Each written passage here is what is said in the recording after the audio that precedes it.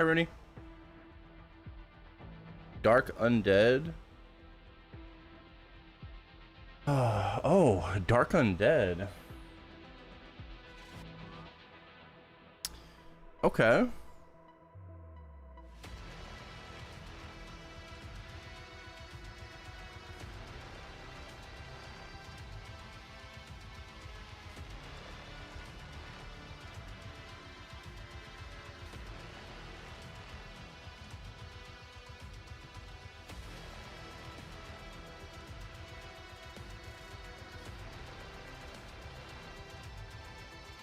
Oh.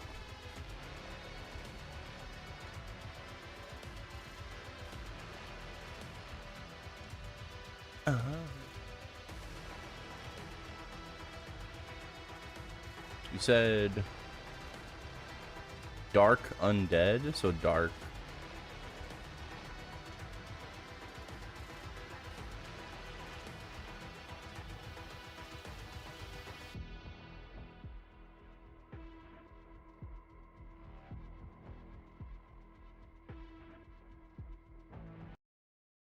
I have a +3. I need to get another same type +3.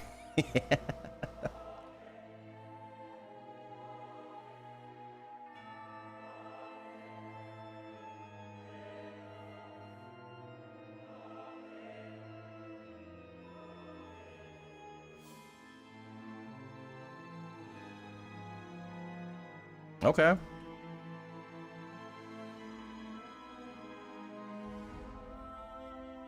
I just know. Rizzo, congrats on your blue Jenny, bro. I have some bad news, unfortunately. I have some very bad news. I am out of tea. I know. The world is falling apart. I am out of tea. I'm gonna have to go to the store tomorrow when I wake up.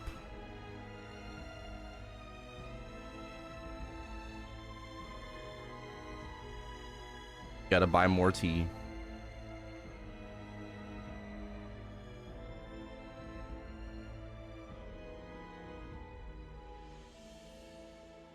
What's the highest level mob that with Dark Undead?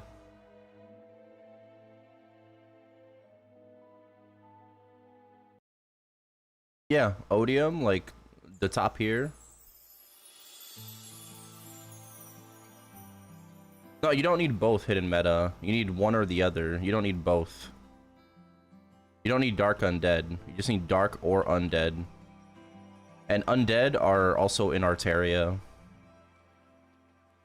Dark are in Carcion. Undead are in Arteria.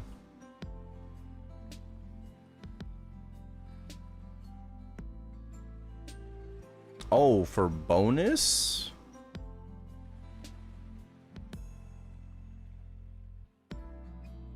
Oh, I guess I didn't really check.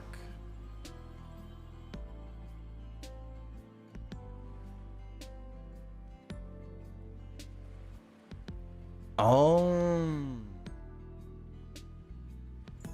Oh. Yeah, I'm cooked, bro. I'm cooked. Yeah, fuck that. Fuck that, bro. We ain't going to Odium. What the fuck? We ain't going to Odium, baby. Fuck that shit.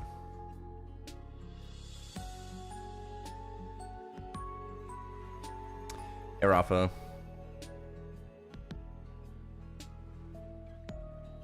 We ain't going to Odium, baby. Alright. Let's do the dailies because well, apparently I am arriving a little bit after reset now. I guess my schedule has been pushed back a bit. Alright, I mean, it's not the end of the world, but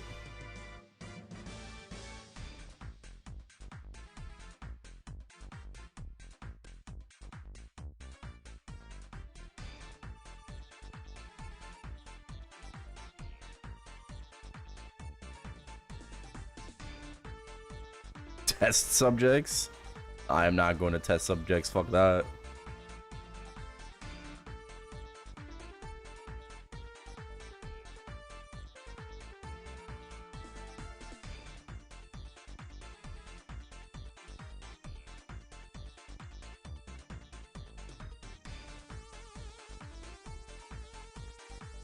Did the familiar thing with the ticket. Kronos got 4 orange today. Nice. Cool.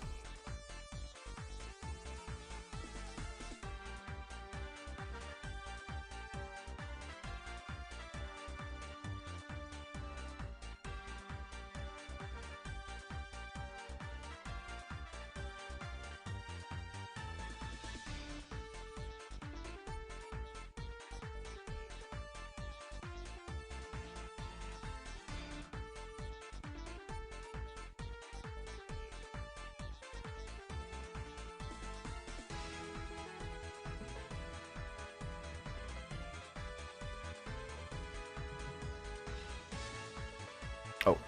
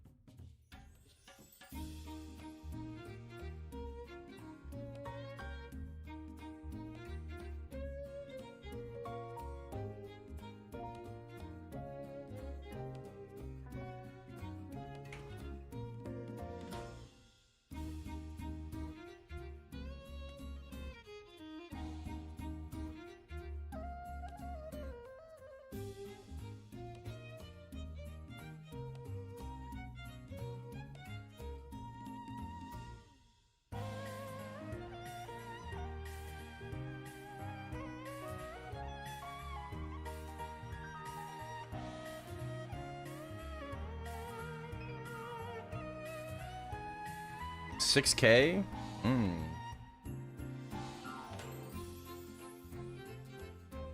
What did you say the mobs were? Disintegrating.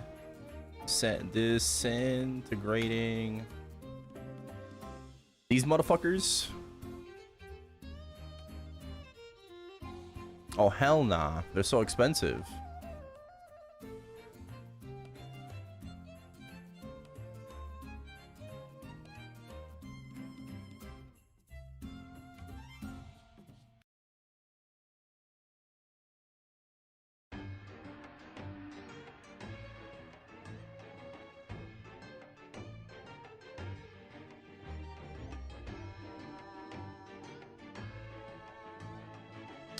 Alright, well, it doesn't matter what the lines are, right? They don't have to be all the same. So this shouldn't be like that difficult. 1, 2, 3, 4, 5, 6. I just need same type or same element. Okay, I say that, but I haven't seen anything yet. 1, 2, 3, 4, 5, 6.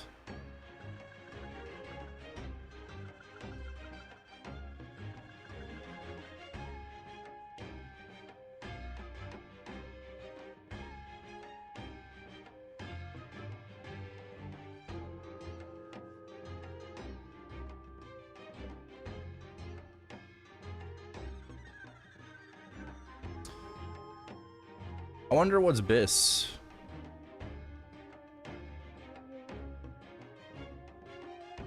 What do you think is BIS?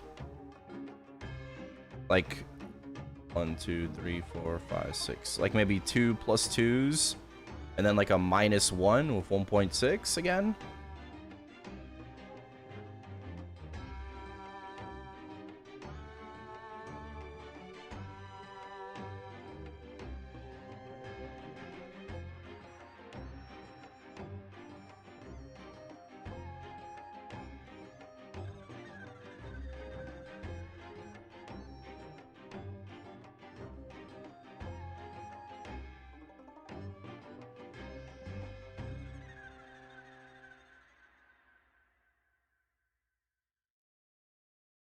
All hybrid? Well, all hybrid, yeah, but like, should we go for like a -1 strat again with a higher multiplier instead of just all like +2 1.2?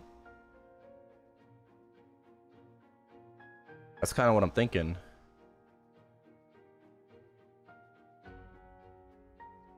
One, two, three, four, five, six. Oh.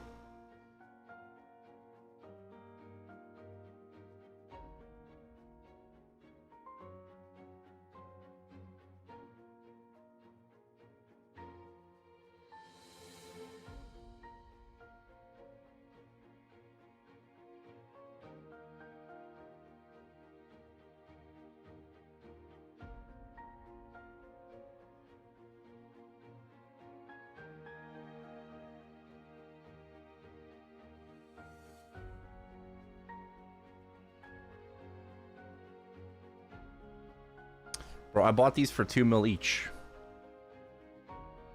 Scammed.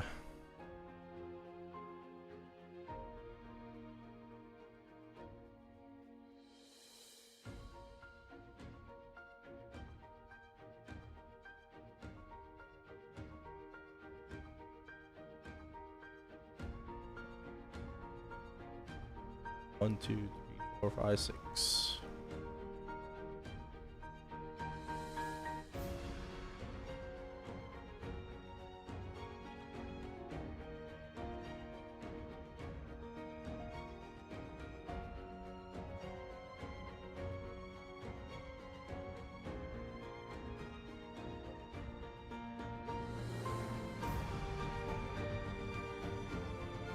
Alright, I'm done.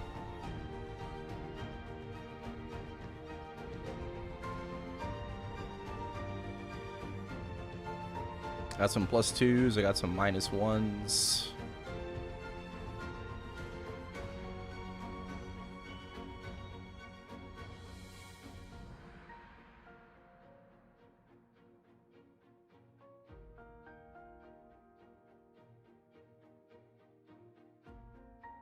Boom! Ew. Ooh.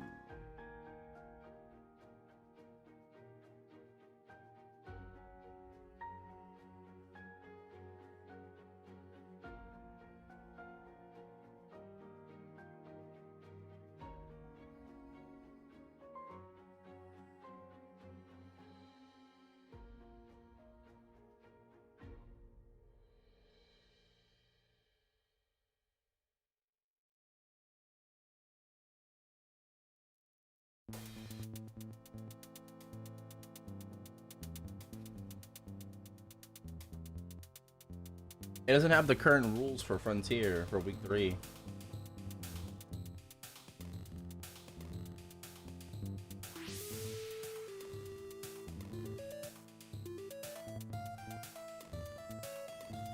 This looks like it was vibe coded.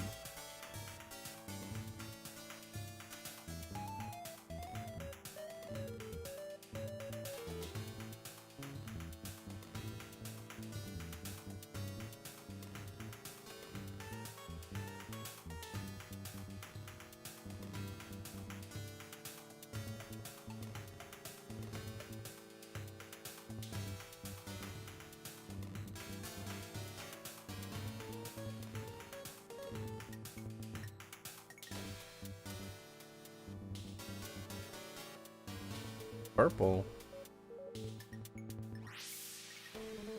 Alright, well.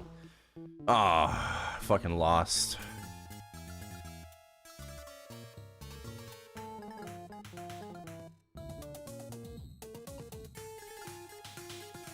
Disgusting, bro. Oh, maybe I should have looked for other potentials then. I just dismantled all of those. Rip. Oh, I do need to finish up my bossing on Barra. Gotta do a bit of bossing today, for sure. Dailies first.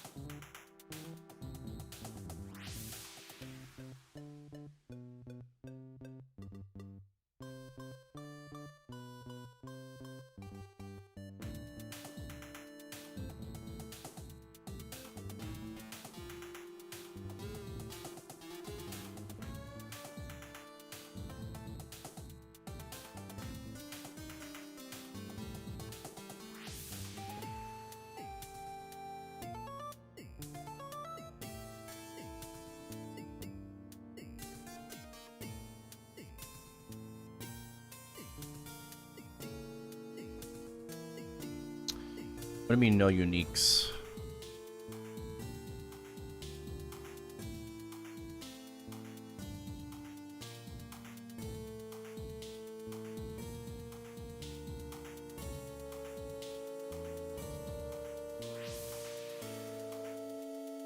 Activate haste? No, no, no.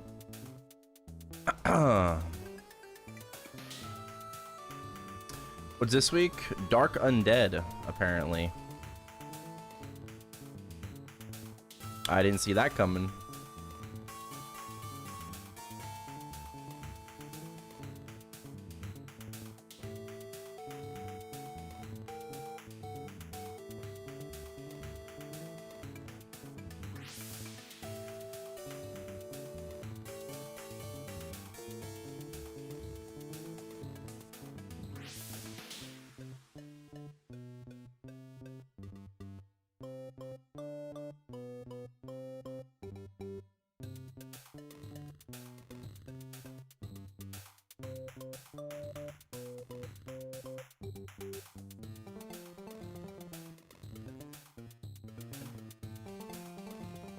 Same line bonus? No. For every familiar that is both dark and undead, you get dice plus 5. So the highest level mob, dark undead, is odium mobs. Have fun with that.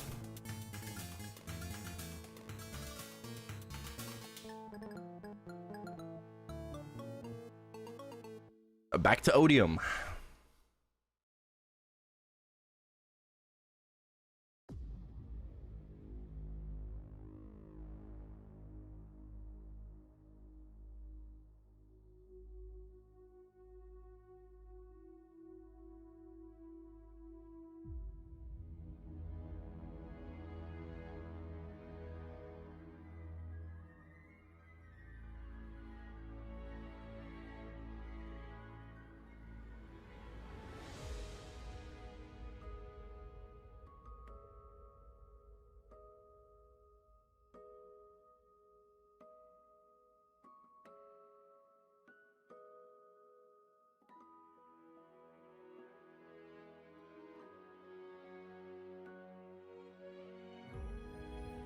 Prevent dice from rolling over a number with a multiplier is BIS. Yeah, that's what Kunna said too.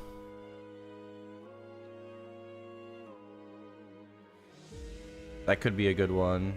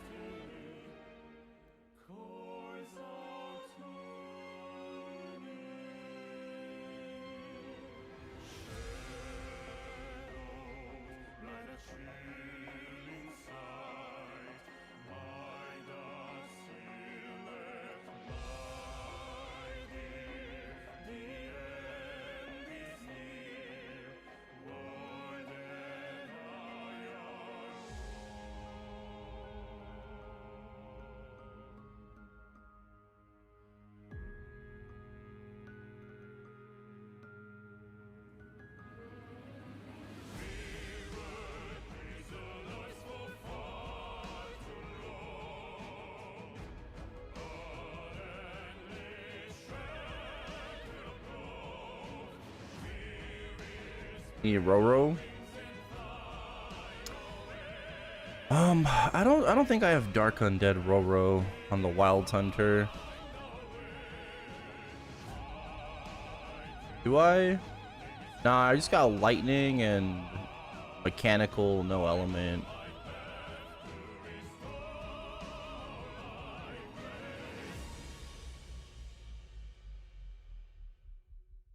I didn't get any other Roros.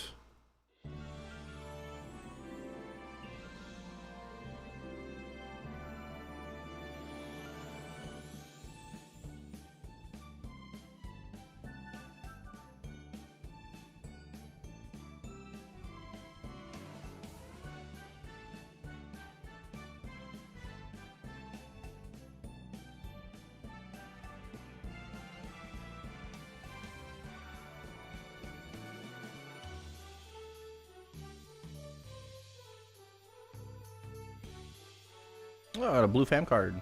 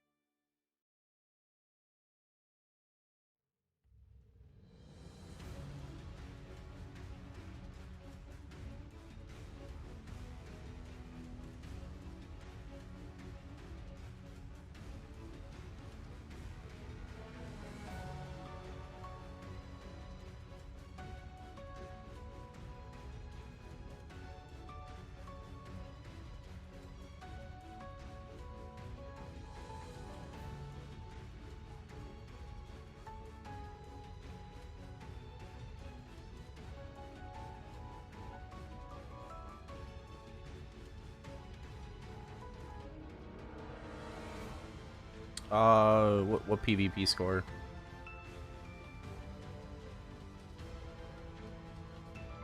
Oh, familiar? What, 5 and 4?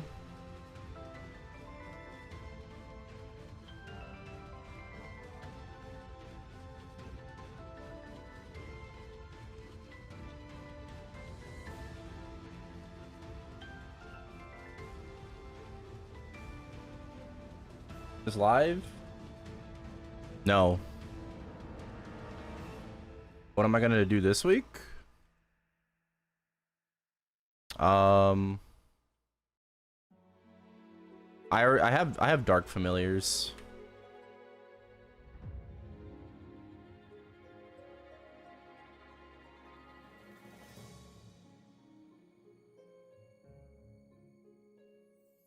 Like in reg server, I just buy my familiars. In heroic, I just either have them or I just skip.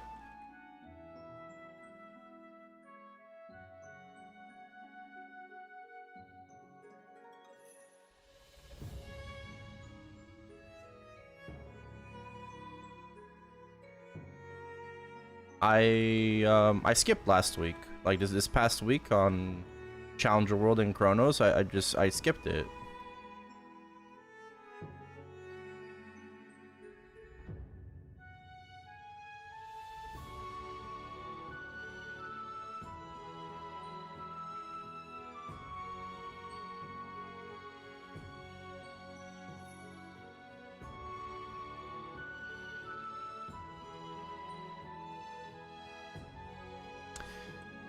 This week is Dark Fams, Dark Undead. Yep.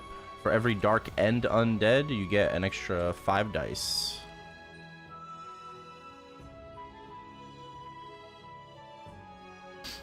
Highest level Dark Undead, white inside, is Odium.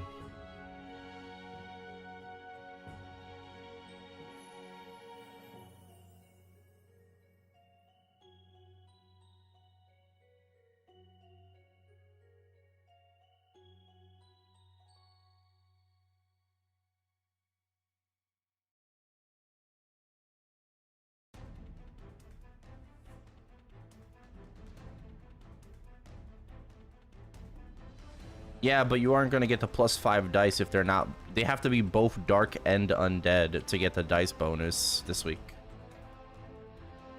The +5 dice bonus. They have to be both dark and undead. But if you don't care about that, then yeah.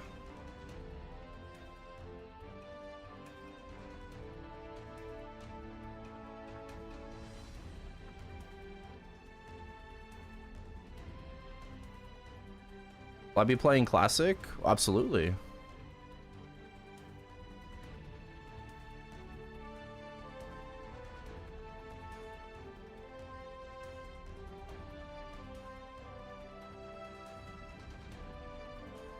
Of course I'm playing Classic.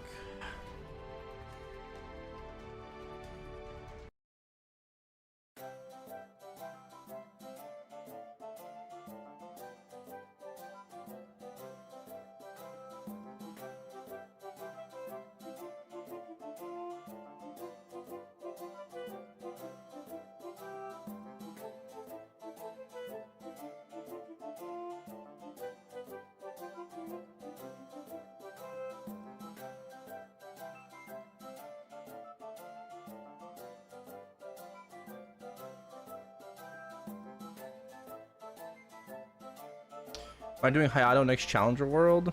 No, I'm just gonna do Lethe.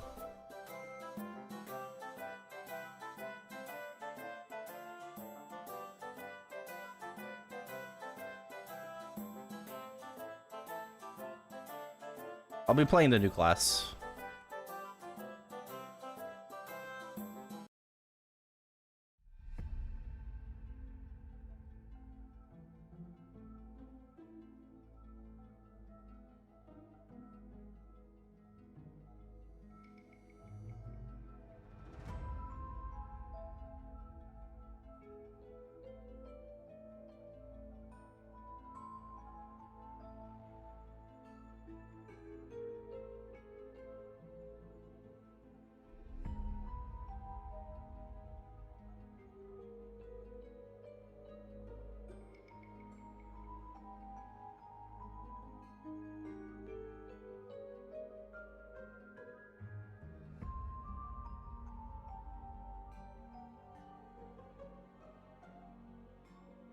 I gotta check if I have any Dark Roros.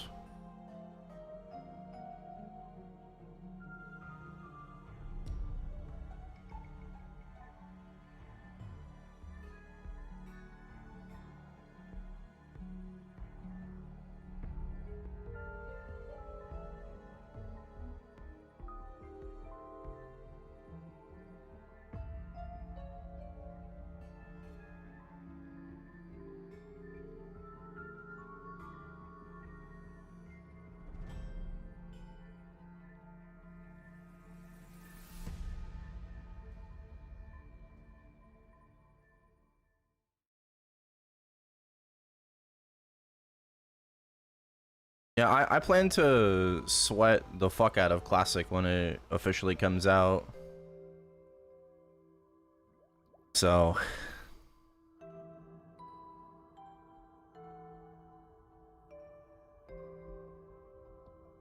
it's gonna be a lot of fun.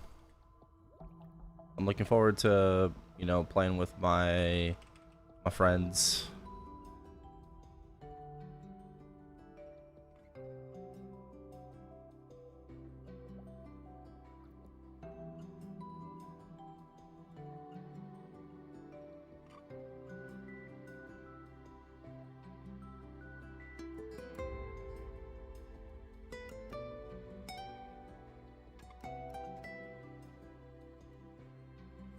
Hey, Viati.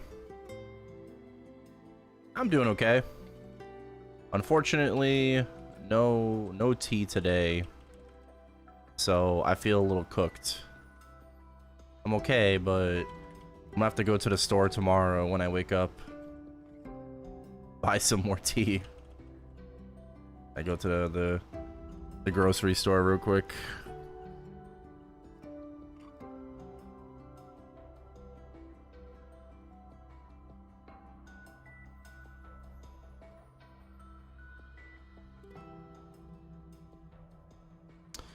No, I love gamer subs. I'm just limiting my caffeine intake. I've been limiting my caffeine for like a while now. I don't know how long it's been, but I'd say for like a hot minute, I've been just lowering my caffeine.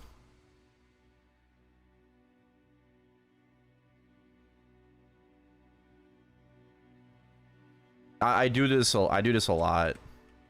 I do it very often. It's because you know, when I drink gamer subs, you drink it for too long, you get too used to it, it has no effect on you. So after about like, you know, once I start feeling like it, or once I start feeling that way where it's like, oh, I'm drinking, you know, caffeine and it doesn't work anymore, or then I just lower it tremendously. How many milligrams of caffeine do you take max daily? Well, I've been taking 55 to 60 milligrams a day for a while now. But today we have gamer subs, so we're at like 400.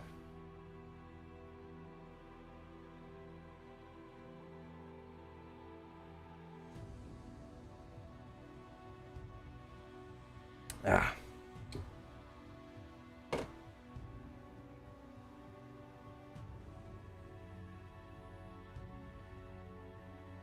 Doesn't black tea have caffeine in it? Yeah, but very little.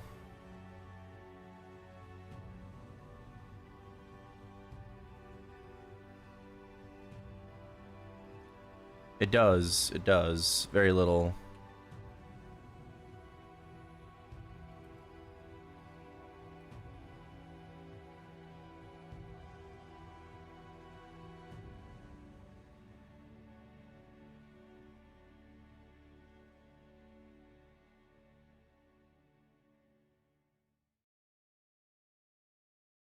$600 at least.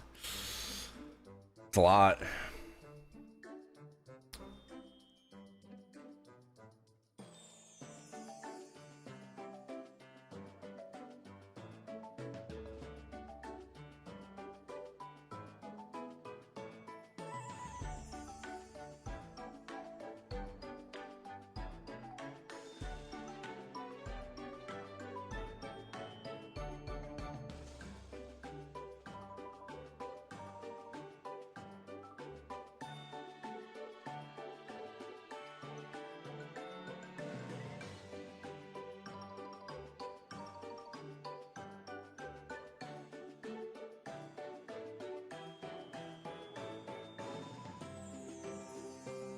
No, I don't know the difference. It depends on what class you play. It's gonna be different. For Arc, for example, the difference is like 2.5 FD. Roughly.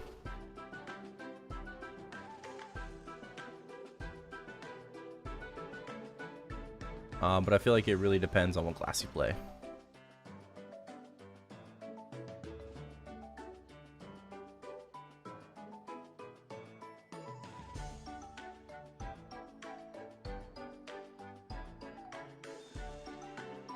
We're supposed to do like Excalos, right?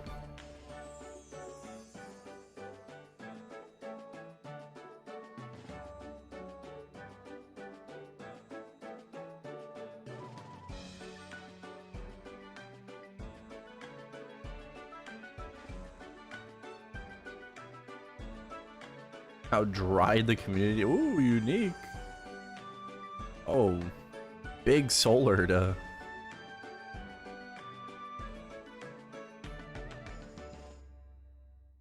Oh, don't worry about it. I want to do my Monster Park runs.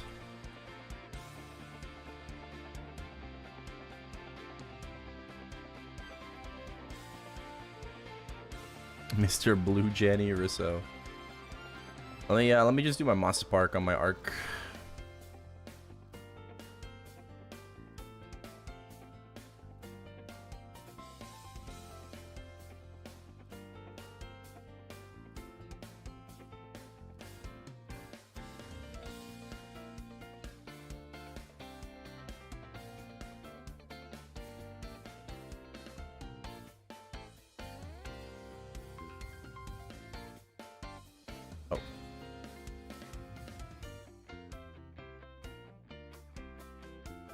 No, Excalos on frickin' Challenger World is tomorrow.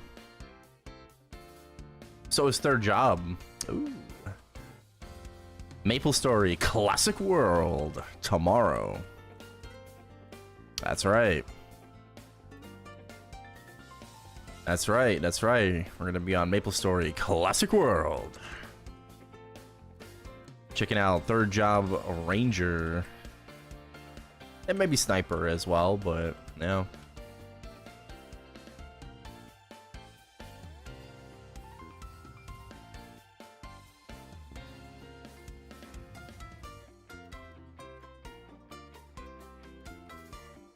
Did I do Extreme Black Mage? Yeah, we ran. Already.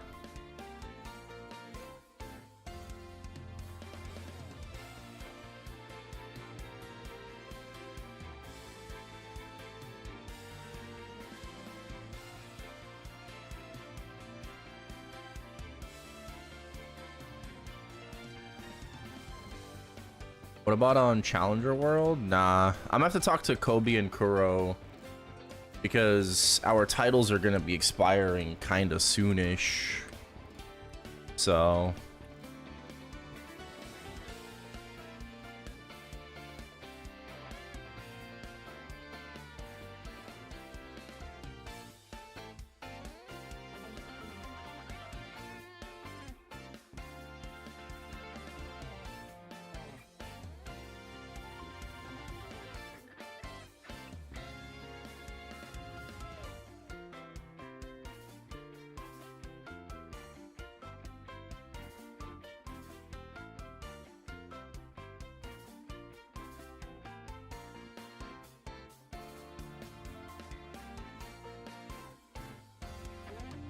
should take Jabba with you. The plan was to 3-man. It's gonna be me, Kobe, and Kuro. We're gonna attempt 3-man.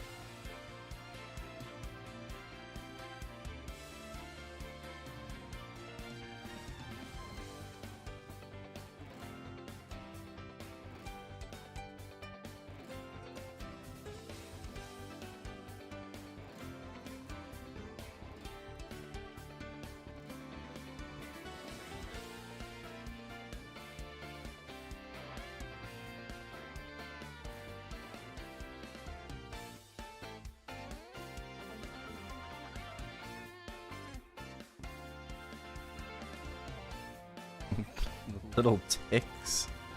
But what ticks?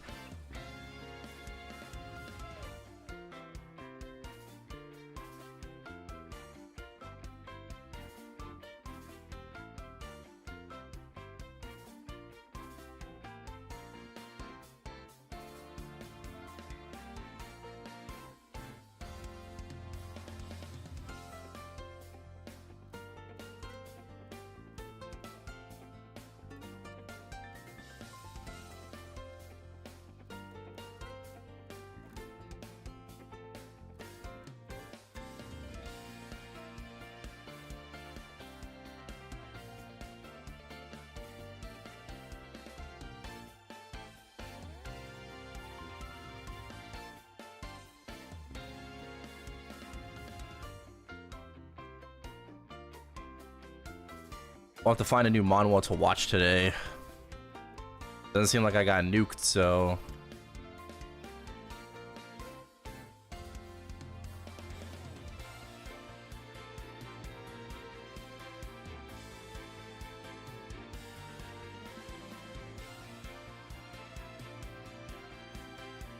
Not bad. Depends on how long it is.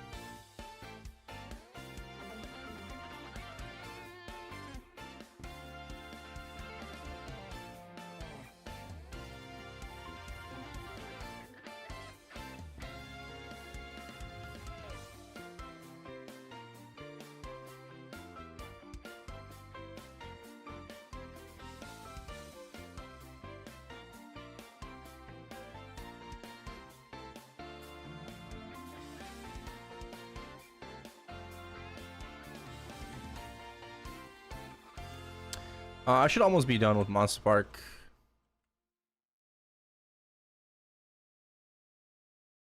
Getting annoyed at Mushoku Tensei? Wait, why? I did watch today's episode.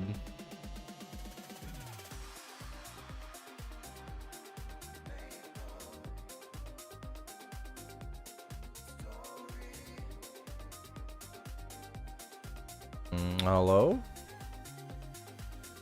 Oh.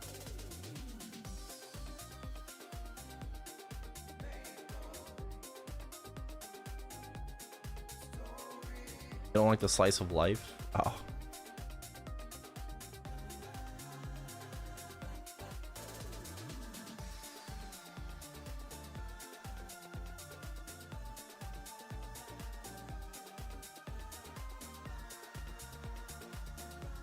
Alright, I'll just restart my game.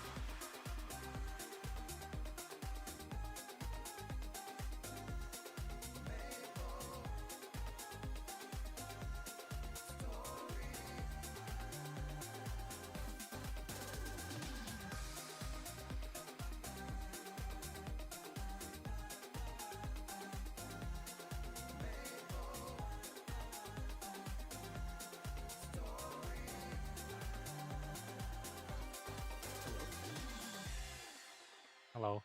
Yo. Okay, sorry. I don't know if you heard that earlier, Mikey. My fire alarm was going off. Oh, no? Oh, okay, guess my mic's better than I thought it was. Not the that fire noise? alarm, bro. What did Dad do this time?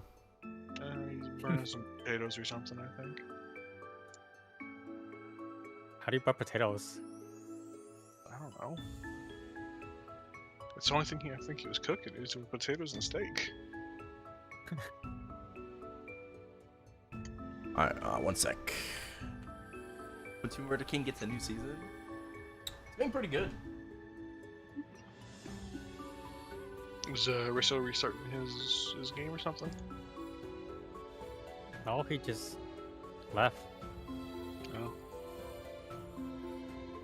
Nice. I assume he did, but he didn't say anything.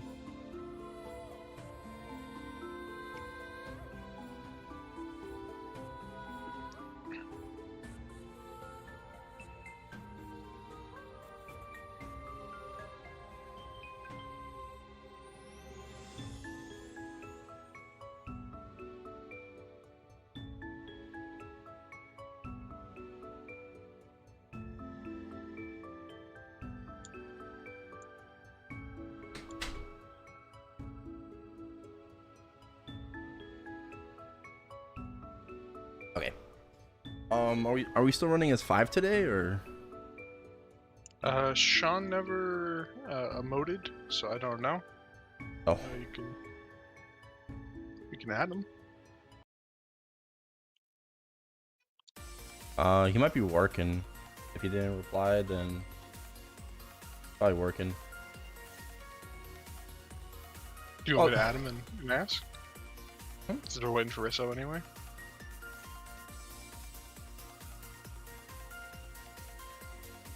I'll just add him. All good. I mean, if anything, he can probably just do Cicalis. A bug, yeah. So we had to reschedule anyways.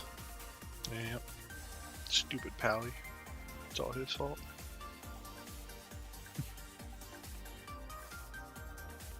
Yeah. Going on another vacation. Psh. Oh, the teacher sound like it? I don't know. This guy's up to some shitty shit. He's at work.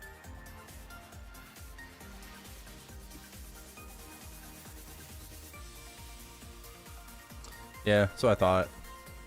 All good.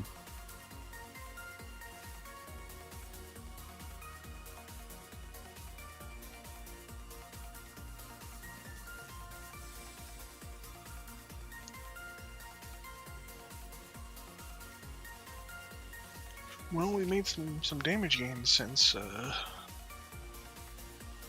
last run. Yeah? What? Risso liberated. Libid. Yeah, words. He's libid. Libid. Uh, That's a little what you do yeah. now? Yeah, a little bit, yeah. Can I ban Rafa? No.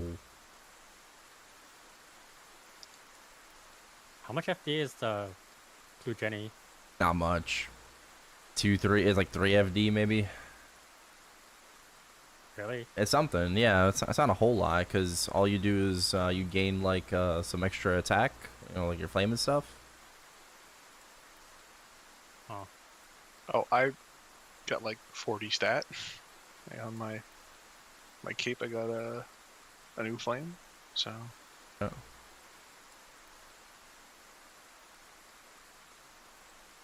That cape's looking pretty dang good.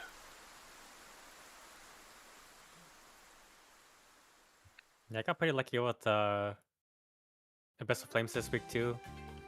Oh yeah? Yeah. So much that I wound up like 1k in Hexa somehow.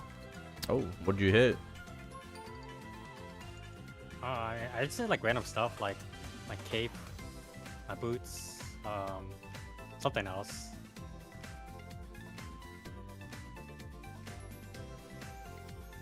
Damn, man, you got some really fucking juice flames. Yeah, stuff from this week. I know for sure cape and boots I got this week, and then something else. I don't know what. Okay. I have like 2 good flames in my Eternals. The rest are pretty average. I think he kind of has some good flames on everything. The Flame God. It's, I mean, it's okay. Meister ring, that's a choice. I mean, I was rotating that and suffering, and it just went. Isn't 23 suffering better? No, No? no, not for me. I don't know. Oh. Okay. Cause my suffering was 23 and it's double prime. You know, it was worse. Wow. So I just tapped it and it boomed. I need to start working on my CFE and belt. Now that my Eternals are done.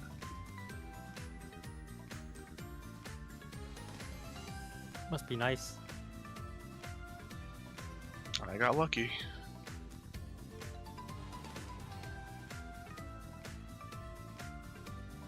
You only have 1 more star to go. I know. Wait, but I know Risso's not here, but where's Pally? Wait, can Pally not come today? Or his power went out?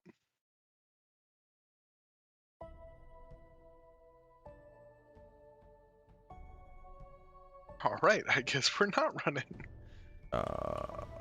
Damn. Do we just want to do a Sea Kalos clear real quick? This 3? Sure. I mean, I'm down.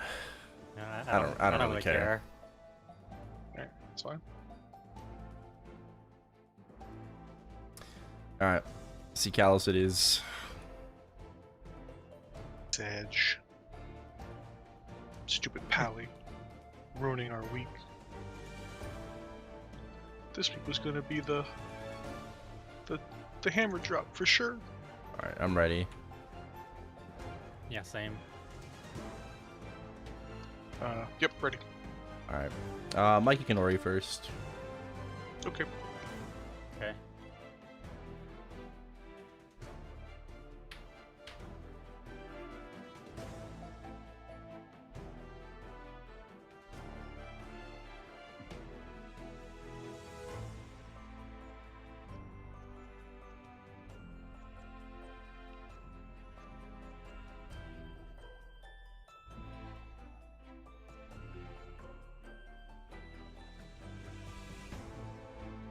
Do you want me second or third, Matt?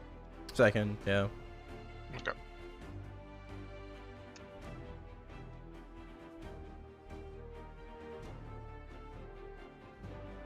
I'm the weakest in the party, so. Huh. I doubt that. Yeah.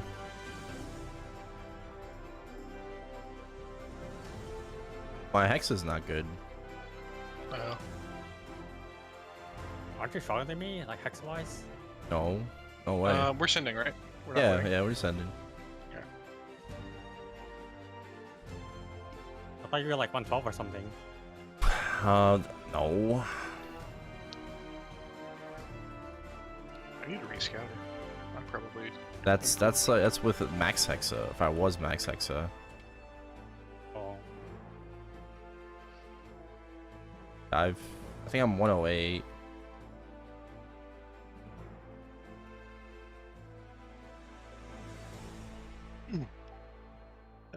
15 seconds. Yep. Yep. Okay.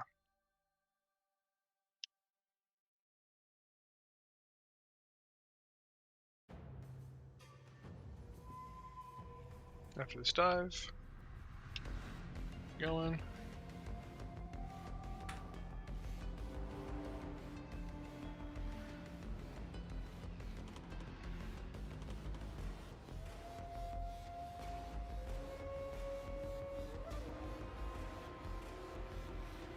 Proc shot. It's left. Love Jenny, it's fine. Just don't use it yet.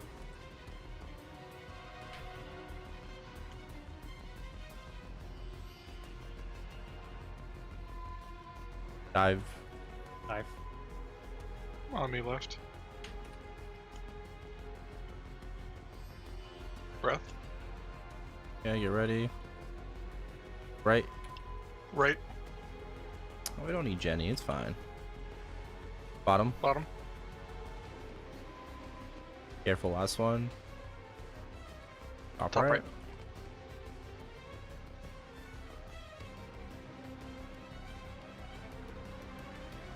It's clear.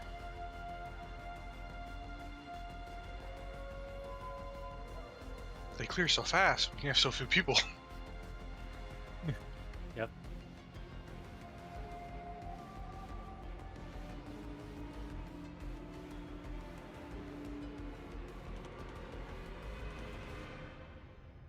Dive.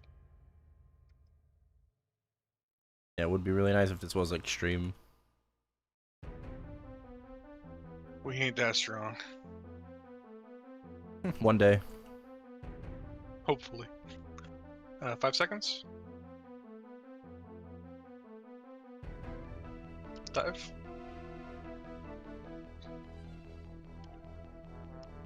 Oh, I'm gone. Mid. Going. Yep, ready. It's ball.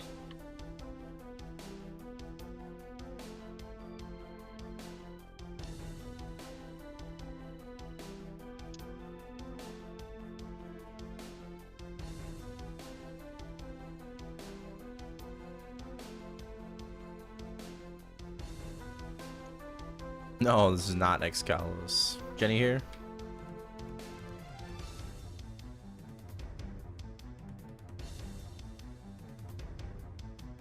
I was saying I wish this was Excalibus. I mean Excalibus.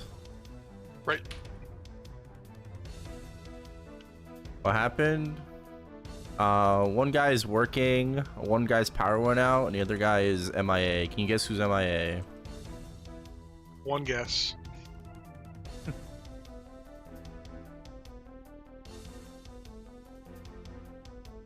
I'm in a mini here. Yeah.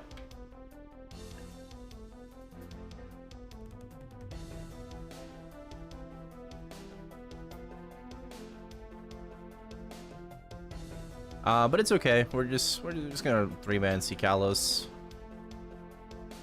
Fuck it, easy run.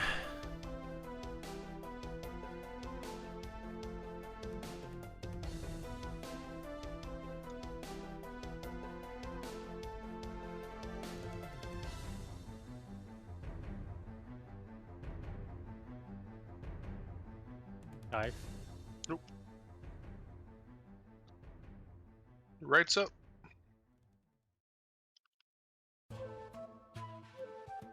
Uh, 5 seconds. Yep.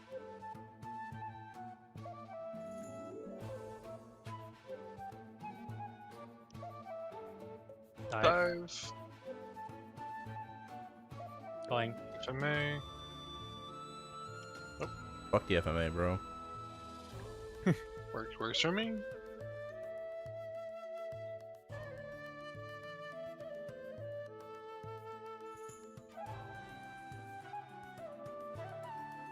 Careful right.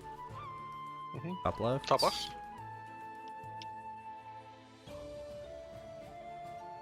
Top right.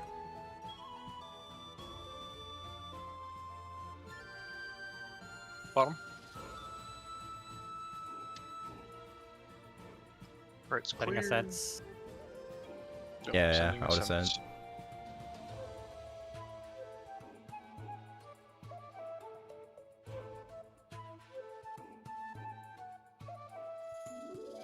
Minis in 5 seconds.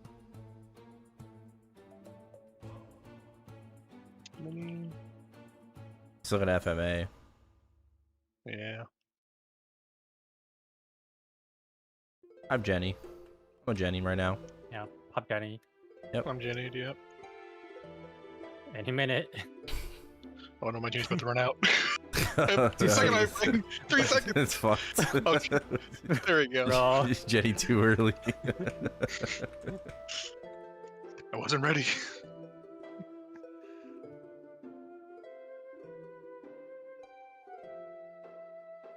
Missing the run.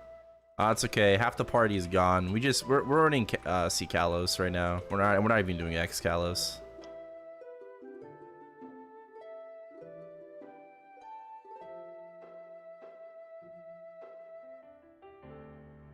This week we're forgoing the X Kalos. Man, too many missing people.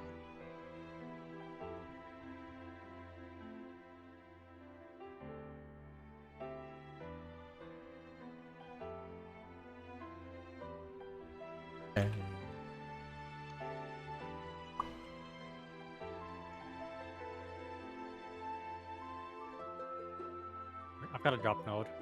Okay. Okay. Well, I won the blink. Want to bet?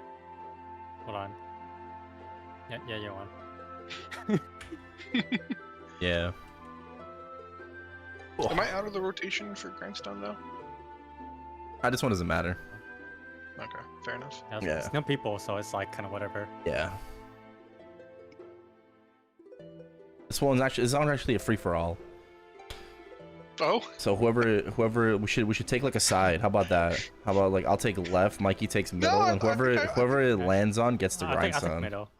I think I won the blink though. Yeah, yeah. No, I I won don't the think so. blink though. It's gonna be a free for all. but I won the blink. Okay, thank God nothing dropped.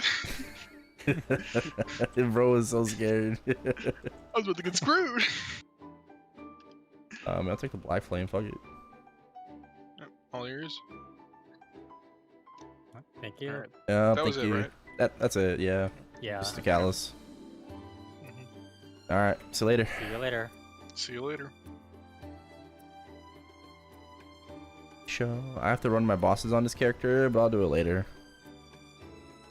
Oh yeah, wait.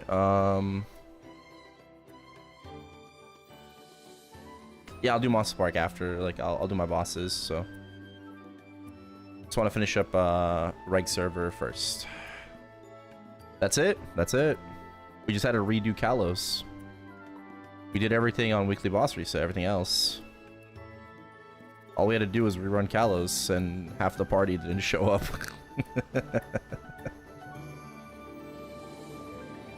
Might as well finish it. Yeah, I just kind of don't feel like it. I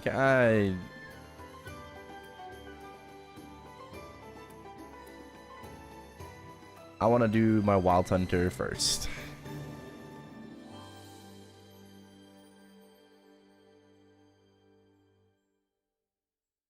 Wait, yeah.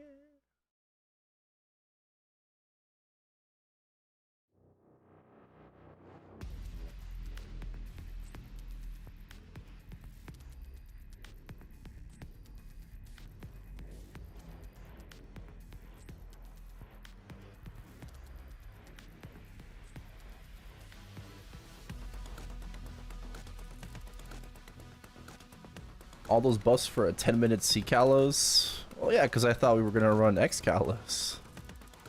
Ooh, orange. Wow, this one's glowing yellow, but this one's fucking normal and it's an orange.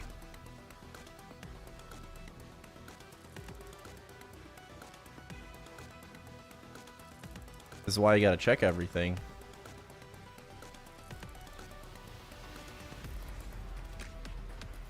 Frame lagging? No, I'm not dropping any frames. Welcome back, Risso. We just ran.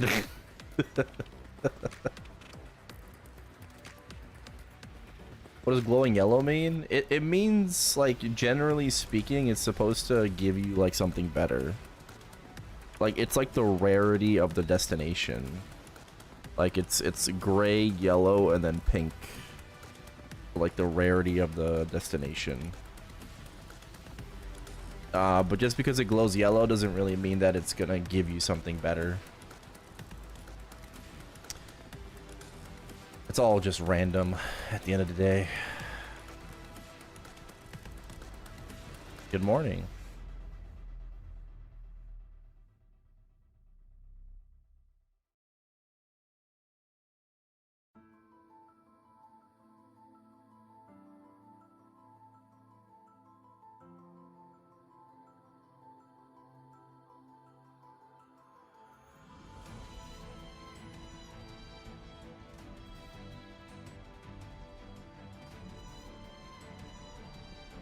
How does one misuse a TV?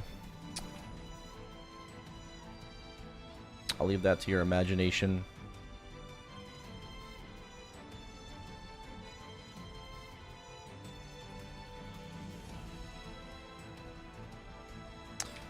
With me.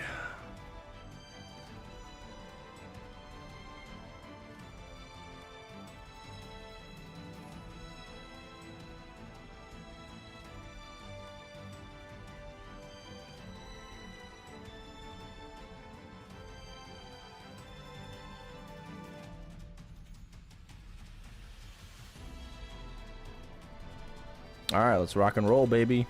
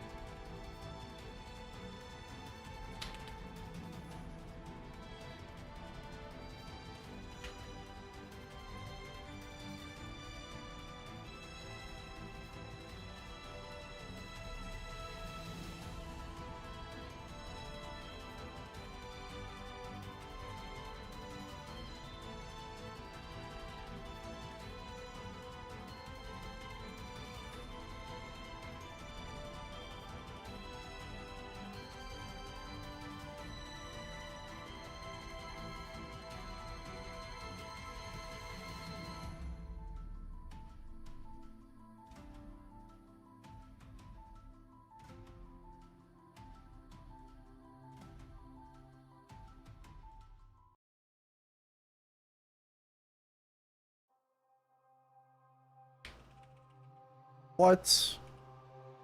That did not hit me.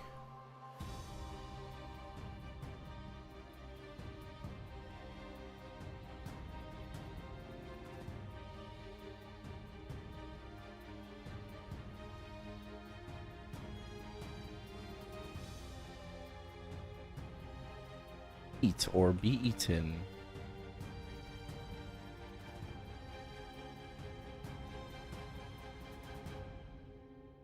Hey, Brendan.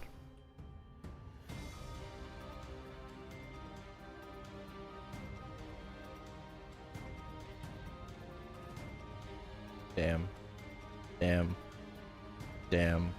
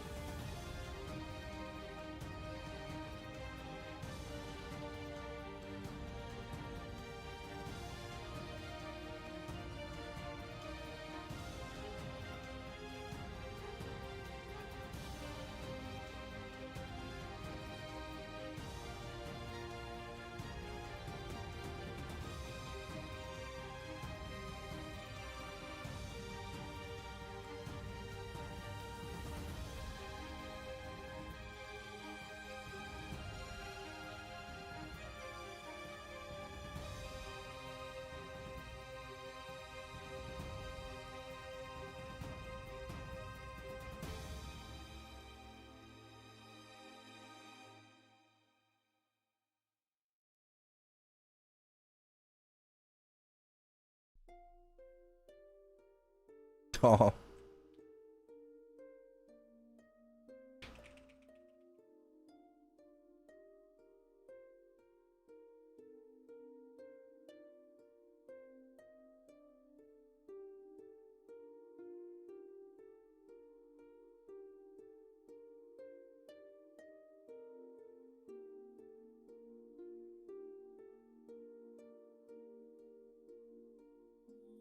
Yeah, I mean, unfortunately, like, Rissa's power went out, and then Pally's nowhere to be found.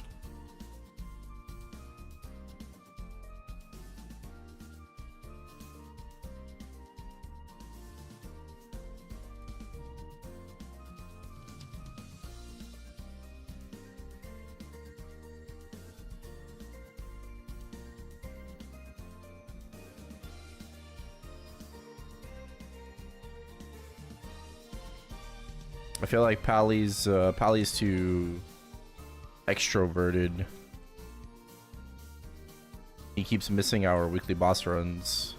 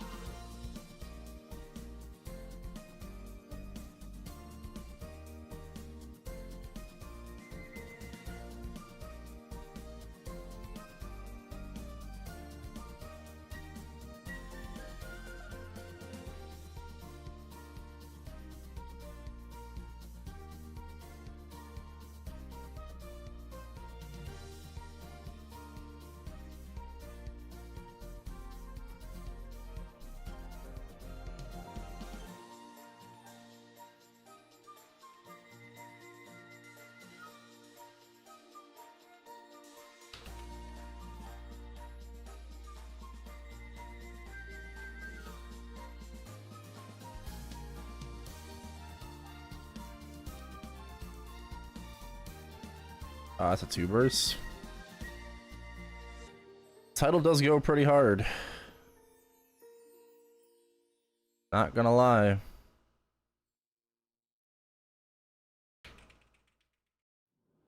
Stupid rain. So it's your fault for living in the Amazon rainforest.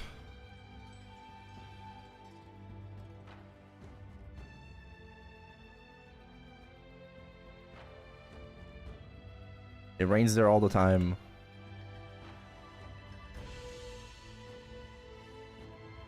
Spawn diff.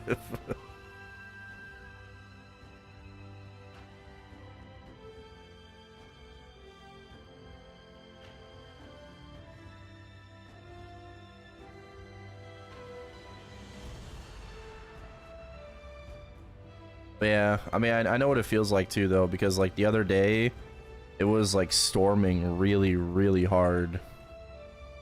Not for a very long time, but it was like some crazy thunderstorms, and my like apartment lights were flickering.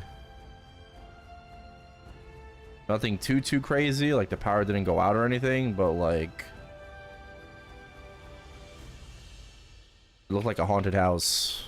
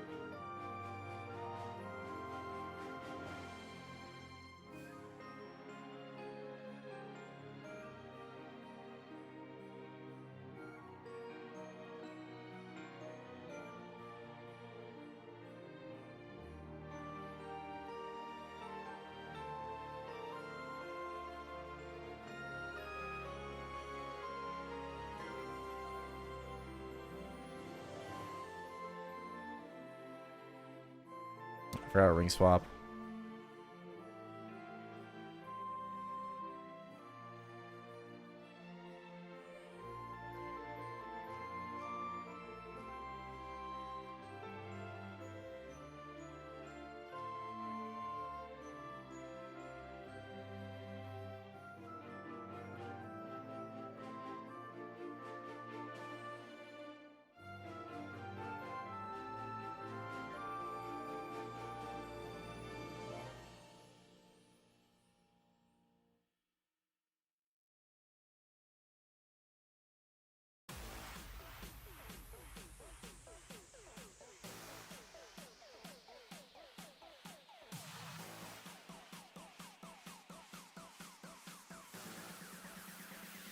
What? Got hit by that bomba?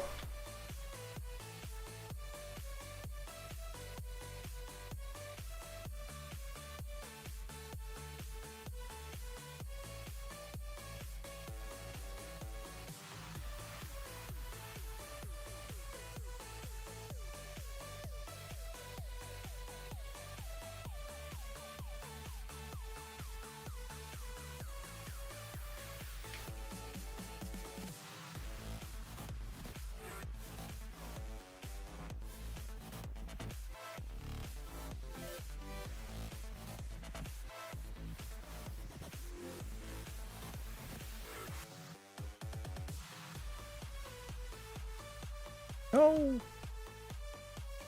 I'm gonna die! Hecate door. Cringe.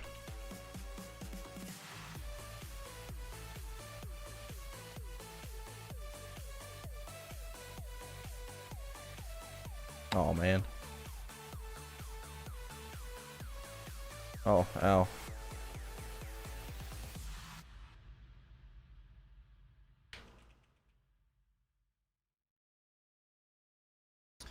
At least I have a 13-second iframe or whatever, 12-second iframe when I revive. Hell yeah.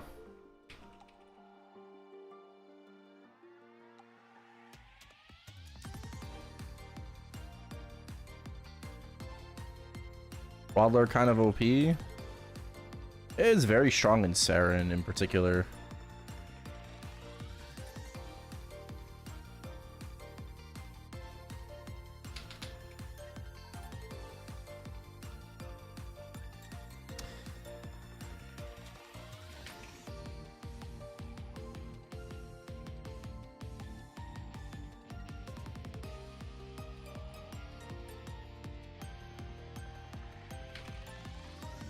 Oh my goodness. Bruh.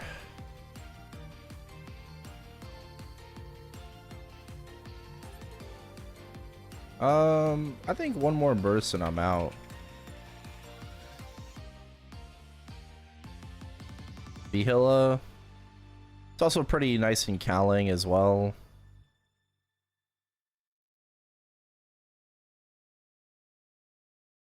P3 Cowling. Oh yeah, bro, we easily clear this.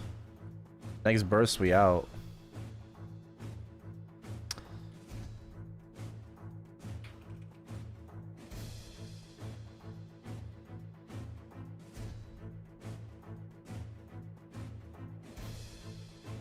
Damn, I remember not being able to clear this boss. Like I remember being too weak to solo Xarin. And now here we are.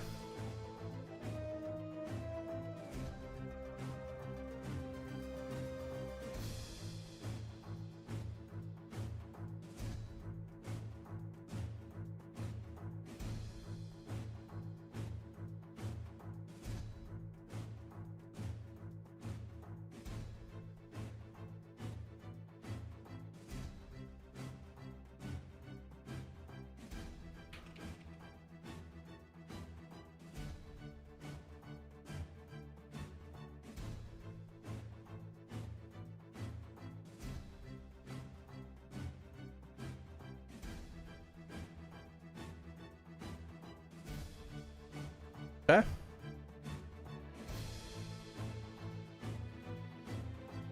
Drop node. Can we get a hammer? Hammer time, hammer time. Gift for you.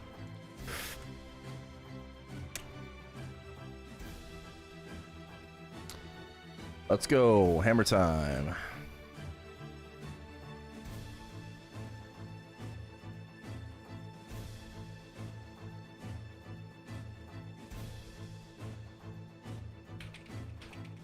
Oh. Ring box debate. Damn it. It's always a debate. Totaling 4. Man.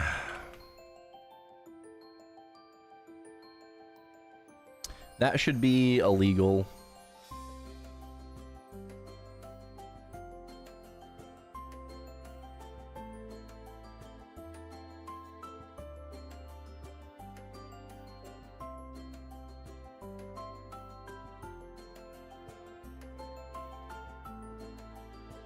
Yes, you should be using double drop, of course.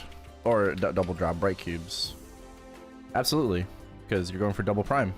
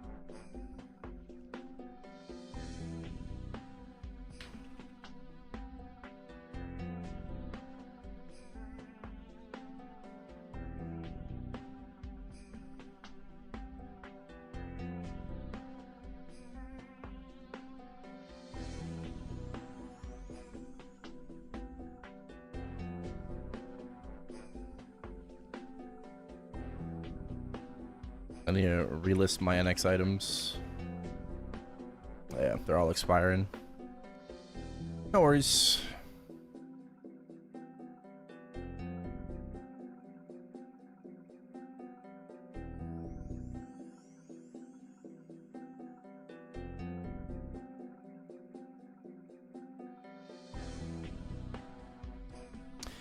How do I find out how much EXP 10 mecha berries would give me? Wacky Beans. WackyBeans.com. EXP breakdown.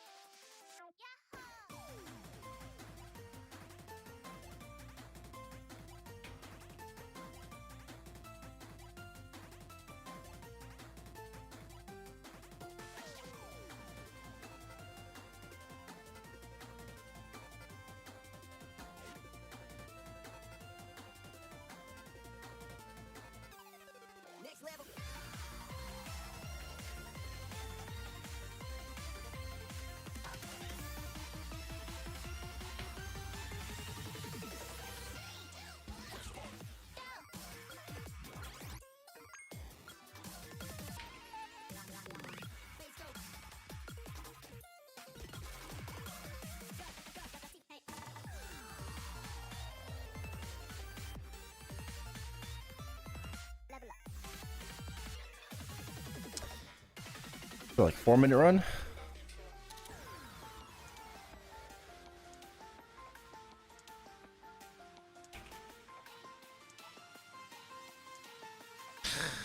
No TC.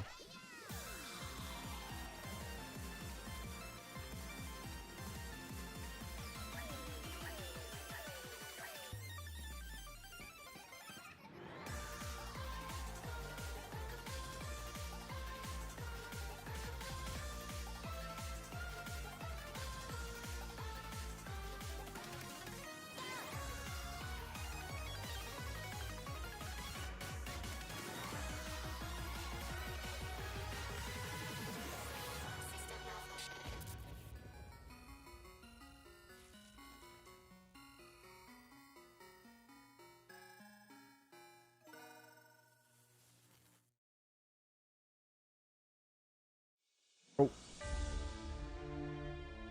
Damn. Ninja War arc.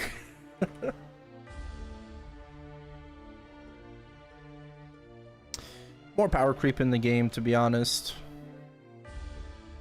Right, we had balance patch. Not really affecting my class, but like, you know, Wild Hunter got remastered completely. It's completely different than what it was before. It got more damage. Everyone got more damage with like the balance.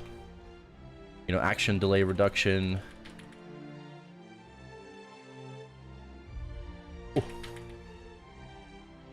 What else?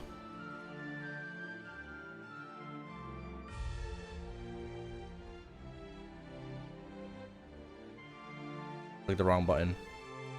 We recently got Soul Hecate as well for more damage.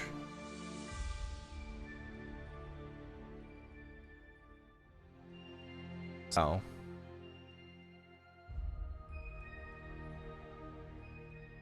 also Reg. This is Reg server. Symbol FD, that too. Although it doesn't really affect like Lotus or anything, you know. For Saren, yeah.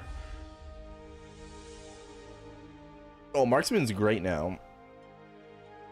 It fucking shoots like a machine gun. Whew.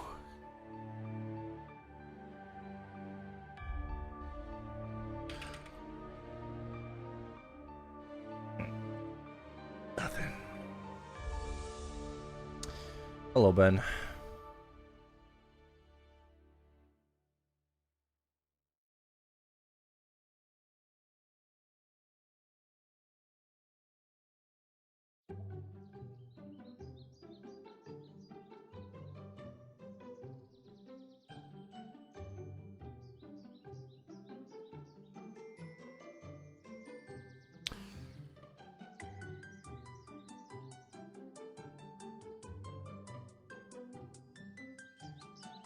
Oh, Wild Hunter's skills are so loud compared to other classes.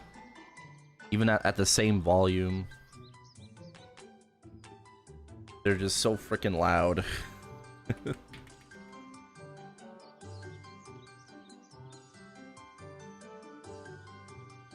At the furthest in the game I have ever with this Challenger World, something I've always wondered is how to know when what boss you can trim down on as you progress. Any insight? Scouter.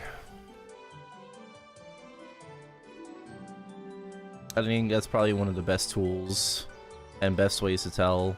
Unless you're playing an Erel right now, Erel has no Scouter, but Scouter is a really good way to kind of tell, you know, how strong a character is.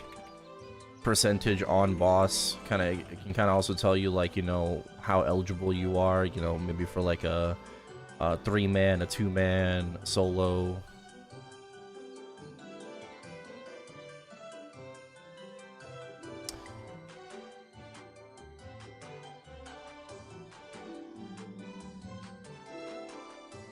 Oh, what bosses you no longer have to do?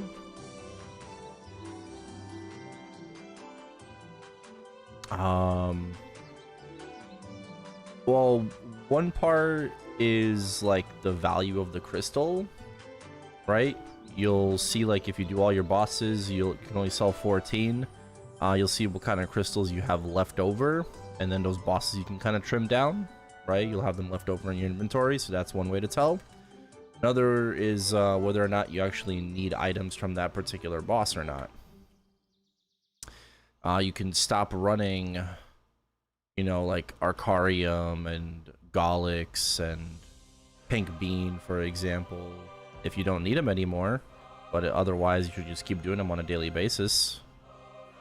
Even if you can't sell, for example, Pinot Crystal, maybe you still want to do it for the ring or the potential rare legendary familiar drop. Stuff like that.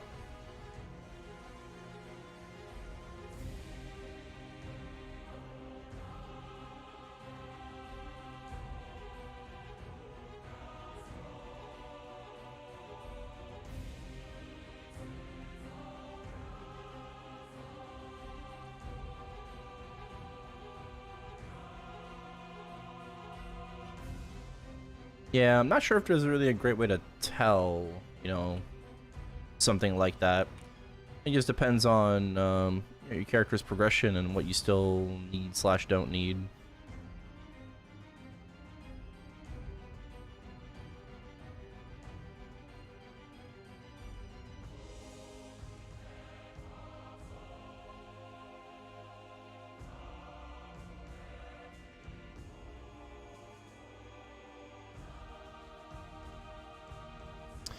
As for daily bosses, I only do like Arcarium and Golix.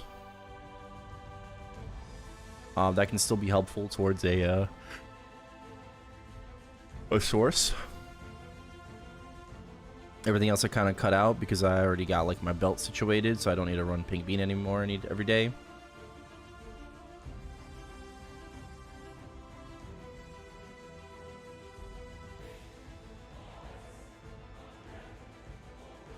Twilight Mark.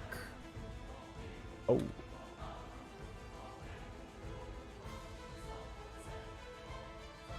Careful on that crystal. Peak of my maple career.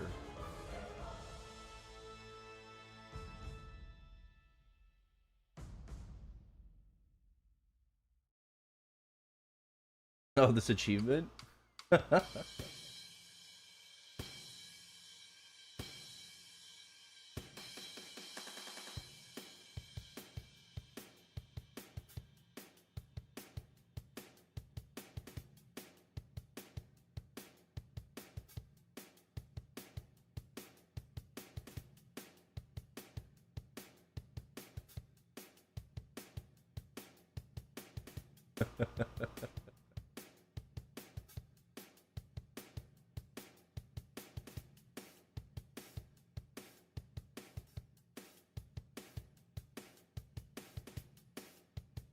Yeah, damn.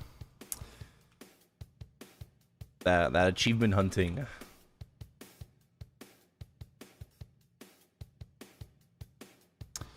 That was a long time ago. Bringing out the big guns. I wish there was a way to know exactly what bosses dropped. A lot of information is from a long time ago. It's hard to know what to trust. Yeah. I understand that.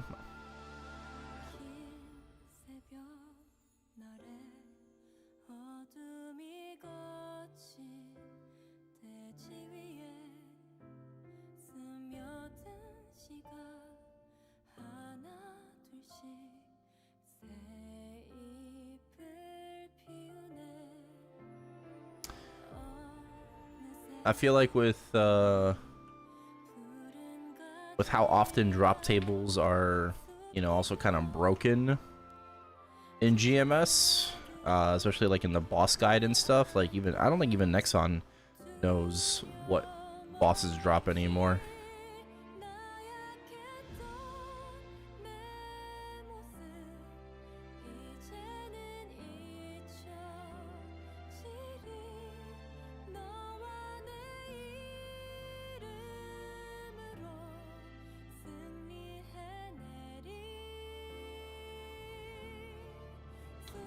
Been theory crafting and testing for 8 hours before popping on your stream and you joining us. Yeah, that's crazy.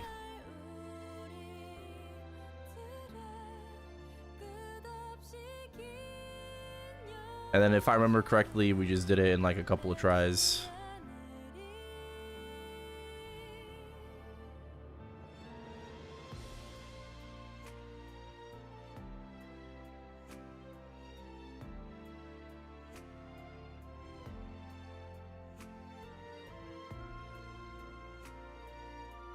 But that was fun.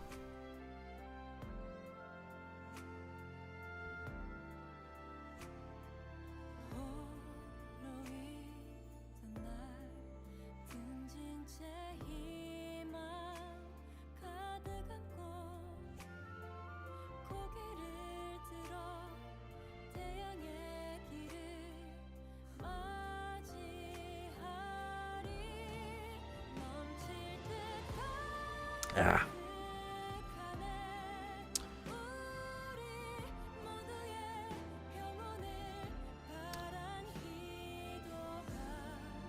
I wonder how far I can get into a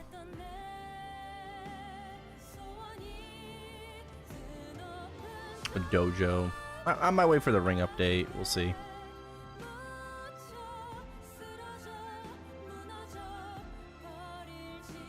What level did I get Erel on? 288.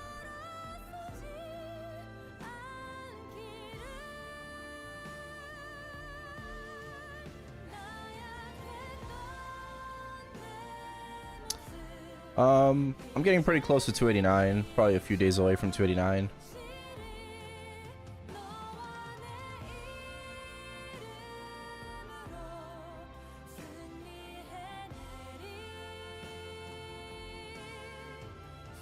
Wow, a slime ring. That might as well be a pitched. Crazy drop. Spent 30 to 40 minutes. Oh, well, I don't remember. That was years ago.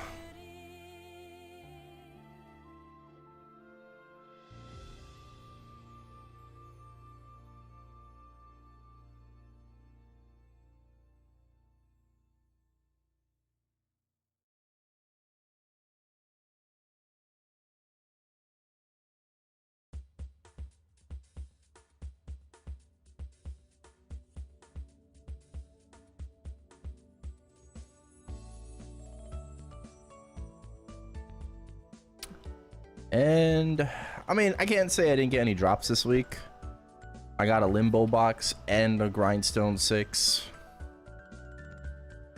And then I think we got a grindstone 6 from Baldy as well, which I got a split for. So Can't really say that I didn't get any drops this week. You know, we got some.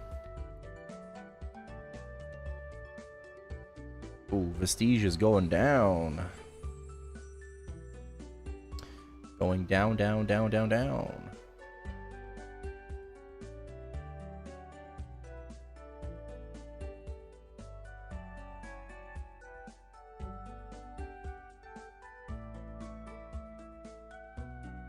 Damn, I don't sell hard Damien and hard Lucid anymore? Really? Damn. That's kind of crazy.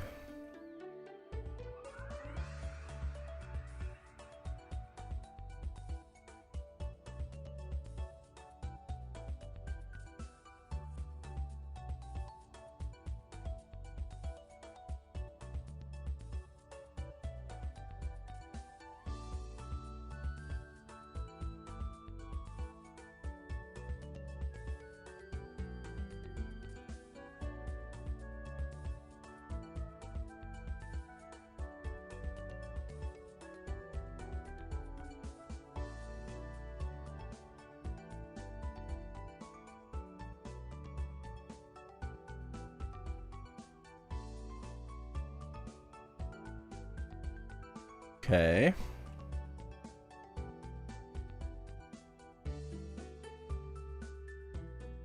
I go do Urasu. Let's go do Ursus on Reg server, just because I need it for Culvert.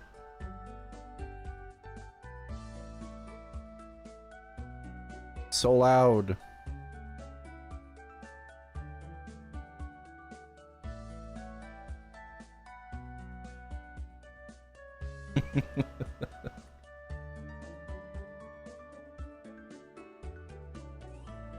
When do you transition from superior to pitched? I'd say basically like at like 8, 9, you know, 8 to 10 set. What I would do is I would obviously, the best plan would be to have everything that doesn't impede on your superior gear first, and then you replace it. So I'm pretty sure you can get to like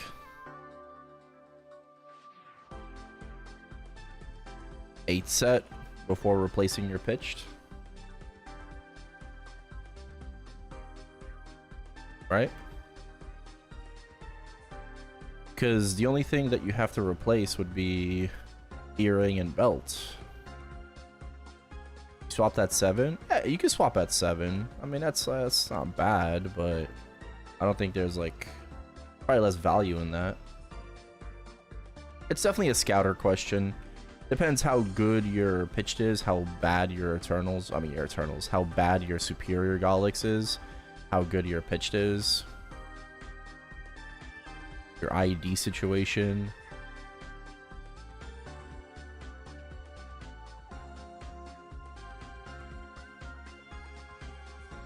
Yeah, no, you don't equip pitched as you get it.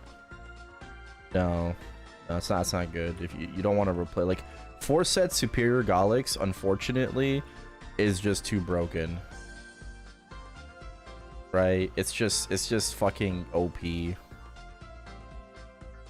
That's it is what it is. Boom, boom. Boom.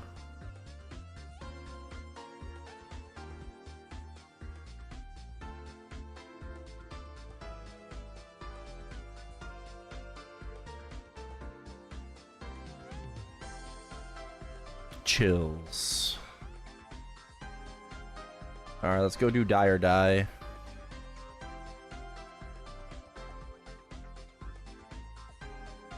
Oh, I can't. Fuck, I can't use that's so stupid. You can't use Ursa's buff inside ride or die.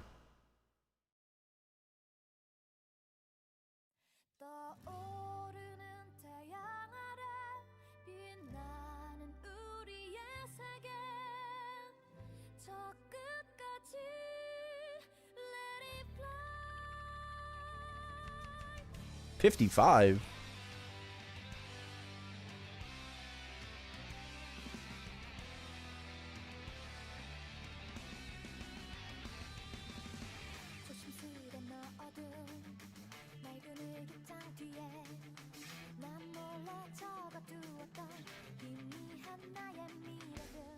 Does that mean you can get more boss damage than this? I'm just gonna keep it. Okay. I'm not. Fuck it. I'm not risking it.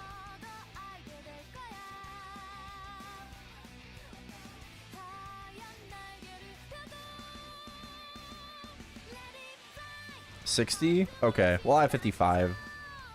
Good to know. Okay. It's time for Die or Die.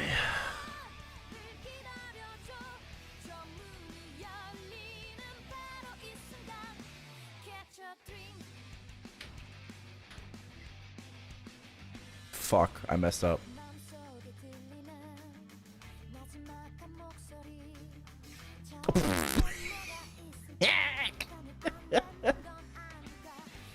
Bro. What? I got an S for that? Bro, I hit it and left and I got a fucking S rank? Oh my god. That's crazy.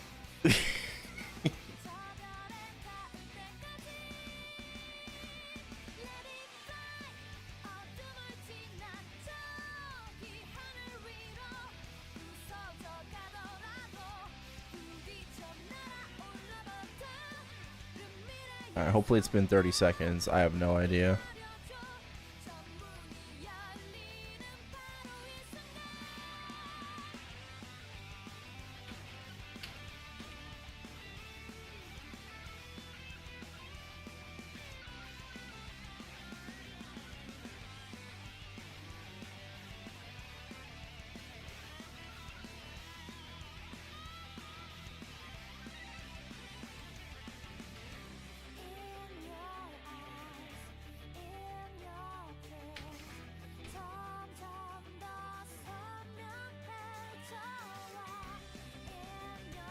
Oh, I can kill it sooner. Okay.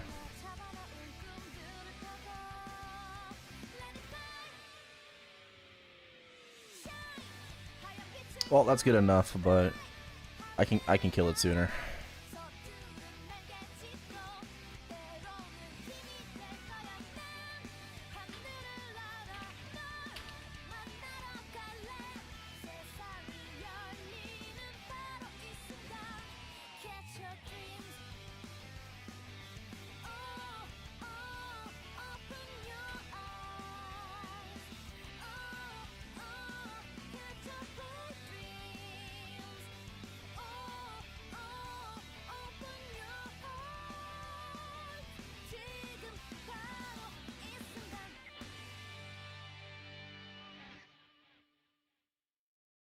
$37.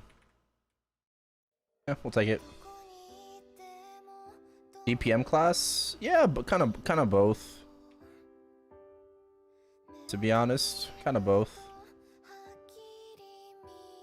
All right, time to do Culvert. Roar. I got everything. I popped everything. I'm pretty sure I popped everything.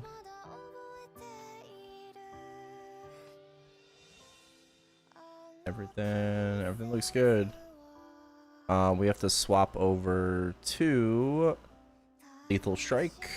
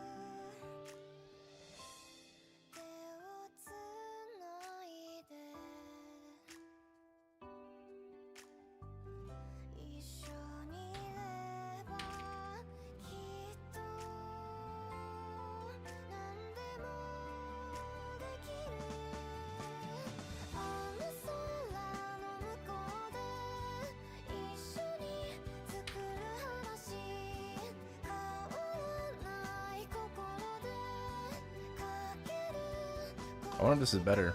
Let's see.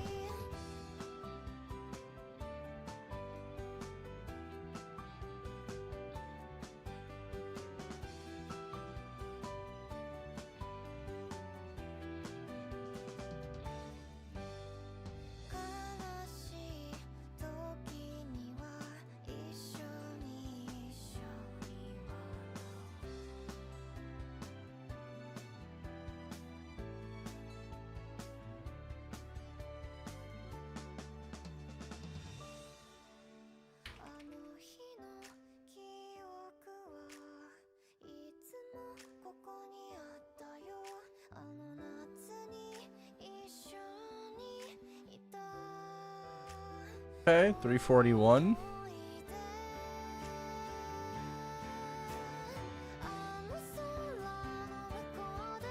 Okay. Hey, Crazy. Good morning. That's one test. I did things a little bit differently there. Than I normally do. Okay.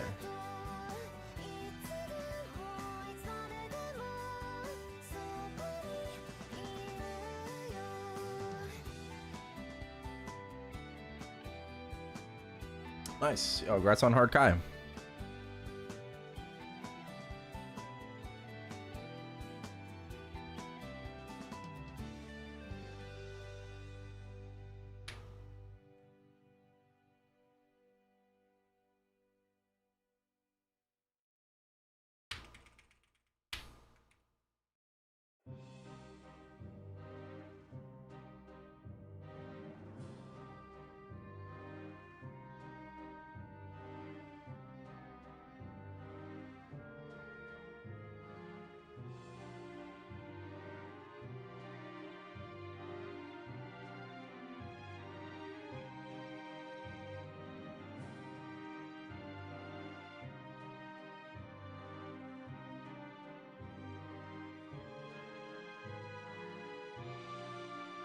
That's great. I'm glad to hear.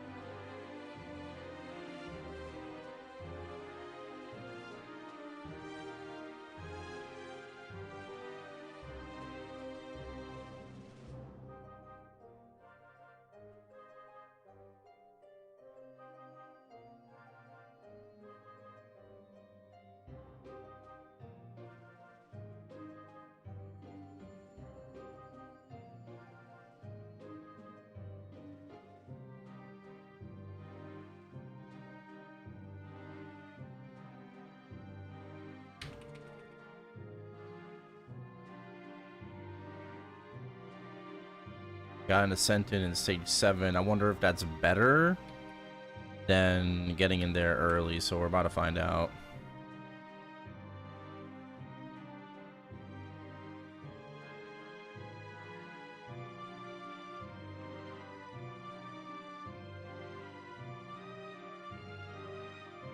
It's about the same. It's about the same. Whether I like ascent early and get more DPM in stage 7, or I save an ascent for stage 7. But that is a new high score. Hell yeah, 342.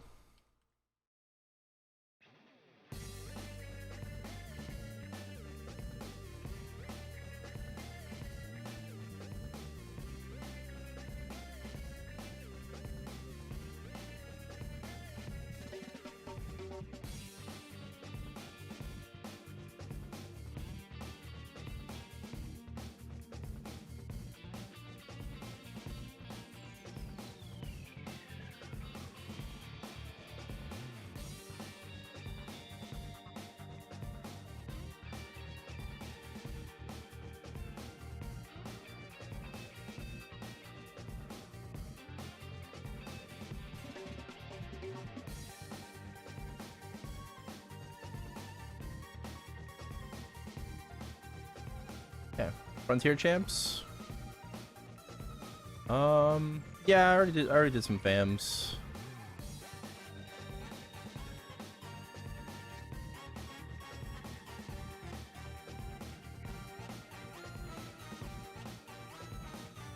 I think that's it for reg for my dailies and stuff. Our weeklies and whatnot.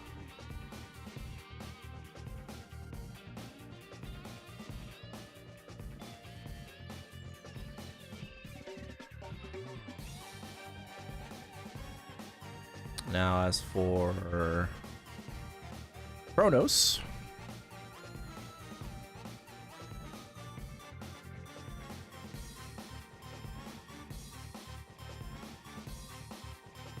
okay, we're a little bit behind on this. No worries. Oh, I can turn music back on.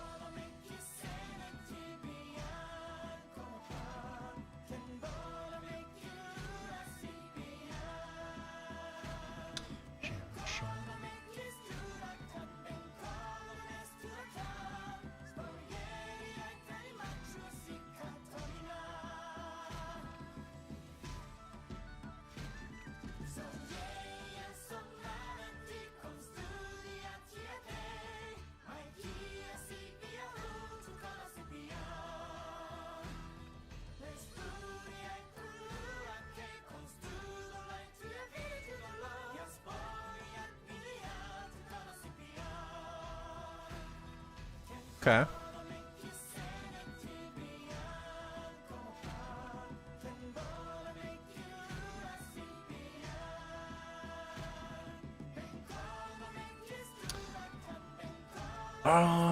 On this character, back down. I'll just save this for Tuesday when I have to do Kalos. No worries.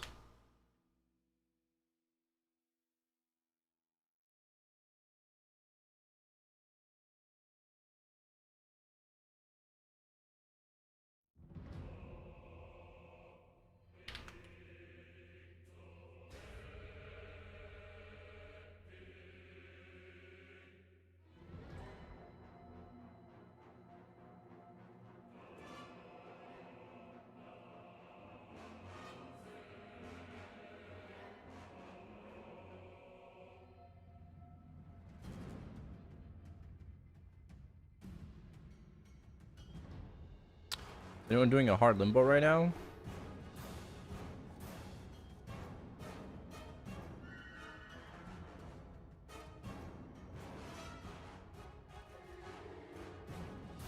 No.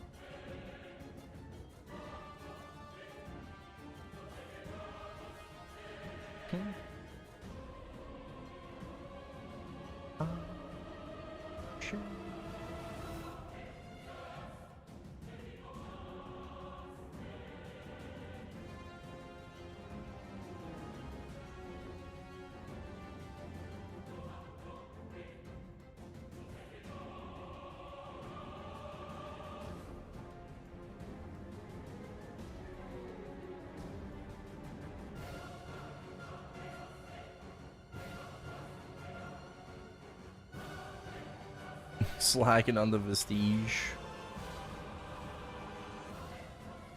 Yeah.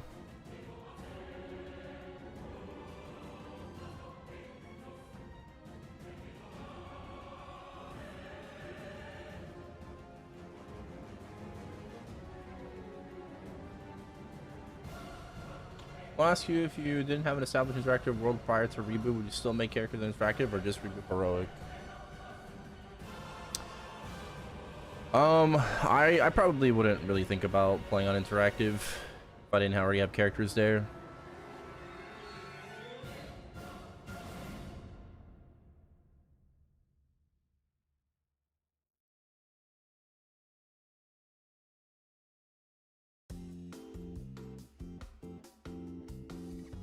Yeah, I probably wouldn't.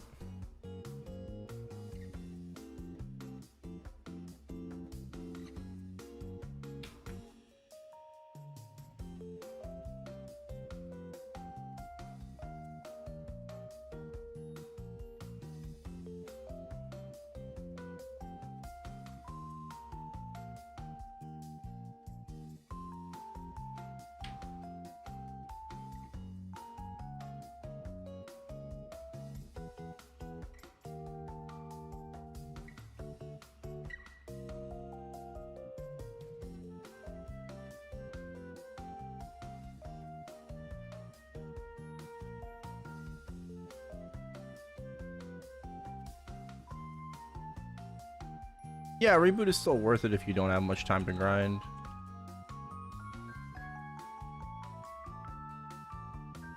Just kind of need to temper expectations. You see everybody like progressing, you know, like quickly, and it's just like, oh, why can't I do that? If you got less time to play, you shouldn't really be expecting to progress super fast. I mean, that should be like a obvious answer, but people still can't like understand that. Because, you know, often at times you'll find yourself comparing yourself to other people and your friends. And you'll be disillusioned to what is possible and what is not.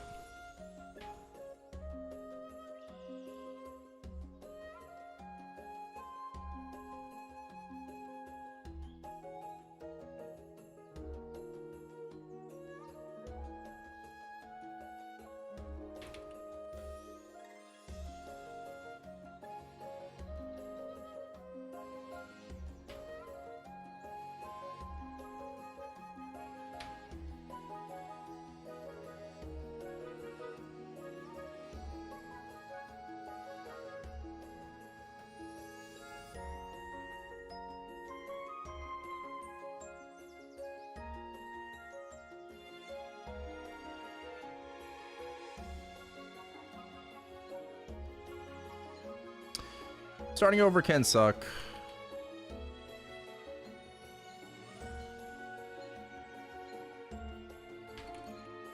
To be honest. But with Challenger World, you know, getting that like 4K Legion from it. Challenger World's the best time to kind of swap, start a new project. You know? Won't be a better time to start than Challenger World. And next Challenger World is going to be even better. Next Challenger World is going to have that free level 30 Janus. Everyone's going to be able to grind very well and shit.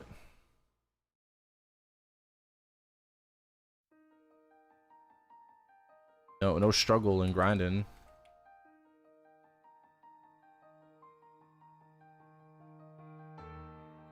Everyone can just focus on damage.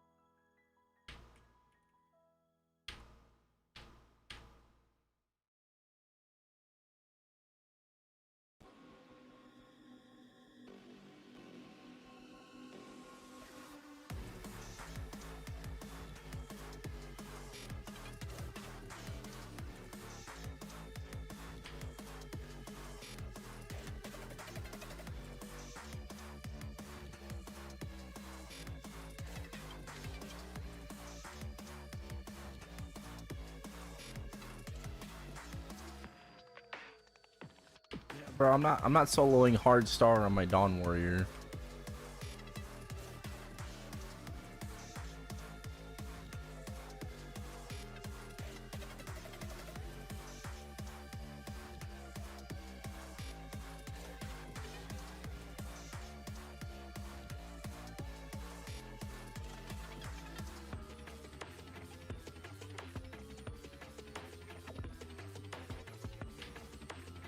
Getting hit by everything right now.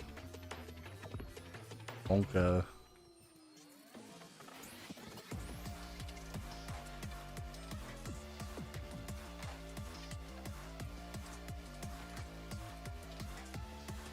New maple clips? Oh shit.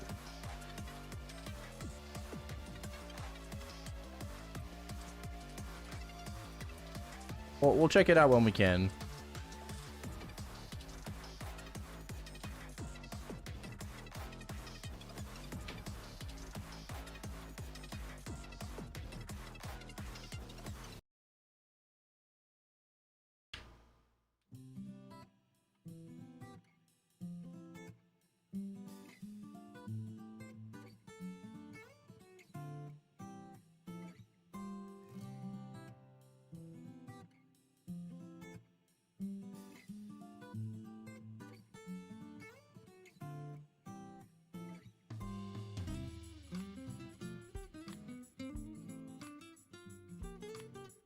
Next Challenger World should be in November.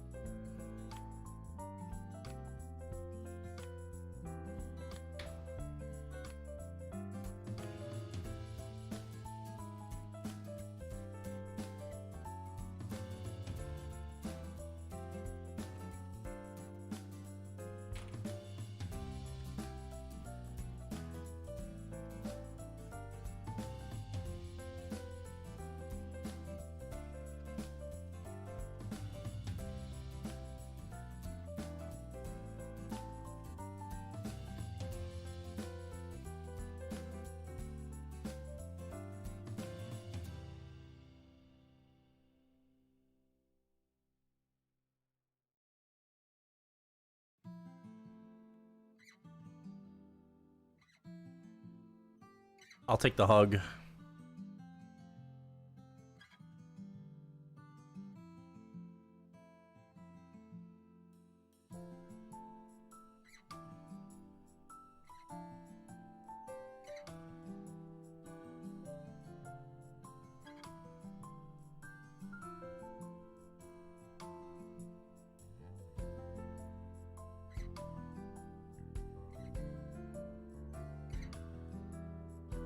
Come here.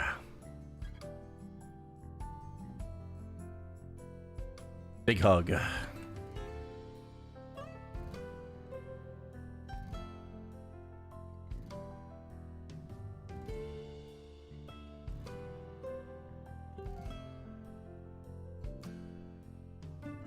Oh.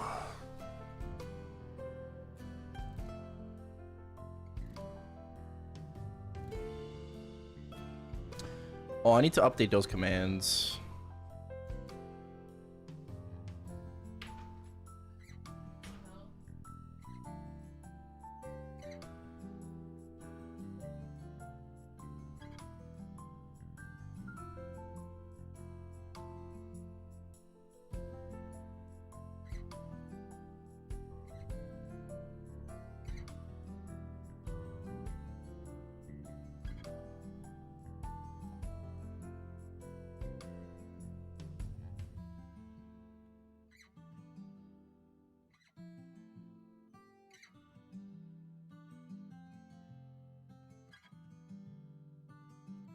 All right.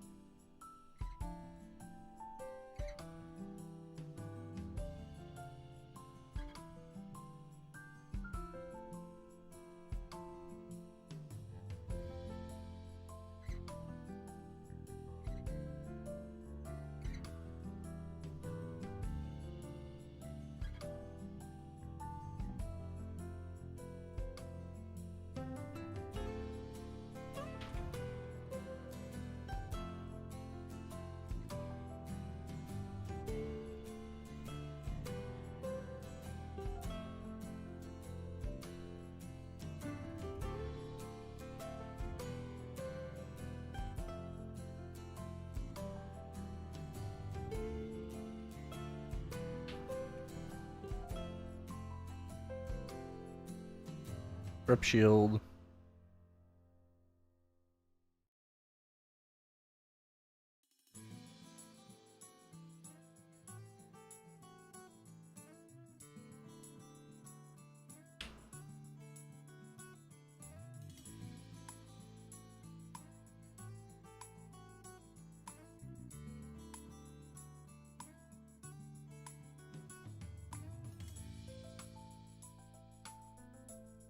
I don't think I ever saved like that Google sheet that I did for the Legion and Lynx.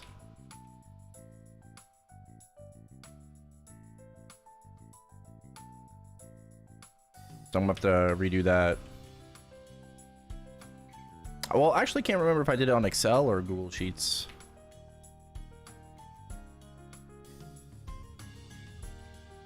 Gotta find it. Maybe I did it on Excel. Oh, I did do it on Excel. Oh, yeah.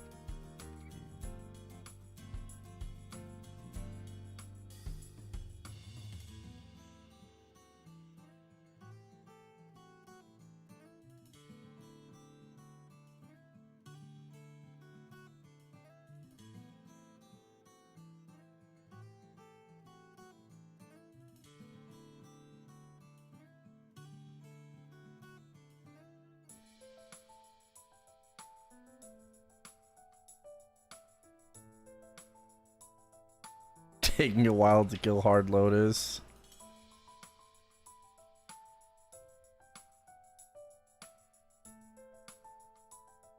Unfortunately, yeah, Hard Lotus is very hard for my Dawn Warrior.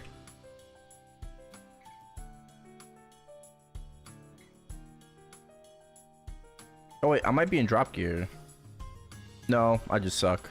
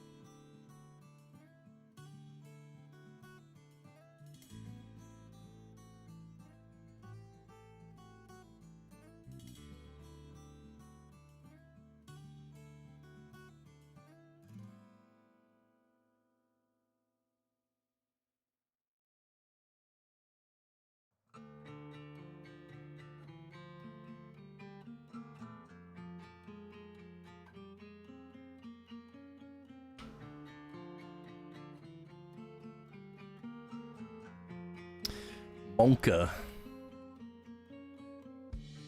That was a crazy pattern.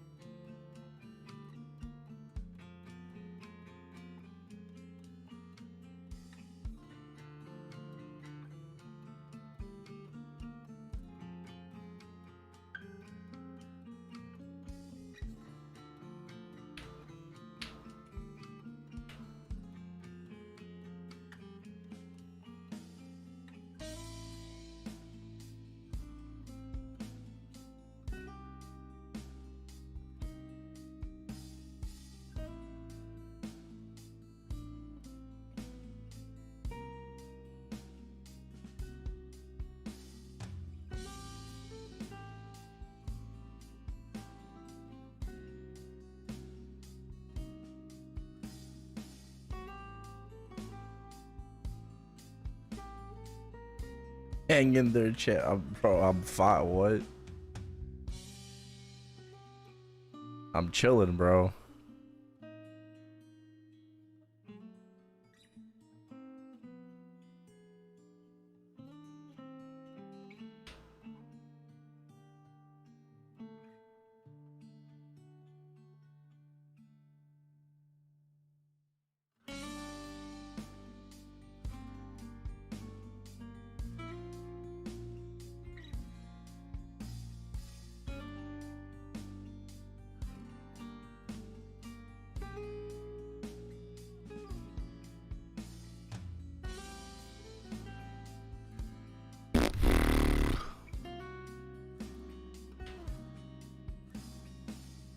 Bruh.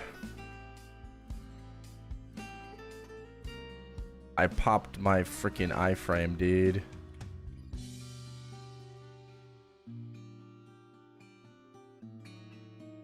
I popped my iframe. Why did I die? Don't let it get to you. Shut up.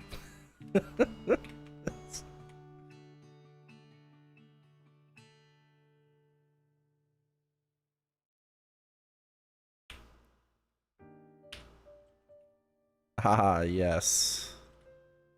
Absolutely jack shit.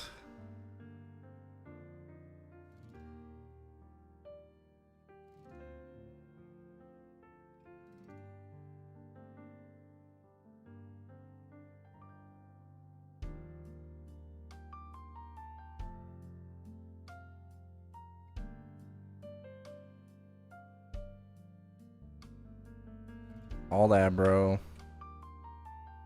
Yep.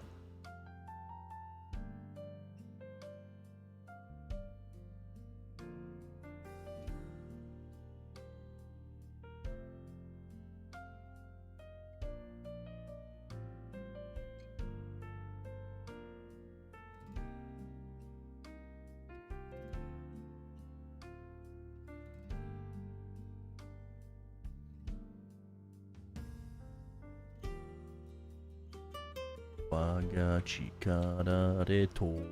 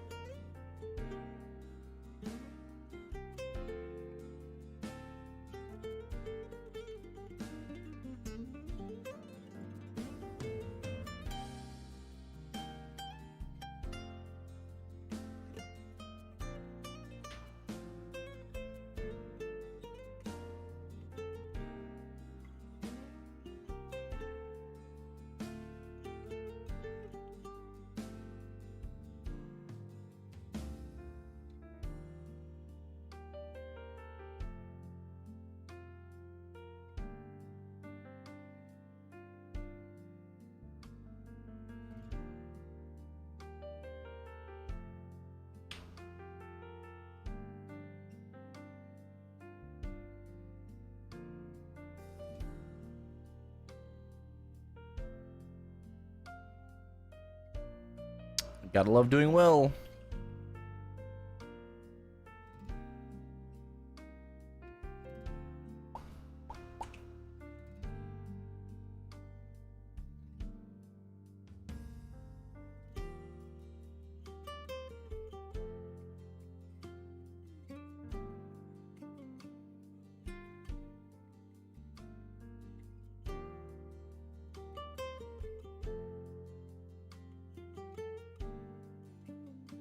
Huh?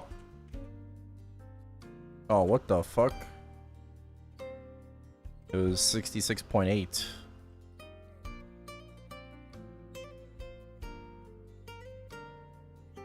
will change? I don't remember. Maybe with all the other bosses? I'm not sure.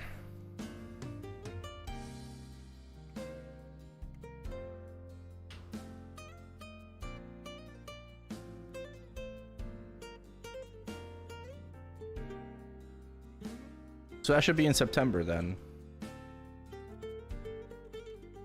If it all came together.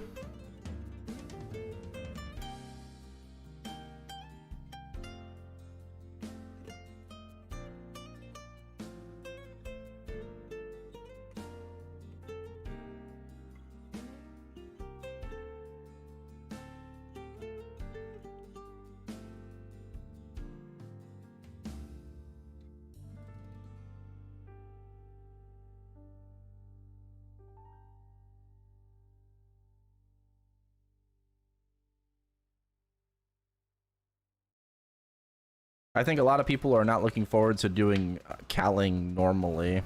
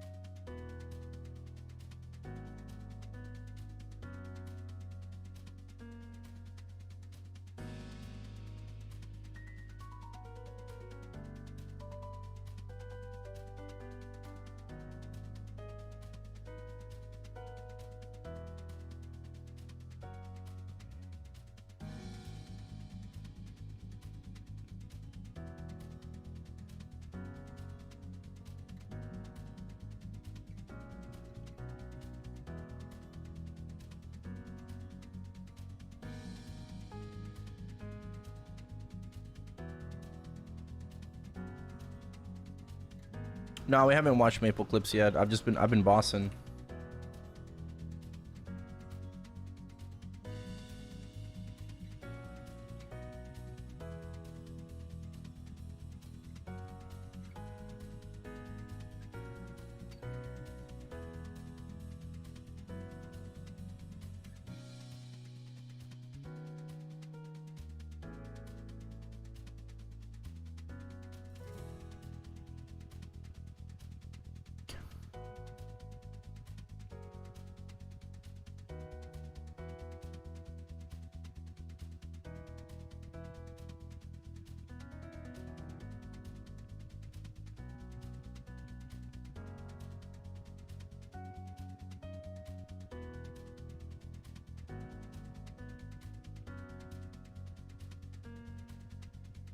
Welcome to the new age.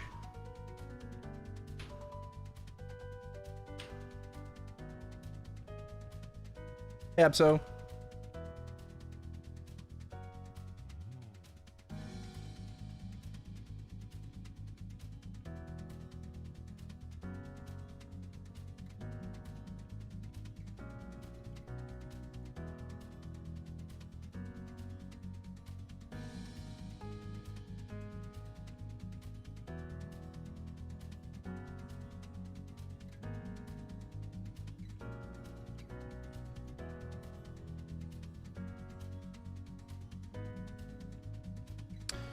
Misusing TV is still grinding hard Lotus on Chronos with Dawn Warrior, and it's going rough. Wasted an iframe and died anyways to chat's amusement. Bro, it was extreme Lotus, not hard Lotus. Fucking cunnis, man.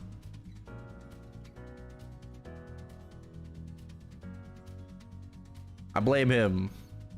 I blame him for calling it hard Lotus.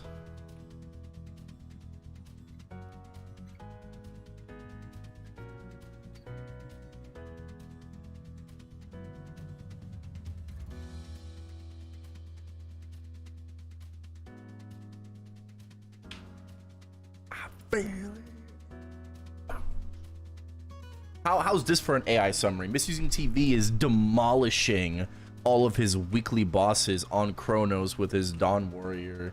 Chat is getting pissed off at how easy the game is for him.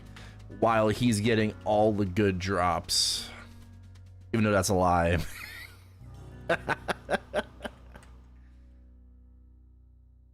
Alright, how's that for an AI summer? AI summer.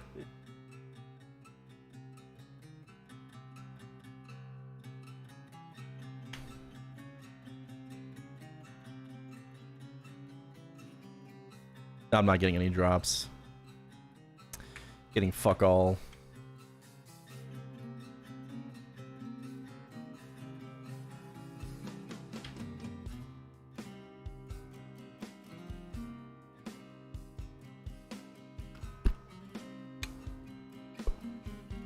Sail.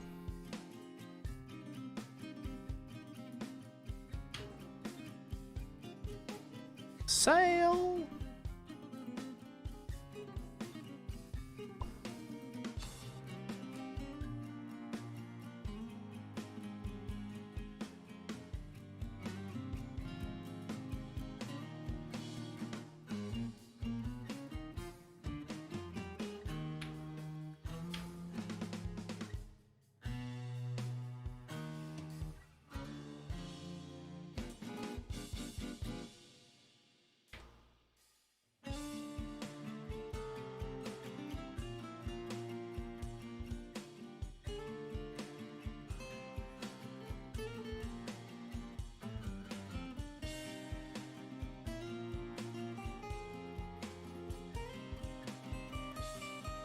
Music? No, it shouldn't be quieter than normal. It's on 10. Really have it on 10.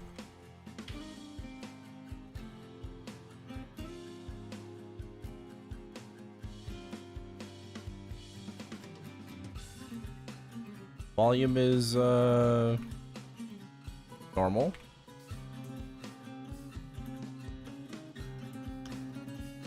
Sail.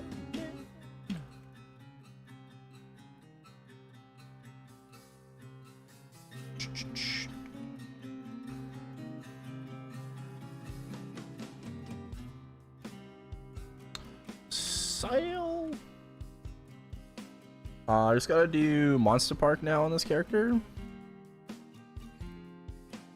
No Limbo this week.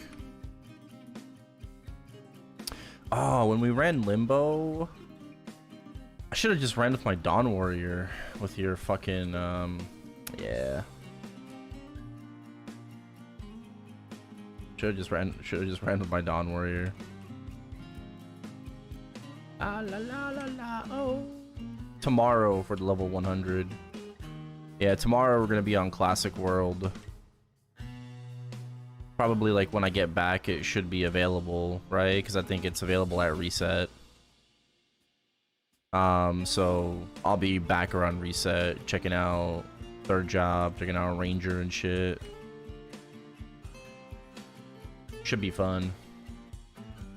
Yeah, because I missed my my whatchamafuck. I missed my hard limbo this week because I was at church and I couldn't make it home fast enough.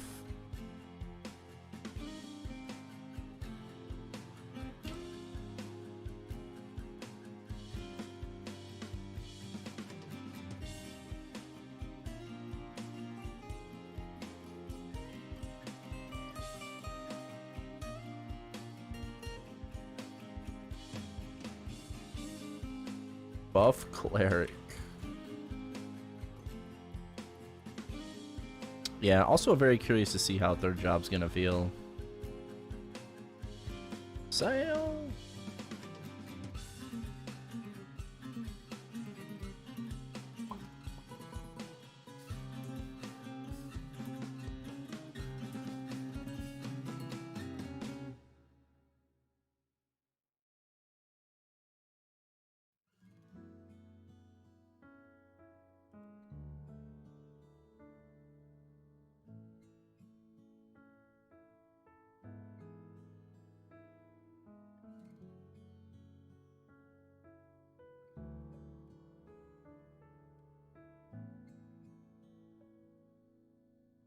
Laugh is going to need some mecha berries. No, it's fine.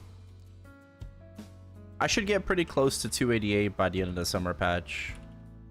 I think by the end of the year, I'll be 290. So... yeah, end of this year, I should be 290.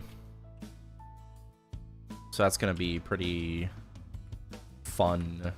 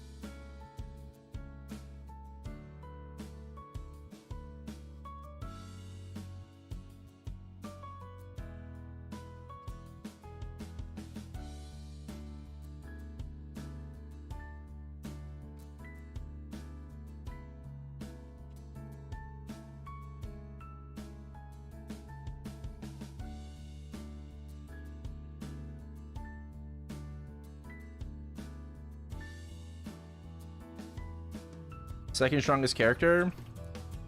Yeah. On Chronos, yeah. This guy is currently 639 mil CP. Hexa-wise, I think I'm like 108k Hexa on this guy. Because my Hexa sucks. Okay, it's not terrible, but I wouldn't call it good.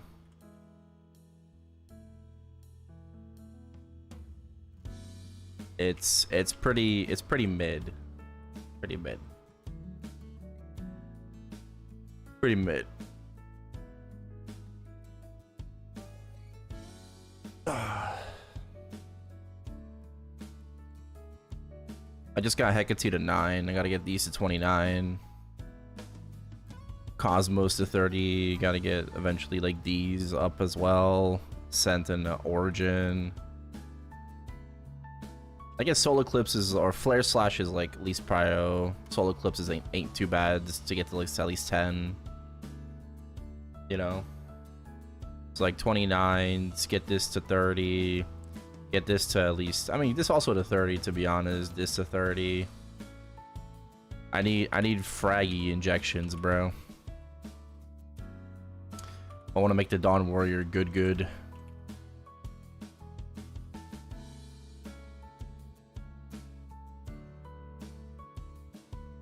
I need it to be easier to get frags, man. I need frags to drop from each boss. Brand is plus, bro. I need frags to drop from each boss. Just like Kai. Just like Kai. Like, I need to be able to get, like, 600, 700, 800 frags a week just from bossing.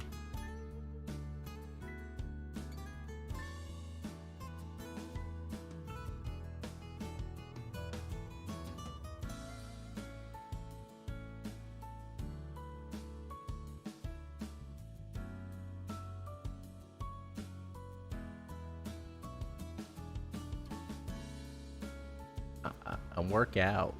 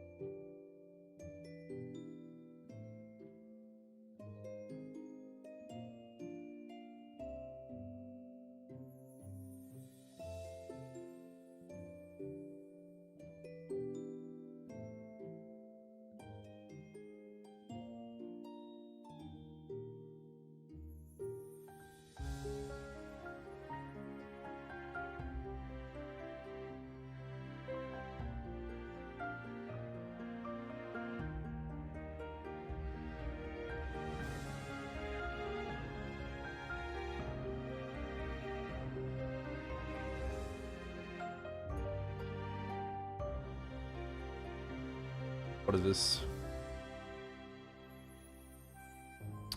Which party comp is better for extreme cowling? Asking for a friend.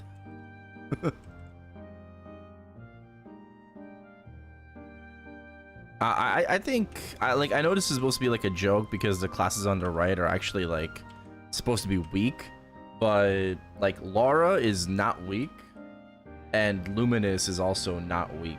Phantom is like okay, Kaiser okay, Pathfinder less than okay, but like Lara and Lumi, unironically, people are sleeping on Lara and Lumi.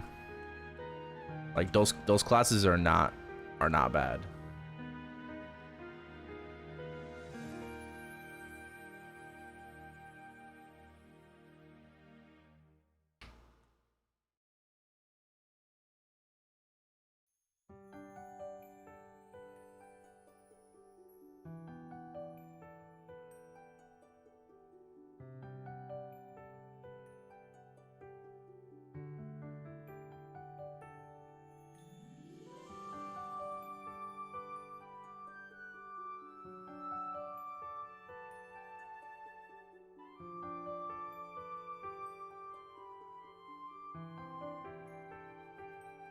Is Lara bloodlusted? Yeah, I would have. So instead of Lumi and Lara, I would have put like Mechanic in there. Mechanic and what else? Has Demon Avenger fallen off? No way. No way, really? Has DA like, I thought DA is like one of the strongest classes still. Has it fallen off?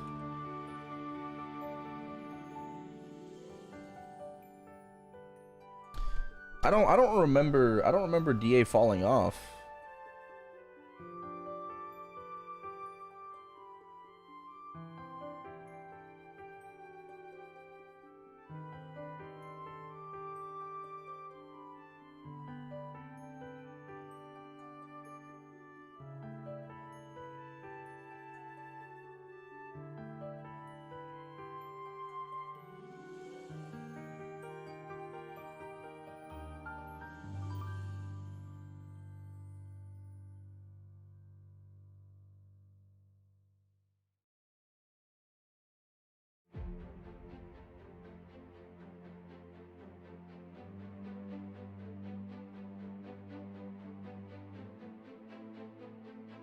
On my body. Got nerfed in KMS? I see.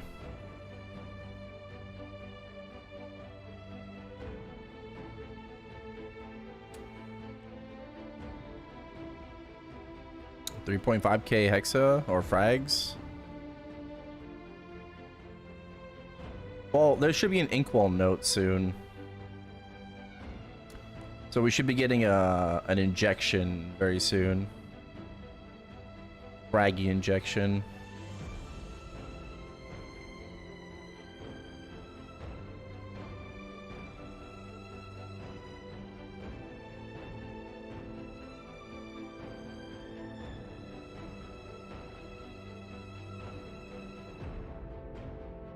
Yabba dabba doo.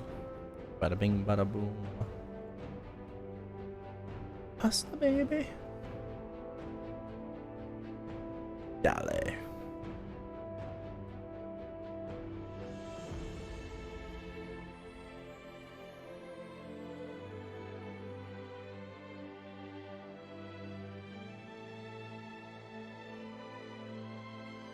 Have I seen anything about Orbis? A little bit. I've been watching my friends stream on the side. Been checking people out. Oh, a legendary. Anything I should know?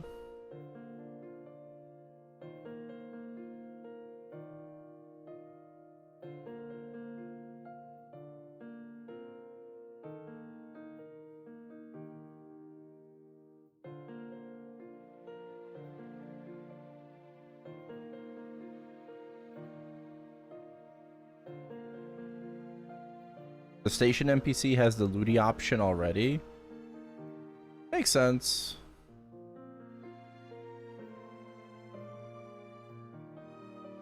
Menace. Yeah. Let's go. Plus 11, maybe. Plus 11! Fuck. Damn it, I'm so unlucky. Why can't I hit that 2% chance?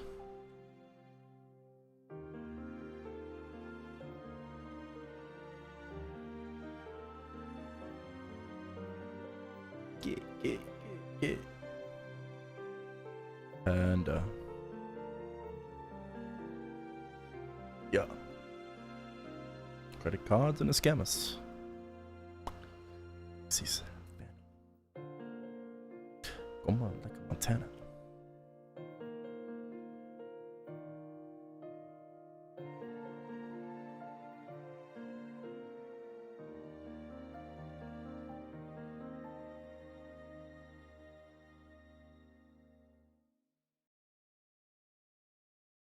Credit cards and a scammers.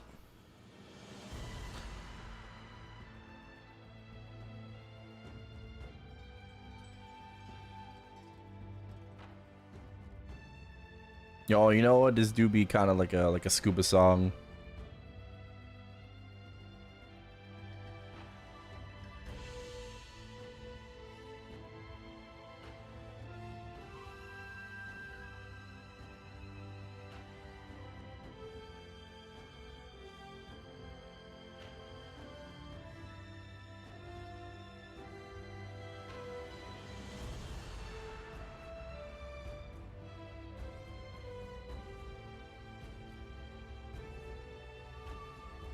Oh, I have to make sure I do ride or die on every server.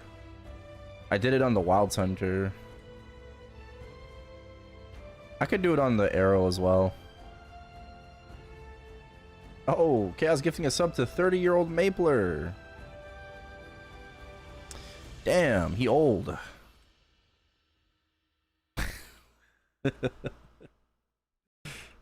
Yo, thank you. Appreciate it, Chaos. Wanted the badge? Yeah, I figured. Thank you.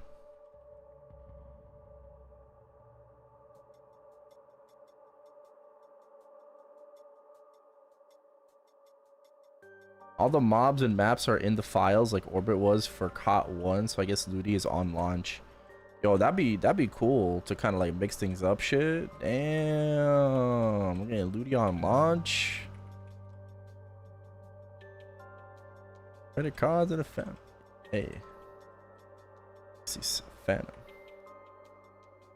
Could have gifted me specifically instead. Bro, you're a sub. Fuck you mean, bro.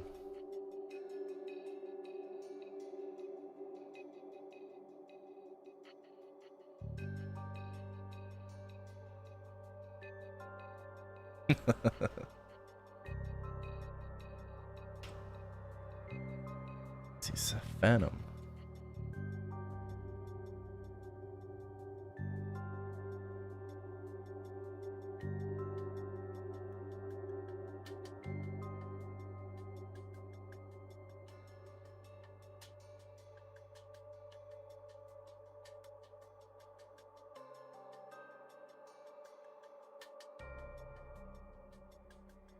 Asking for shit without saying please.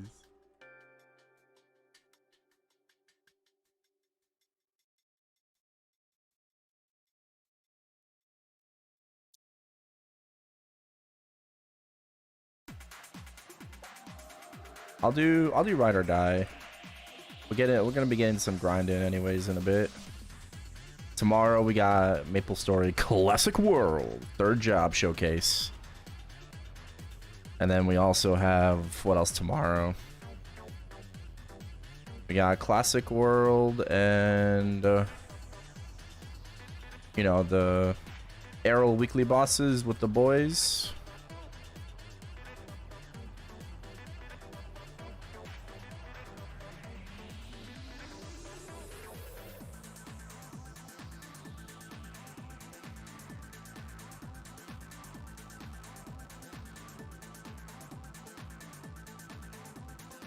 Yeah, it should be reset.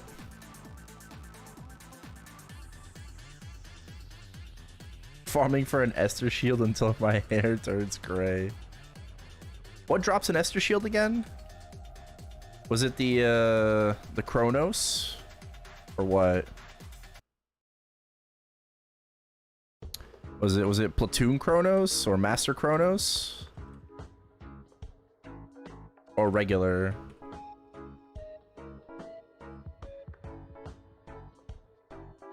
Platoon Chronos? Was it Master Chronos that dropped GFA 60%?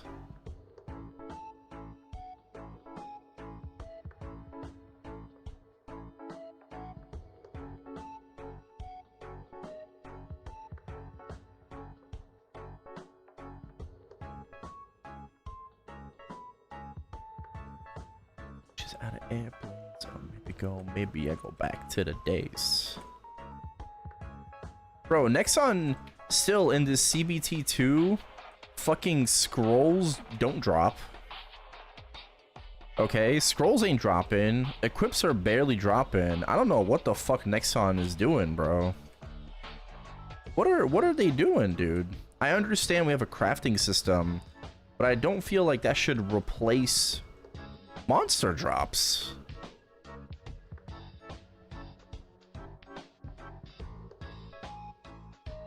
I kind of don't like it, man. I need my fucking dopamine hits, bro. Like when I'm grinding, like I need those fucking hits, man. I need, like, oh my god, I got a scroll. Is it good, you know? Like that was really fun about Artale, you know, farming fucking golems. And, you know, did I get a GFA or did I get like a fucking shield defense scroll? Like that was fun, bro. I loved farming for my own GFA to be able to like scroll my work glove, and it went 10 attack too. Right? I got that fucking 5 out of 5 work glove, bro. Platoons? Okay. Mystic Frontier? Prevent from rolling 3. Oh, damn. Oh, that's disgusting. Hell yeah. Hell yeah. That is fucking filthy, bro.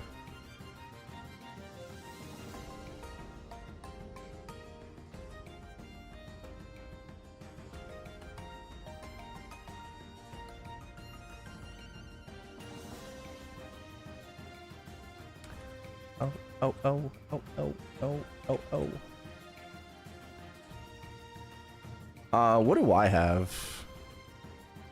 Do I have any dark Roros?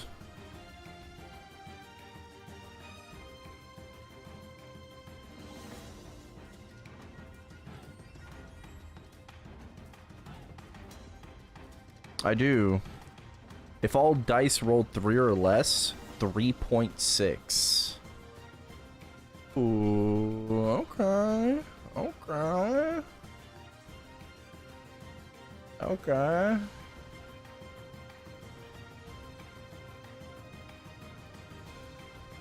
I might have to go grab myself prevent rolling over 3. Yeah. I have to grab 2 of those, honestly. I have to farm those like real quick or some shit.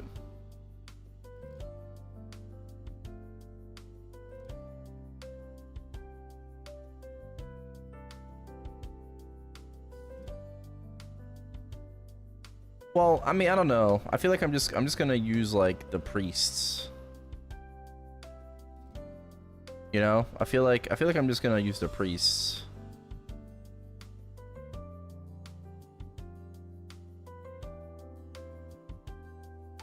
I know, but I might have like some good hybrids and shit.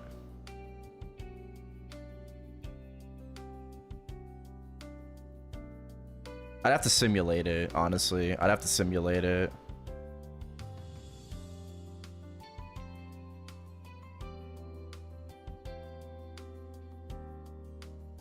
I'd have to simulate it.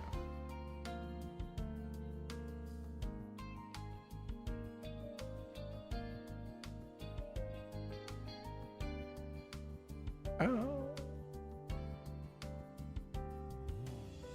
Like, do I have anything good?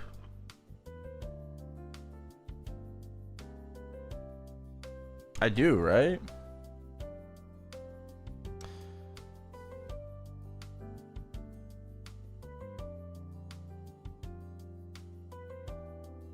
Yeah, I have a devil +9. I have a +2, and then I have a +3.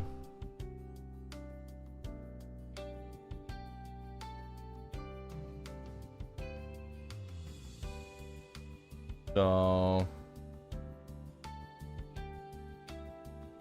I have a okay. So let's like simulate this. Okay, let me whip out the notepad. We're whipping out the notepad. So I have a +3 1.4. I have a +2. What is it? +2 1.6. And then a +9. Right? Versus. Right? Versus what? Versus a. Like, what is it? 3.6. And then a 1.6. And then a 1.6. Right?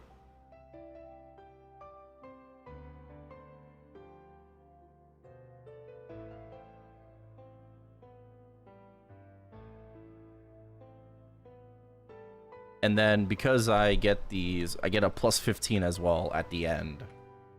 Like after +15. So what's gonna be better? Okay, let's say I roll. Well, these have all chance to roll like high numbers, right? But let's just say like I roll like a 2 3 3. Right? So 2 + 3 + 3 is 8. So we roll an 8. And then we do +3 +2 +9. And then multiply that by 3, which gives us a 66. No other bonus, right? 66 for the top.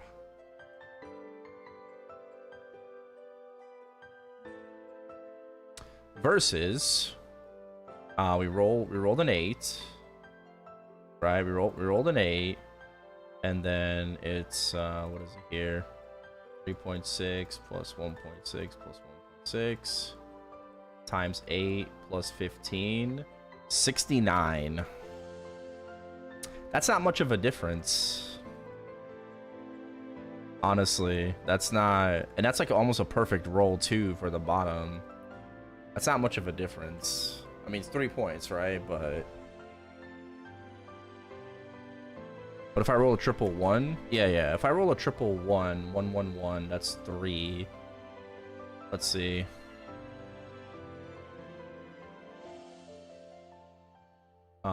Times 3. The bottom gets 35.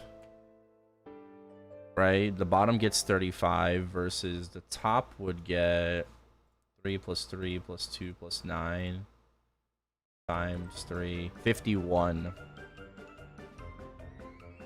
So the top is better. Yeah, if like worst comes to worst and I roll like a 1 1 1, top is just better. It's just I get a higher score. So my current team is 9. Actually, hold on. Would a 9 be better than this? Man, fuck that shit. Would a 9 be better than +3 1.2?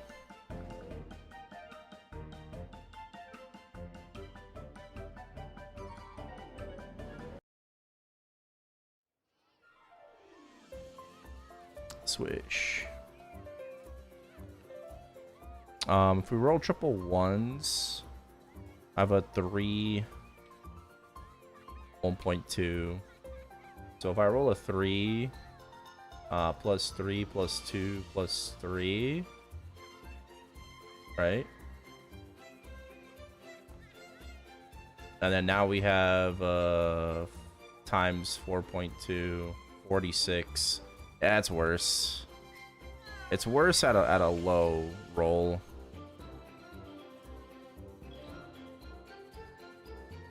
In low rolls, yeah, with low rolls, it's worse.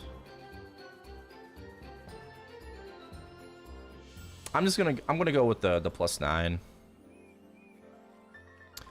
I'm gonna go with the +9. I'm gonna go with the 3, 2, and then +9.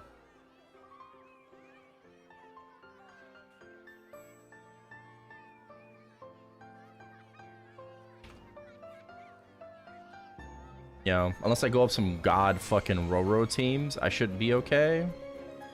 Cause let's say I roll like a 4, 3, and 3. Right? We roll like a 4, 3, 3. And then like +3, +2, +9 times 3, 72.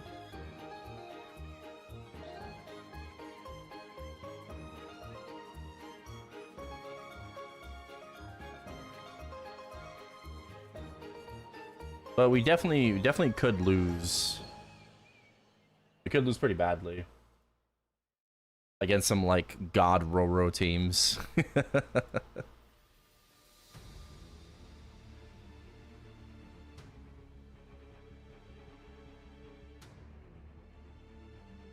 right, I guess I'll restart when I get back. But for the sake of before it gets a little too late, I want to go cook my cutlets. I'm not sure. I think we have a couple left. But I want to go make my cutlets before it gets a little too late. So I'm going to take a break here. We're going to go make some food. And then when I get back, we grind. We grind. 79%. Almost 289. All right. I will be back. No. I'll be back in a bit.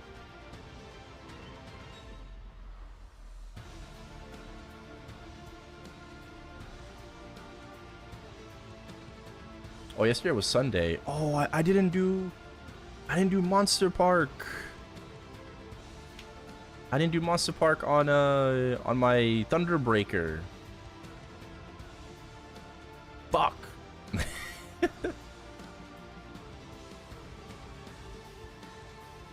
Wait, what rank was I last week? 11. So ass. God damn.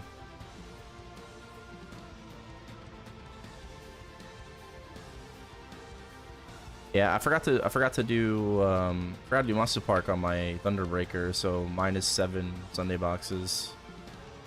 I only got 38.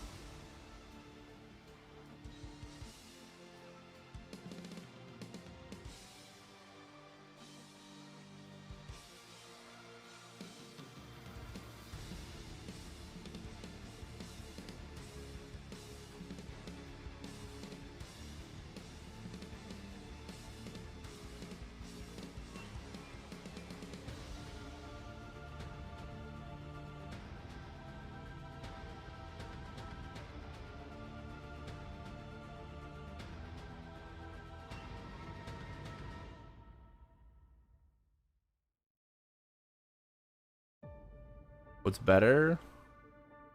Depends on what your combination is, bro. ET, nice. Congrats on the ET, bro. All right. All grinding. Oh, Ramby's 290. The Grave of the Gods, yo.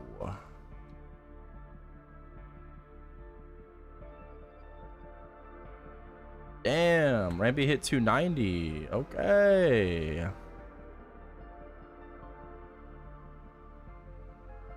Okay. Hell yeah. That's crazy.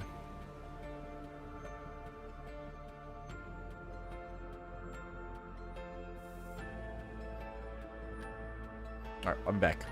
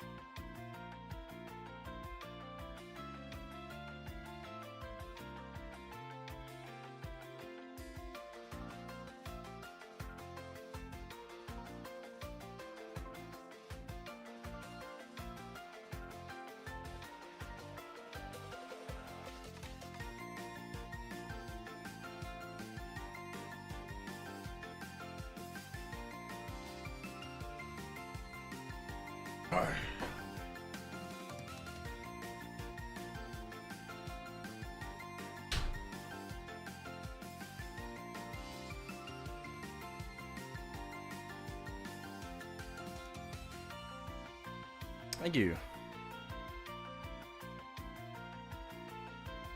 Oh. That was some good food.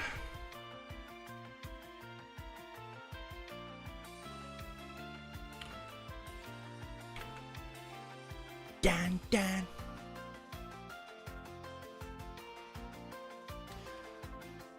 Okay.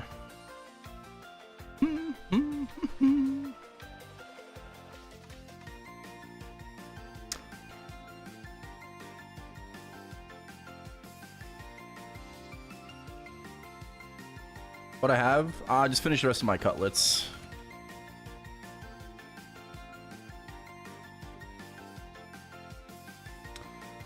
My chicken cutlets. let's do die or die.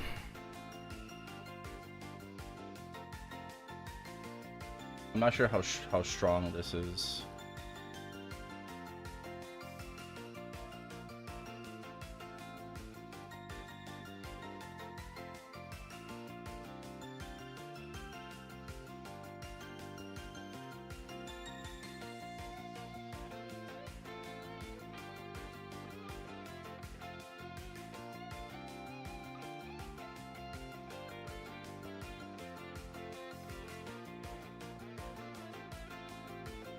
Everything's popped.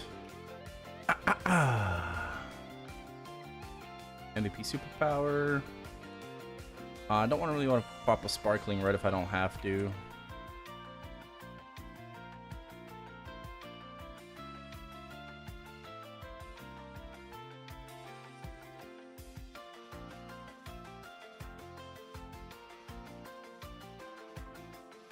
I don't need ID.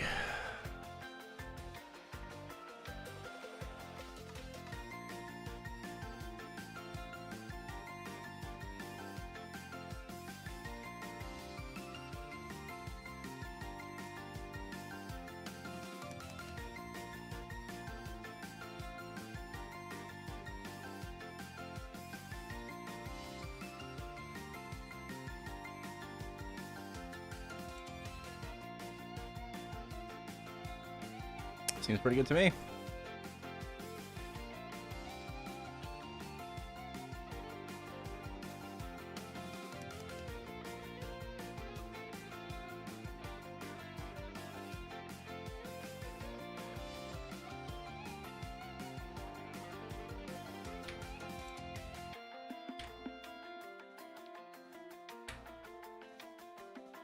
Oh, fuck me. My frame ran out.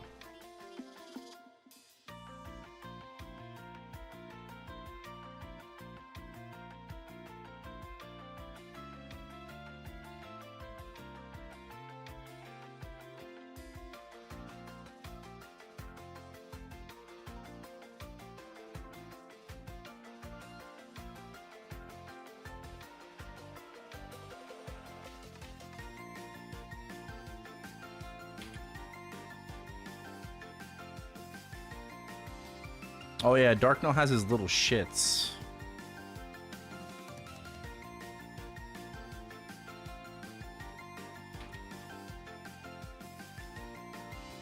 Those are definitely going to attack me.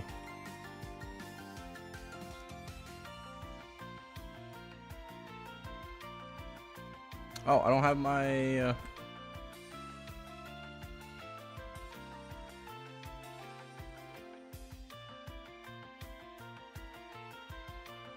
I think I need to remove that Mape.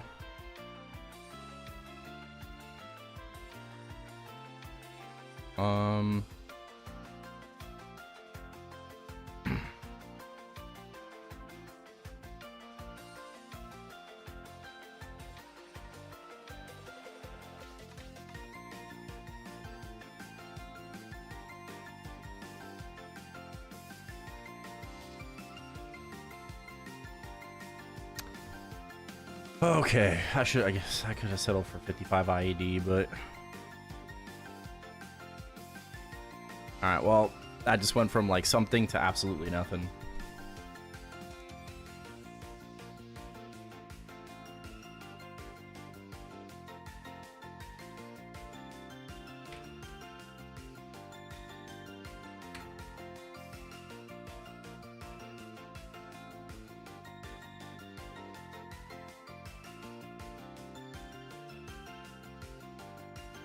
Am I capping it? Yeah.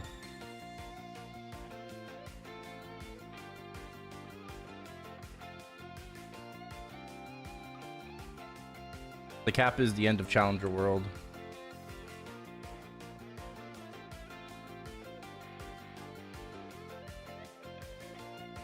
Holy fuck, I should have kept what I had before.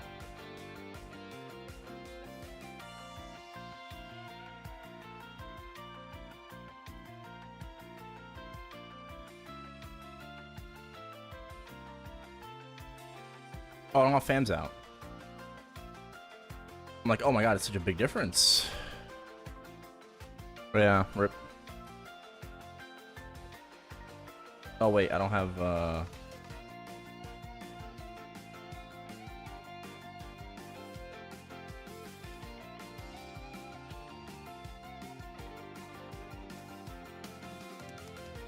there we go.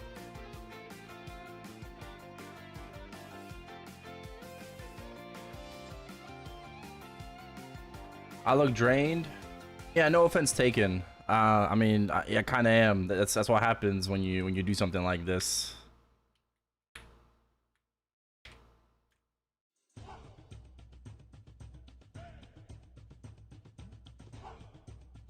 Messed up again.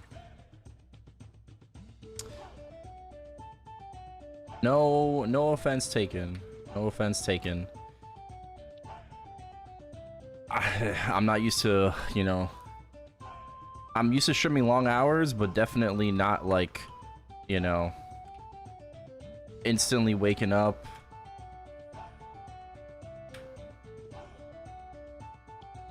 Back on the computer, into some Maplestory.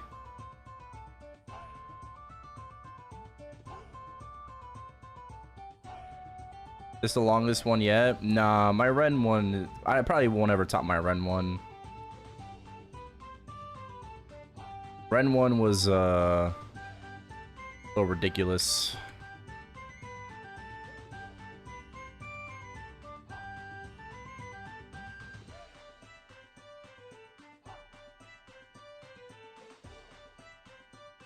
Yeah, I think I should have just kept that 10% FD Mape node.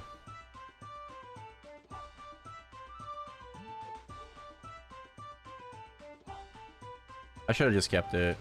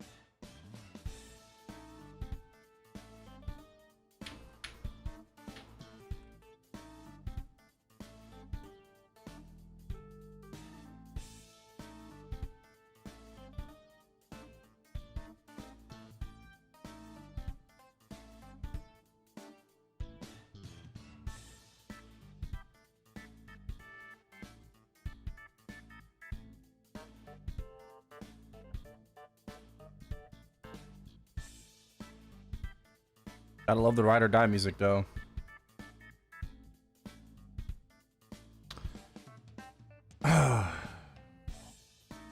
DJ Uncle is down.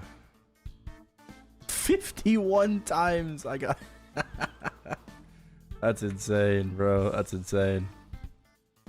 Yeah, hopefully that keeps me double S plus. No, I didn't watch the weekly Maple clips. Can someone link it, please? We're about to get to the grind, so.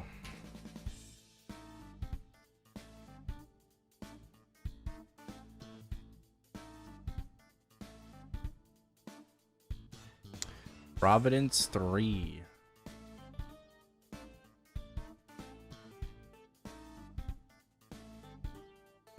High level,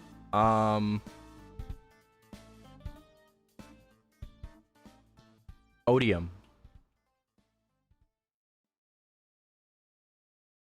Daily haste. Oh, thank you for reminding me. I gotta go do that.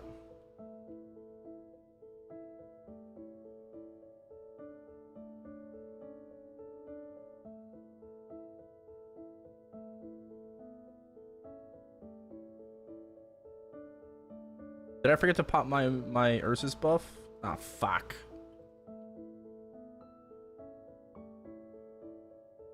Alright, hold on.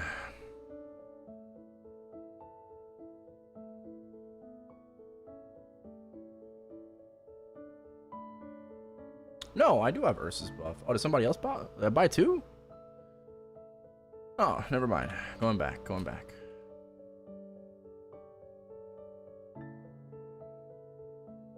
Carthian has dark.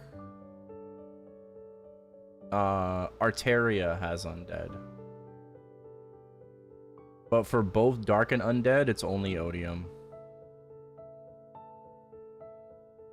XP.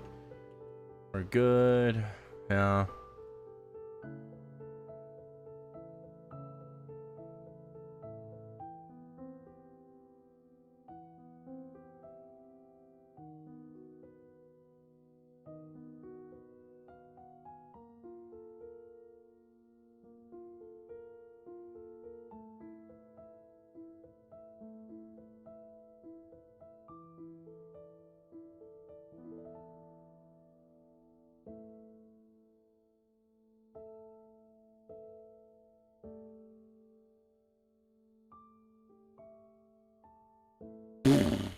Wow, dude, that's crazy.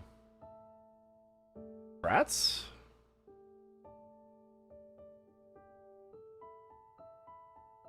Yeah. No offense taken, bro. No offense taken. Because you're right. I am drained. But I'm not complaining. I'm not complaining because I am fortunate to be here, doing what I enjoy, doing what I love. And I know more than anyone else the position that I put myself in. So it is what it is. Right? Subathons are fun in the beginning. You're 54 days in. Maybe a little bit less fun. A little bit less. Actually, no. I mean, I'm not saying I'm having less fun, but you know, it definitely starts taking a toll on you. Goodbye. Wait, is this Michelle? Is she quitting Bishop? You're also Jenny whenever. Come on, just pump, just pump. Bind, bind, bind. Tank it, tank it, tank it, tank it, tank it. Just pump, just pump. Pumping, pumping, pumping, pumping. Let's go!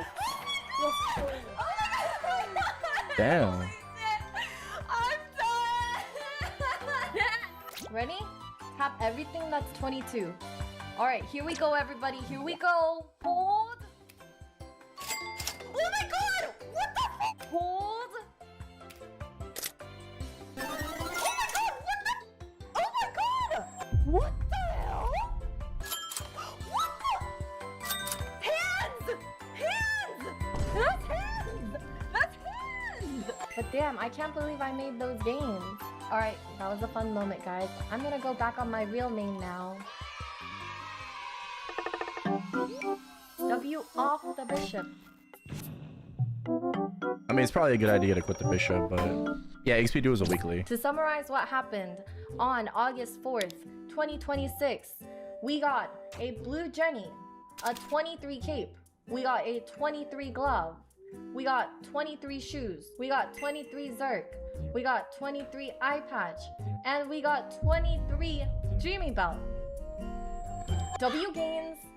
Everybody say W gains in chat. Everybody say W gains in chat. You guys switched up so fast. You guys switched up so fast. What the fuck? Oh my god. Oh, hell no, man. What the fuck, man? My fucking song? You suck. Any final words? Alright, what should my final words be? No final words. Here we go, boys. Oh my god. Wait, it kicked me out! It kicked me out!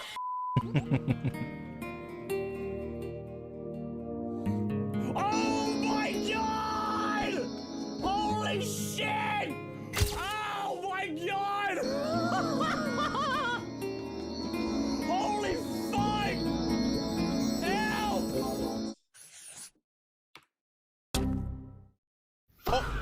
Oh, fuck! Did I just ride over my 3 times coupon? Oh my fucking sequence, man. Yo! You guys are pushing it. Bro, what the? When did the last subathon last until? You refunded everyone, Miri. Miri, you I don't remember, but I refunded think it was like 90 everyone. days. I like the color variety you can get with these. It does look much better, yeah. It does, it does. Like, example, this is like a true, like, dark brown. Like, my hair in real life is this color.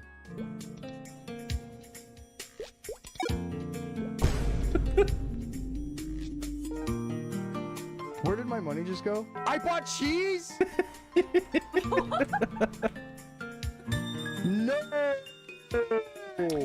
Bankrupted by cheese. What is buying cheese? It's like the most fucking, one of the most fucking expensive things. No! So as a disclaimer, if you post this shit from here on out, if you post Malefic Star in any way, shape, or form that has this in it or any sort of thing like that, you will be banned. You're fucking weird. Nobody likes you. Your parents hate you. Everybody in your life sees they walk past you and they say, "Ew, what the fuck is that smell?" Like, got it? Sorry? No, you better be sorry, bro. I need you to say constantly sorry. Like, you post Bikini Malefic Star, it's a ban. Birthday PVAC, everybody. Happy birthday, PVAC.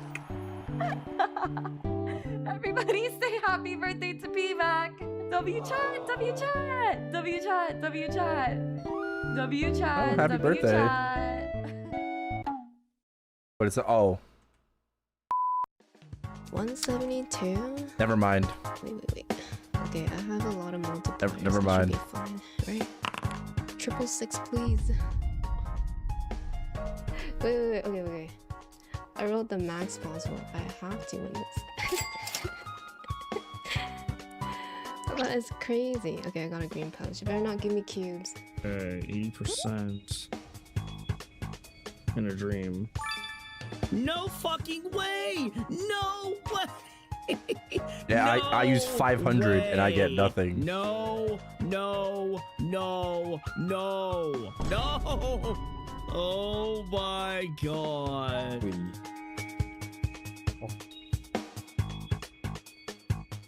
Oh, is this an oath?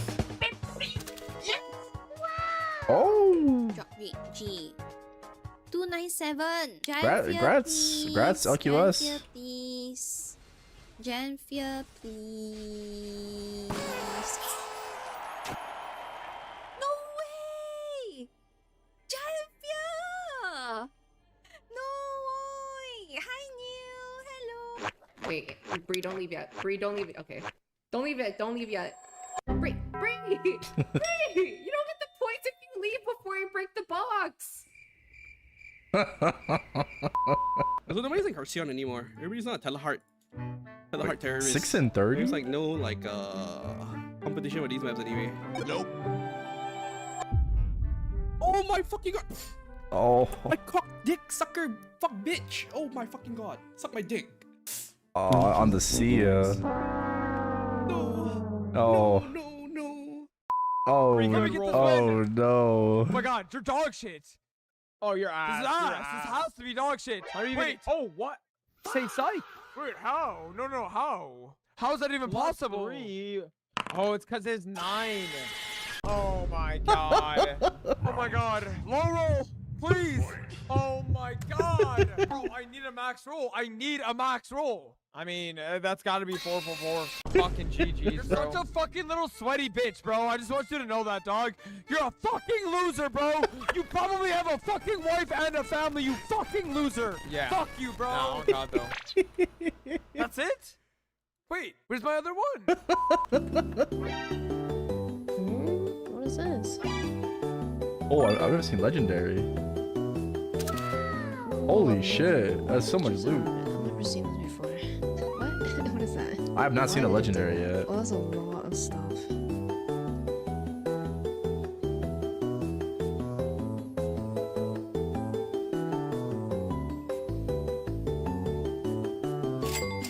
Oh, nice. What the fuck? I actually got Tree Line Magic. That's crazy. Oh, hell yeah.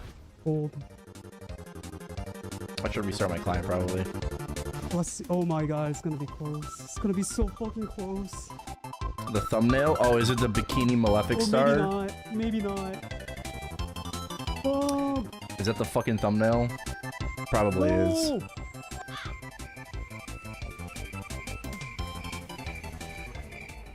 No. Yeah. I blame Kobe for that.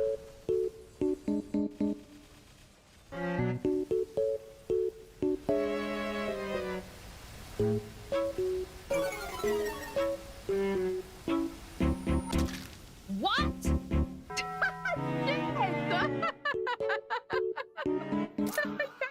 I did.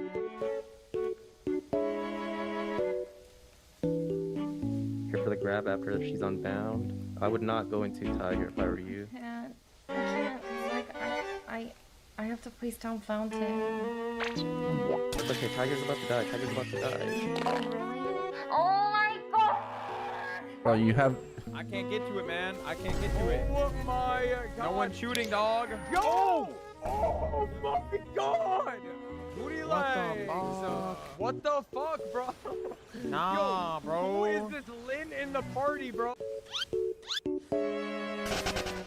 Shit. Shit. It would be real funny if I swapped right now.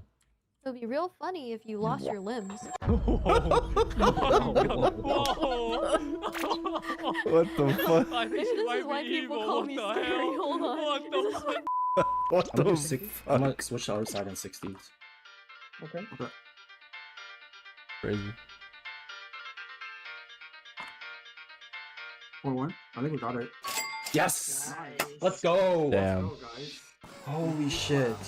Bro. We actually just did a guy real sick. That was close. Yo, wait, the solo clear's crazy, guys. Wait, Emmy, pull out the party. Pull out the party. Pull out the party. Yo, wait. Wait. Show the party. Show the party. Show the party. I had Hecate door, it's fine. Oh, did she get the extra FD?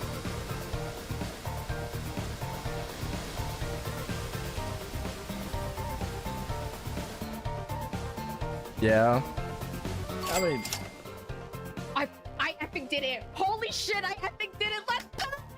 Wait, Destiny, let's go. Let's go. Holy shit, we did it. Oh my god. Holy shit, we did it. We did it. It's over. It's over. It's over. Don't watch now. Confirm 22 star. What do you mean? I haven't done anything yet. Okay, 22, please. 22 star, please. I like the Pokemon sound effects in this one. Please. I like it, P-Vac. I like it. Please. Please.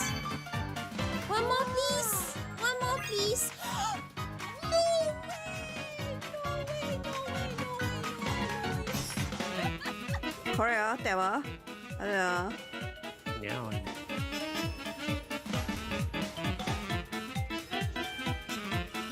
Okay. Thank you. So lucky. Thank you.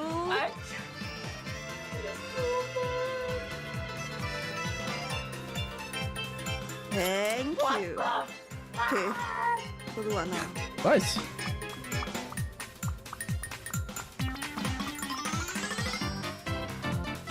Hey, was this on Shining? This is so scary.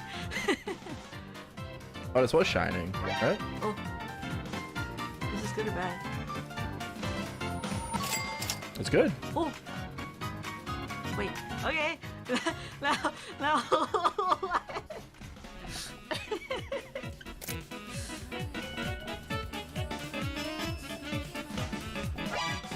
Oh, good. Oh.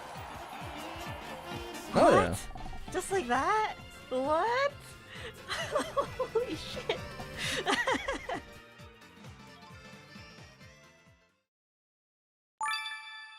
Yes.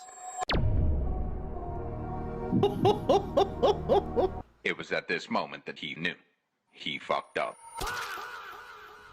I misclicked. I forgot to put level 4. Oh my fucking god. Oh no. Oh no. I do have some boss meals that I can do, which I'm probably gonna need it. Oh, but you don't want to. Yeah, like. Oh, where's my 25 day break, huh? But it just means I have to do it ASAP, which it looks like I'm gonna need to. Oh no. Gonna hit right down. Oh.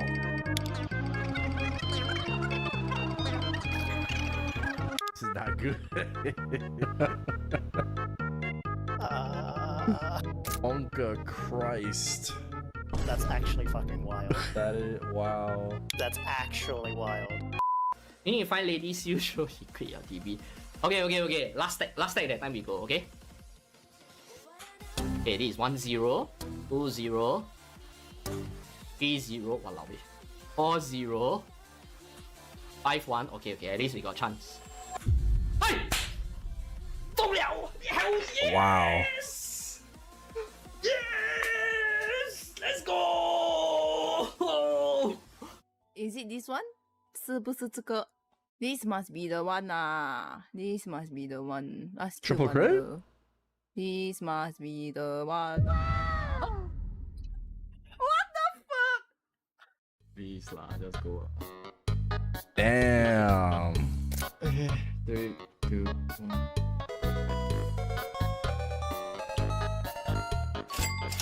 Oh. Alright, congrats guys. Next week on you guys three-way bling, huh? Okay.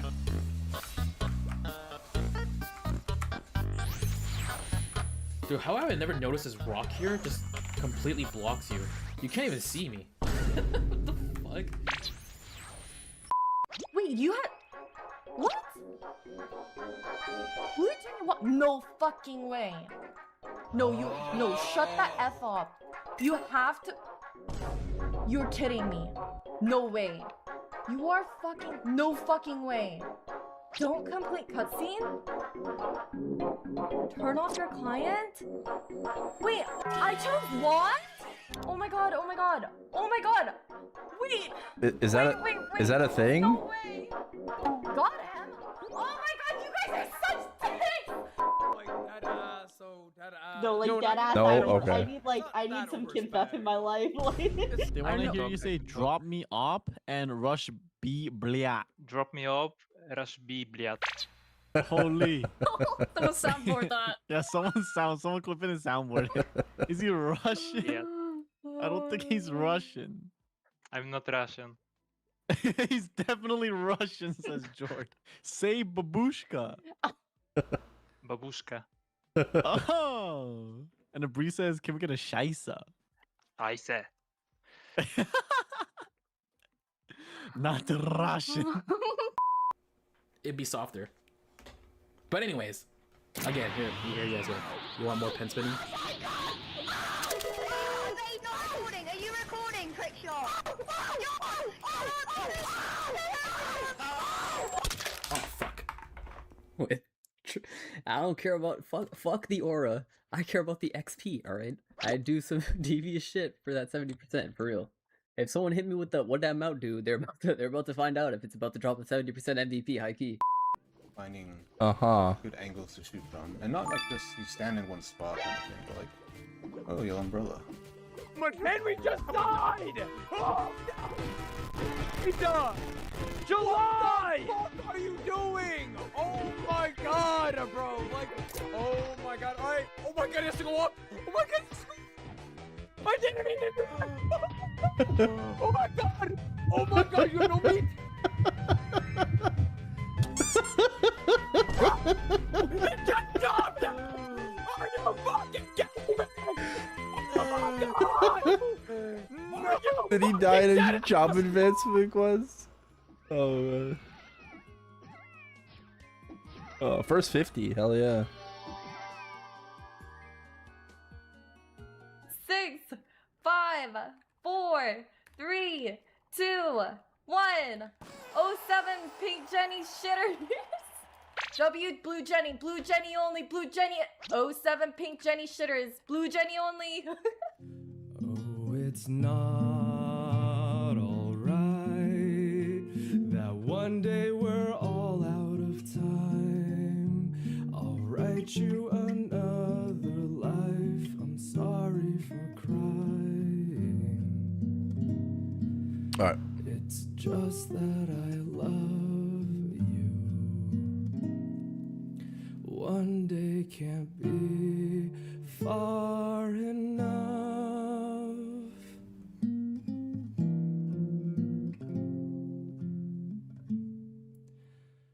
Yup. There it is. Get your asses out, guys. What Get did your you say? asses out. Yup. Get them out. Yup.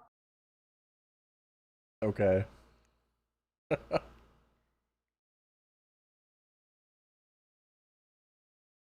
Oh, there's John. Oh, Johnny. Hell yeah.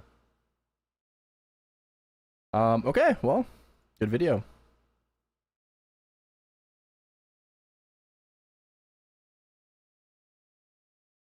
Let me go ahead. Let me link it in chat. There you go.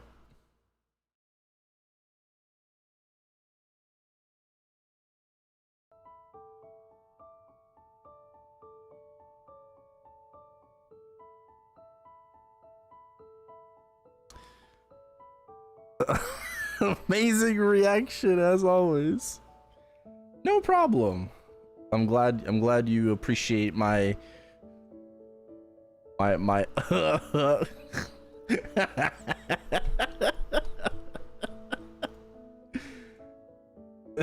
yeah, my little laugh every other clip. Oh my god. What is this? 30? Oh, okay, we gotta map out channels.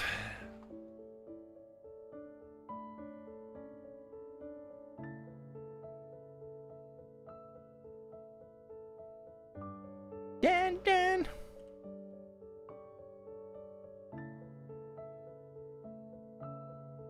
Gotta map channels. A whole lot of nothing. Yikes.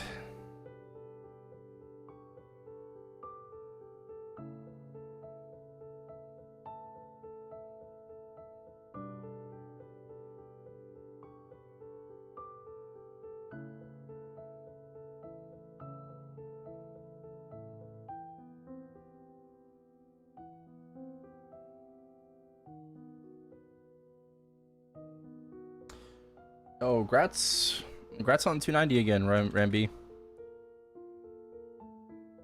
I think you were AFK. I wanted to go make food too right after, but yeah, good shit.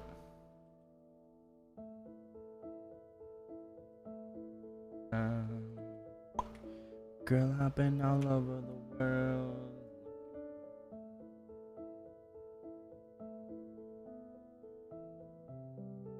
Veronica, bro. All right. Yeah, I beat up the bear. Oh, I'm not.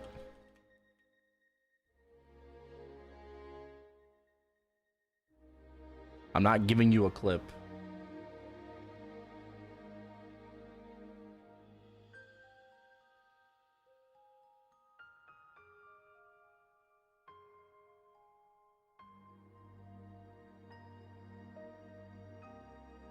It feels so.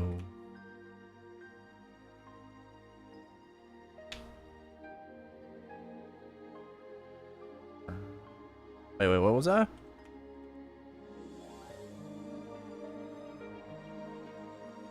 That also for? Oh yeah. Rough week? No, not a rough week, because there's these mobs are dark, so they count.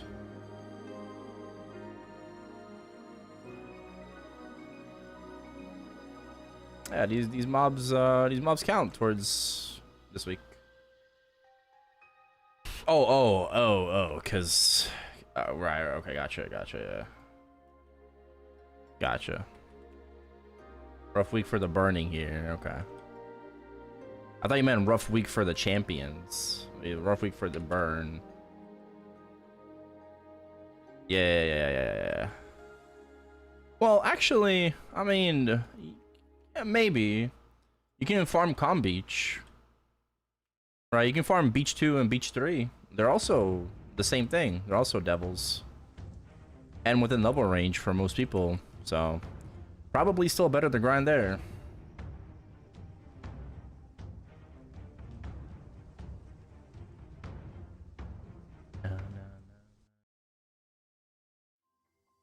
No. Oh, it's 20.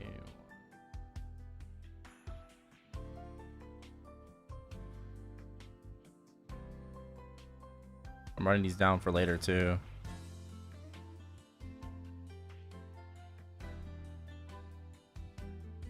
Thoughts on adding current Kana to Classic? Yes.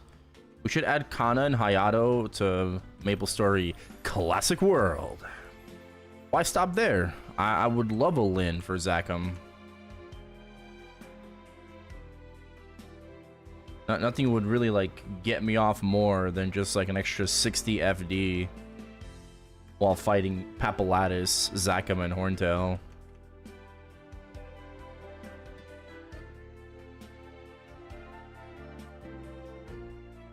It's like, oh, like you want a little like, you know, little healing kitten? Nah, bro, nah. I want a little kitten that just injects steroids into my veins, right? If she's not like shooting me up, then like what are we doing, bro? Huh? Why'd I write 4? 4 was not. Oh, it was 3.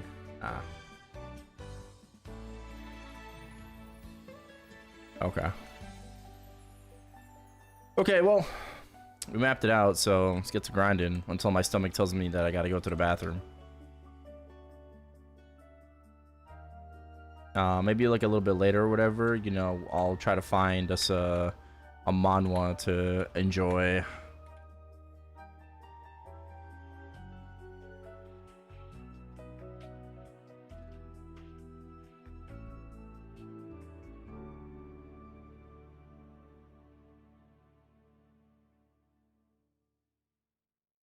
Five Golix coins? Bro, I was 1 away yesterday. Or no, the day before.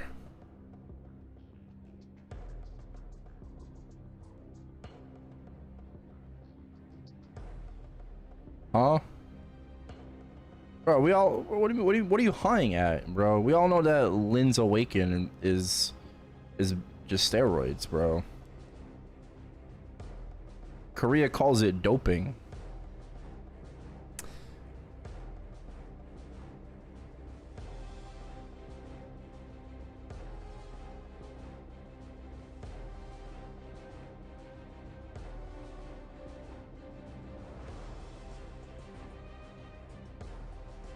Korea calls Heroic a private server.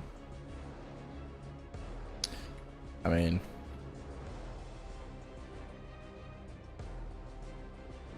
do I think Lin should get nerfed? Yeah, I think Lynn's support definitely needs to be nerfed.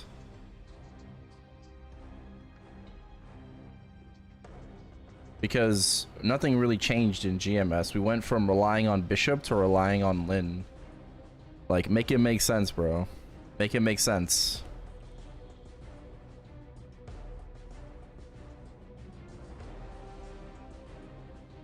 Make it make sense, bro. Make it make sense.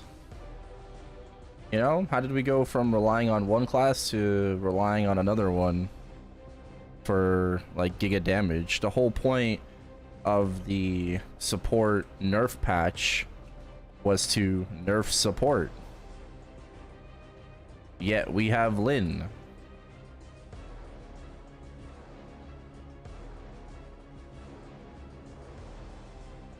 Yeah, Awaken could just be like a solo buff and it's just fine. Like, yeah, just give the fucking Lynn 60 FD. Instead of 30, instead of half, just give Lynn the full 60 like all the time. Right? Make it a self buff.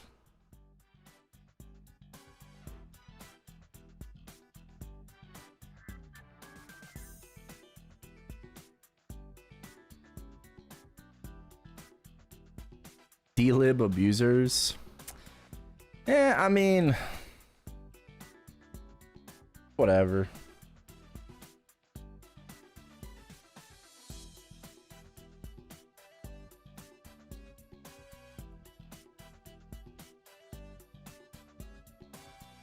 Lynn with the full 60 is very strong. Yeah.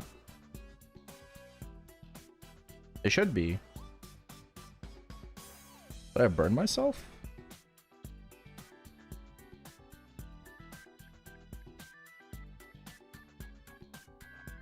Wait, is Ramby still here? I was gonna ask how the burning's like in Talahart.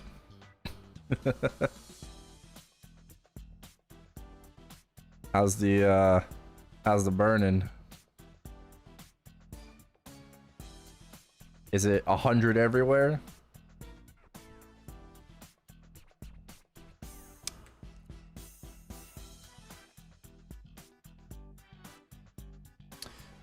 Burning. Oh, I have a question. Have you seen anyone other than the Donsk guys?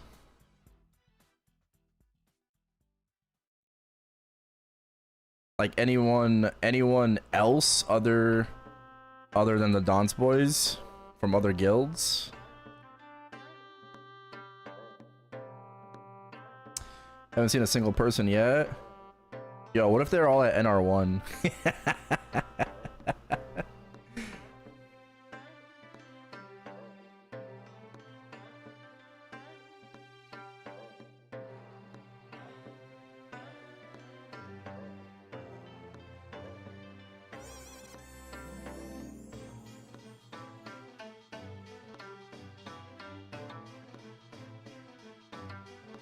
No, they're improv 3.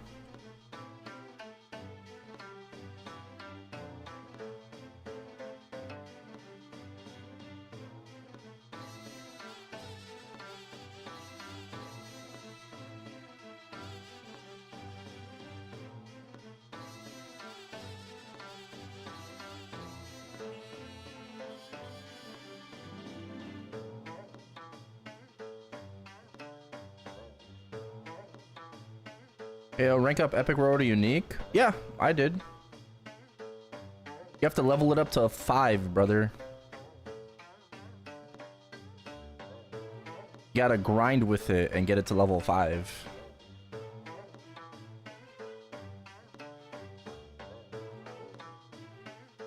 No, you're not dumb.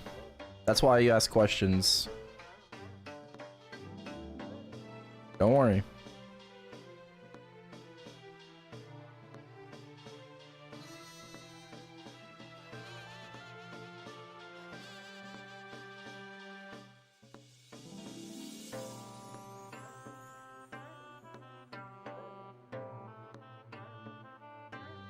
Could I have 2 vac pets for free? Alright, well that's a stupid question.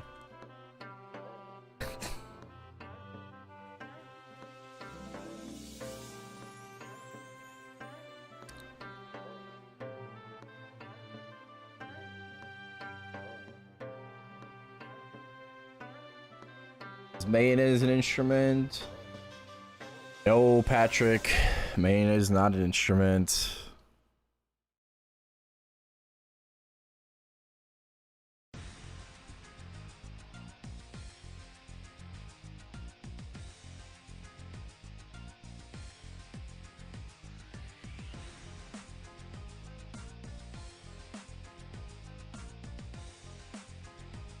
Damn, that person's lagging hard.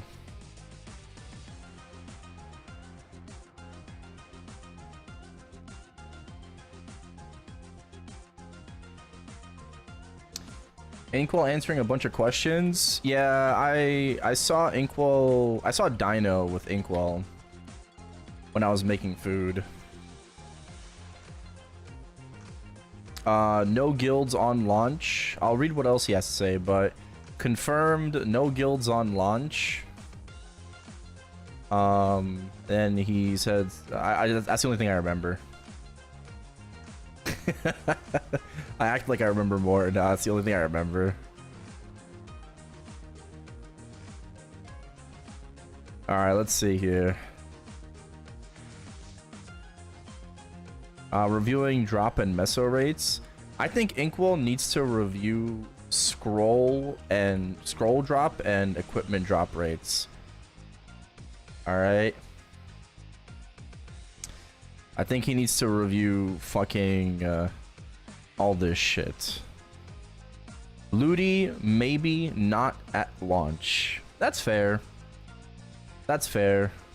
He said maybe. I know the direction may arise some backlash among players about the amount of contents at launch. Third job not confirmed for launch.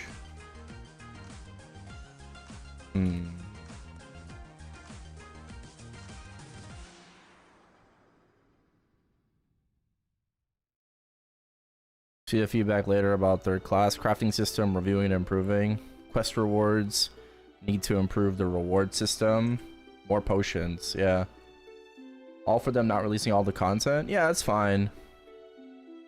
I just hope they don't take forever to release it. I'm okay with no third job on release. But then having to wait for like... I want them to move Bulwark to second job then. Like remove it in second job if you're gonna remove it anyways, bro.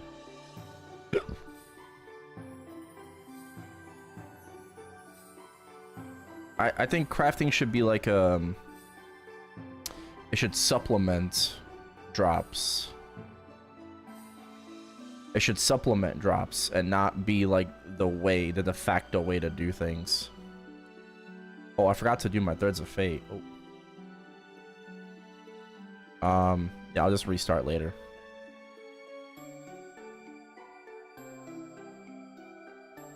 No guilds at launch. Makes sense. Daily, weekly quests, not sure. I understand it is stressful for players as a daily burden, so I don't want it. Yeah, but the fucking, what's it called? The new system, the citizenship system, has dailies. So I don't know why he's saying that. Citizenship has dailies. Is 9-set pitch good enough? Yeah. What up, Spirit? It is. It is. I keep finding Hard Lotus and not getting to a party for X slot. Shut up. I deleted my 60% drop, fam. Rip. Damn. Am I gonna make Classic on a separate account? Probably. I will, so I can grind Classic and Modern at the same time.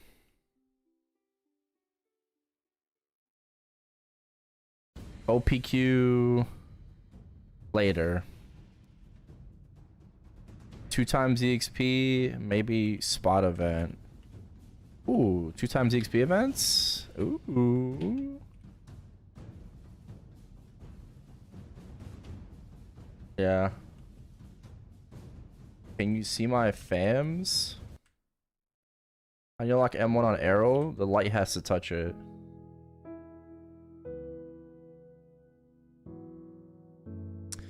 The light needs to touch it. Your light power, you have to unlock normal monster damage and dex. Or if you're gonna do Janice, you plan on playing the character, but you have to do that. TOF willing mess to obtain stack with accessory lines? I believe so. I'm not 100% sure on that though. 2 times coupons, maybe not in the cash shop. I can't guarantee that, lol. So 2 times XP coupons in the cash shop, possibly. Including all the stats, including defense, are under review. AP and SP resets are cash shop only currently. No HP washing, no VIP teleport rock on launch, but they could be if people want it. There will be Gachapon in Classic World, but not pay to win cosmetics.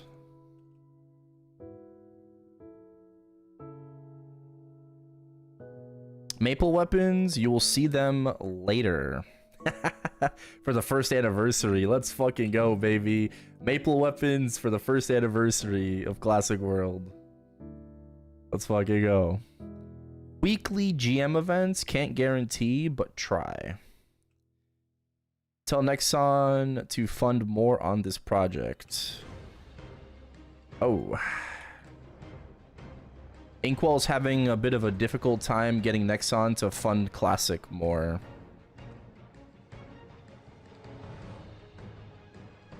My team is an indie size. Fund more.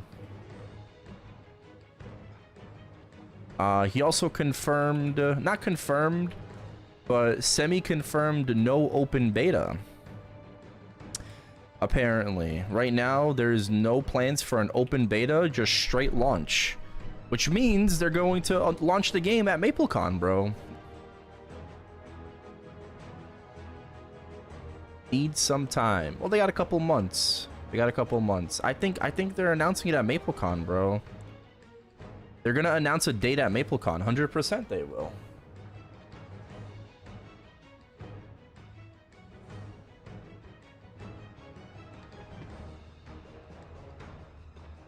NX items would be traded in the black market as gifts, something like that. Black market. The intention of NX purchased items tradable is not for pay to win. Understandable for your concern on that. Okay. MapleCon, end of October.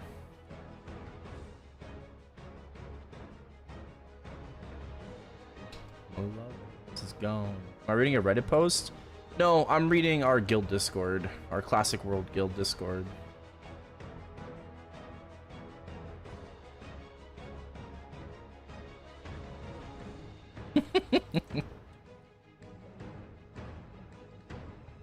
Alright, unfortunately, it's that time. My stomach has informed me that I have to BRB.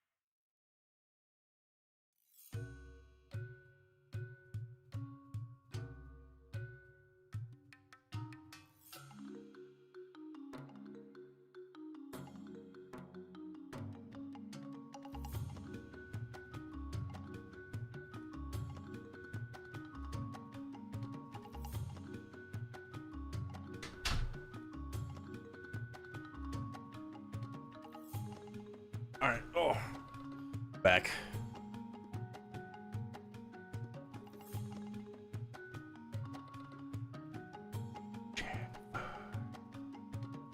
Pain away.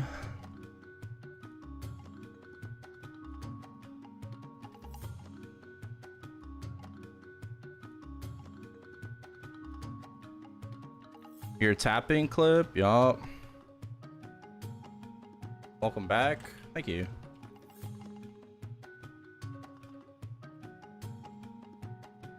Oh.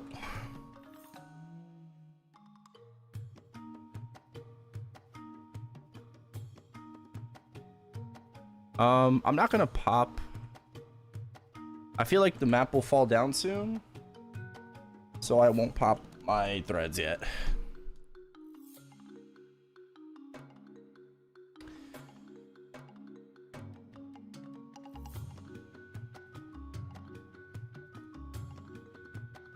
It is.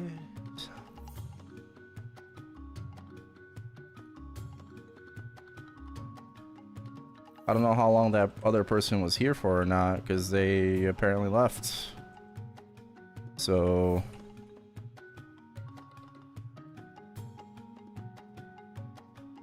sorry, I was away. My bad.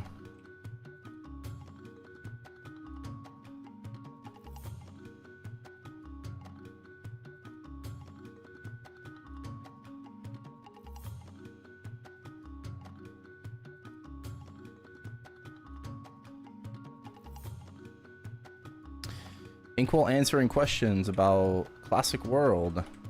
Apparently, they're not calling it MapleCon this year. We're going back to Maplefest. Probably because MapleCon was, well, kind of a con.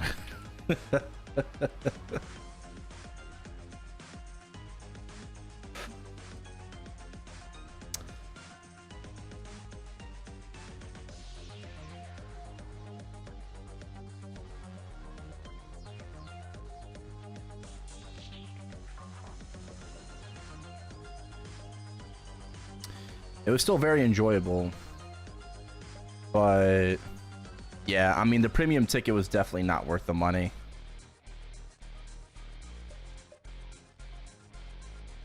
A 2-day event? Bro, a 2-day event like for the weekend would be so fucking lit. Oh my god. I don't know if they have enough content for 2 days though. I agree. It should be a 2-day event. It should be a 2-day event, absolutely. That would be so fucking cool.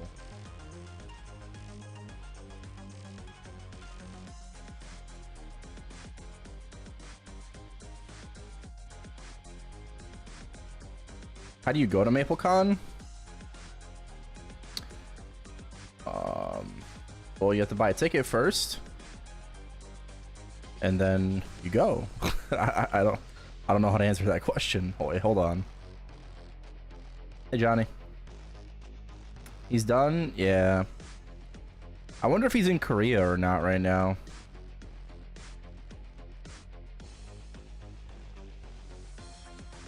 No one is? Yeah. Yeah, if everyone's premium, no one's premium. Like, if everyone's premium, like, no one's getting the benefit of being premium.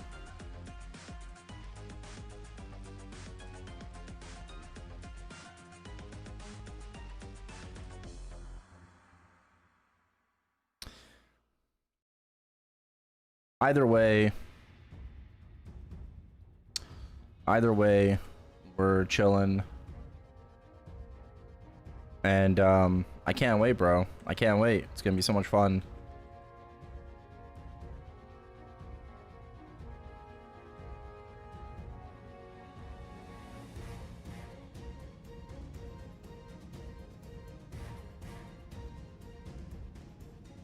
Last year was just like the classic demo. This year they're going to fucking say something. You know, this year they're going to announce something.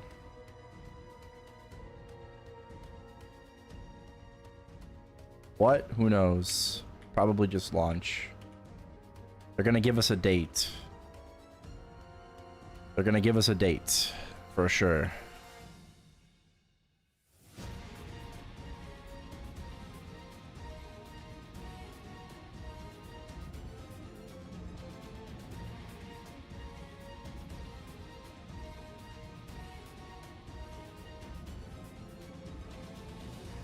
Yeah, I was thinking Airbnb, but I don't know.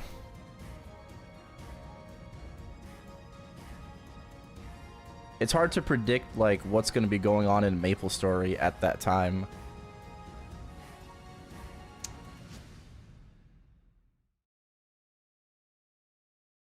Where's MapleCon this year? We don't know. There has been no news about it yet. You gotta wait. I don't know if renting out an Airbnb is even worth it nowadays. Right? I felt like the whole point of an Airbnb was because like it was to combat like how expensive hotels were. I feel like hotels are just now cheaper than Airbnbs. That you don't have to worry about like all of the extra fucking fees on top of it.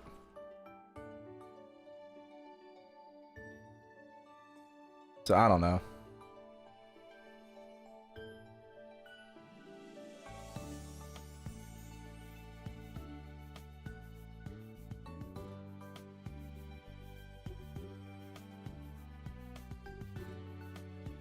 Warehouse 13? Please no warehouse, bro. I need good internet connection. I couldn't stream at all last time. Oh, I need a better fucking thingamabobber.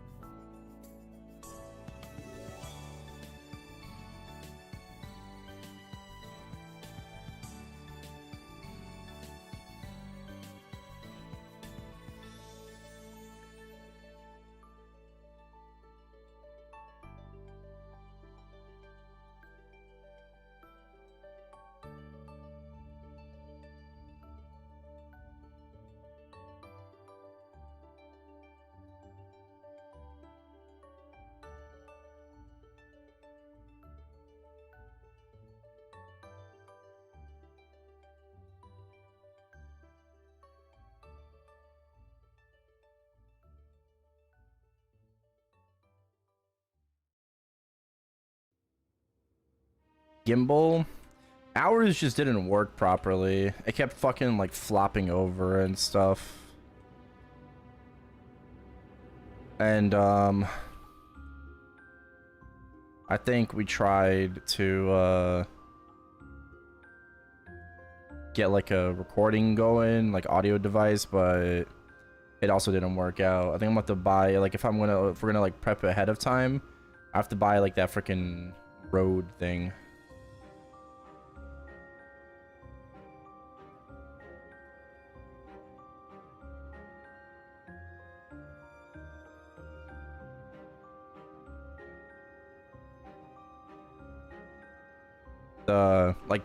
The clip-on microphone.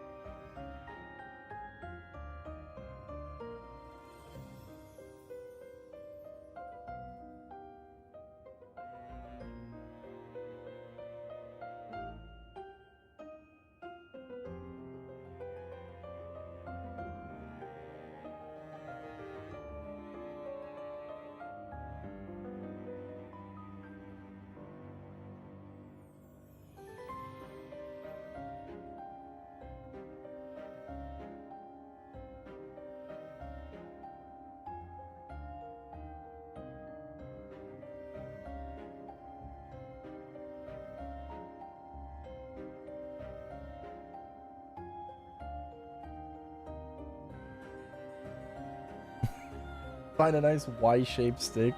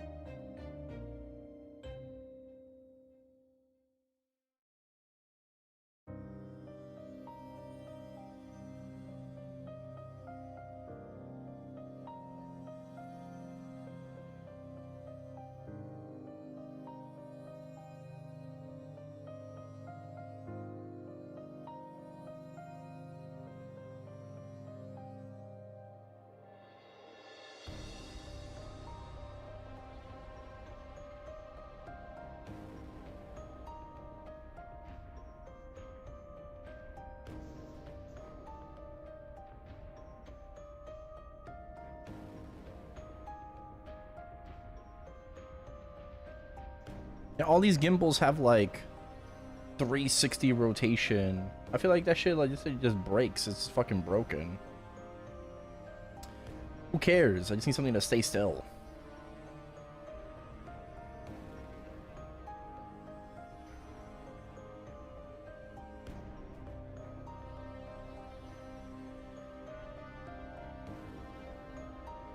No, gimbals. Gimbal. For like, you know, just recording, holding the phone.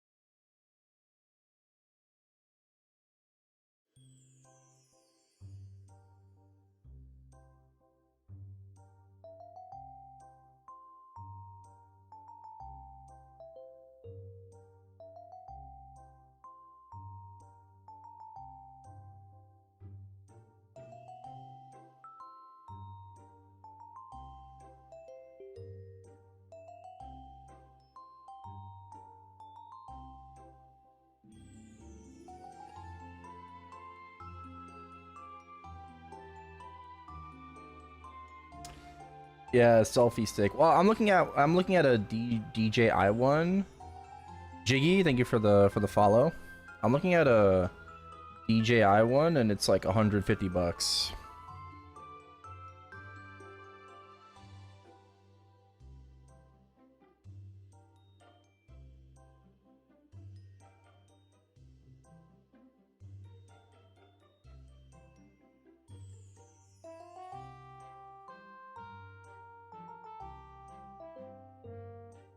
Do Royal fans disappear after the Frontier event ends? No, I don't think so. I think they stay permanently. I think maybe their Mystic Frontier potential resets. I think. I don't know. Would have to double check the patch notes again for that.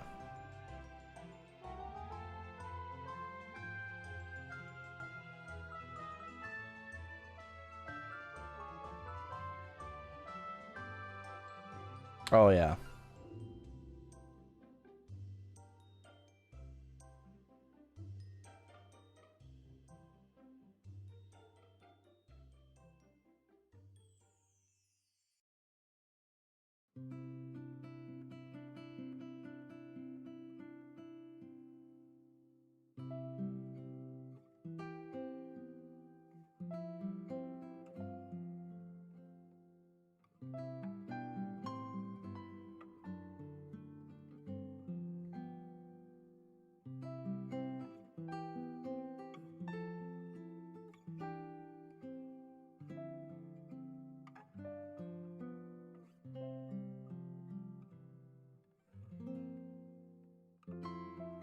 Oh.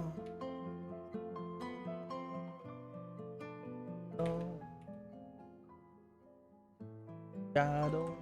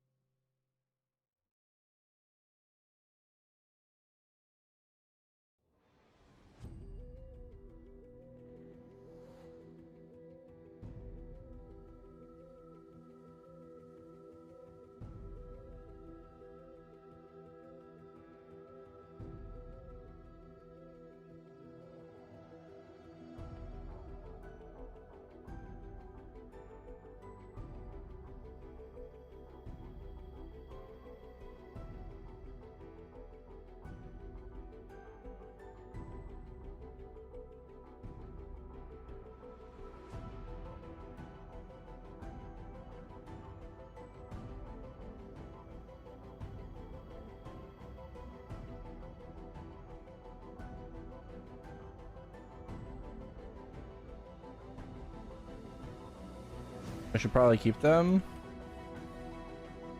Yeah, I mean, they don't the familiars won't disappear.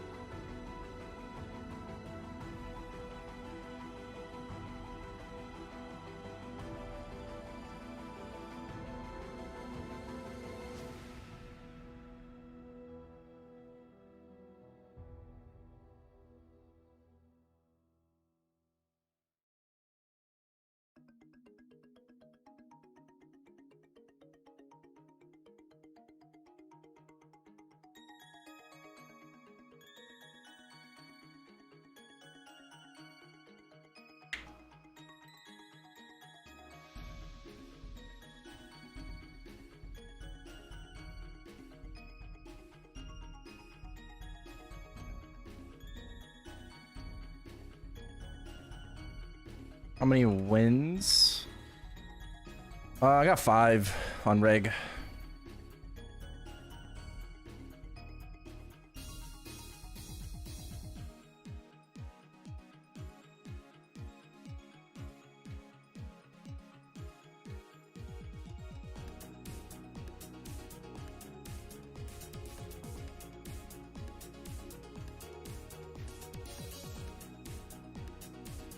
Mike 3. Pennies.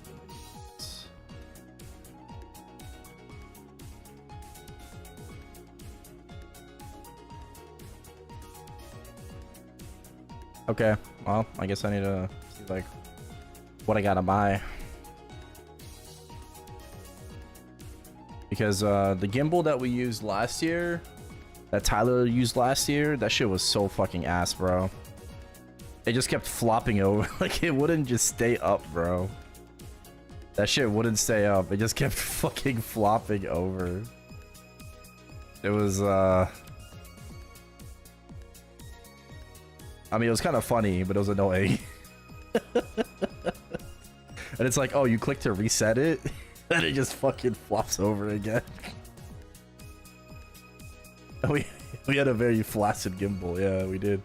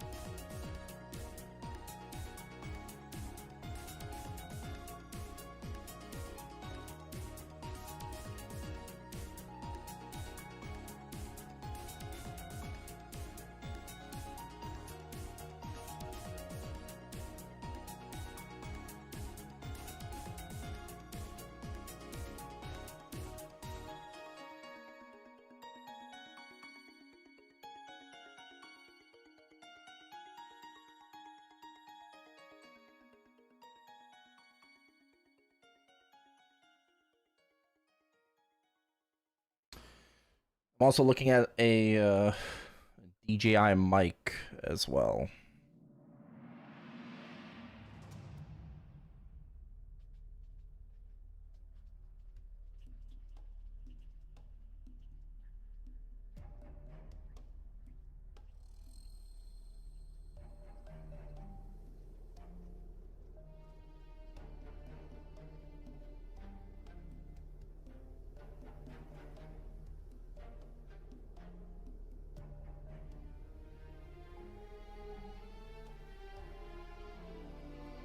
But yeah, we'll see.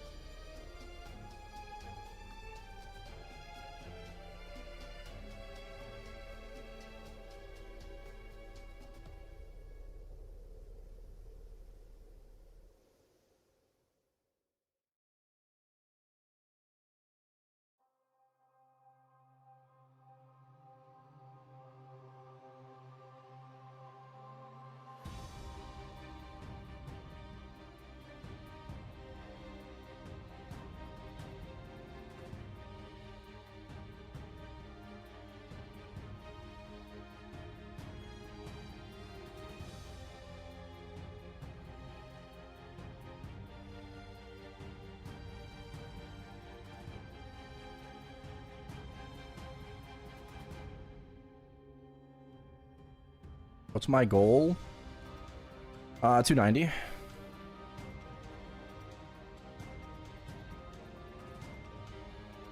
Oh.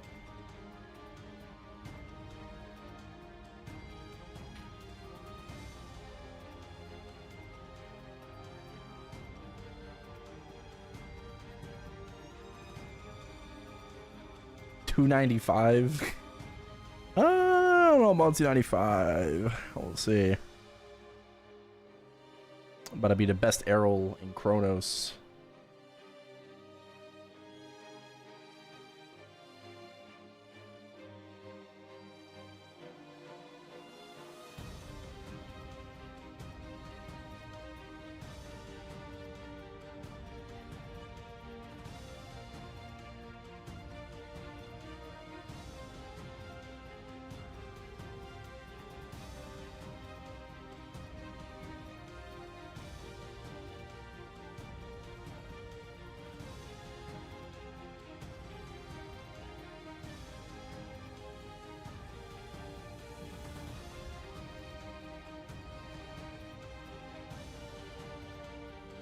And then next summer, we main swap to IL and reg server.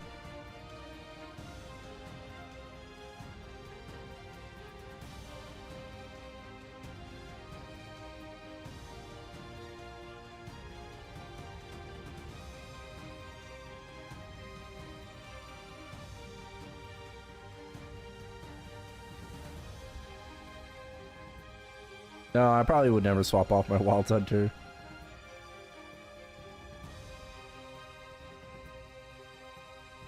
But maybe swapping Chronos again?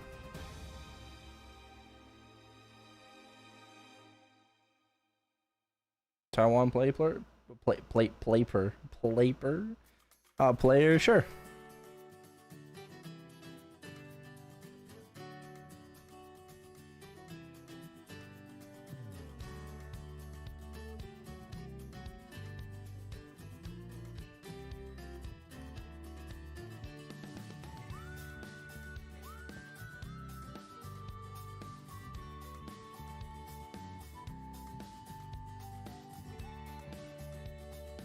Six months ago.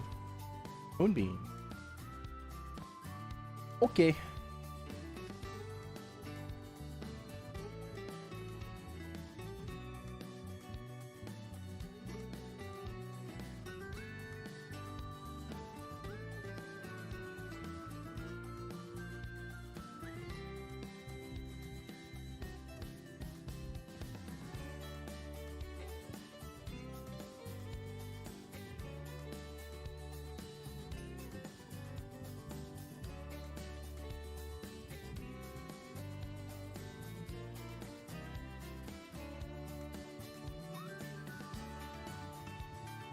MVP.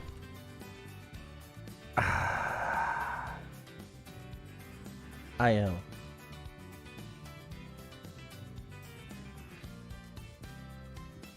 Archer.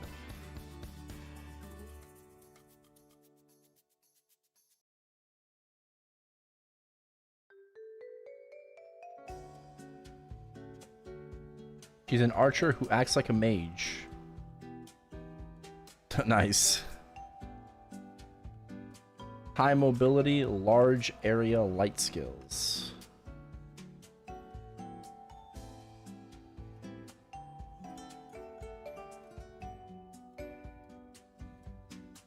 Her 6 job is not as cool as Erel's. Her origin. Oh, there's Azazel.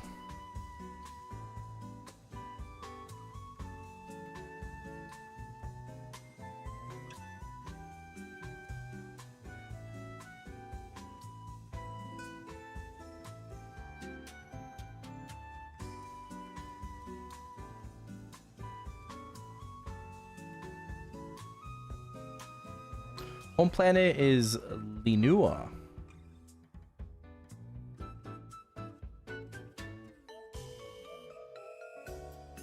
She's the princess of Linua. Her home planet is Linua, located in the mobile exclusive world high elo. This world was made by the star creator with many planets, including Sia and Erel's planets. Yeah. Got 100 drop. Oh, congrats!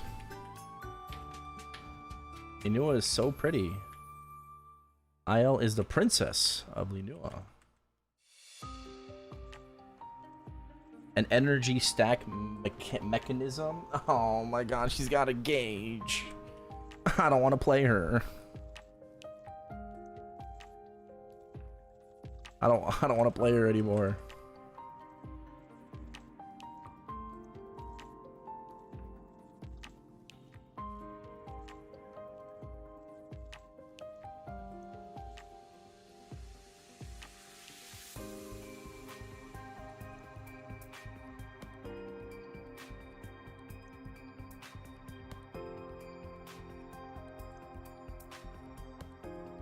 Yeah, I don't know if I want to play a gauge class. Depends how annoying the gauge is.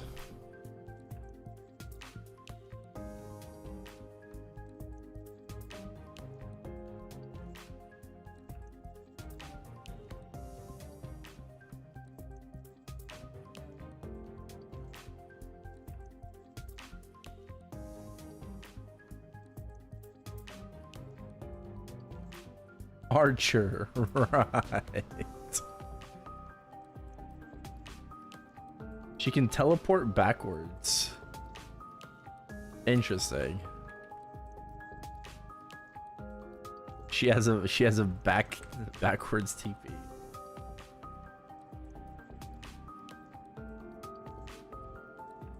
She has her own rope lift skill.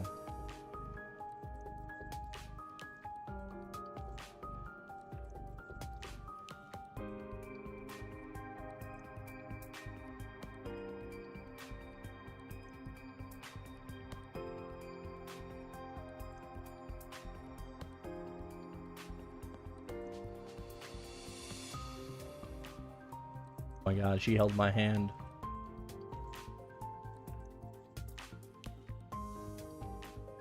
Large AoE attack.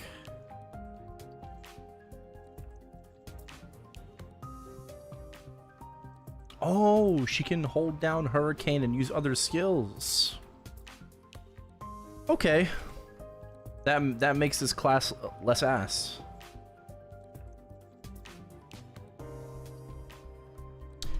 She can cast skills while holding down Hurricane. That's good. Like Wild Hunter.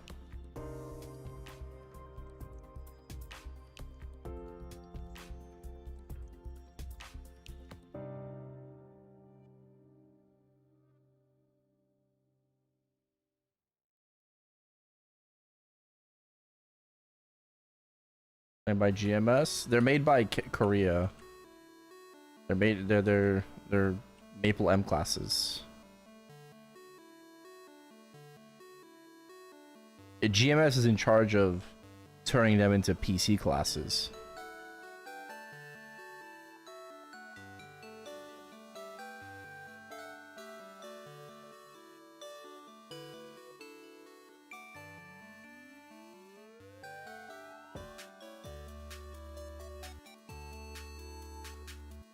A mini burst skill? Okay. Yeah, kind of like Endless Agony for Arc. Okay.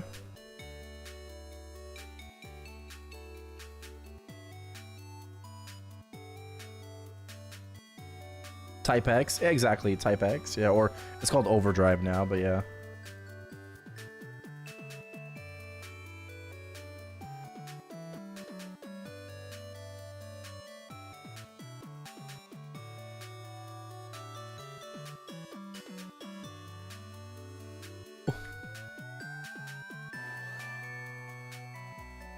Who the hell is this guy in the cutscenes and why is it not me?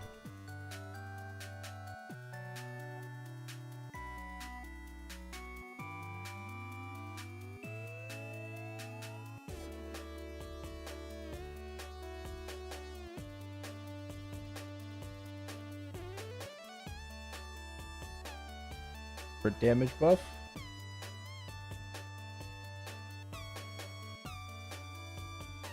Should have been me.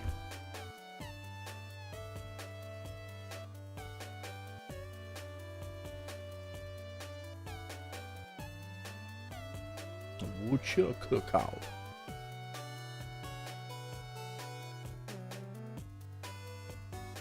Yeah, I'm not gonna try to say that. That's too fast. You had me in the first half, lost me in the second half.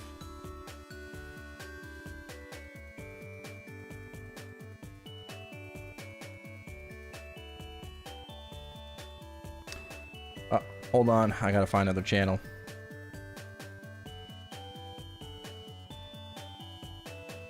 Oh fuck, I gotta wait a minute. God damn it. Alright, hold on. Pause.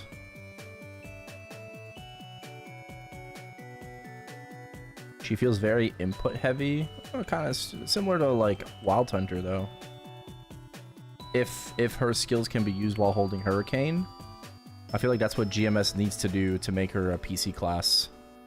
Right? All of her skills need to be used while holding Hurricane. And Hurricane needs to be affected by attack speed. Please, Inkwell, make it happen. First Archer class to be affected by attack speed. Holy shit. That would make people actually mauled. Unironically. It would piss people off so much.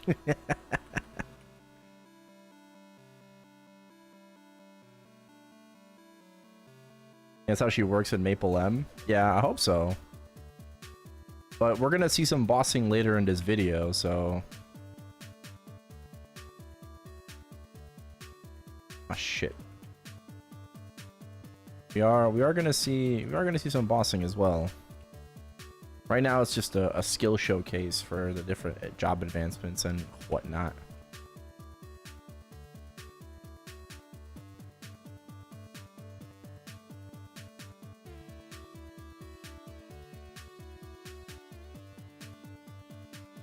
Oh, this is like, well, it's kind of like a mini, like, Lord of the Deep, but it kind of reminds me of Ren's skill. Right? This one is, like, actually around her. Yeah, DB's Owl. Yeah, kind of like DB's Owl, too. It reminds me of, like, the Ren's, like, you know, Blossom skill that, like, you know, attacks a couple times. But except this one is, like, attached to her. Yeah, it's called IL. Yeah, IEL. That's how you pronounce it too. IL. Not eel.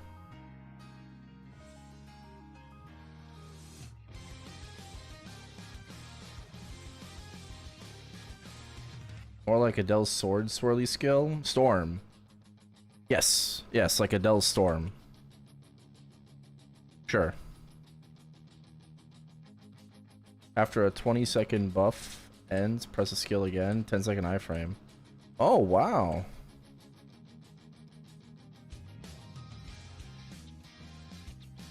Wait, is that the same skill?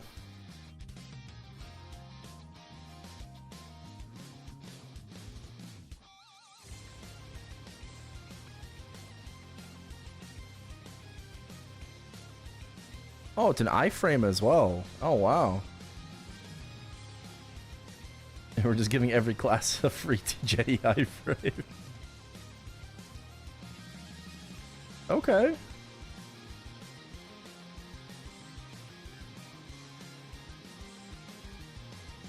Ooh.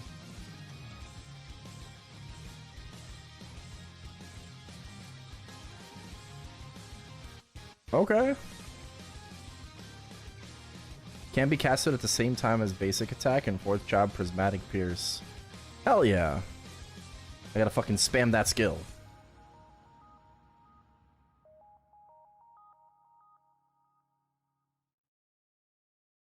Ah, 1 explosion, 2 explosions.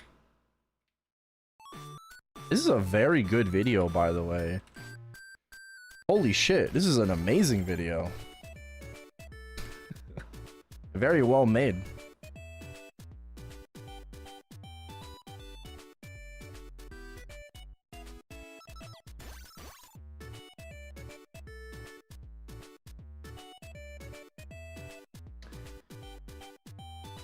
Ah yes, critical reinforce.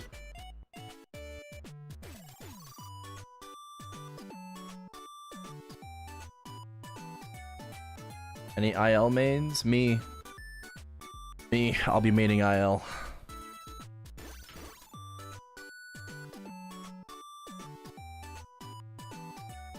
Exalted Liberation. This is 6th job. Oh, this is her origin. Yeah, her origin is not that cool. Did she just say the N-word?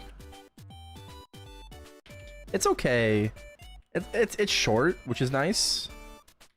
I feel like it's not gonna do a lot of damage. But maybe it will. I don't know. Yeah, I mean it's short. It's short. Which is good, I guess. Her first mastery. Oh, I guess second mastery didn't come out yet at the time of this video. Oh, just her hurricane. Makes sense. Her hurricane looks a lot prettier. It looks pink and purple. Orange? Orange and purple? Peach?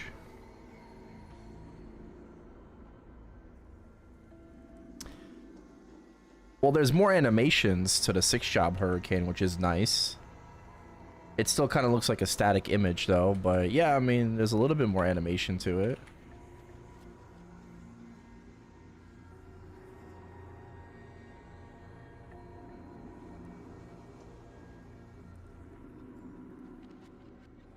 Doesn't eat up roar time? That's true. Aren't we getting the... Wait. You're right, but aren't we getting like roar? No, we're not getting roar.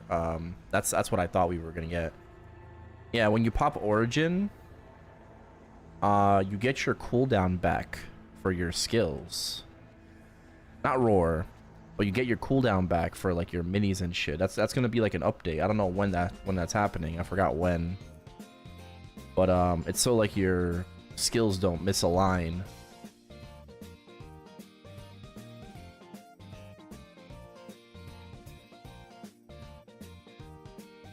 I don't know what any of this means, but okay, it's Maple M shit. Perfect trios. 6 boost nodes.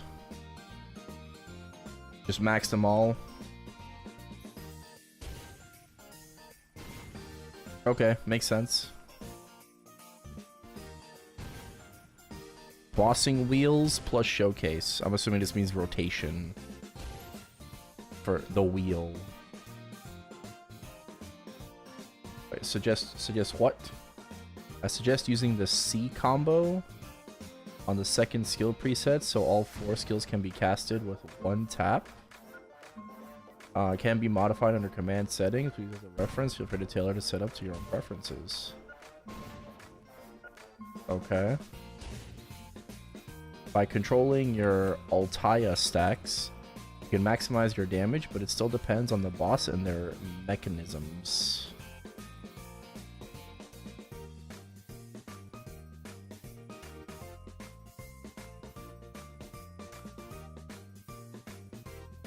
An MEP?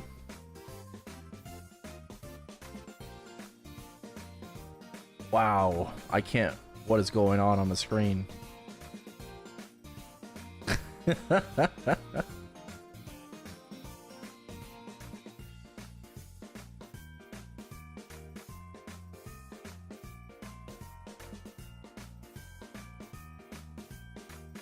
Oh, I'm doing threads right now, Subsandal, so I can't really come to your MVPs.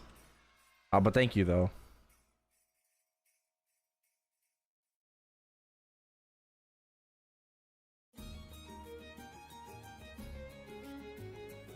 Yeah, this is IL.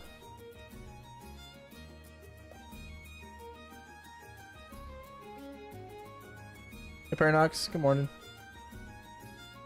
This is auto hunting.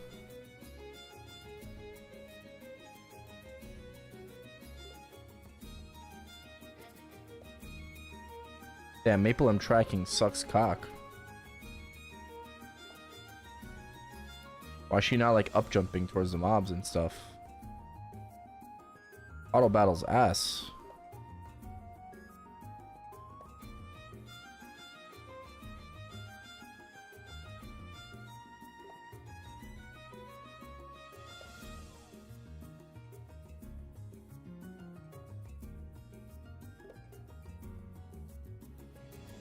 Thank you so much for watching.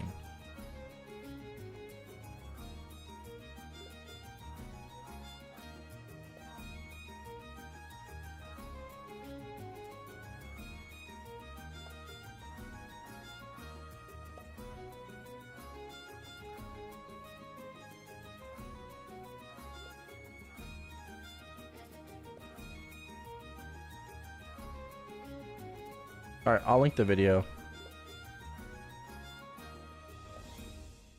Who's the other guy? No idea. All I know is that it should be me instead.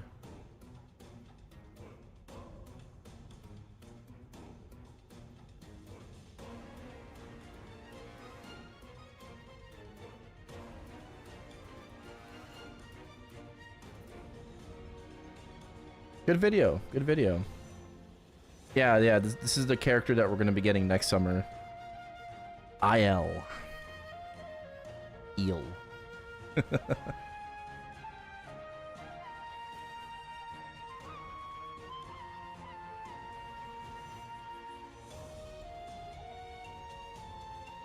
No, that was IL. Oh, the dude. I don't know. Oh, bro, we have made shine. You smoking crack? What's Sia?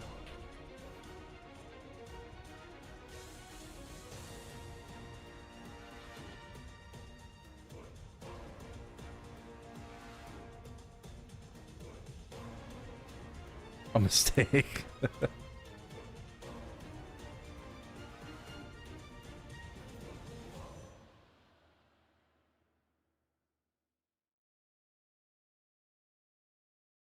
Yeah, the only shine characters we're missing is Pirate and Thief.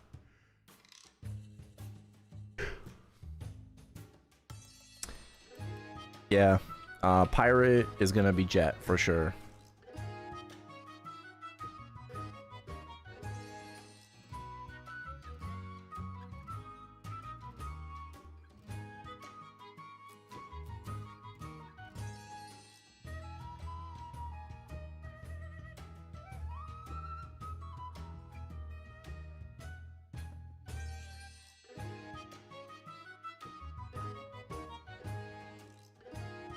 Can't wait for Jet to come back.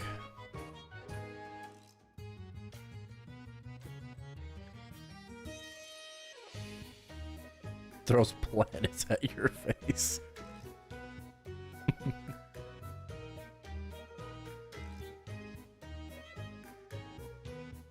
I can't wait for, like, it's like people are gonna come into my stream in like 2-3 years. And then they're gonna be like, "Hey Matt, what are the like top 5 classes in the game?"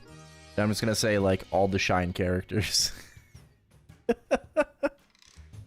all the best 5. Yep. It's the shine characters. they're just dominant.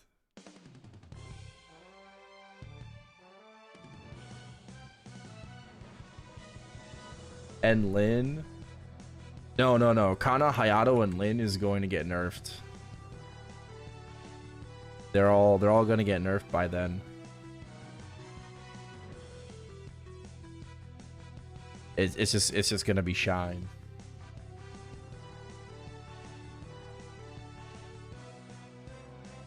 Steve.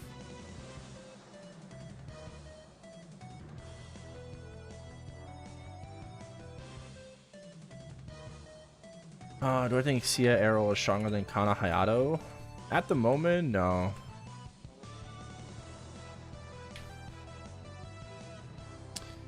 Not really, but I do feel like they probably will be once they get their M3, M4s.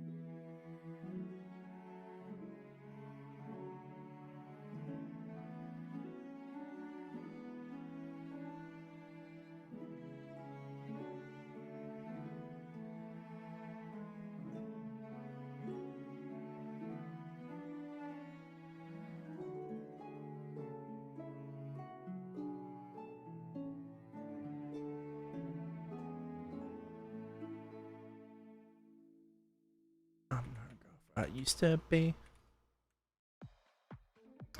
Nova Mage when? That's a great question. What do you like more, Sengoku or Shine classes? I like Shine classes more. I don't really care about Kana and Hayato that much. Because we're all getting these Shine classes while the third single class is still not here. Well, that's not really for us to decide, so.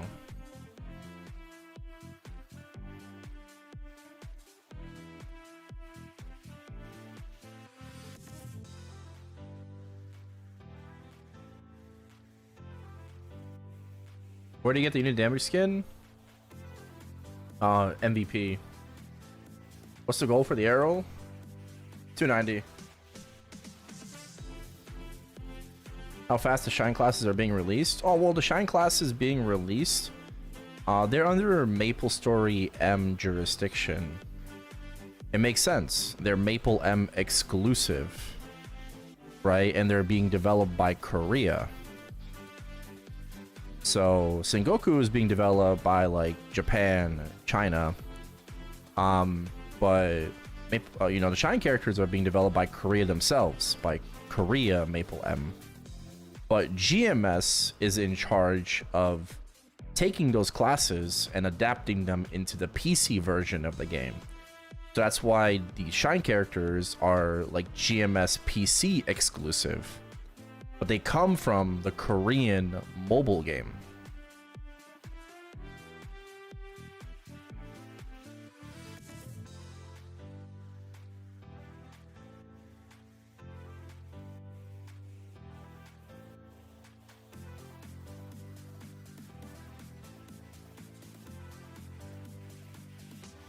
Does that make sense?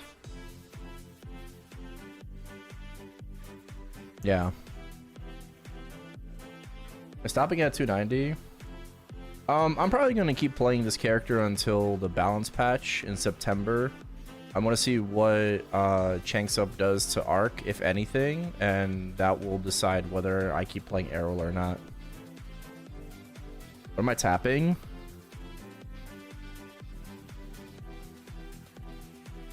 For the next Shining,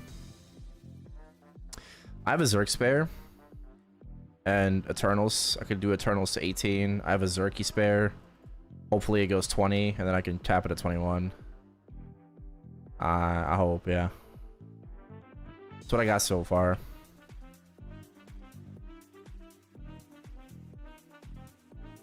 Are you announcing your IL as your new main at Maplefest?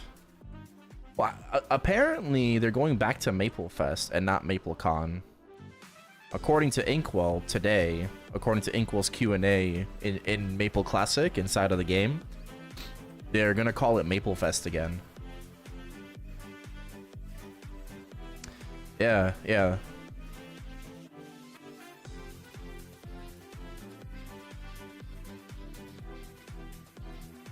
No more MapleCon. I like Maplefest better too. MapleCon just sounds weird.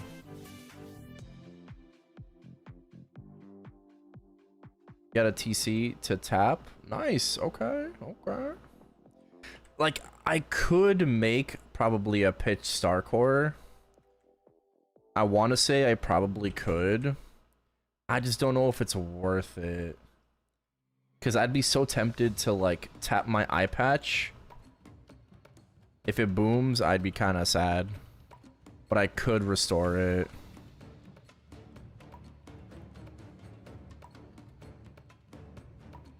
So...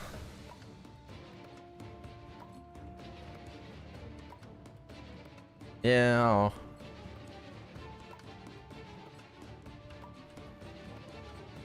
What about Maplehood? Maplehood Watch.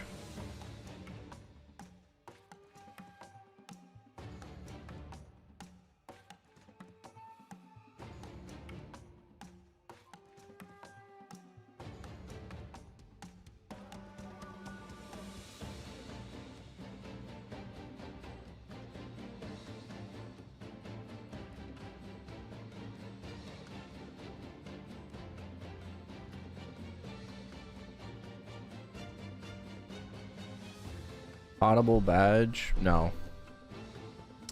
But yeah, good luck with your TC. Hell yeah.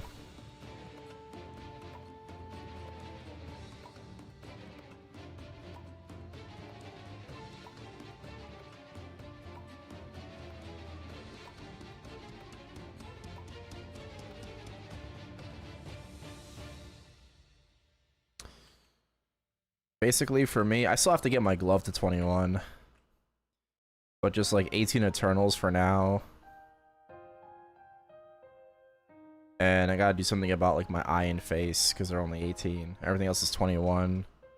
KT is 22. You know, we're full set Galax now, 4 set. I guess my heart's still 18. 3 bill for a spare, though, is fucking tough. But maybe I don't need to if I get a TC, you know?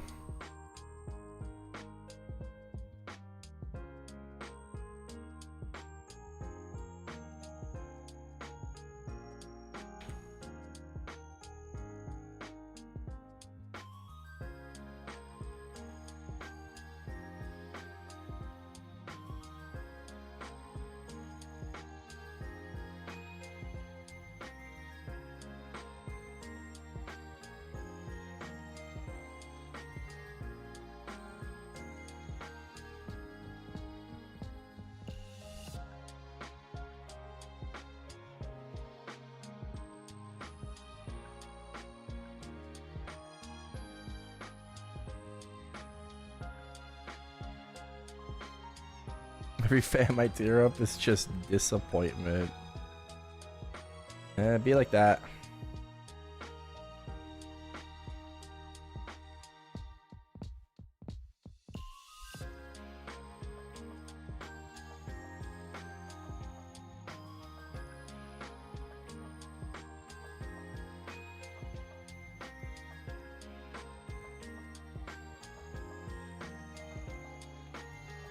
Damn, failing all of these is tough.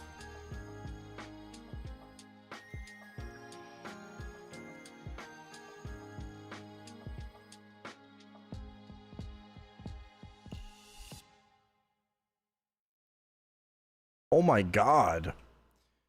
Jesus Christ, bro. Fuck me, I guess. Like, okay.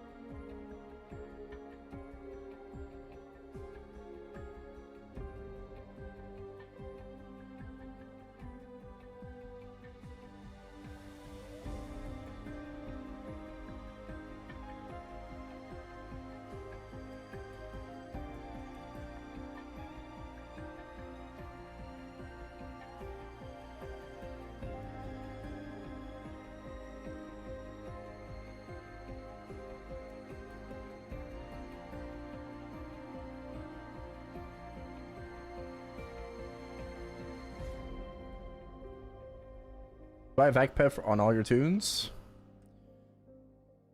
Not all of them, but most of them have a vac pet now because I went kind of ham during the Demon Slayer collab. So like I have a vac pet on every single like faction of the game.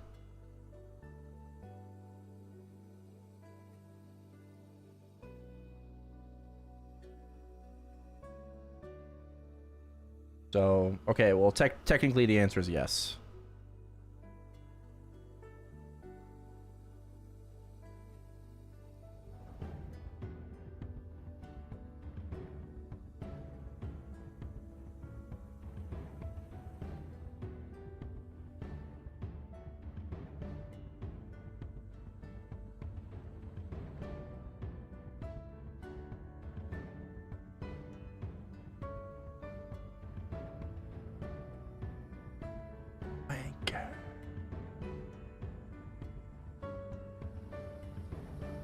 Anchor.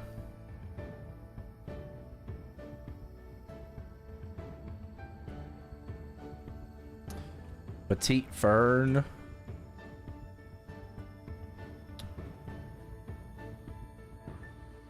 Fern's alright.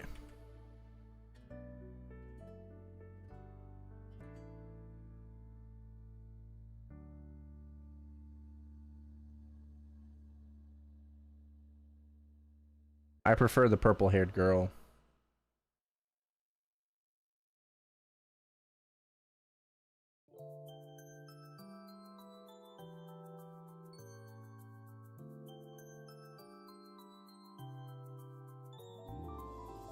He's the purple-haired girl? Yeah, I don't watch Free Ren. I haven't watched it, so... I don't remember names.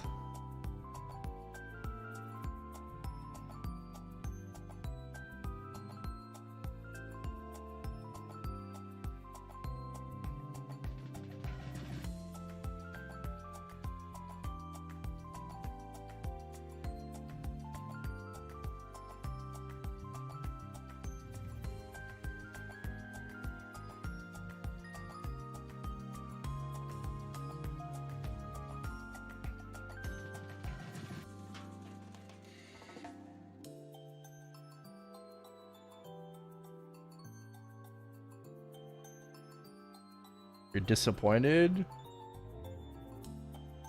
Don't need to be disappointed. I just haven't gotten around to it. You know? That's really about it. I just haven't really gotten around to it. I'm sure at some point I'll watch it.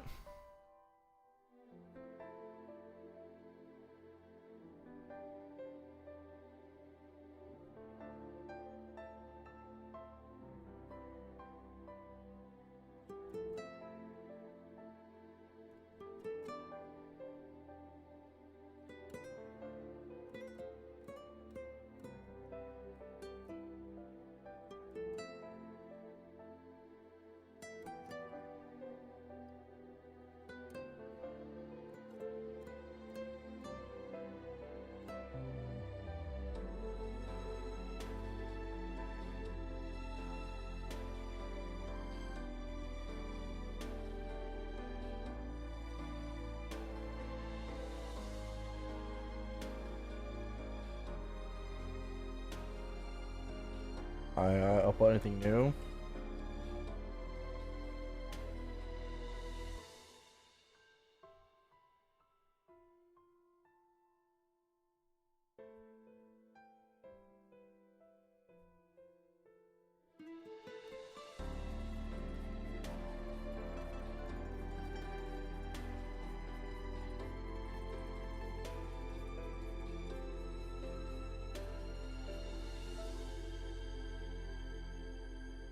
The next event is gonna be?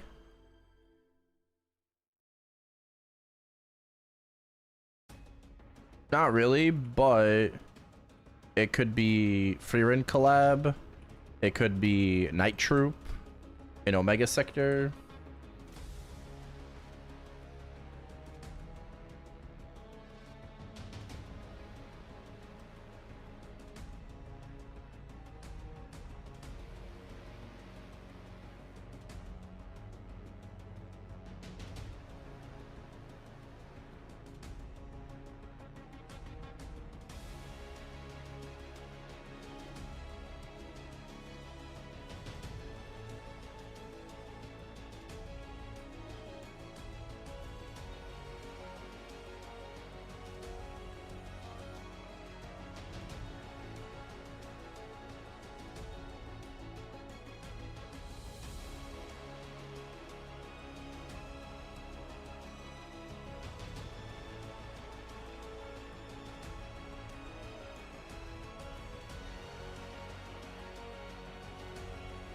What's it called?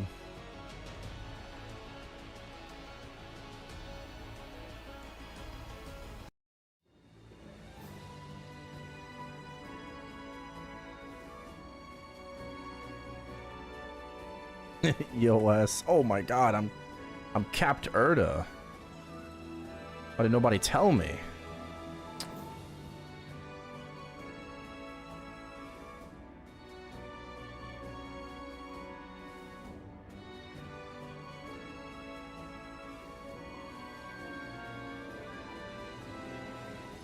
Skill. What channel? 48. Let's check it out. Someone's here.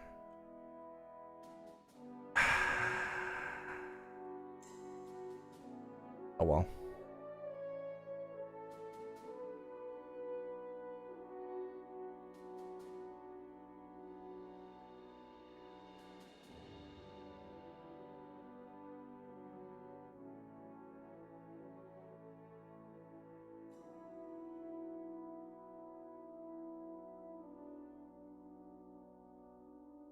All right, is it at that time of the night where we dive into another manhwa that we're never going to read? Hell yeah. I think it is that time.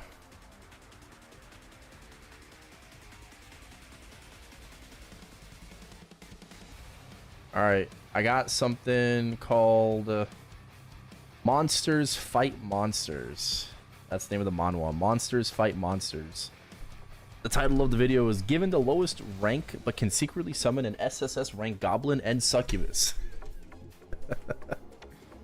Alright, bet. Let's check it out.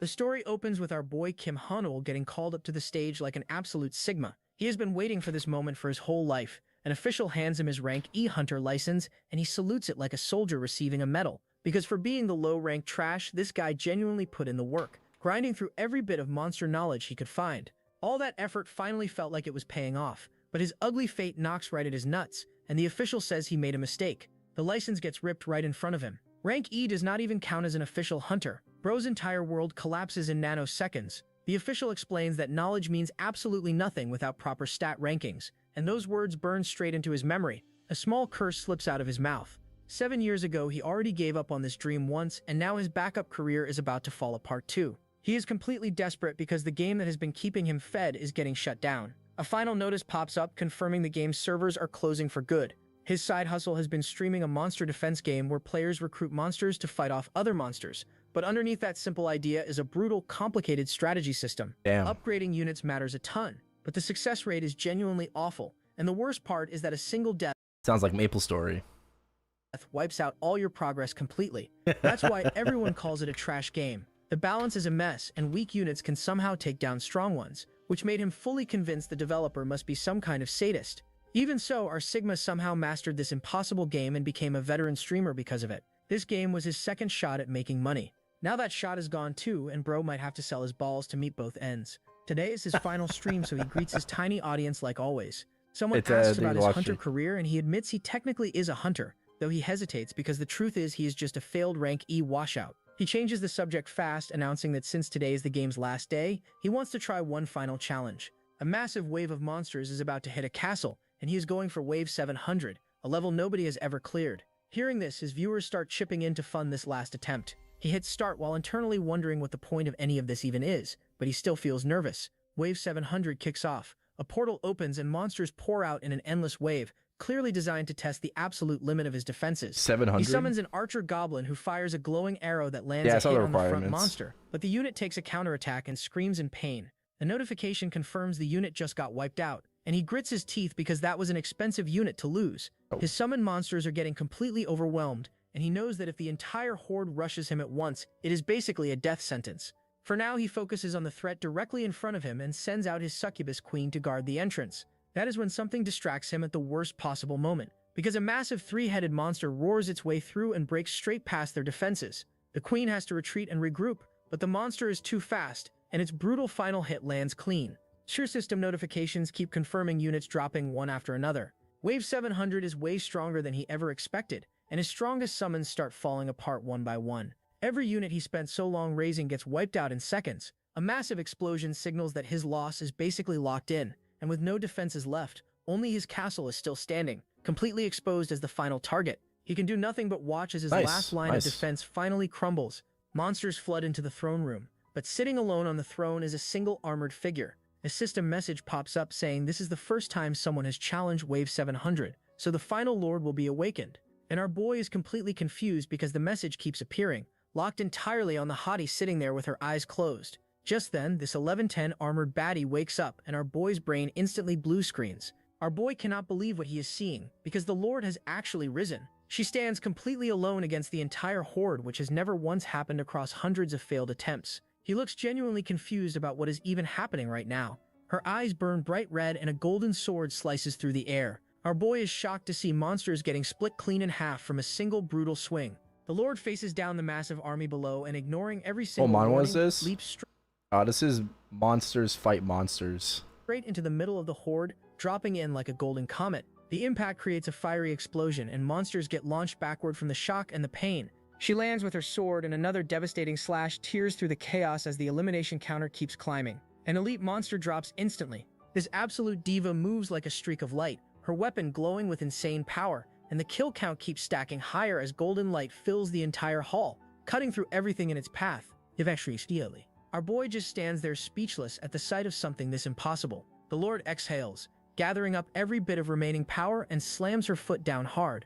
One final massive burst of strength gets released, and she seems to channel every monster she has ever fought into this single last attack. A wave of notifications keeps confirming the massacre happening on screen, and she single-handedly clears the entire battlefield. She ends up standing completely alone on a field covered in monster corpses. A system message announces victory over Wave 700. Back in his room, our streamer is absolutely shocked because he genuinely had no idea the character that had been sitting dormant this whole time was actually this strong. But he checks the chat and it is completely dead silent, until one message finally pops up from viewer 1, a viewer who has not said a single word in 5 years. The viewer thanks him for waking up their lord. Our boy ignores the weird message at first, but the viewer writes again, swearing loyalty to his leadership, and then viewer 1 just vanishes out of nowhere. He sighs, assuming his only loyal viewer was just some troll messing with him, but then his eyes go wide because a swirling vortex of energy bursts straight out of his monitor. Ian light spins with impossible power and he gets knocked clean out of his chair, landing flat on the floor in total shock. His eyes reflect a terrifying new reality as a system window explodes with light and he realizes this is a full-on reawakening. He remembers being told once that he was too weak and now he is being handed a rare second chance at gaining real power for someone who has been underestimated his entire life. This is a genuinely brand new beginning. He grabs his streaming mic for one final broadcast to his audience, announcing he is heading back into the hunter world. A new day starts and he takes a deep breath because the reawakening is completely real. He checks his status, Kim Honol, but even after this reawakening his main status window shows 0 changes, which makes him incredibly curious. His hope returns when a second notification pops up unlocking details on his brand new skill. The summary gives him 2 options, make a contract with the Lord or talk with the Lord. Since he has no idea what either one actually does, he just picks randomly. He chooses to make a contract with the Lord, but right before the skill activates a red warning flashes up, telling him he doesn't have the required objective to meet that condition. Our boy gets cooked harder than his failed hunter career. A soft glow from his monitor gives him another idea, and he decides to interrogate the one viewer who sent that strange message earlier. The moment he restarts his stream, that viewer pops up online immediately. After locking the stream into a private one-on-one chat, Honol starts firing off the important questions he genuinely wants answered. Since this viewer appeared right at the exact moment of his reawakening, Honol is convinced this person knows something. Without wasting time, he asks straight up whether viewer 1 knows anything about his reawakening. Shockingly, the viewer says yes, explaining that Honol has always known reawakening is a phenomenon completely outside human control, and maybe whatever entity is behind the screen is the one who helped bring him back. Honol asks why this is even happening, why some unknown being would bother helping a failed gamer get a second chance. The mysterious entity answers simply that the Lord chose him. That is the entire reason. Their master gave him this opportunity because Honol is the one who woke the Lord up in the first place. The entity reassures him that all the confusion currently filling his head will gradually fade with time, and that the new skill he received is just a small thank you gift from their master. Honol stops the interrogation and starts focusing on figuring out how to actually use his new ability. The skill titled Conversation with the Lord has a cooldown attached, meaning he has to wait before using it again. He accepts that but demands an explanation for why his other skills are locked behind some kind of paywall. The mysterious entity realizes its mistake and quickly fixes it by depositing 50 gold directly into Hanul's system wallet. With that money, Hanul can finally try out his skill and solve this mystery on his own terms. He's like, I'm Once supposed its to get job gold, is done, bro. the entity says goodbye and exits the stream. It's like, And oh, suddenly, a system we fucked notification up. pops confirming 50 gold has landed in his account. This brand new currency finally lets him activate the deal with the Lord skill, and instantly a massive like, digital oops. shop appears, showing a long list of purchasable monsters. When he checks his wallet though, the only unit he can actually afford with his pathetic 50 gold is a slave goblin. Everything else costs way more than that. The most expensive character on the entire list is the Lord herself, priced at 11 digits, which is totally out of the league of our poor guy. Hanul figures this system probably works the exact same way as his old game since the window looks identical. A sly grin spreads across his face because he realizes he doesn't need to be a physically strong hunter to become a top tier 1. He can just let his summoned monsters do all the heavy lifting for him. While thinking about gold, something clicks in his head. Monsters Block Monsters players had 2 ways to earn money: clearing dungeons or hunting monsters and selling their loot. If that same mechanic applies in the real world, he just needs to kill monsters to gather the gold he desperately needs. The big problem is his actual physical stats are currently in the gutter, way too weak to even hunt the lowest tier slime. With no other option, he confirms the purchase of the slave goblin. A blue ball similar to a Pokeball containing his slave goblin appears in the real world. The scene shifts to a busy Hunter Association building, Oh, where copyright, Hanul comes in to copyright. officially register as a solo rank E hunter.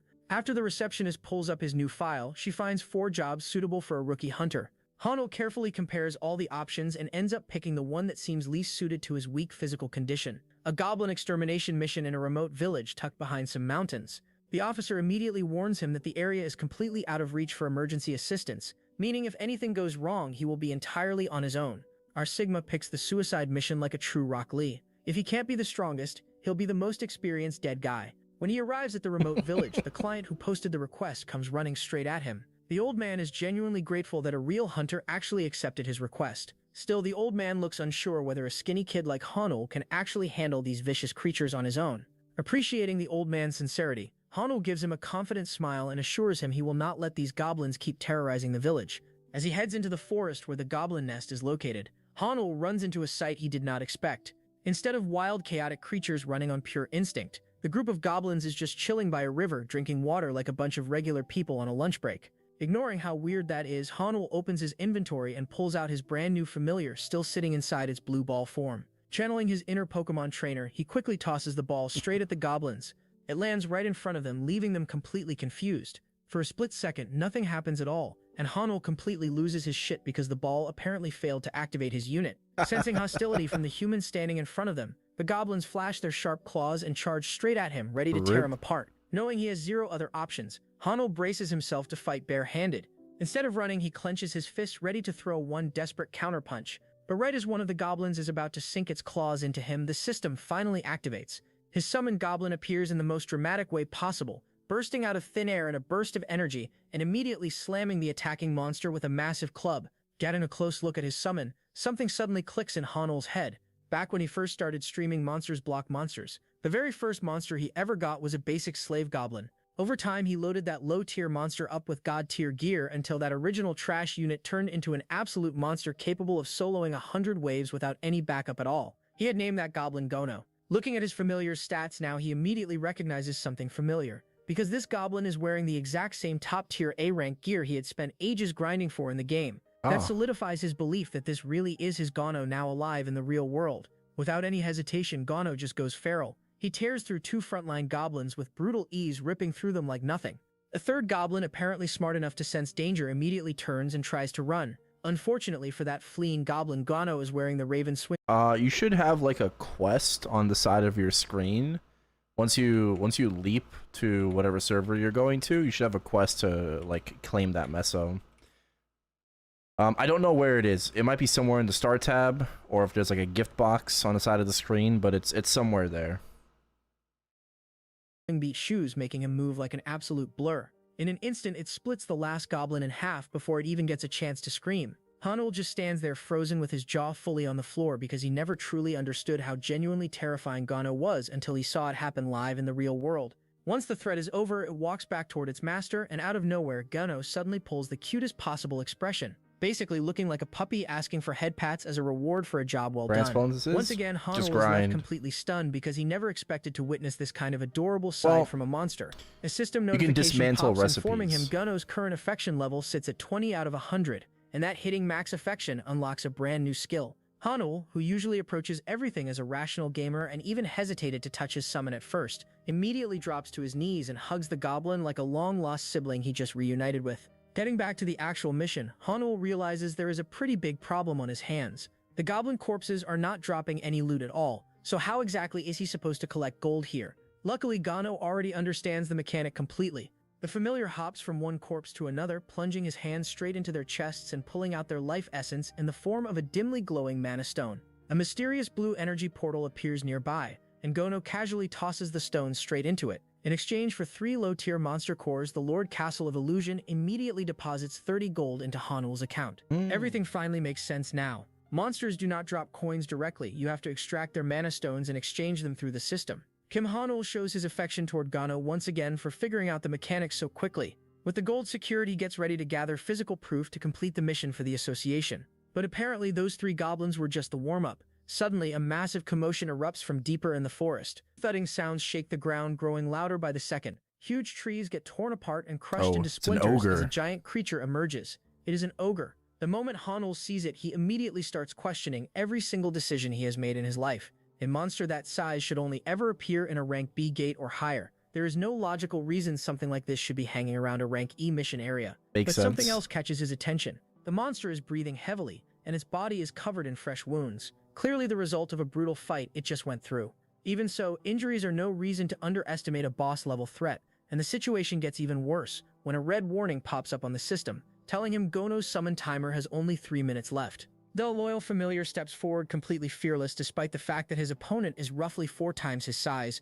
Gono glances back at his master with a confident look, almost asking for Hanul's trust. Activating the Raven Swing beat shoes, the goblin blasts forward at top speed straight toward the giant. The ogre roars and swings a massive tree trunk. It rips straight out of the ground, using it like a baseball bat to smash the tiny annoyance attacking it. But Gono is way too fast. He leaps high into the air, adjusting his position mid-jump to build up maximum momentum, then drops down like a meteor, aiming his club directly at the ogre's head. The ogre panics and raises both arms to protect its vitals, but Gono does not let up. The sheer pressure from the attack becomes too much for the creature to handle, and a horrifying cracking sound comes out as its arm bones shatter and ribs crush completely from the brutal impact. Pushing his strength even further, Gono releases a massive shockwave that sends thunder-like vibrations rippling through the entire forest. The impact is so strong that Hanul actually gets dragged back several steps just trying to stay on his feet. In the end, the ogre gets completely obliterated by that insane burst of kinetic force.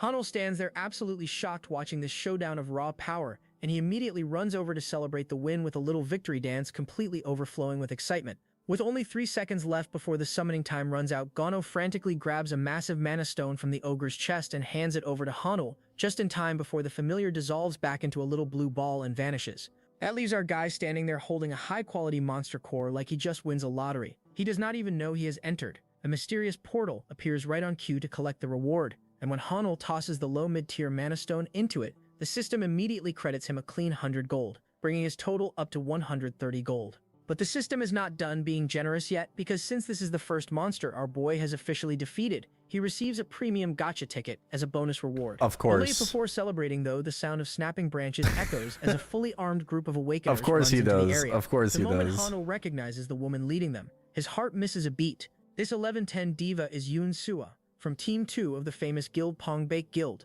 This is the team that was fighting the ogre earlier and weakened it before it escaped. Hanul has just walked in, finished their hunt, and taken the kill. Oshua glances at the ogre's corpse and genuinely can't figure out how this one man defeated it alone when 3 of her B-rank hunters struggled against it. She concludes the man in front of her has to be at least A rank. Her attitude shifts noticeably, and she extends her hand reintroducing herself. She can actually sense that a high-level entity is drawn to this man, which irritates her because she can't understand what makes him so special. She asks if Hanul hunted alone, and he gives a vague answer that confirms it without offering details. She explains her team was fighting the ogre before, and she's relieved Hanul stopped it before it caused further damage. Hanul casually says he got lucky. Safa knows immediately that's impossible, because nobody kills an ogre by luck. After a moment of thought, she makes a decision that surprises everyone. She agrees to hand over all the mission rewards from the ogre hunt to him, but she adds one condition, and holds out her phone and asks for his number. Hearing this, our single R's boy gets really shocked at his post-nut lottery luck. The scene shifts to Hanul reuniting with the village chief, who is deeply grateful. The old man leads him down a path to the training monument, mentioning it brings good fortune. Hanul is in a good mood and decides to summon the treasure chest right there and do his gacha pull. His phone buzzes with a message from Suor arranging payment and expressing interest in him through her personal phone number. Hanul doesn't think much of it though, because he's fully focused on the treasure chest in front of him. Handai activates the chest and dazzling light pours out, but he doesn't get the armor. What drops instead is a pair of unique tier glasses that boost all his stats by 5 points each and come with an attached skill called Sage's Eye. The skill lets him read detailed information on any target, including abilities and attributes usable twice per day. In the game universe, a single unique tier item outperforms Focused 3 or on the more grind. E-rank items combined. He puts the glasses on and the stat boost and unique effect immediately impress him. Then the system slams a warning about an incoming wave attack. Notifications keep flooding in and our guy stands frozen. Wave 701 will begin in 10 minutes and he has absolutely no idea how to prepare defenses. When he looks at the game screen, the image he conjures is a hellish army of monsters, swarming him. The system confirms that if he fails to repel the invasion, the Castle of Illusions will be destroyed along with all his power. Hanul gets a vision of cities burning and the world collapsing in total destruction. A blue gate spins open like a portal, identical to the ones from inside the game, and Hanul cannot understand why he is being forced to participate in something where failure could literally end the world. The system has already decided the round will begin in 10 minutes. Realizing he cannot keep overthinking this and has to act immediately, Hanul sets his goal to stop the monsters and reminds himself that at its core this game has always been straightforward. It is a defense game where the objective is to prevent monsters from reaching the castle, essentially a tower defense experience with the brutal difficulty level of something like Hollow Knight, where strategy is everything from unit deployment timing to utilizing every available defensive structure and item. After factoring in all the variables, the best possible tactics for the situation have to be assembled. That is just how this game works. Hanul's controls now function like a touchscreen, and the first thing he does is check his monster inventory for units he can deploy. It turns out he has 5 monsters available, 4 goblins and 1 ogre, and interestingly, he can use these creatures in this mode without needing to officially recruit them first. He also checks whether he can use Sophie's power, and unfortunately, that is locked and completely inaccessible. He then tries to add more troops using his gold, but the system blocks him too, preventing any changes once the wave notification has appeared. Hanul is starting to feel like the system is deliberately pulling out his power cables one by one. Wave 701 consists of the Wyvern Count along with its elite unit called Dragon Children, a 6-star monster with an additional force of 61 dragons. A 6-star opponent is not a trivial threat because star rating reflects combat power and potential,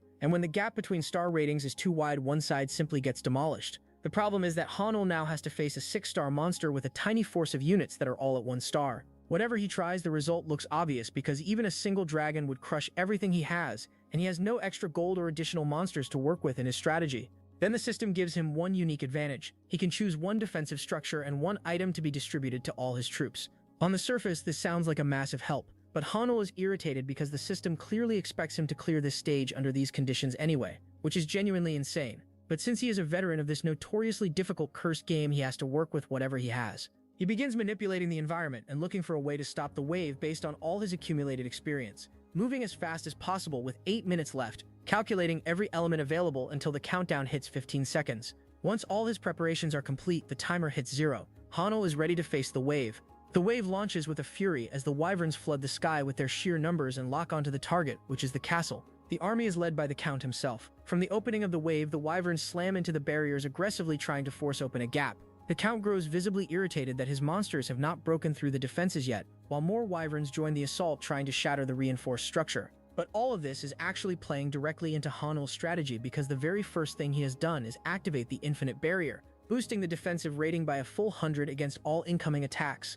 The barrier itself cannot actually be destroyed, but it comes with a specific condition attached, which is that it can only be used when the player's monster count is below 2-star rank. Even with the barrier successfully deployed though, one of the wyverns unleashes an absolutely massive fire breath that damages and nearly shatters the whole thing in one shot. The only reason the barrier holds at all is thanks to its special regeneration effect, which is the one lifeline keeping everything from collapsing immediately. But there is still a massive problem lurking in the system, because while it is true that each individual attack only reduces the barrier's durability by 1 point, if all 61 dragons attack simultaneously, the durability will drop below half in an instant. That is the critical gap in the system, and our boy has already figured out a solution for it. The solution is spam clicking, so our boy thinks of tapping like OSU pros while his goblins get cooked. Every single click adds 1 point of durability back to the barrier, which means the only limit on how fast the barrier can recover is how fast his fingers can physically move. Hano's hands start hurting OSU. almost immediately, but this is the most reliable method to guarantee the barrier stays completely intact through the assault.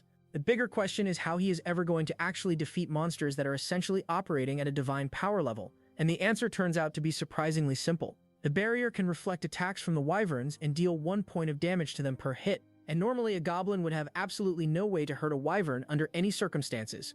But thanks to a special A-rank item our boy has equipped, the damage can bypass any rank difference entirely, meaning even a 1-star goblin can chip away at a 6-star enemy. The wyverns start weakening 1 agonizing point at a time, and one of them actually notices the goblin casually chipping away at it and gets furious about it, but cannot do a single thing about it no matter how angry it gets. If things continue at this pace, Hano calculates it will take roughly 60 full hours to wipe out the entire enemy force, which means the hardest part of this whole insane battle is simply maintaining the barrier recovery process for 60 consecutive hours.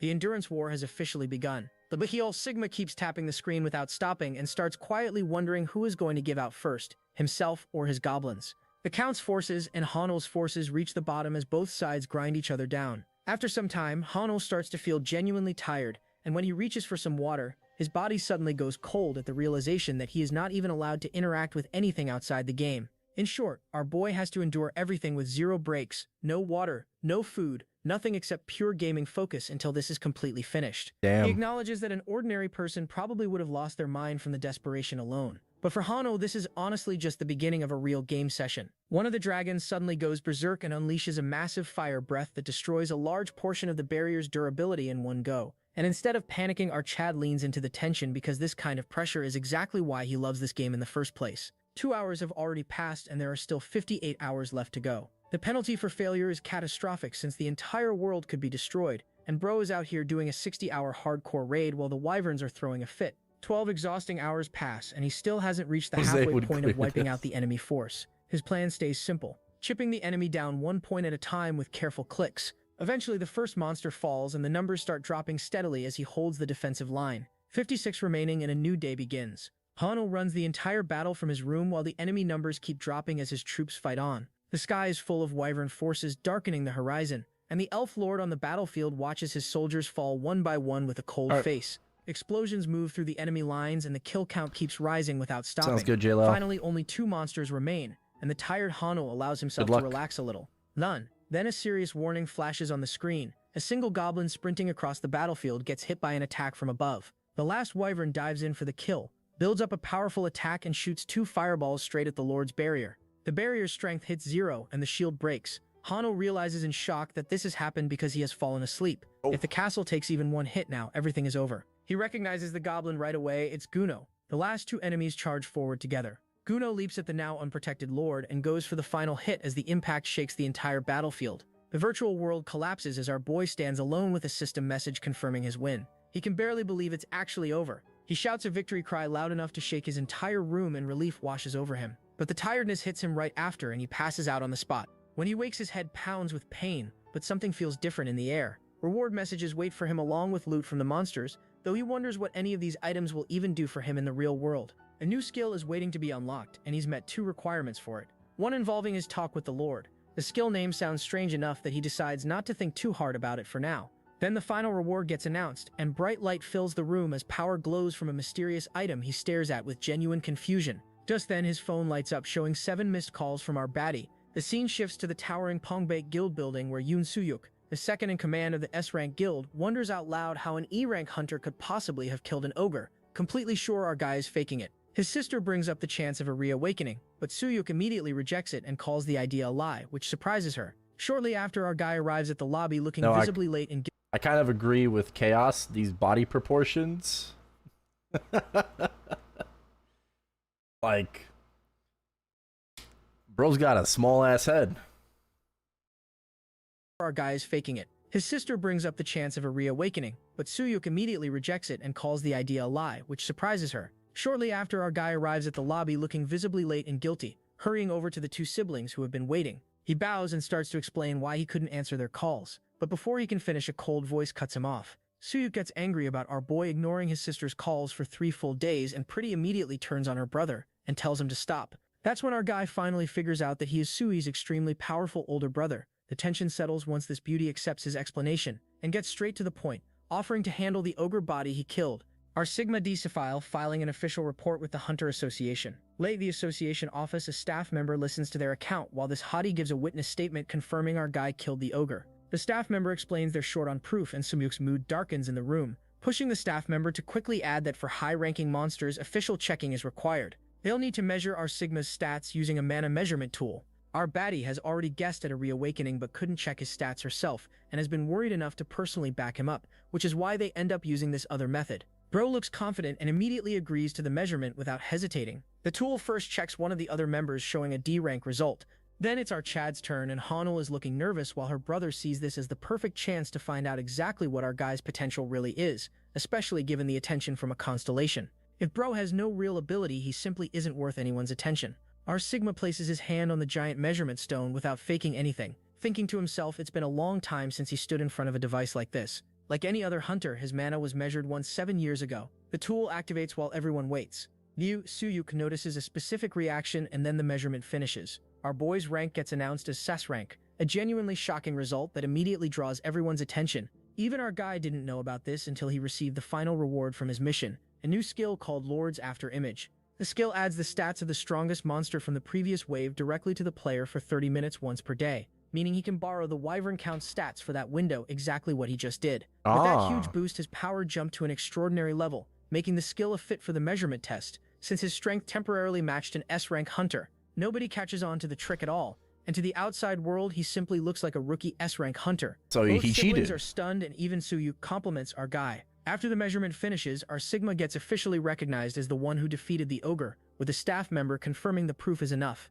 He thanks both siblings for helping things go smoothly and turns to leave. But Suyuk stops him and formally invites him for coffee as the guild's second in command. A big enough invitation to draw attention from everyone nearby. Our guy responds with a bit of attitude and turns it down, saying if he needs guild information, he can just ask pretty directly. He walks away, leaving Suyuk standing there annoyed and speechless. When our boy gets home, his face is already on the news. A live broadcast announcing his official rank registered at B rank, since the association doesn't allow jumping more than 3 ranks at once, regardless of actual ability. Even on his own channel, some viewers are already talking about the game he plays while our Chad casually pretends the person they're discussing has nothing to do with him. The audience guesses wildly about the mysterious S-rank hunter bold enough to turn down Suyuk. Theories start flying about which major guild he might join. When a rumor spreads that he actually rejected the offer entirely, the chat blows up again.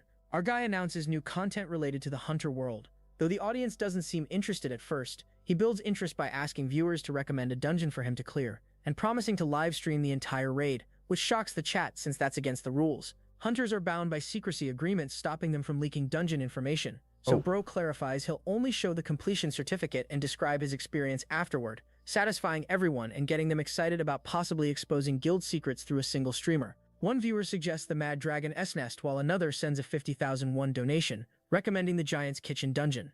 A third comes in with a 1,000,001 donation begging him to cut off the Spider Queen's legs in Spider's Forest. The donation amounts keep climbing until our Sigma is overwhelmed, asking the chat to calm down before staring at the single biggest message yet, 10,000,001. The entire audience goes silent for a moment from the size of it. It seems like he's landed an enormous big spender as a fan, but the donation actually comes from a sovereign sugar daddy. Please in which dungeon this particular viewer wants. Our boy asks for the suggestion and it comes back as the deepest part of the Garden of Meditation. The chat treats it like a death trap since nobody has ever successfully cleared that dungeon. The garden has 3 main areas: the entrance zone, the central lake, and the deepest section. The entrance stays fairly safe for hunting, but the danger jumps sharply at the lake, and nobody knows what waits in the deepest area since nobody has ever made it past the lake. Only Suhyuk has gotten that far, and even he hit his limit and turned back without going further. Now our guy is being asked to do what the most powerful hunter in the country couldn't, which by his own thinking is almost impossible. The big donor adds that Hanul doesn't actually need to clear the whole dungeon, just reaching the deepest section would satisfy him. He promises extra help if our Chad genuinely clears the whole thing. The chat pushes back hard against this crazy request, worried their favorite streamer is about to die for content. Our Sigma fully admits how dangerous this is but figures reaching the deepest part and surviving is a fair enough goal. And since the big spender is also offering real help, he eventually yells he's going to do it with more energy in his voice than probably makes sense, immediately heading to the Hunter Bureau to make it official. At the Bureau, the front desk worker processes his solo trip request, and when she hears he's aiming for the deepest section, she doesn't hold back, warning him very clearly this is the most dangerous thing a single person could attempt there. Our boy doesn't flinch at all and just asks her to push the paperwork fast. She first schedules him a week out, but he pushes for sooner, pointing out a solo trip doesn't need a whole team to coordinate. He ends up with a slot for the very next day at 2 in the afternoon. Mark. The moment he Morning. steps outside, two interesting people approach him wanting to talk. Myung-Han and So-won are the team leaders from the guilds Aegis and Senerai. He instantly figures word of his reevaluation has already spread through the hunter community faster than gossip. Both guilds are interested in recruiting him, and being among the 3 biggest guilds in Korea means the offers on the table are far more attractive than anything Guild Pongpek has ever offered him. Our guy has exactly zero interest in sitting around talking about guild ties though. He walks away from both, giving almost 0 Fs, since in his mind joining any guild would just hold him back when the dungeon is the only thing that matters right now.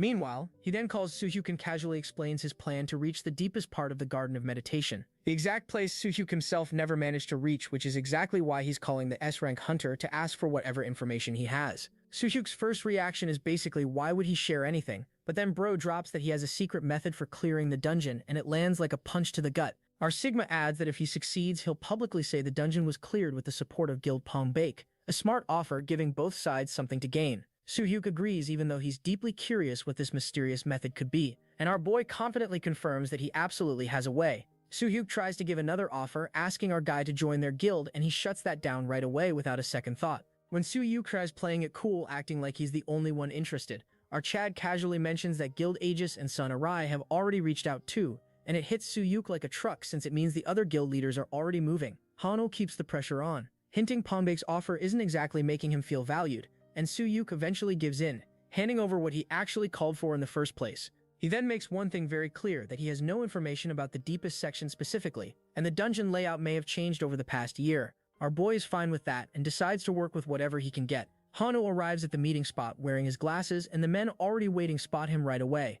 A baldy named Gwang-soo introduces himself as a member of Guild Bulgul, and bro greets him normally. But Gwang-soo has already done his homework on our Sigma from the re-evaluation results, and isn't impressed at all. He's the type who has never worked alongside an S-rank hunter before, and is already annoyed that our guy signed up for this trip alone. He makes it very clear in the rudest way possible that his guild has its own mission, and has absolutely no plan to offer any help, and our boy calmly agrees to those terms without even blinking, since he doesn't care. The bald man walks off acting like an S-rank title means nothing in actual combat, while our Chad stands there surprised these people are already this touchy on day one. Still, he admits he's actually lucky to have gotten in at all, since a dungeon at this level normally needs a minimum team size, and at least a month of advanced booking, and these guys have been waiting a long time while he walked in on day 1, so the bad feelings make a certain kind of sense even if they're still ridiculous. Our guy quietly turns on Sage's eye to check their rankings, and the result is exactly as weak as expected, because every single one of them is basically bottom tier and would be completely useless to him in the deeper sections, meaning this group is probably only good as bystanders at best. The bald man turns around and asks why bro is smiling, and he just says he remembered a funny joke, which sends these touchy guys into attack mode. They instantly take it as an insult and look like they want to throw hands. Before anything can get worse, the staff opens the dungeon gate for the raid. Green lightning crackles through the air as it swings open, and the hunters are told to get in fast before the gate becomes unstable. This is our Sigma's very first time entering a real dungeon in this world, so he steps through with curiosity about what's waiting inside. The system screen shows basic information like dungeon capacity per raid, and right at that moment, the Sovereign's helper sends a good luck message along with actual in-dungeon support, even slightly changing the dungeon landscape as a bonus. The whole team gets inside, and the bald guy instantly says something is deeply wrong because the place looks almost unrecognizable compared to what the entrance should look like. It hits him with something almost like a bad memory from his past, while the rest of his teammates stand around confused why there's suddenly a lake right at the entrance when there's not supposed to be one. Some of them know exactly what this dungeon normally looks like at the start, and this isn't it. For our boy, this is also his first time. But even he knows dungeon entrances are supposed to be fairly easy to get through, and based on everything Soo-hyuk described, this place looks nothing like what it should. Then it clicks for him. The system officially drops a new briefing and welcomes all the hunters to the lakeside, sending everyone into panic, scrambling for answers. The system lays out the mission called the Pygmalette Massacre, the goal being to protect a group of pygmalettes from their attackers until nightfall. Success means earning a way across the lake and access to the deepest section, but failure means every single person dies on the spot with no exceptions. A result that hits the C-rank hunters like a bucket of cold water and makes it very clear they're not ready for this at all. Even Gwang-soo's own teammates start telling him they should just pull out, but when they try to open their status window to leave the mission, they immediately discover there's no exit option available because they're completely locked in. The bald guy has been trying to find a way out this whole time, and he's stuck just like everyone else. The current Pygmalette count stands at 130, but 2 have already been killed, bringing it down to 128. and the numbers are still dropping. Guangsu starts panicking and turns to the only S-rank hunter in the building, practically begging our Chad for any guidance at all and asking for even a single useful hint to help them survive this. Our Sigma calmly explains he also doesn't fully know what's going on here, but the moment he mentions having some information about the lake, Guangsu's eyes light up and he immediately starts begging our guy to share everything he knows, the entire group suddenly agreeing to help in whatever way they can. Our boy laughs at the irony of these same people who were cursing him out 5 minutes ago now desperately asking for his help, then lays down one single condition for working together, that he'll share every piece of information he has, but in return they must follow his orders without question until the mission is done. This condition is a direct challenge to Baldi's command since it basically means Bro takes over as the one in charge. But with the system announcing the Pigmelet count keeps dropping and time running out, they really don't have time to argue about who's in charge. Guangsu knows they're done if they don't accept, so the bald guy finally gives in and agrees to the plan, though he sets his own condition that if the plan fails, our guy has to take full blame for the outcome. Honestly, I got 110 drop. Sorry, I had to pause it. I had to pause it for just a brief moment. I got 110. Woo. Pog plus 10% drop rate. Let's go. Let's go. Big drop. All right. Just randomly out of nowhere. Oh shit. Randomly out of nowhere.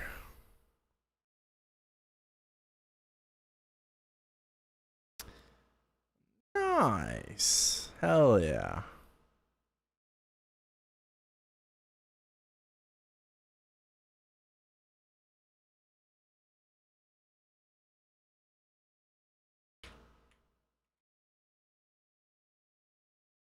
Bald guy really couldn't get a name. All right, sorry. Just wanted to share that. All right. not even a fair demand considering he's the one doing them a favor here. Guangsu listens carefully and agrees to hear the explanation first before making any final judgments, and our Sigma lays out the full breakdown of the terrain in great detail, mapping out the lake area clearly and explaining the large central lake flows outward into the surrounding forest in a web-like pattern covering the whole area. Even the bald guy is surprised by just how detailed and exact this information is, and our boy simply explains he has a scouting skill, enough to genuinely relieve Guangsu, since having someone like that on the team means they're not going in blind. The layout also matches what Suyuk described earlier, though what's actually happening behind the scenes is that Bro is working off the special map given to him by the #1 donor in the stream, a reward from the castle, so he never had to go digging for any of this himself. The mission itself is simple enough on paper: protect the Pygmalats from being killed, but that naturally means finding the Pygmalats first before they can protect anything. All of them are spread across the swamp area with 8 total nest zones needing coverage and defense, so once locations are confirmed, the plan is simply to move fast enough to stop attackers from wiping out any single zone before the team can reach it. Our guy's overall plan is to gather all the Pygmalats into one central spot to make defending easier. That's the basic outline of the plan, and our chat immediately tells everyone to start moving since the Pygmalet count is actively dropping even while they're just standing around doing nothing. The urgency is real, and Guangsu's group wastes no time running to find the different nest zones, though the bald guy can't help wondering what our Sigma is planning to do himself. Our boy simply explains he'd be handling the Pygmalets on his own, and the guild leader accepts that, leaving him to it. It's the best decision he makes all day since it gives Bro exactly the room he needs to work. Our boy's actual plan is to scout the area using the lake map. He has already noticed that this zone holds a hidden mission with a special reward attached, more interesting to him than the main goal. Before getting started, he needs to confirm 2 things during the scouting phase. He wants to figure out what the hidden mission actually is and identify exactly which monsters are doing the killing, since multiple monster types are in the area and he needs to confirm the actual cause. While scouting, he spots a pack of lizardmen who look genuinely dangerous. It surprises him a little, and he immediately understands that these are the ones responsible for killing the Pygmalets. This makes his plan harder because even though individual lizardmen are only D rank, moving in large groups gives them a team boost that makes them a totally different kind of problem. Realizing he has no business getting into a fight with them right now, he tries to slip away quietly, but 2 complete fools show up out of nowhere talking about him rudely and walking straight towards him, putting him in an awkward spot. One keeps running his mouth right up until the exact moment his head is cleanly cut off by a monster leaping out of nowhere and killing him on the spot. Blood sprays everywhere as more lizardmen show up from every direction. The other man watches his friend get killed, immediately loses his temper from rage, and starts throwing punch after punch at the monster in a furious attack, hitting it again and again through what he thinks is his finishing blow, only to find it does 0 damage at all because the lizardmen gain a team boost when grouped together. It turns these D-rank creatures into effective B-class fighters through 2 stages of growth. With that boost active, the monster just rips the man's arm clean off his body while he screams in pain as the creature raises its weapon to finish the job. Then out of nowhere, Guno appears and blocks the killing blow. The strong goblin summoned at exactly the right moment to even things out. The C-rank hunter from Guild Bogiel can barely process what he's seeing, having just been saved by a servant goblin. Our guy appears from behind, very calmly reminding the man he had specifically asked them to stay in their assigned positions inside the dungeon. The bulky guy explains he's simply gotten lost and accidentally wandered into this section, so our Sigma tells him to fall back and treat his wounds, while he himself will handle the lizardmen. He then orders Guno to immediately clean up the monsters around them, because time is running short and he still has a hidden mission to find somewhere in this dungeon. Guno uses Raven Swing and shoots through the lizardmen at a speed they can barely follow, taking down one monster after another before they even understand what's happening, while our boy stands off to the side like Trump at Chelsea match, doing nothing yet ready to take credit. He is fully aware that despite the numbers, the lizardmen have no chance against his goblin. Then one lizardman apparently uses every bit of brain power it has at once, and realizes attacking Bro directly might be the only way any of them are going to win this. The creature leaps straight at him, trying to take him out in one shot, and our Chad immediately uses Lord's After Image to borrow the Wyvern Count's stats from the previous wave, giving himself C-rank level strength for 30 minutes. He swats the monster away like it's made of paper. By the time he deals with it, Guno has already finished cleaning up every last lizardman in the area. Hunnel praises his goblin servant and gives him a pat. It's a little awkward for our guy to pat a goblin instead of smashing a baddie, but the goblin immediately goes shy and their bond jumps up another 10 points. Our guy sells the mana stones he's collected, pocketing the gold easily. And because this is his first time selling lizardman stones, the castle gives him a bonus reward, and another gacha ticket, which he decides to hold onto until after the mission fully wraps up. Guno then taps his wrist, signaling his summoning timer is almost up. And just as our Sigma starts thinking about how to handle that, the goblin suddenly takes on the look of a creature deeply obsessed with gold. Just then, the system shows a notification explaining he can pay 5 gold for every extra 10 minutes of summon time. Our boy finds this deeply annoying because the system never misses a chance to drain his wallet. Pay to win, He has pay to no win. real choice. He pays up without further argument. Before he can think much further, a strange rumbling sound fills the air, and suddenly a huge herd of pygmalats comes stampeding directly at him. Pay more gold Sweat for more appears on his summon face time. as he tries to figure out how to control a mob that size when they're supposed to be the easy targets. Guno steps in and saves the situation again by directly talking to the pygmalets, getting their attention and excitedly explaining on their behalf just how sincerely our guy wants to protect and save them all. The pygmalets immediately burst into tears after hearing this emotional speech, and come running toward Bro to show their thanks, and just like that, he finds himself leading a herd of monsters through the dungeon, like an extremely confused shepherd. After handling that completely unexpected situation, he continues scouting alongside his goblin, and keeps clearing out any lizardmen that dare come close. But when he tries to sell another mana stone, the system flashes a red warning telling him the castle's funds are completely used up, and he can no longer sell or collect mana stones until more funds come in. Our Sigmas hit the limit for the number of lizardmen the castle can process. He is shocked that the castle can actually run out of gold like that. Now knowing there's a hard limit on how many monsters he can manage, he stops hunting lizardmen entirely, since it's just wasting his time. He counts the pygmalats he's personally saved, landing on around 60, and when the system shows the total, it comes to 70 saved overall, meaning the entire guild combined has rescued exactly 10 pygmalats, while our boy alone has handled 60 of them. Then something changes with the pygmalats. They start acting strangely, and the creatures that were seen as easy targets suddenly all sprint forward together, leading everyone toward the center of the lake, and the dungeon system announces the attackers have stopped their hunt, and night has officially arrived. Everyone receives congratulations for successfully protecting the pygmalets through the massacre phase, and since the save count has reached 70, the hidden goal is automatically cleared as a bonus. The members of Guild Bogiel at this point are completely at their limit, literally screaming at the dungeon to just let them out of this nightmare already. But right as everyone assumes it's over, a brand new notification appears announcing the trial of meditation is about to begin. A massive shimmering wave of water suddenly surges toward all of them, and just as it's about to hit, the pygmalets the hunters have saved turn serious out of nowhere and leap forward to shield their protectors, leaving our Chad and Guno standing there with their mouths open like a drooling sirit. The system explains the pygmalets are returning the protection they've received as a thank you, and our guy can barely believe that creatures written off as easy targets this whole time actually have this kind of hidden strength. It suddenly makes complete sense why the mission to protect them existed from the beginning, and he starts wondering to himself whether saving more pygmalets would have made the protection even stronger. To test that idea, he glances over at the other hunters, and sees most have only managed to save 1 or 2 pygmalets each, with the Bogiel guild leader in particular barely hanging on, and his pygmalat running on absolute fumes alongside him, while the rest of his members are in rough shape. Seeing that worries bro, and he immediately starts thinking about how to get everyone out alive. Right at that moment, the system drops another notification, finally revealing the hidden mission he's been looking for this whole time. It requires him to find and stop the true source behind the trial, also confirming that defeating the monster causing the event ends the trial right away without waiting out a 10-minute timer. Our Sigma doesn't waste a second, puts on his glasses, turns on Sage's eye and quickly spots a presence at the exact spot the system has pointed to. Focusing his vision further, he confirms the creature is a named monster called Zen Karuk, smart, dangerous, and able to use abilities like Cataclysmic Wave and Storm. The fact that this is a named monster makes our boy nervous, since named monsters are a special class of creature with unique abilities nothing else has, but he forces himself to stay calm, reminding himself hidden missions are never going to be easy from the start. When Guno gets excited and starts positioning himself to charge at the monster hiding behind the massive wave, our guy immediately stops him, telling him he'd be sitting this one out as a spectator, since without natural water resistance he'd be in danger fighting in a lake setting. He makes the terrain itself a bigger threat than the enemy for his goblin. Hanwul opens the monster summoning shop to call in a new unit, picking an ogre berserker from the trading list specifically because ogres have natural water resistance built in. But a concern comes up right away because, unlike Guno, this ogre has no equipment at all, meaning it will certainly get crushed by a monster as powerful as Zen Karuk.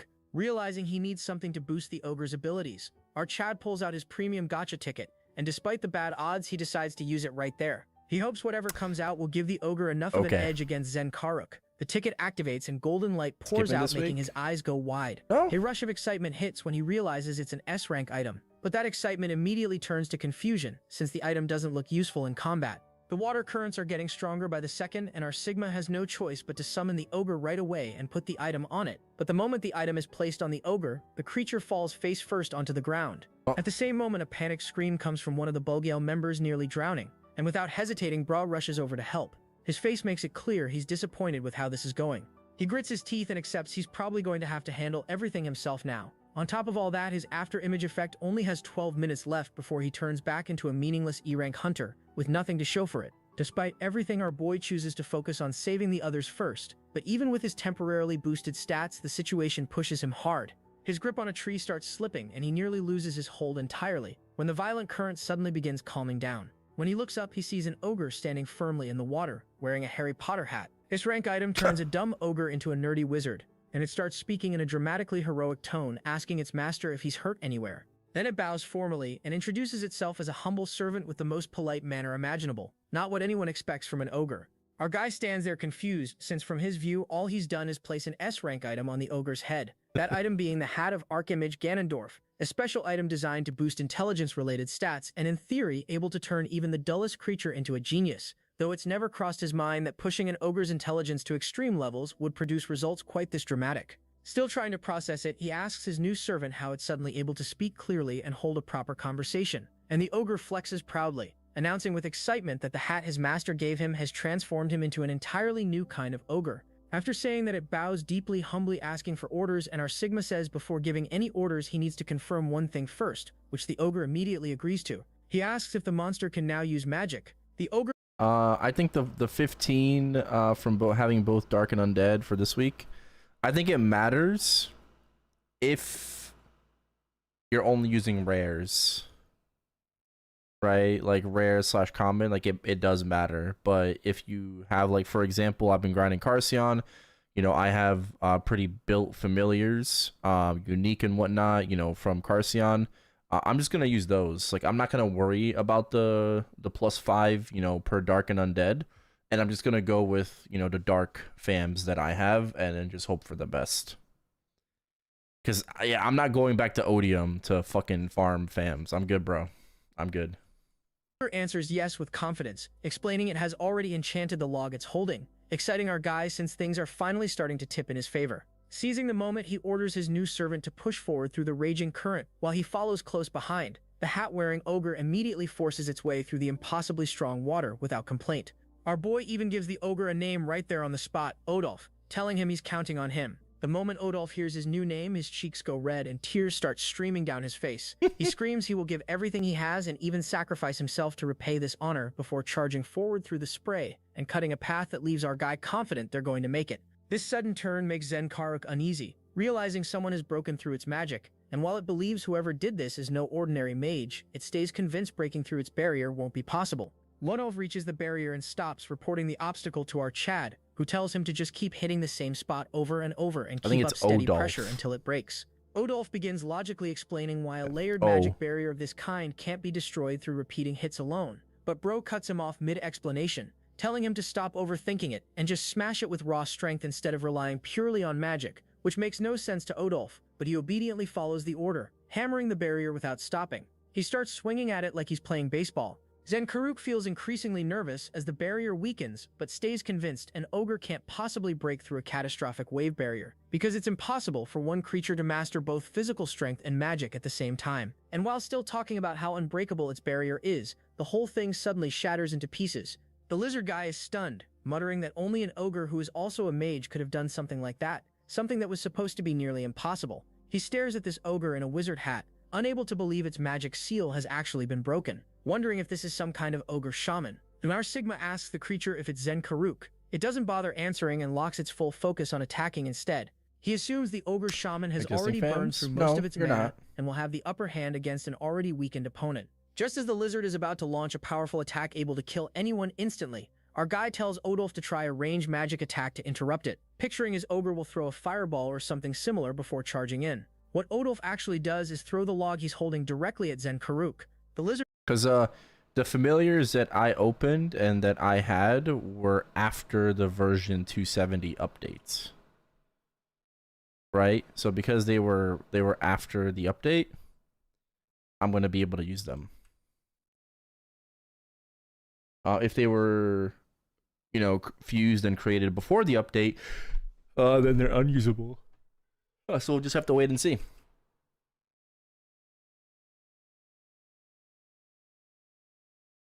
Doesn't register that an actual physical log is flying toward it, and proudly declares mid-speech it has already won, and that no magic can get through its barrier. Yeah, he has after predicted after every possible 270. attack, right up until the log hits it, and its entire confidence shatters like glass as it collapses in total defeat. Haniel turns to his servant, pointing out that what he's just done looks exactly like throwing a regular stick, and Odolph immediately apologizes, admitting he hasn't yet learned any spell worth actually using in combat. The scene shifts to the Pongbank Guild headquarters, where the leader is being pushed to move fast and recruit the newly emerged C-rank hunter before rival guilds get to him first. But he keeps brushing it off, feeling no rush about chasing an S-rank hunter. He considers Haniel a loser, and is comfortable in the fact that he already has plenty of hunters under him. Lucky inside the dungeon, Zenkaruk has been officially defeated, and Odolph carefully collects the Mana Stone, bringing it to our boy who praises his servant's hard work, while Odolph humbly insists none of it would have been possible without his master's guidance. That's gonna be hella gold. The two of them almost argue over who deserves more credit for how the much win, gold is that before going to be? Chad moves on and sells the special soul stone to the 10,000. castle. The castle system tallies up his rewards, which include a special zone development permit,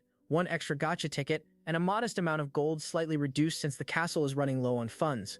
On top of that, our Sigma now has the ability to deploy Zenkaruk as a unit when defending the castle against future waves. He decides to head back and save the detailed review of his rewards for later. When he returns to the group, the only person still awake is a blue-haired beauty from Guild Bogale. He's got a asks if he has managed to premium save gacha everyone, ticket. then thanks him with sincerity for what he's done. Our guy asks about the condition of the other guild members, and Pretty explains they're all alive and already getting proper treatment. Shortly after, their leader Guangsu comes forward wanting to speak with our boy. He approaches in a way that briefly looks like he's about to swing at him, but then he does something unexpected, dropping to his knees to thank our Sigma on behalf of his entire guild for saving everyone's lives. He also apologizes for how he'd acted when they first entered the dungeon, and Hano finds the whole thing hard to believe, never expecting the guy he'd written off as all muscle and no brain to be capable of a sincere apology. He reaches out a hand to help Guangsu back on his feet, telling him to get up and go take care of his guild members who still need him. The two shake hands while Guangsu's eyes fill with tears as he swears he will remember this debt and repay it someday.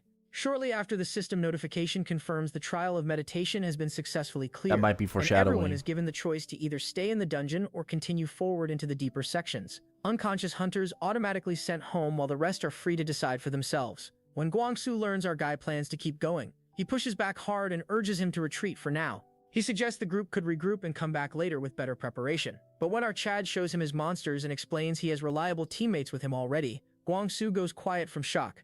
He finally understands why Bro has no plan to turn back, so he stops trying to talk him out of it. Everyone says their goodbyes and shows their thanks before leaving, while our Sigma stays behind to push forward and do what no one before him has ever managed to pull off. He made it all more impressive by completing the hidden mission on top of everything else, The dungeon system tells him an extra special reward is waiting for him beyond the standard ones he's already received. Yeah, alright, the scene gets back to the guild leaders still being pushed from all sides to recruit the new C-rank hunter. Myung-han and this busty baddie are both trying to explain why their supposedly strongest guild should be the one to bring our guy on board, while the leader keeps saying their guild is already dealing with enough internal problems. He also reasons that since our boy is officially still registered as a B-rank hunter in the system, recruiting him isn't particularly urgent. Then a notification hits him about a dungeon showing a red pattern, signaling a high chance of a dungeon break, and seeing the location as the Garden of Meditation, the exact dungeon Hanwol has entered. The guild leader immediately decides to go there himself. Several hours later, he arrives at the dungeon location with his people asking for a status update, and the dungeon guard force explains the dungeon has turned, civilians already moved out, adding they will need Guild Pongbake's help to handle any potential emergency. Myung-hun immediately asks the status of the hunters still inside, and the man in the black suit answers 6 hunters have made it out safely, but one has entered the deepest section of the dungeon. Shortly after, the leader of Guild Aegis and the leader of Guild Samurai also arrive at the scene. Everyone is becoming intensely curious because this is the first time in history a single hunter has successfully reached the deepest part of that dungeon. All of them are trying to figure out who on earth could have pulled off something like that. Then the man in the black suit confirms the name, and it's our Sigma. Before actually pushing forward into the deepest part, our boy takes a moment to sort through everything the hidden mission has given him. The system breaks it down clearly. A challenger reward boosts every single stat by 10 points. And on top of that, a contribution reward adds another 5 to everything. Then comes the real prize, the actual hidden mission reward, which turns out to be the High Priest Dimensional Pouch, an A-grade item that immediately catches his attention. The system explains the pouch holds an entire hidden space able to store up to 100 kilograms of items. Damn. Looking inside, our guy finds 30 lizardman hearts, 30 pieces of lizardman leather, and 30 vials of lizardman blood, all extra materials that come bundled with the hidden mission. He calls it a sweet pull, and thinks a pouch like this is going to come in handy for a long time. And on top of that, there is one more item waiting for him, a special space development ticket. Our Chad immediately suspects what this is for since it sounds exactly like something he could use inside the Monarch's castle. He decides he will try it out alone later once things settle down. With the rewards fully sorted, he figures that is everything taken care of, and turns his focus toward the real goal of finally heading into the deepest part of the dungeon. The gate creaks open right on cue. Our Sigma checks in with his team. Odolph confirms he is ready without a moment of hesitation, while Guno lets out an eager cry right beside him. The three of them step forward together, ready to push ahead, but the second they actually try moving, something feels completely wrong. Hanwol can't find the gate anywhere. It's like the thing vanished the instant they tried walking toward it. They are of you, that is when a strange high-pitched squeal interrupts everything. A huge sparkly pink pig comes bouncing into view, making excited noises. Hanwol immediately recognizes it as Pig Mallet, one of the pig mallets they had protected earlier during the massacre. The pig keeps squealing insistently, and our guy quickly puts it together, and asks Guno if these pig mallets are trying to lead them somewhere specific. Though without warning, an entire herd of tiny pig mallets comes rushing past, and all of them launch straight toward the lake. Our Sigma is confused about why this group of pigs would suddenly sprint for the water, but he calls out to Odolph and Guno telling them to follow, since the pigmalets clearly want to tag along. The pigmalets launch into the air one after another, soaring overhead in a wave before crashing down into the lake below. Our boy and his team take off right behind them, the ogre swinging his massive log for balance,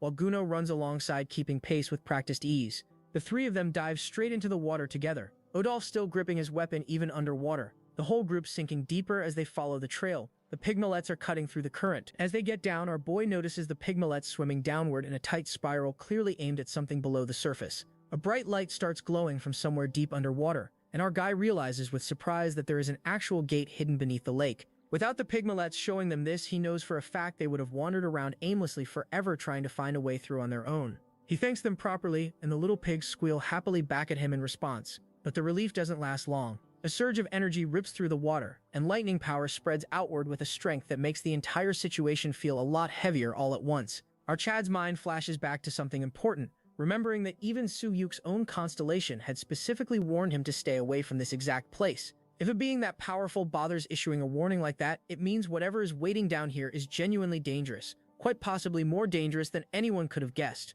Our Sigma steadies himself and swims upward alongside Odolph, his expression hardening as he silently accepts that he might actually have to put his life on the line this time. The system pops right then, confirming that the challenger is officially entering the deepest part. A blinding flash of light swallows everything around him. Our boy's face twists for just a second. A scream tears out of him as the change hits hard, and then everything goes completely quiet. When he comes back to his senses, he is lying in a completely different setting. There is wide ground of green grass under an open sky, nothing at all like the underwater lake they were just swimming through moments ago. A rustling sound nearby startles him and he gets up on instinct ready to fight, only to realize it is just Guno standing there. He lets out a breath of relief and admits that the goblin scared him half to death and asks if he blacked out for a second while passing through the gate. Looking around at the grass, he stretches out in every direction in the open sky above. Something clicks for him.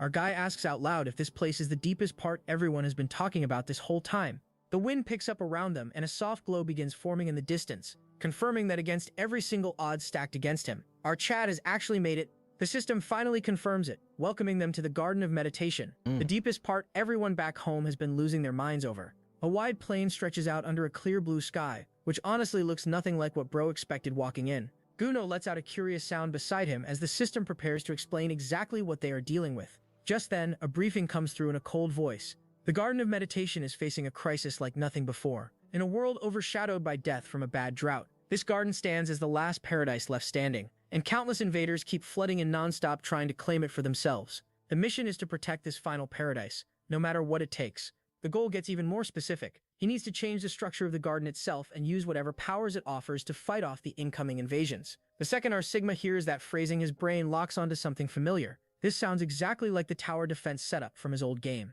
Meanwhile, something else entirely is happening behind the scenes. The Monarch's castle is actively stepping into the garden, providing a full bird's-eye view of the entire battlefield from somewhere far away. A hooded figure sends out a surge of power through the void. Its eyes are glowing like a single bright star, sending that overhead view directly into the field our boy is standing in. Back on the ground, a massive layout map appears in front of him, and our guy immediately notices the field shares a nearly identical structure to the Monarch's castle he is already familiar with. Relief washes over both him and Odolf at the discovery, since this means he isn't walking into this blind after all. Argolsi adjusting his glasses with a confident smirk, our boy declares that if the mission is just another defense game, he is more than qualified to handle it. The system agrees and tells him to place the garden structures first to get ready for the incoming monster wave. He gets straight to work, turning on Sage's eye to scan the area and get a clear read on exactly what kind of forces he actually has access to here. The system flags the first option right away as a special structure that doesn't use up a placement slot, which already sounds promising. What shows up first is the World Tree's grass wall,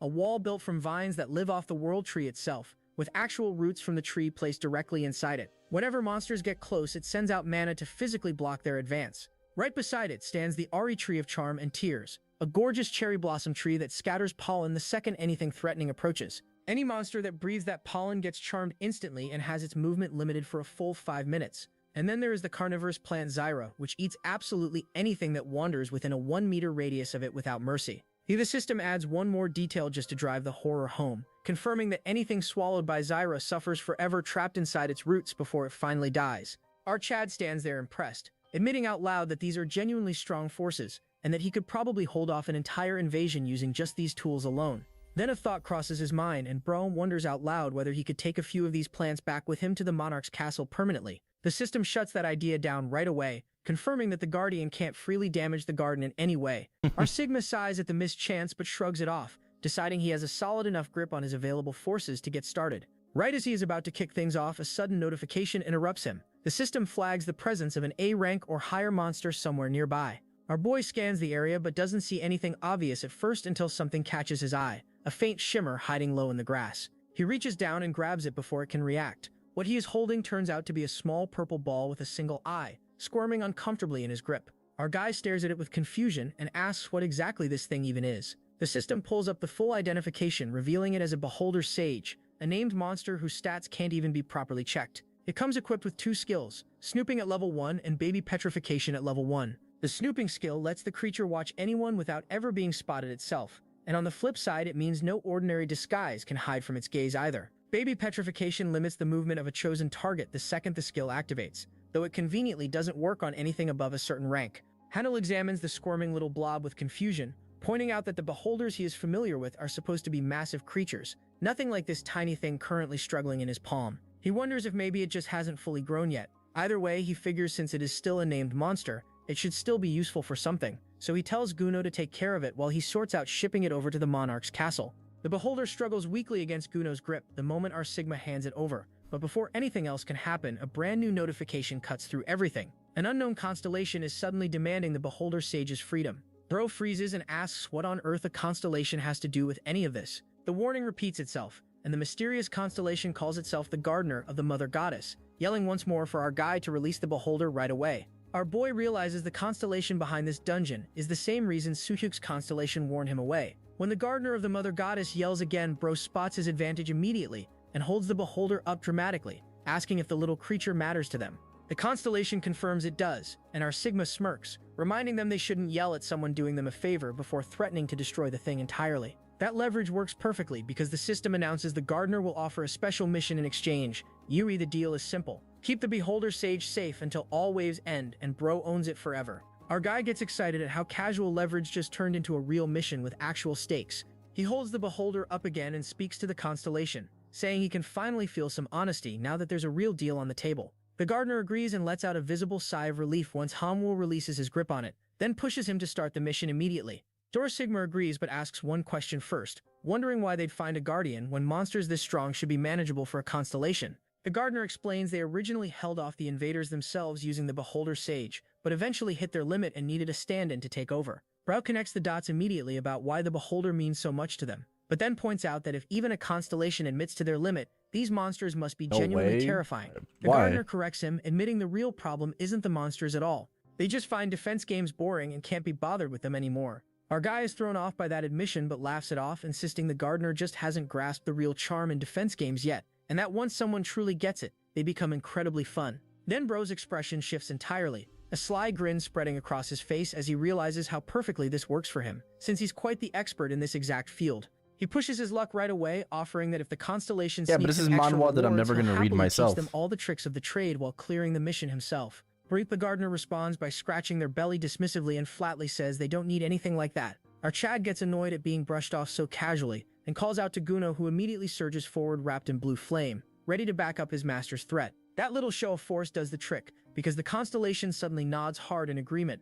With the negotiations settled, our Sigma finally gets down to business. The first wave hits and he lets the garden's defenses do their work, tearing through the invading monsters without mercy and ripping them apart completely. Once the dust settles, he turns toward the sky with a smug grin and asks the constellation if they watch closely enough to actually learn something from that display. He explains casually that if you set things up properly, defending becomes easier moving forward. The system pulls up the details for the 10th wave, revealing 3 Cerberus, 10 golden bees, 1 golden bee queen, and 5 iron golems, all incoming at once. Our boy holds up the beholder again, and asks the constellation how exactly they would handle this themselves. The gardener responds with the same dismissive attitude, which makes our guy call them out directly, asking if they have any real plan to take this seriously at all. He pushes even further, wondering out loud whether the real issue is that they just don't know how to handle defense games. That comment lands exactly where it's supposed to, because the constellation gets annoyed and insists they could handle that much if they actually tried. The gardener actually submits a full layout plan this time. Our guy notes out loud that they're finally motivated to do this properly.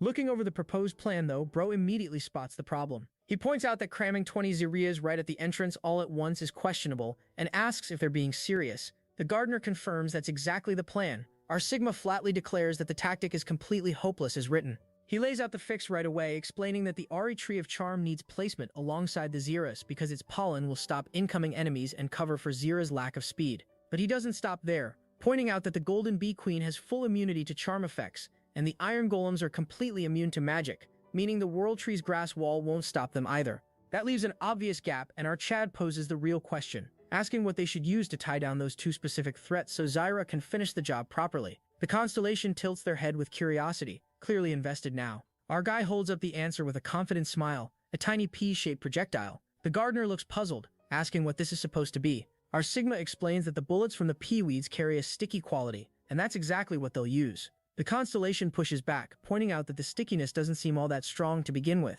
Hanul concedes the point partly, admitting that 1 or 2 pea bullets probably wouldn't matter much on their own. But then he raises the real question. What happens if hundreds or even thousands of these things end up sticking to the same target all at once? With a confident smirk, he tells the constellation to watch closely and see exactly how these pea bullets can stop even the toughest monsters dead in their tracks. The wave hits and the plan plays out exactly as promised. The Golden Bee Queen and the Iron Golems both get completely buried under a non-stop storm of sticky pea bullets, pinned in place by sheer volume even though neither one was supposed to be stoppable by normal means. Zyra and the rest of the garden's defenses tear through the trapped horde without resistance. Our boy watches with satisfaction, calling out to the constellation and asking if they understood what just happened, pointing out that even something seemingly small can pull off something powerful when it's actually used right.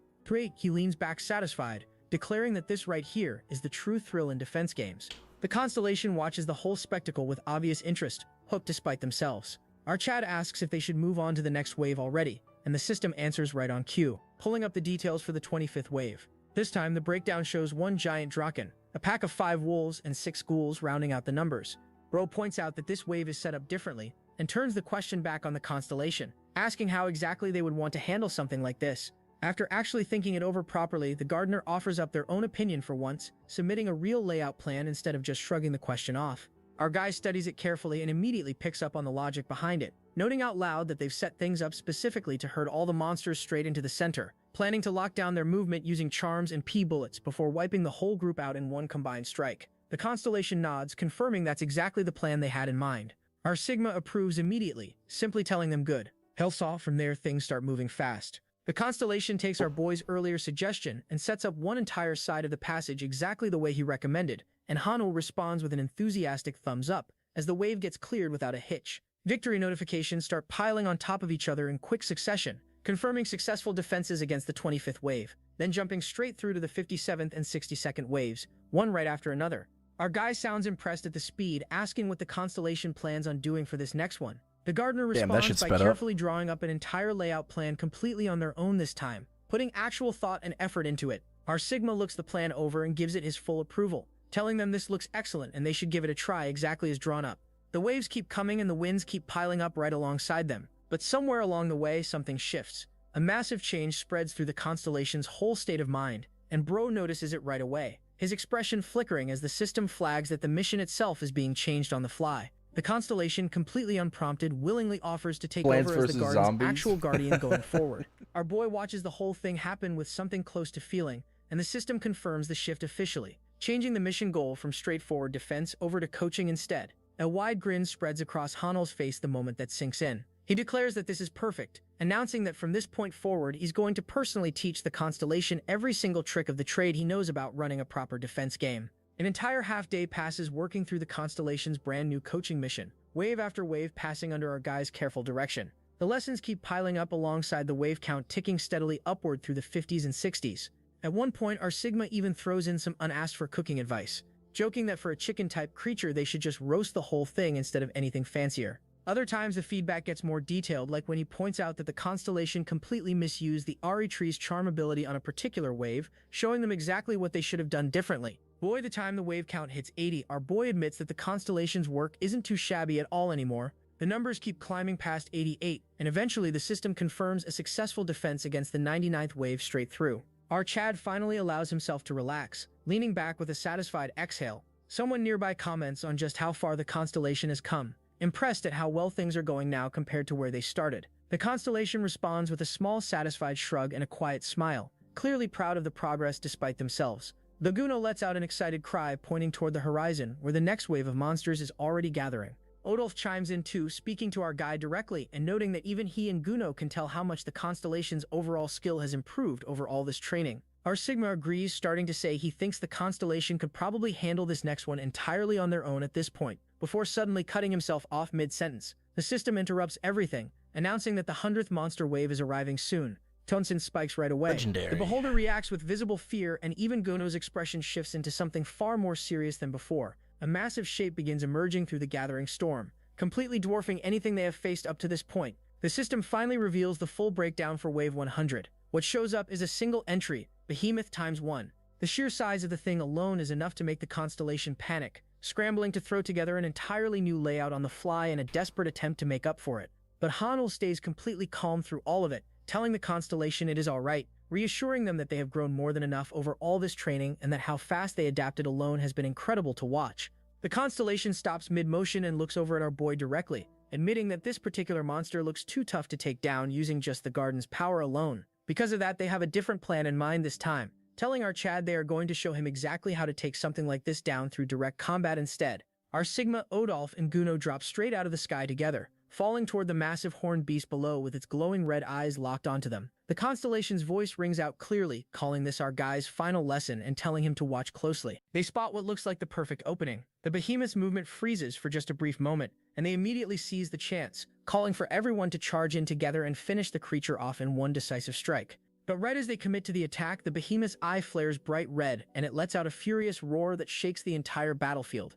Our boy barely has time to react before small creatures start bursting directly out from the behemoth's thick fur, dozens of them at once. His confusion turns into alarm as he asks what these things even are. The system pulls up the identification right away, revealing them as blood fleas with unsettling agility and a blood-sucking skill at level 1. Oh, Burr can great. hardly process it fast enough, realizing that actual monsters are erupting straight out from inside the behemoth's own fur. Caught off guard, our Chad realizes with growing panic that he can't dodge properly anymore. He barely gets a curse out before Behemoth pulls a clown move and the swarm crashes into them. Odolph throws himself directly into the line of danger to shield his monarch, and gets devastated by the impact while Guno cries out in alarm at his friend's fall. But once the dust settles, our guy lets out a long breath of relief, admitting that's a close call. Odolph checks on him right away, addresses him with the nickname King of Kings, and asks if he is alright.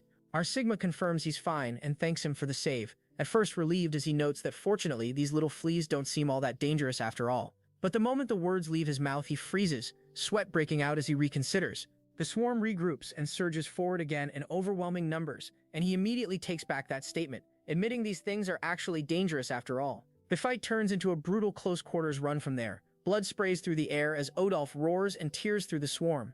Both of them fight hard just to keep the fleas from completely overwhelming their position. Despite the chaos, Hanul can already tell something is wrong with their odds here. He admits out loud that the blood fleas individually aren't particularly strong on their own, but there are simply far too many of them for the three of them to realistically handle together. He wonders out loud if there is any other option left on the table. That is when something clicks for him. A notification chimes in confirming that the monarch's castle has just deposited 4,000 gold, payment that had been delayed earlier due to the castle's tight money situation back when he originally sold Zen Karuk's soulstone. Our boy's eyes widen as he remembers he had that exact chunk of settlement money waiting on him this whole time. He immediately activates the deal with the monarch feature and declares it is time to bring Zen Karuk back into the fight. A surge of energy flows through the air as the summon takes hold. The named monster's magic crackles to life. Our Sigma announces with confidence that he is about to wipe out these blood fleas in one single sweep, and the system confirms the summon of Lizardman High Priest Zen Karuk. Zen Karuk appears confused and asks where exactly he has been pulled into this time. Odo wastes no time addressing him directly, calling out for the High Priest to hurry up and use that one specific technique they both know about. Zen Korok asks which technique exactly he is even talking about. Our guy cuts straight to the point, tells him bluntly to just use that water spray attack he pulled out back during their earlier fight. Zen Karuk reacts with a startled noise before pulling together a surge of raw power between his hands, and the system confirms the use of his signature ability, Tears of the Ancient God. A massive rush of water bursts outward in a sweeping wave, completely covering the entire swarm of blood fleas in one continuous surge that tears through them without resistance. Hanul watches the water surge tear through the swarm with visible satisfaction, calling out that the power feels weaker than what he personally experienced from Zen Karuk back at the lake, but still more than enough to wipe every last one of these fleas completely off the map. Then he gives the final order and Zen Karuk launches forward, and the water crashes down in one devastating wave. Hanul throws the guy a solid thumbs up. Zen Karuk announces that this was honestly a piece of cake. Our boy appreciates the energy, but his attention Why is he has blushing, already moved though? on because the blood fleas being gone means only one thing remains. He looks at the behemoth, who just opens its enormous mouth and lets out a roar loud enough to rattle everything nearby. Ugly Monster is unhappy about being ignored. Hanul calls out to Odolph immediately and orders him to throw Guno at the behemoth's head.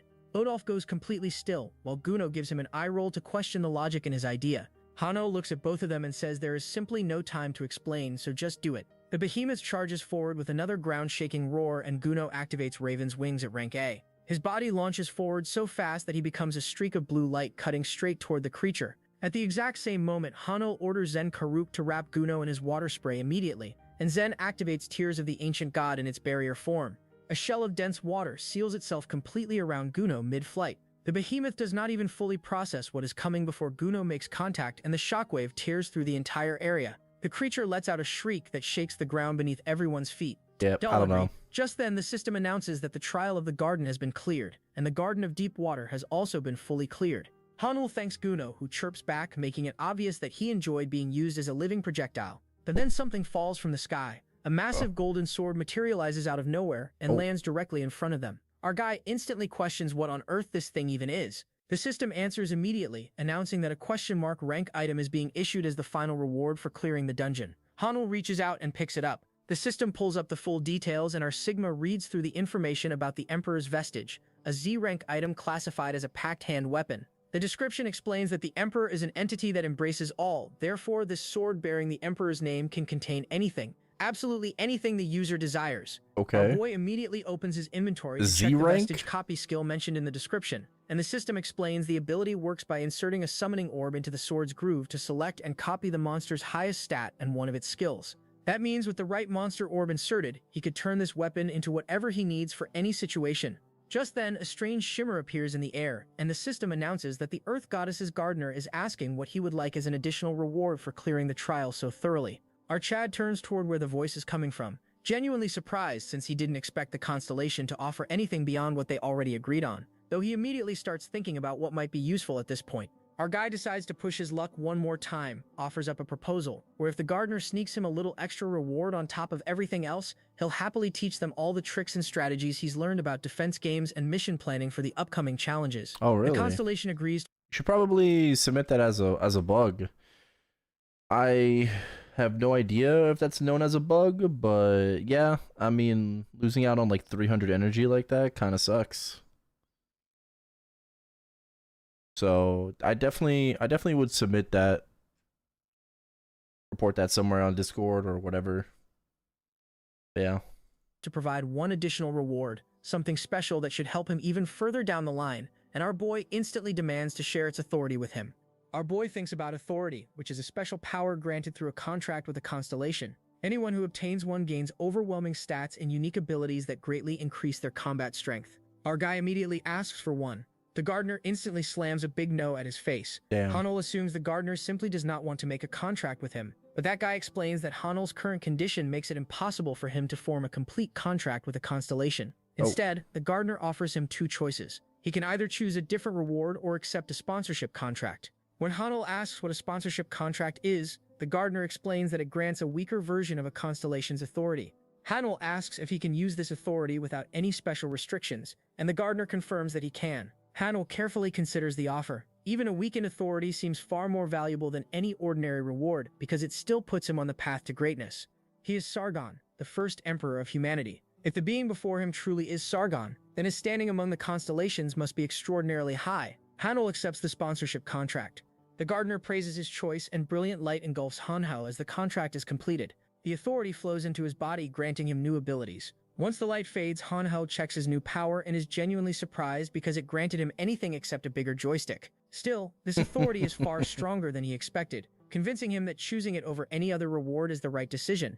The sponsorship contract is officially finalized, and the system confirms another reward. Ownership of the Beholder Sage is transferred to Hanul. The gardener says they will take care of the little purple sphere from now on before sending it away. Moments later, the system announces that the Garden of Meditation has been completely cleared.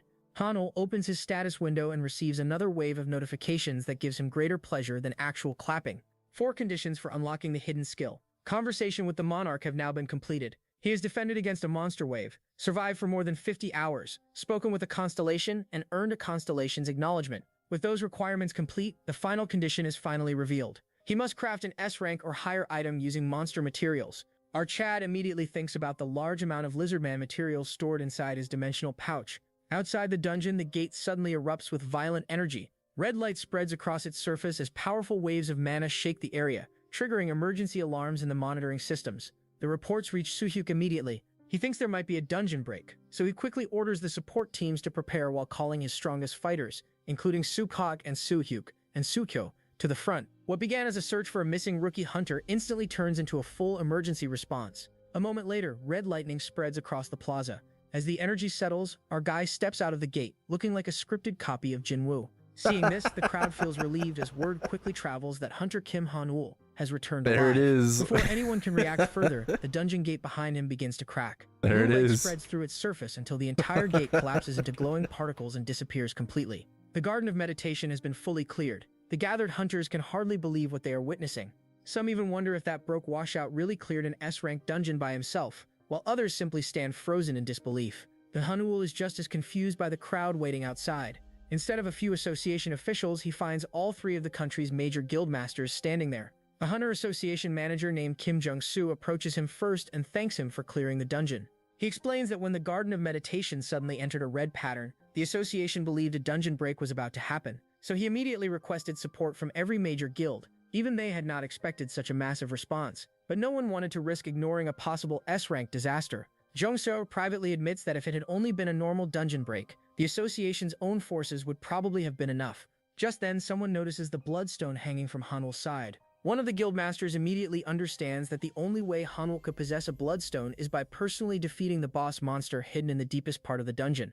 It leaves everyone stunned by what the rookie hunter has accomplished. A bald hunter named Dong Pal from the Aegis Guild steps forward and immediately invites Hanul to join his guild. Hanul politely refuses, and the rejection hits Dong Pal like leash into his peach. Bro is unable to believe his recruitment offer has been shoved back in his arts. Damn. Watching from nearby, Suyuk remarks that every hunter has the right to decide which guild they work with and whom they choose to share their information with. Ma Dongpal reluctantly concludes that Guild Pongbak must have already secured Hanul before anyone else had the chance. Meanwhile, the leader of the Samurai Guild quietly observes the entire exchange. Instead of making a direct recruitment offer, she approaches Hanul alone. After noticing that he seems to have something on his mind, she hands him her business card and introduces herself as Guildmaster Samurai. She simply tells him to contact her whenever he is ready, and confidently adds that she can provide exactly what he is looking for. Her words immediately catch Hanul's interest. The next day, our boy checks his phone and reads Scenary's message again. She tells him she knows that he needs a craftsman capable of processing bloodstones. All he has to do is arrive at the address she sends at noon on Wednesday. Our Sigma follows the directions and soon reaches the meeting place. The moment he sees the sign, his brain instantly blue screens. The meeting is at Cafe Artorium, a famous hunter-only cafe that only the country's top hunters can enter. He has only heard rumors about it until now. As soon as our guy enters, he quietly looks around. Every customer is a well-known hunter. Sitting among people he has only heard about makes him feel that his stock is definitely rising. Our rookie, who was getting treated like an NPC a few days ago, thinks that his time has finally come. Just then, a mocking voice calls out to him, and our Sigma turns to see a man staring him down with a grin. The stranger introduces himself as Hong Han Sol from Bonebreaker and asks if he is the hunter who cleared the Garden of Meditation. The name immediately catches Hanul's attention. Bonebreaker is infamous throughout the hunter world. It is a fixer guild that accepts any job as long as the money is good, earning a reputation for cruelty rather than honor. Our boy immediately decides this is exactly the kind of red flag he wants to avoid. But this nuthead ignores the hint and keeps talking. He wonders if the rumors about Hanul are true. Our guy calmly asks which rumors he means. Hanul Asi claims everyone believes Hanul is already affiliated with Guild Pungbak and is only pretending to be an independent rookie to create publicity before officially joining them. He even asks how much Pungbak paid him for the act. Watching Hanul remain completely calm, Hanul thinks he has cornered him and pushes even harder. Our Sigma simply replies that people are free to believe whatever they want because rumors remain rumors. Hansel points out that everyone in the cafe is watching and says that refusing to answer only makes him look more suspicious. Our boy shrugs it off completely. He says he does not care what people think. The answer catches Hansel completely off guard. Bro clearly expects some dramatic reaction, but instead gets absolutely nothing like his manhood. He tries to continue pressuring Hanul, but before he can speak again, another voice interrupts him. Scenario arrives there with a full bakery behind her back. The atmosphere inside the cafe changes instantly. Hunters who remain calm around Sir-rank monsters suddenly sit up straight. Hansel's confidence disappears the moment he sees her. Scenario notices the awkward atmosphere and casually asks if something happened. Hansel hurriedly greets her and reminds her that they have met before. Sanare politely admits she cannot remember him because she only remembers people important enough to leave an impression. Hansel takes this spiritual damage head-on and tries introducing himself again as a member of Bonebreaker, but Sanare completely ignores him and walks past him as if he does not exist. She calmly sits across from our Sigma instead. She apologizes to Hansel, saying this cafe is usually peaceful until people like Hansel show up. Poor guy tries to defend himself, but Sanare dismisses him without even looking his way, saying he is not worth paying attention to in the first place. Sanare finally glances back at Hansol and asks why he is still standing there. Realizing he is completely lost, Hansol quietly leaves the cafe. Our guy watches a top-ranked guild baddie uninstall someone's confidence in real time. Sanare then returns to the reason for the meeting. She asks if they should finally discuss her proposal, and our boy agrees. This 1110 baddie explains that she knows Pungbak has already approached him. To make sure he seriously considers Samurai Guild as well, she plans to offer him something much more valuable than a normal recruitment package. She simply calls it a favor, but hints that its value far exceeds anything another guild can currently offer. Our Sigma thinks about the guild itself, which is one of the country's 3 strongest guilds for 2 reasons. The first is Scenario herself, whose combat ability and leadership are second to none. The second is the exceptional equipment used by every guild member. Their weapons and armor consistently surpass what rival guilds can produce. The reason behind that advantage is an extraordinary craftsman secretly affiliated with the guild. Like everyone else, our boy imagines the legendary craftsman living somewhere deep in the mountains, hidden away from the world. Instead, Scenario simply takes him to Mulai Dong, an ordinary neighborhood in Seoul. Our Sigma is genuinely surprised. Scenario laughs after noticing his reaction. She says everyone expects the craftsman to live in some secret mountain workshop, which is exactly why almost nobody ever guesses the real location. As they continue walking, Sonari briefly activates an illusion skill. Pink light flashes around her, transforming her appearance into a cute bunny-themed version, before disappearing just as quickly. She explains that she uses this illusion so nobody can secretly follow her to the craftsman's workshop. Our guy immediately understands the strategy. A hunter of Sonari's level can deceive almost anyone with her illusion magic, unless someone follows him directly instead. Locating the legendary craftsman is practically impossible. Meanwhile, back at Cafe Artorium, Hansol is still furious. Humiliated by what happened, he quietly swears revenge. To Gepenmule Dong, Sonari leads our Sigma to an old building with its shutters closed, and our boy is about to raise his bamboo stick. But she knocks on the door, literally saying not today. Inside, the old blacksmith immediately starts complaining that she is late. She casually apologizes and explains that she brought a guest with her, but the old man only grumbles that he almost closed the shop and went looking for her. Look how tiny his head is. What the fuck? Himself. Watching the exchange, our boy quickly realizes this rough-looking craftsman must be Sonari Guild's legendary blacksmith. Without wasting any time, he gets straight to business and asks about the bloodstone. The old man introduces himself as San-chan, the owner of the ironworks, and asks Hanul to hand it over. The moment the bloodstone lands in his hands, his expression completely changes. He slowly turns it under the light, carefully inspecting every angle before quietly calling it a highest-grade specimen. Even Sonari looks surprised by his reaction. Sanchin explains that there is not a single scratch on the stone and admits it is the first flawless bloodstone he has ever seen in his entire career. After examining it one last time, he immediately accepts the commission. Sanchin then places a glowing contract in front of Hanul and tells him to sign it. Curious, our guy asks what kind of contract it is. The blacksmith explains that it is a mana seal contract. Once signed, both parties become magically bound to fulfill their promises, and anyone who breaks the agreement suffers a punishment based on the contract's rank. Hanul carefully reads through the document, but the legal language makes absolutely no sense to him. Brachi's brain instantly glitches. He asks Sanchan to explain it in simple words instead. Sanchan casually explains that if he fails to complete the commission, he will literally burn to death. Our Sigma nearly has a heart attack hearing that, but the old blacksmith remains completely calm. He explains that the punishment only applies to him if he fails to process the bloodstone properly or tries to steal it. Hanul lets out a nervous laugh and says he would have trusted Sanchan anyway because Sanchan personally introduced him. The old craftsman shakes his head and explains that this has nothing to do with trust. A bloodstone of this quality deserves complete dedication, and he is willing to risk his own life to forge it properly. After finishing the paperwork, Hanul and Sanchan leave the workshop together. She offers him a ride home, but our boy politely refuses, saying he still has a few things to take care of. She smiles and jokes that the country's newest famous rookie must be very busy these days. Just before she drives away, Hanul stops her with a question. He asks about the people living around the workshop and wonders what they mean to her. Sonari immediately becomes more serious and asks why he wants to know. Hanul explains that everyone in the neighborhood greeted her warmly, almost like family. If those people are truly precious to her, then there is something important he feels she should know. Meanwhile, Sanchan continues admiring the bloodstone inside the workshop. Even after decades as a blacksmith, he cannot hide his excitement. He quietly admits that working on something this flawless requires absolute focus. Before he can begin, several strangers suddenly get inside. Sanchin immediately asks about their whereabouts. It's this bitch Hansol who claims they belong to the guild Hanul supposedly joined and says they have come to retrieve the bloodstone because it was left behind by mistake. Oh. The story sounds ridiculous, and Sanchin sees through the lie immediately. He calmly insists that he has never seen any bloodstone and claims this is nothing more than an ordinary ironworks.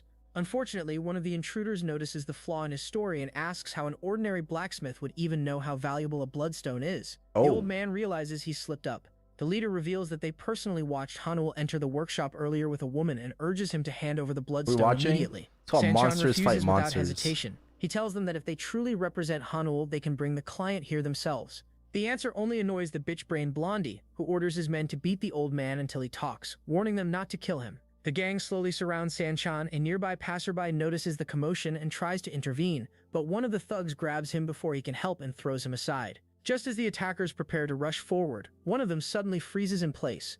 Panic spreads across his face as he tells his boss that he cannot move his body at all, not even those 3 It's gonna inches. be the Sigma. The leader dismisses it as nonsense and crashes a fist into his face, but the guy stays stiff like a statue. Just then, our boy arrives there and praises his sage for folding them like this. As our boy left for home, he suddenly noticed footsteps following him through the quiet streets. Right then, Sage sends him a notification confirming his suspicion. The person hiding behind him is none other than Hong Hansol, the same Rizless hunter Golden he Blade? met earlier No, that I've day. not read it. Our Sigma is caught off guard because Hansol had not been wearing any disguise before. For a moment, he wonders if Sage somehow made a mistake. Another notification immediately appears. Favor Soft Eye activates and explains that it can detect any camouflage or stealth skill regardless of the user's rank. Damn. Hansol has been hiding with a stealth ability the entire time.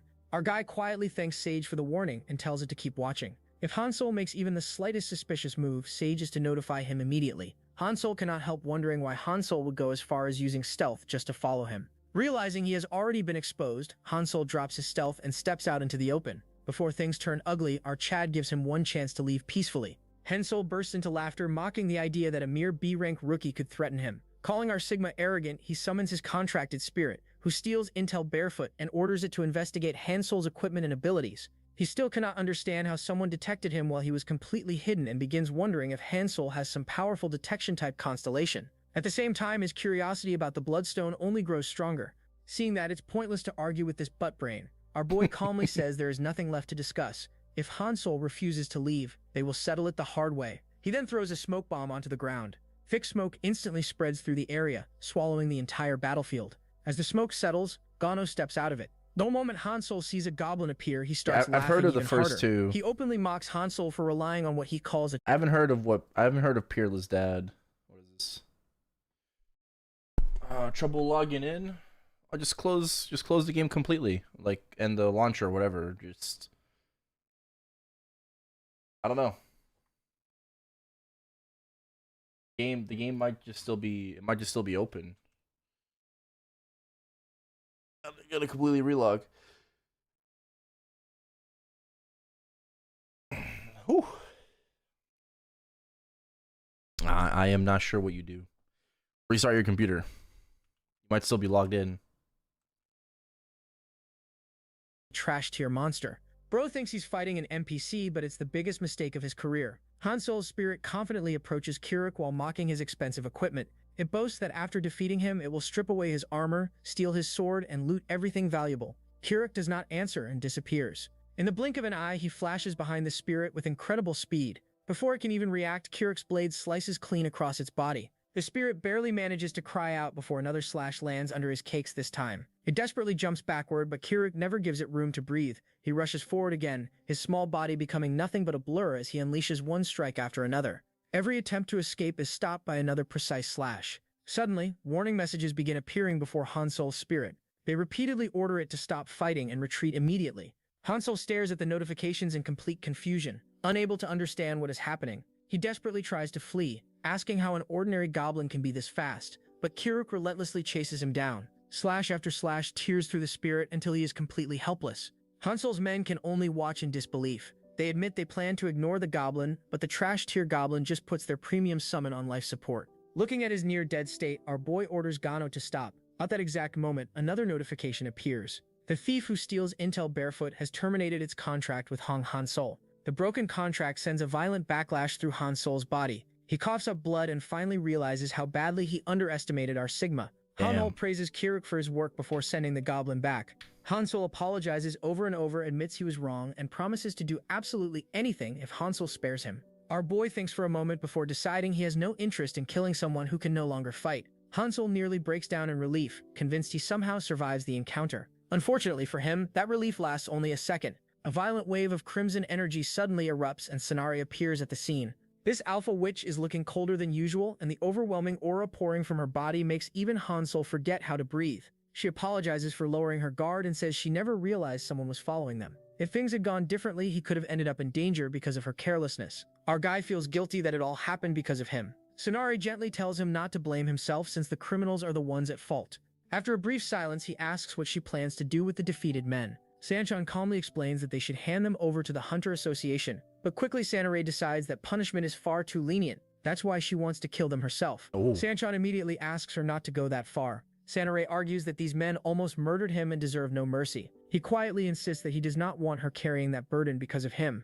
Sanare stares at him for several long moments before letting out a sigh. She finally agrees to spare them, but not before teaching them a lesson. Crimson mana erupts around her body as an overwhelming wave of killing intent floods the street. Tesetsu's sense was not to stop her this time, and their argument eventually turns into a mini-fight. Seeing this, our boy quietly admits he still cannot figure Sanare out. One moment she is warm and kind, and the next she is terrifying enough to scare grown hunters into running for their lives. A moment later, Sanchan tells him to come and pick his bloodstone the next day. When Hanul notices how exhausted Sanchan looks, he suggests taking some time to rest first. The Psychomold hag simply shakes his head, explaining that moments like these are when a blacksmith must stay completely focused. He tells our guy to return tomorrow evening, and Hanul gladly leaves the commission in his hands. Later, Sonarai thanks Hanul once again for everything he did. Our boy modestly insists he did nothing special, but Shorty refuses to accept that. Without his help, she would have lost someone precious to her. She promises to repay the favor someday, and tells him to contact her whenever he needs to eat those cakes. Hanul agrees, and as she drives away, she reminds him that she will be waiting for his call. That night, after finally making it home, our Sigma hopes he can enjoy some well-earned rest. The system immediately ruins that dream. A notification suddenly appears, announcing that the 702nd wave will begin in 2 hours. Our boy stares at the screen in disbelief before letting out a long sigh. He grabs a few energy drinks, prepares himself for another sleepless night, and wonders what kind of nightmare the next wave is about to throw at him.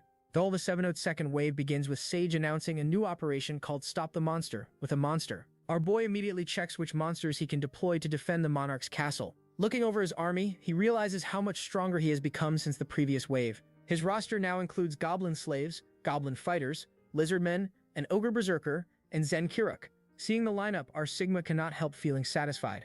After checking his troops, he opens the structure menu and is surprised by a new notification. Because he is the only player participating in this wave, he receives a special privilege. An item peddler appears exclusively inside the Monarch's castle for this wave. The merchant quickly sets up shop and offers several useful items, including Monster Energy Bars, Explosive Molotov Cocktails, Horns of the Blizzard, and Incense of Focus. Our guy carefully checks each item before stopping at the Monster Energy Bars. Their description explains that they restore the health and mana of monsters deployed inside the castle. Hanul immediately realizes this is one of the best purchases he can make, since healing his monsters is basically giving them another chance to fight. He instantly buys all 25 bars. He considers buying more supplies, but hesitates because he still has no idea what kind of enemies he is about to face. New and Sage offers to display the wave information. Our boy is genuinely surprised and immediately complains that Sage never mentioned this feature during the previous wave. The information window finally appears, revealing that the 702nd wave contains 1 7-star monster and 1,199 2-star monsters. Our Sigma stares at the numbers for several seconds before reading them again to make sure he is not hallucinating. One incredibly powerful boss backed by nearly 1,200 monsters is far beyond anything he expected. Even he admits the numbers are ridiculous, and briefly wonders how anyone is supposed to stop an army that large. Before he can panic, Sage suggests using the gacha system. It reminds him that whenever players hit a wall, there is usually only one solution left. Our boy checks his inventory and finds one premium gacha ticket along with one special grade development ticket. Without wasting any time, he activates the premium gacha. The surroundings instantly transform into a blood-red sky. A huge armored baddie slowly emerges from the darkness, standing silently beneath the crimson clouds. Before its identity is revealed, the scene abruptly shifts as the 702nd wave officially begins. The big skeleton wearing a crown is leading the wave, and its crimson eyes burning with unnatural light. Sage identifies it as the wave's 7-star hero monster. The moment the hero monster enters the battlefield, it resists the blessing of light and salt, instantly deactivates the effect, and restores the undead's normal damage reduction. Our guy loses a few brain cells at this but quickly accepts it.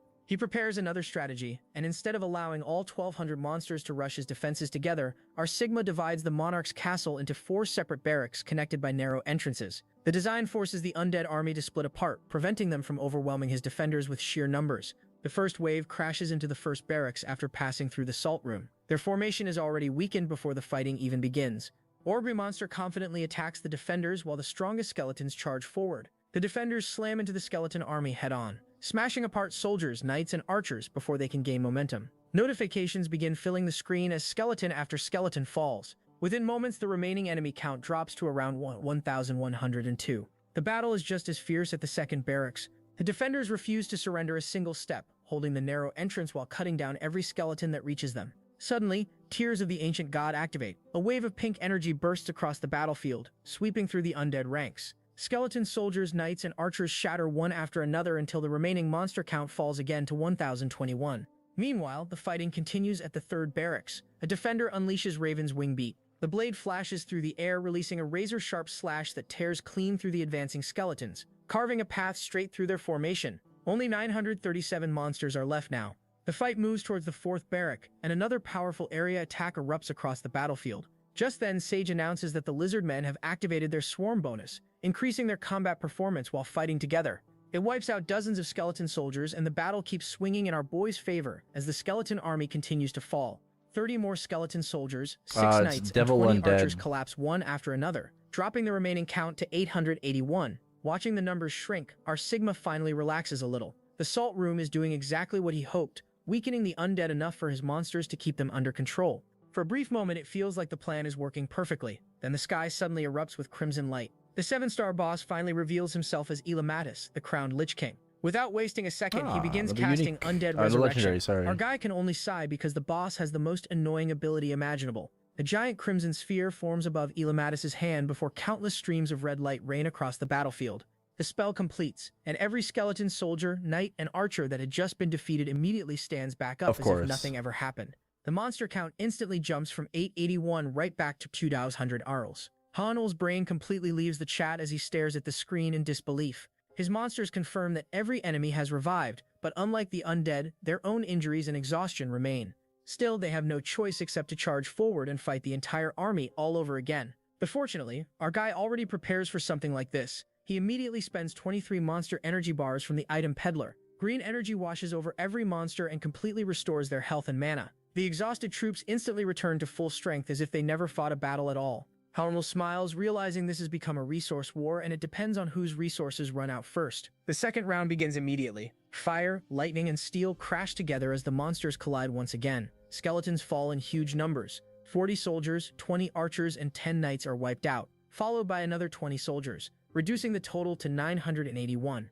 Just as victory starts looking possible again, Elamatus calmly raises his hand and casts Undead Resurrection for the second time. Every defeated skeleton rises once more, resetting the count back to the full 1,200. The same brutal cycle repeats again and again. Hanul's army destroys 50 soldiers and 40 archers, reducing the count to 1,110. However, Elamatus simply resurrects them all. His monsters keep fighting, cutting down 20 knights, 28 archers, 37 soldiers, and another 21 knights, pushing the enemy all the way down to 850. The progress lasts only moments before Elamatus casts the spell again and restores every fallen undead without hesitation. No matter how many skeletons fall, the battlefield always returns to its original state. The story briefly shifts to the real world. Hanul sits alone at his desk in the middle of the night while his monitors continue displaying wave notifications. It's 4:01 a.m., showing just how long this battle has already dragged on. While everyone else is sleeping peacefully, our boy is still working the world's worst night shift. The system really treats him like an unpaid intern.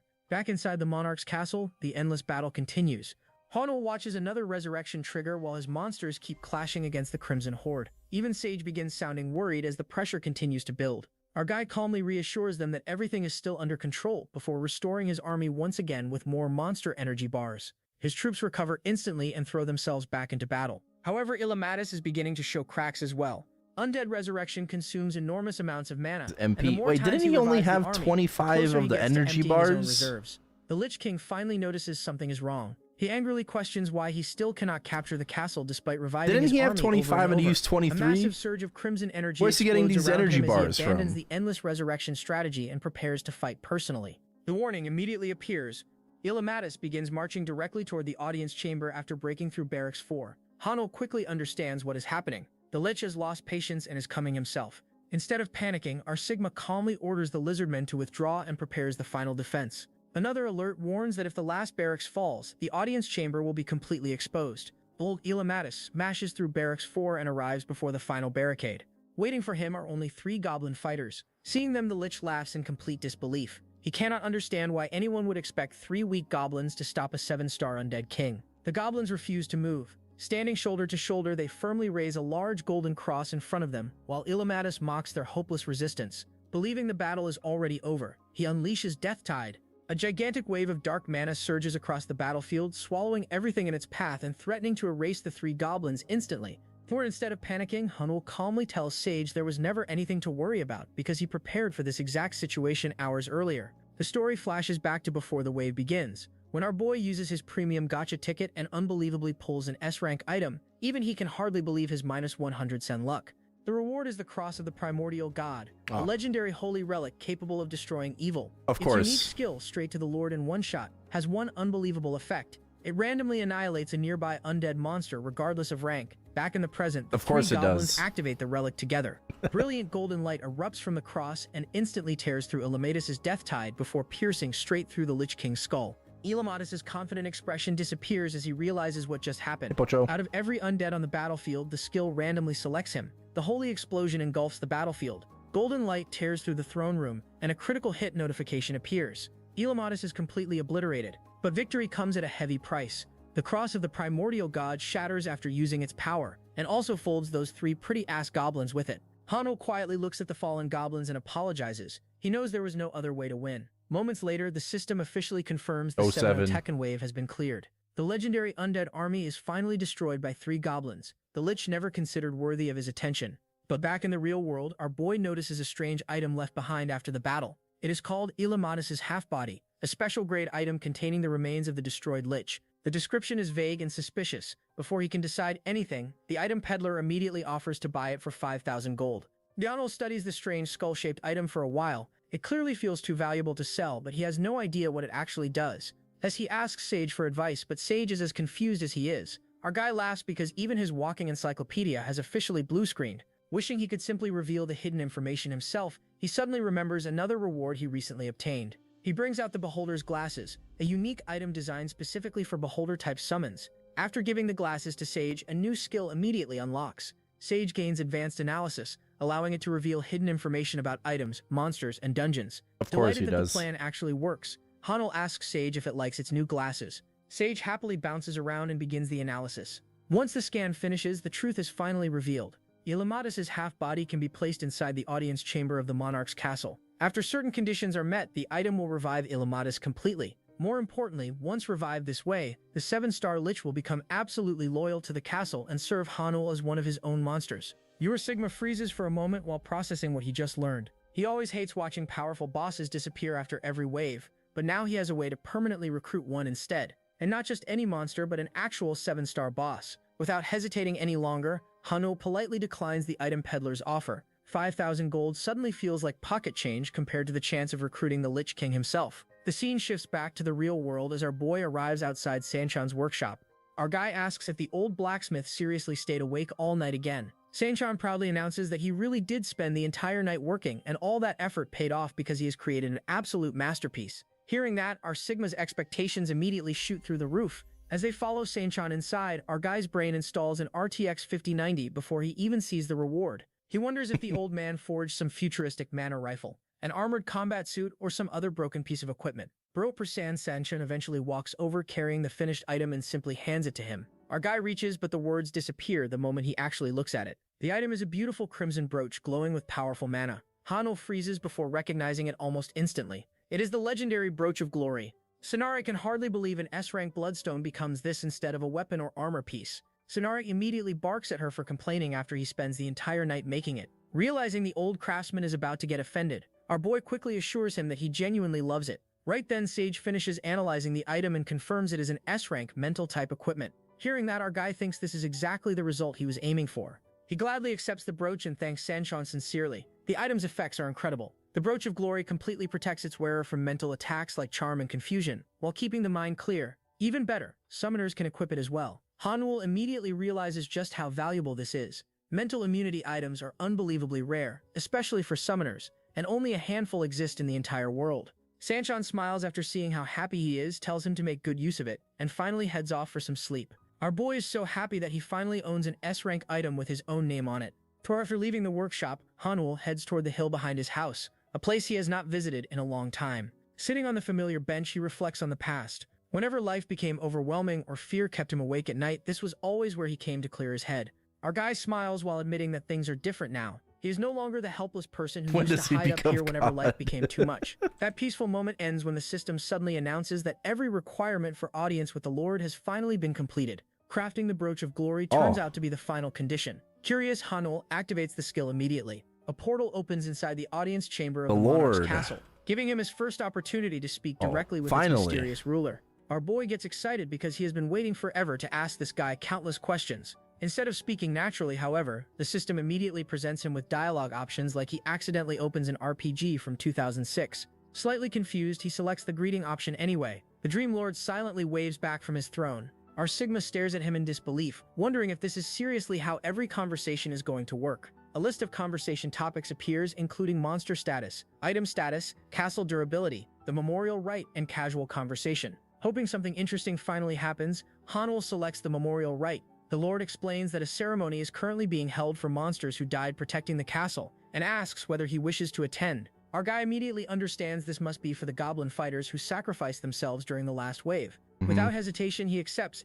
The ceremony takes place beside a large bonfire surrounded by grieving goblins. Our boy quietly kneels before the flames and thanks the 3 goblin fighters for giving their lives to protect the castle. He admits that without their sacrifice, clearing the 702nd wave would have been impossible, and promises he will never forget what they did. After the ceremony ends, the system informs him that the Dream Lord appreciates his attendance before returning him to the conversation menu. Next, Hanul checks the castle's durability. The Lord explains that repairs are already underway, but will take 2 full days unless additional mana stones are supplied. Our Sigma continues working through every available dialogue option, hoping the conversation eventually becomes more personal. Instead, almost everything feels like reading castle maintenance reports. Finally, with nothing else left, he selects casual conversation. This time, the Dream Lord unexpectedly asks how he has been doing. Relieved that the conversation is finally becoming normal, Hanul simply answers that he is doing well. From there, the Lord suddenly becomes too talkative. He explains that the castle recently ran out of half-drake meat, forcing him to experiment with cooking skeleton knight horse bones into broth. Surprisingly, the soup turns out pretty good, so he even recommends it to the other monsters. Although monsters technically do not need food, he believes everyone still deserves to enjoy a good meal. The Lord is actually a hot baddie who continues chatting about gathering herbs around the castle and testing which ones are edible. Our boy simply listens while wondering who this yapper really is. Instead of sounding like some mysterious ruler, the Dream Lord spends the next 30 minutes passionately discussing recipes and gardening. Our guy was expecting some ancient wisdom, but he accidentally unlocks fantasy Gordon Ramsay. Eventually, the conversation ends with a simple farewell. The system announces that the Lord's favorability increases by 1 point. Nice. Hanul reflects on everything he gains from the meeting. The favorability increase is useful, but something else worries him even more. Listening to the Lord casually describe running out of food and struggling with basic supplies makes him realize the monarch's castle is in far worse condition than he originally believed. At this rate, surviving future waves may become impossible unless he finds a way to strengthen the castle itself. The story then shifts to later that night as our boy finally starts another live stream. Appearing through his familiar holographic avatar, he greets everyone after a long break. His regular viewers immediately flood the chat, excited to see him again and asking why he disappears for so long. Several people beg him to finally explain everything that happens inside the Garden of Meditation, but Hanul apologizes and says he actually needs help with something else today. The chat instantly complains because they all expect story time instead. Our Sigma explains that he wants advice about a hypothetical situation in the game MSM. He asks everyone what they would do if they owned a monarch's castle that had almost no soldiers and no way to build proper defenses. The chat immediately starts throwing out ideas. One viewer bluntly says the castle is already doomed and he should just give up. It's called Another Monsters argues that Fight hiring Monsters. Huge numbers of monsters could solve the problem, but someone else points out that buying hundreds of monsters would bankrupt anyone. Eventually, another viewer suggests recruiting a monster capable of producing its own army instead. That single comment immediately catches Hanul's attention. The viewer reminds everyone about an ant-type monster that can continuously spawn large numbers of followers. Our boy instantly realizes that creature could completely solve his troop shortage and wonders why he never thought of it before. The only problem is figuring out where to find one. Just then, one of his longtime viewers, Bald is Strongest, suddenly asks if Hanul is a B-rank hunter. Our guy confirms he is and wonders why that matters. Moments later, the viewer reveals they have just discovered a gate containing that exact monster and that their guild has already claimed it. They ask if Hanul wants to come capture it together. Our Sigma freezes in complete surprise as he realizes that Bald is Strongest is actually a real hunter. The story shifts to the headquarters of the Aegis Guild. Inside his office, the bald guild master slumps over his desk with a frustrated sigh, grumbling that it looks like another promising rookie is slipping away. From everything he's hearing, Kim Hanul is about to end up with either Samurai or Pungbok instead of Aegis. The news only makes things worse. Headlines flood every screen. One reports that a rookie hunter has cleared the Garden of Deep Sorrow, featuring our boy's photo. Another claims Hanul's decision has narrowed down to Pungbok and Samurai, with the two guilds practically fighting over him. A third article even shows Hanul meeting Samurai at Cafe Artorium, making it look like the deal is already finished. The guildmaster throws his hands up in frustration. He wonders why nobody seems to appreciate how good the Aegis Guild actually is. In his eyes, they are just as capable as the other top guilds, and their intelligence network is the best in the country. He really wants our Sigma to join them, but right now that dream looks farther away than ever. Before he can complain any longer, the office door bursts open and an 1110 Russian beauty steps inside. He immediately recognizes Asha and tells her to stop treating him like a trashy BF, reminding her to use his official title. If rumors spread that their guildmaster gets pushed around by his own subordinate, it would be embarrassing. He grumbles that stress is going to make him bald, but our baddie immediately fires back that he's already a certified hairless guy. After their usual back and forth, he finally asks if she discovered another valuable gate. Aegis possesses the best intelligence network in the country. It all comes from Asha's constellation ability, Eye of the Outer Dimension. The skill allows her to detect gates before they even open and identify the monsters waiting inside. Thanks to her, That's Aegis kind of always OP. knows where valuable dungeons will appear long before anyone else. Watching her walk in so seriously, the guildmaster assumes she must have found another massive discovery. Instead, Asha shakes her head. This time it has nothing to do with a gate. She reminds him about the expedition scheduled for Saturday, the A-rank dungeon she detected a month ago, and asks if he'll be participating. He confirms he will, because it's an important operation. Then she casually asks if she can bring a friend along. The request completely catches him off guard. Since Asha herself is an A-rank hunter, she's always welcome on expeditions. But when he asks who this mysterious friend is, things immediately go down like his hairless balls. Asha admits they aren't part of Aegis. She doesn't know what guild they're in. She isn't even sure of their exact rank. Then she casually drops the bomb that she's never actually met them in person. The guildmaster stares at her in disbelief. He asks if she's seriously asking him to bring a stranger into a dangerous dungeon. Asha reminds him that he was the one complaining about being short-handed and saying anyone capable would help. He argues that's true, but he still needs to know who the person actually is. He asks for their guild, their rank, even their name, and Asha has no answers. Bro's brain instantly blue screens fight for Balbus Computer. Completely fed up, he asks if she's messing with him. She insists she isn't. Even if they've never met face to face, she's certain they're a good person and promises he'll understand once they meet. The guildmaster flatly refuses, reminding her that dungeons are battlefields where people die, not places to gamble on internet friendships. Asha refuses to give up. She pleads with him, promising to take full responsibility if anything goes wrong and begging him to trust her just this once. Seeing how unusually serious she is, the guildmaster finally gives in. Since he's joining the expedition himself, he'll deal with any problems personally if they arise. Asha immediately lights up with excitement. He warns her that she's responsible for whatever happens, and she happily agrees before thanking him over and over. A few days later, our boy arrives at Seyraksan, where hunters are gathering before the raid begins. As he steps into the forest, a familiar blonde woman carrying a rifle notices him, and suddenly freezes. The streamer she knows as Trash Game Bro is the hunter standing in front of her. Our Sigma also freezes after seeing the girl in front of him. The surprise quickly turns into introductions. Our guy realizes that Bald is strongest is actually this busty beauty, the vice leader of the Aegis Guild. She casually admits she never really tried to hide it, then says she's even more shocked because she never imagined the person behind Dead Game would turn out to be Hunter Kim Hanul himself. She apologizes for never revealing her identity, explaining she planned to do it during one of their streams someday. Trying to ease the awkwardness, she jokes about his username being surprisingly manly, but our boy immediately thinks that's a weird thing to say because usernames do not have genders. She is an A-rank hunter, the second in command of the Aegis Guild, ranked 20th in the country, and known as the Libra Eye.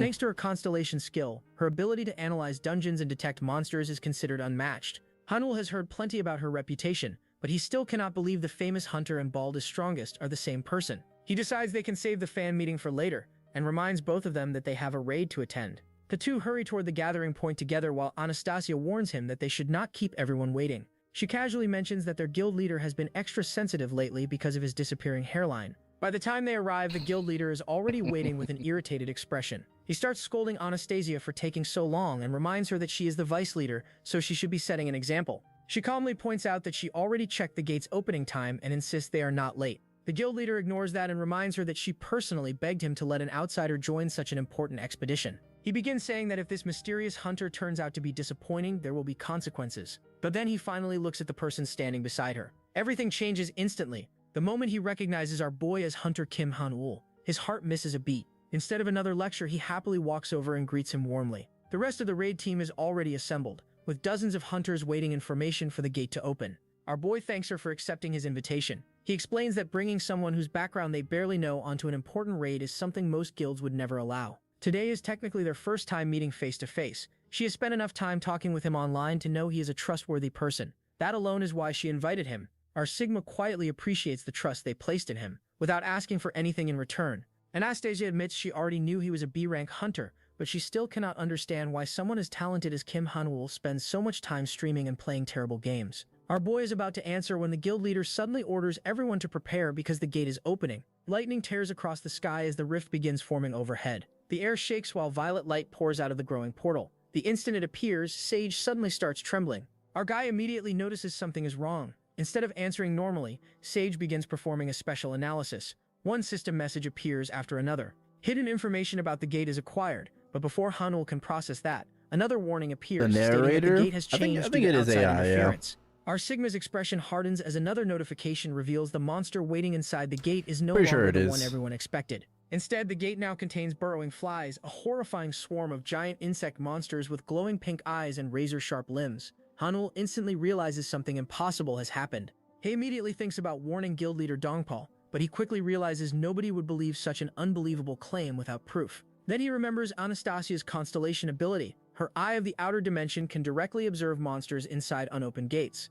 Our boy rushes over and urgently asks her to analyze the gate one more time. At first she looks confused, but the moment he tells her he believes the monsters inside have changed, her expression turns completely serious. She immediately activates her skill as her eyes glow with bright blue light and peeks deep into the rift. Only a few moments later, the confidence completely disappears from her face. She realizes Hanul is right. Something impossible has happened inside the gate, unable to believe what she's seeing. The monsters inside have really changed, even she can barely process it. The guild leader notices her reaction right away and realizes something is seriously wrong.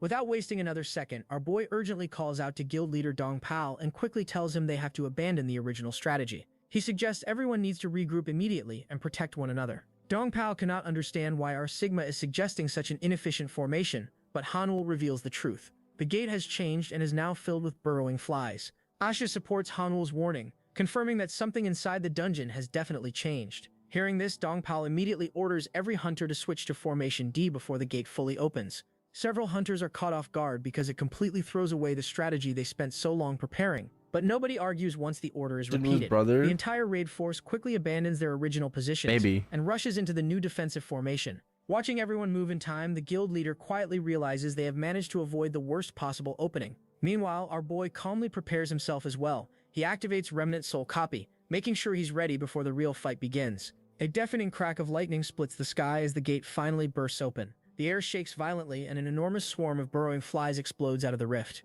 Countless insect monsters pour across the battlefield while a much larger queen leads them from the center with glowing crimson eyes. Several hunters freeze in disbelief because these are not the monsters anyone expected to face. Everyone wonders how burrowing flies are coming out of a completely different gate. Dongpal quickly shuts down the panic. He reminds everyone that even if the monsters changed unexpectedly, burrowing flies are still only D-rank creatures. Then he activates Guardian Descent. Orange mana erupts around his body as one of his arms transforms into a massive beast-like claw. With a powerful roar, he launches himself straight into the swarm and tears through dozens of burrowing flies in one devastating strike. Flames and shockwaves rip through the sky as monster after monster falls out of the air. Watching the attack, our guy cannot help being impressed. He already knows Dongpal is an S-rank hunter, but seeing that kind of overwhelming strength in person is something else entirely. One attack wipes out a huge portion of the swarm, proving exactly why the guild leader is one of the strongest hunters in the country. Even so, our Sigma quickly realizes raw strength alone will not solve this problem. There are simply too many enemies for one person to handle forever. He prepares to jump into the battle himself. Then he suddenly looks up and freezes. The swarm above them continues pouring out of the gate without slowing down, covering the sky like an endless black cloud. Damn. Our boy stares at the overwhelming horde and realizes the real battle has only just begun. Just then, this jiggly guild beauty appears and attacks the swarm with rifle fire. Each shot explodes into the burrowing flies and blows holes through the insects before they can reach the hunters. As the battle rages, she notices something strange. The gate does not begin closing even after monsters keep pouring out. She quickly realizes this is not a normal gate but a fusion gate. Unlike ordinary gates, a fusion gate stays open until someone enters the dungeon and defeats the boss. That means standing outside and farming bugs all day is not an option. The boss has to go. She immediately decides that she and guild leader Dongpal can clear it together and tells everyone they need to head inside. Before they can move, one of the monsters suddenly dives straight at Anastasia. The attack comes out of nowhere, its crimson eyes flashing as it closes the distance in an instant. A burning mark grazes her forehead, but before the hit can turn into something worse, our boy says not today. A massive golden cross-shaped burst of energy erupts as Hanul blocks the attack head-on, shredding the insect apart and protecting her. Once everything settles, he calmly says he is coming too. Anastasia objects because she invited him to help him, not throw him into even greater danger, but our Sigma makes it clear he never came looking for a free carry. He has his own goal inside this dungeon, and he plans to defeat the boss himself. Seeing the determination on his face, she finally agrees. Dongpal hears this too while smashing burrowing flies left and right with blazing fists. He places team leader Kim Yong-tae in charge of the hunters outside while he, Anastasia, and our Chad form the assault team. The three charge together without wasting another second. Dongpal bulldozes through the swarm with overwhelming strength, and every punch sends insects flying in pieces. Anastasia covers every opening with flawless rifle shots, picking off anything that slips past him, while Hanul cuts a clean path through the chaos. The three fight like a well-balanced party and force their way straight through the sea of monsters before leaping into the fusion gate together. Inside, they land in a long underground tunnel. The rocky walls spread deep into the darkness, making it obvious this dungeon is nothing like what they expected. Our guy immediately summons Sage, and the little floating eye activates its scouting ability. Within moments, the system identifies the dungeon boss as the Amber Queen Ant. The information reveals that she is an incredibly powerful production-type monster capable of creating hundreds of giant worker ants, and each one is several meters long. The moment Hanul sees that description, he realizes this is exactly what Monarch's castle has been missing. Instead of hiring monsters one by one, this queen can produce an entire army by herself. Our Sigma's summoner instincts kick in instantly. As they continue deeper, Dongpal studies the tunnels and concludes this was originally an ant nest. This makes them wonder if this is an ant dungeon and why burrowing flies are coming out of it instead. Hanul admits he does not know yet, but believes the answer is waiting near the boss. They continue moving until Dongpal suddenly stops and sees that the tunnel is completely packed with dead giant ants. Their bodies cover the floor from wall to wall as if an entire colony has been wiped out. At first, Dongpal wonders if the ants slaughtered each other, but Anastasia immediately notices every corpse has the same injury. Every single ant has severed its own head. Even seasoned hunters have never seen monsters die like this. Hanul quietly pieces everything together and asks Anastasia if she remembers the host infection status effect. The answer hits both her and Dongpal immediately. The burrowing flies are not simply invading the ant nest. They are using the ants as living hosts. Hanul explains that the monsters behave just like real flies falling on Earth. Those parasites lay eggs inside ants, slowly take control of their nervous system, force them to wander away from the colony, and eventually make them detach their own heads. The larvae then hatch from the corpse. The mountain of dead ants is not the aftermath of a battle. It is an enormous breeding ground left behind by the burrowing flies. Anastasia realizes the ants have been dying one after another for a long time, which explains why so many bodies are piled together. Before anyone can think further, Dongpal suddenly catches a scent drifting through the tunnels. Hanul recognizes it immediately as the queen ant's pheromone. At the same time, they hear movement echoing through the underground passages. The burrowing flies are approaching from one direction, while the pheromone trail leads toward the queen from another. If they hesitate, they risk getting trapped between both forces. Dongpal offers to lead the way, but Hanul volunteers instead, explaining that Sage can track the pheromone far better than any human. Dongpal, Sage immediately begins analyzing the trail. System windows appear one after another as the floating eye scans the lingering scent. At first, the results are nothing but broken fragments of static. Bits of incomplete words slowly appear before disappearing again as the analysis keeps refining itself. Then two clear words finally emerge. Help me. Hanul freezes for a moment as a disturbing image flashes through the analysis. It is only a brief glimpse of a strained eye, but it is enough to leave him shaken. Dongpal notices the reaction and asks if he is alright. Our guy brushes it off, admitting the analysis just caught him off guard. Sage continues working until the scan finally completes. This time, the full message becomes clear. Help me, my child. The words repeat again and again across countless system windows until the entire tunnel Queen is Ant is spanned with asking the for same help? desperate plea. Whatever is waiting deeper inside this dungeon is no ordinary Queen Ant, and our boy realizes they have just uncovered something far stranger than a simple monster nest. The three keep pushing deeper into the tunnels, with Dongpal leading the charge while our boy and Anastasia stay close behind. Sage continues tracking the Queen Ant's pheromone trail, allowing Anastasia to guide the route with confidence. Every turn brings them closer to the boss, but the deeper they go, the worse the air becomes. The tunnels are filled with poisonous miasma mixed into the pheromones, making every breath heavier than the last. Anastasia manages to endure it thanks to the poison resistance she recently gained from her authority, but Hanul quickly notices that Dongpal is beginning to slow down. Even the guild leader's incredible stamina has limits, and our Sigma realizes they have to finish this dungeon fast before the poison wins the race. The group eventually reaches a massive stone wall covered in thick black slime. They smash through the final stretch of monsters blocking the way, and make their way past infected ants and burrowing flies. Fire erupts with every one of Ma Dongpal's punches, while Anastasia's rifle keeps dropping monsters from a distance with perfect accuracy. Even after cutting through wave after wave, Hanul can tell both of them are steadily weakening from the poison. Realizing the situation, our boy suggests that he'll enter the boss room alone. Both Dongpal and Anastasia reject the idea immediately. The guild leader refuses to let a guest clear an aegis dungeon for them, while Anastasia points out that one of the country's top guilds can't simply stand back and watch someone else do all the work. Even though both of them admit the poison is becoming a serious problem, they insist on continuing together. Hanul accepts their decision. The Baldy, Rifle Baddie, and our Sigma launches one final assault toward the chamber. Dongpal explodes forward with another devastating attack, his blazing fists smashing through the monsters and blowing open the tunnel ahead. The shockwave tears apart everything standing in front of them, but the poison finally catches up to him. Purple miasma surges through his body, forcing him to stagger while coughing blood. Anastasia also begins losing her balance as the pheromones overwhelm her resistance. Seeing both of them fall, our Chad immediately calls upon a guardian to bless them with nature's breath. Brilliant teal barriers form around Dongpal and Anastasia, surrounding them in glowing shields that block the poisonous miasma. The two recover enough to keep moving while Hanul remains outside without protection. With the poison temporarily under control, they finally enter the boss chamber. But what is inside is far beyond their bingo list. A gigantic insect queen is sitting there with her enormous body covered in cracked crimson armor, while countless burrowing flies crawl across her shell. One swollen eye constantly leaks pale fluid, and the monster calmly calls out to Hanul. She refers to him as her child and asks him to come closer so she can finally see his face. The repeated words make the entire scene feel wrong. Anastasia stares at the horrifying creature in disbelief, unable to understand how something can look this twisted. Behind the queen, there is an entire army of infected ants and flies, all moving with the same eerie glow in their eyes. Though our boy stays silent while the queen keeps calling him closer. Sweat runs down his face because our bitchless guy really finds his sus. Before doing anything else, he turns back to Dongpal and Anastasia and warns them not to attack the monsters that are about to appear, because they're his own tame summons. A group of his burrowing flies arrives moments later, buzzing around him as proof. Dongpal simply nods and accepts it without hesitation. At this point, he's beyond questioning anything. Dongpal then prepares for battle. He opens the system and spends 1,000 gold to summon another Lizardman unit, but pauses for a moment after looking across the battlefield. The ground is covered with countless ant corpses and infected bodies, making the entire cavern feel more like a graveyard than a nest. Even our Sigma can't ignore how unsettling the sight is. Still, he pushes those thoughts aside and completes the summon. The Lizardman crashes into the enemy army immediately, swinging its massive axe through infected ants and carving a bloody path straight toward the queen. At the same time, Hanul launches himself into the air with lightning crackling around his blade. Dongpal continues holding back the swarms, smashing through waves of insects while ordering everyone to keep the flies away from Hanul. Their attacks work together smoothly, opening a path for our boy to reach the queen herself.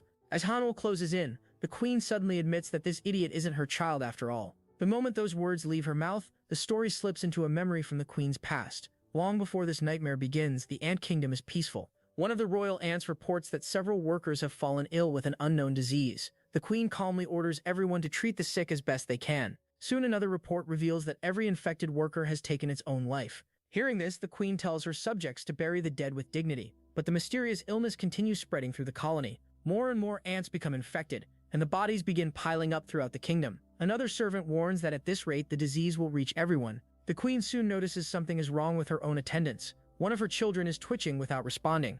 Another desperate messenger begs her to abandon the kingdom before it's too late, but she refuses without hesitation. She declares that this is her home and she will never abandon her children, no matter what happens. Right in front of her eyes, that final messenger is suddenly consumed by something unseen. Only then does the real enemy reveal itself. A tiny burrowing fly with glowing red eyes quietly emerges from the carnage. It has been using the ants as hosts all along, spreading through the colony from the inside. Eventually, it reaches the queen herself. Even after losing control of her own body, she continues resisting and refuses to abandon her kingdom until the very end. But the parasite slowly consumes her from within and takes complete control. Damn. The memory ends by revealing the horrifying truth. The massive queen standing before them isn't truly alive anymore. The real ruler has long since been taken over, and the tiny burrowing fly is now sitting on top of her ruined head like a puppet master controlling every movement. Using the queen's stolen body, it coldly orders the kingdom to continue serving as if nothing ever happened. Back in the present, the parasite finally drops the gentle act. It glares at Hanul with pure hatred and declares that he has no right to step inside its kingdom.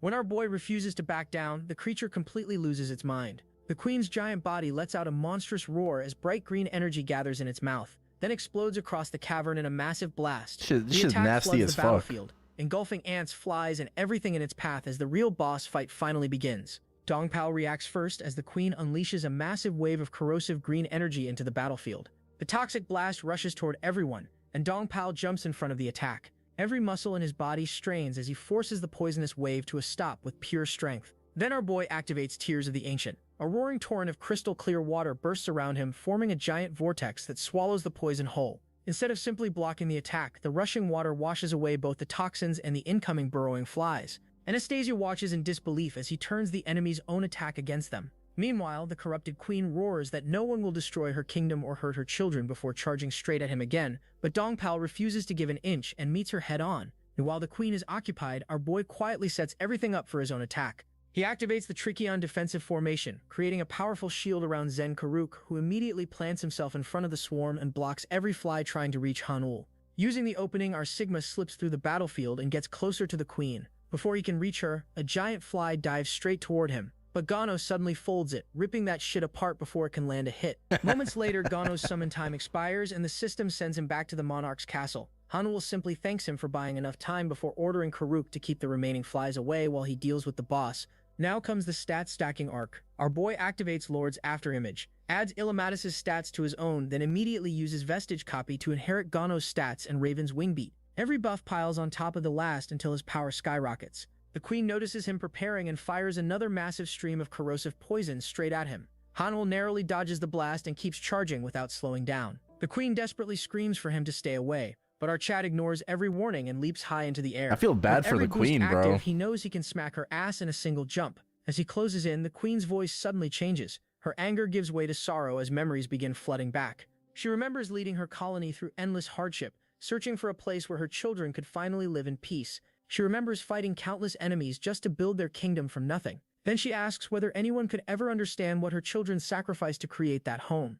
Hanul doesn't pretend he understands. He admits he never lived through any of it, so he can't claim to know her pain, but he does know one thing. The only thing left he can do is free her. With that, our Sigma brings his sword down. Every buff he stacked combines into one overwhelming strike. Illimatis' strength, Gano's copied power, and Raven's Wingbeat all explode together as his blade cuts straight through the parasite controlling the queen. A blinding flash fills the cavern, and the system confirms the tunnelfly parasite has been destroyed.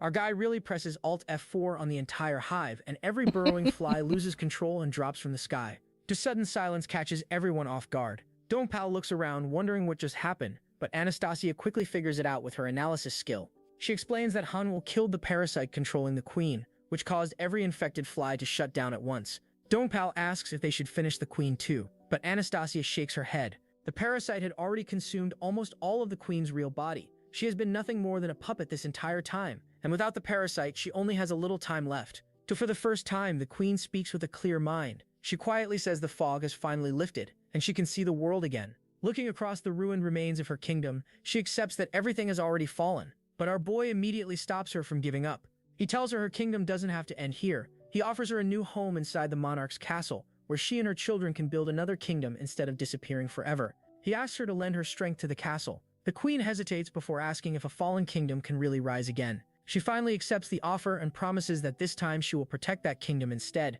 The system immediately registers her decision. Sage finishes analyzing the pheromones, while the queen peacefully accepts her new future. As the dungeon ends, rewards begin pouring in. Hanul receives a space development ticket, a premium gacha ticket, 5,000 gold, and a special soul stone becomes available for purchase. Then the biggest reward appears. The system announces that the named monster, Amur Queen Akasha, has officially joined the monarch's castle. The queen awakens inside her new home and quietly looks around at the towering castle. Gets that After gacha taking in the ticket. view, she promises that this time she will protect this kingdom.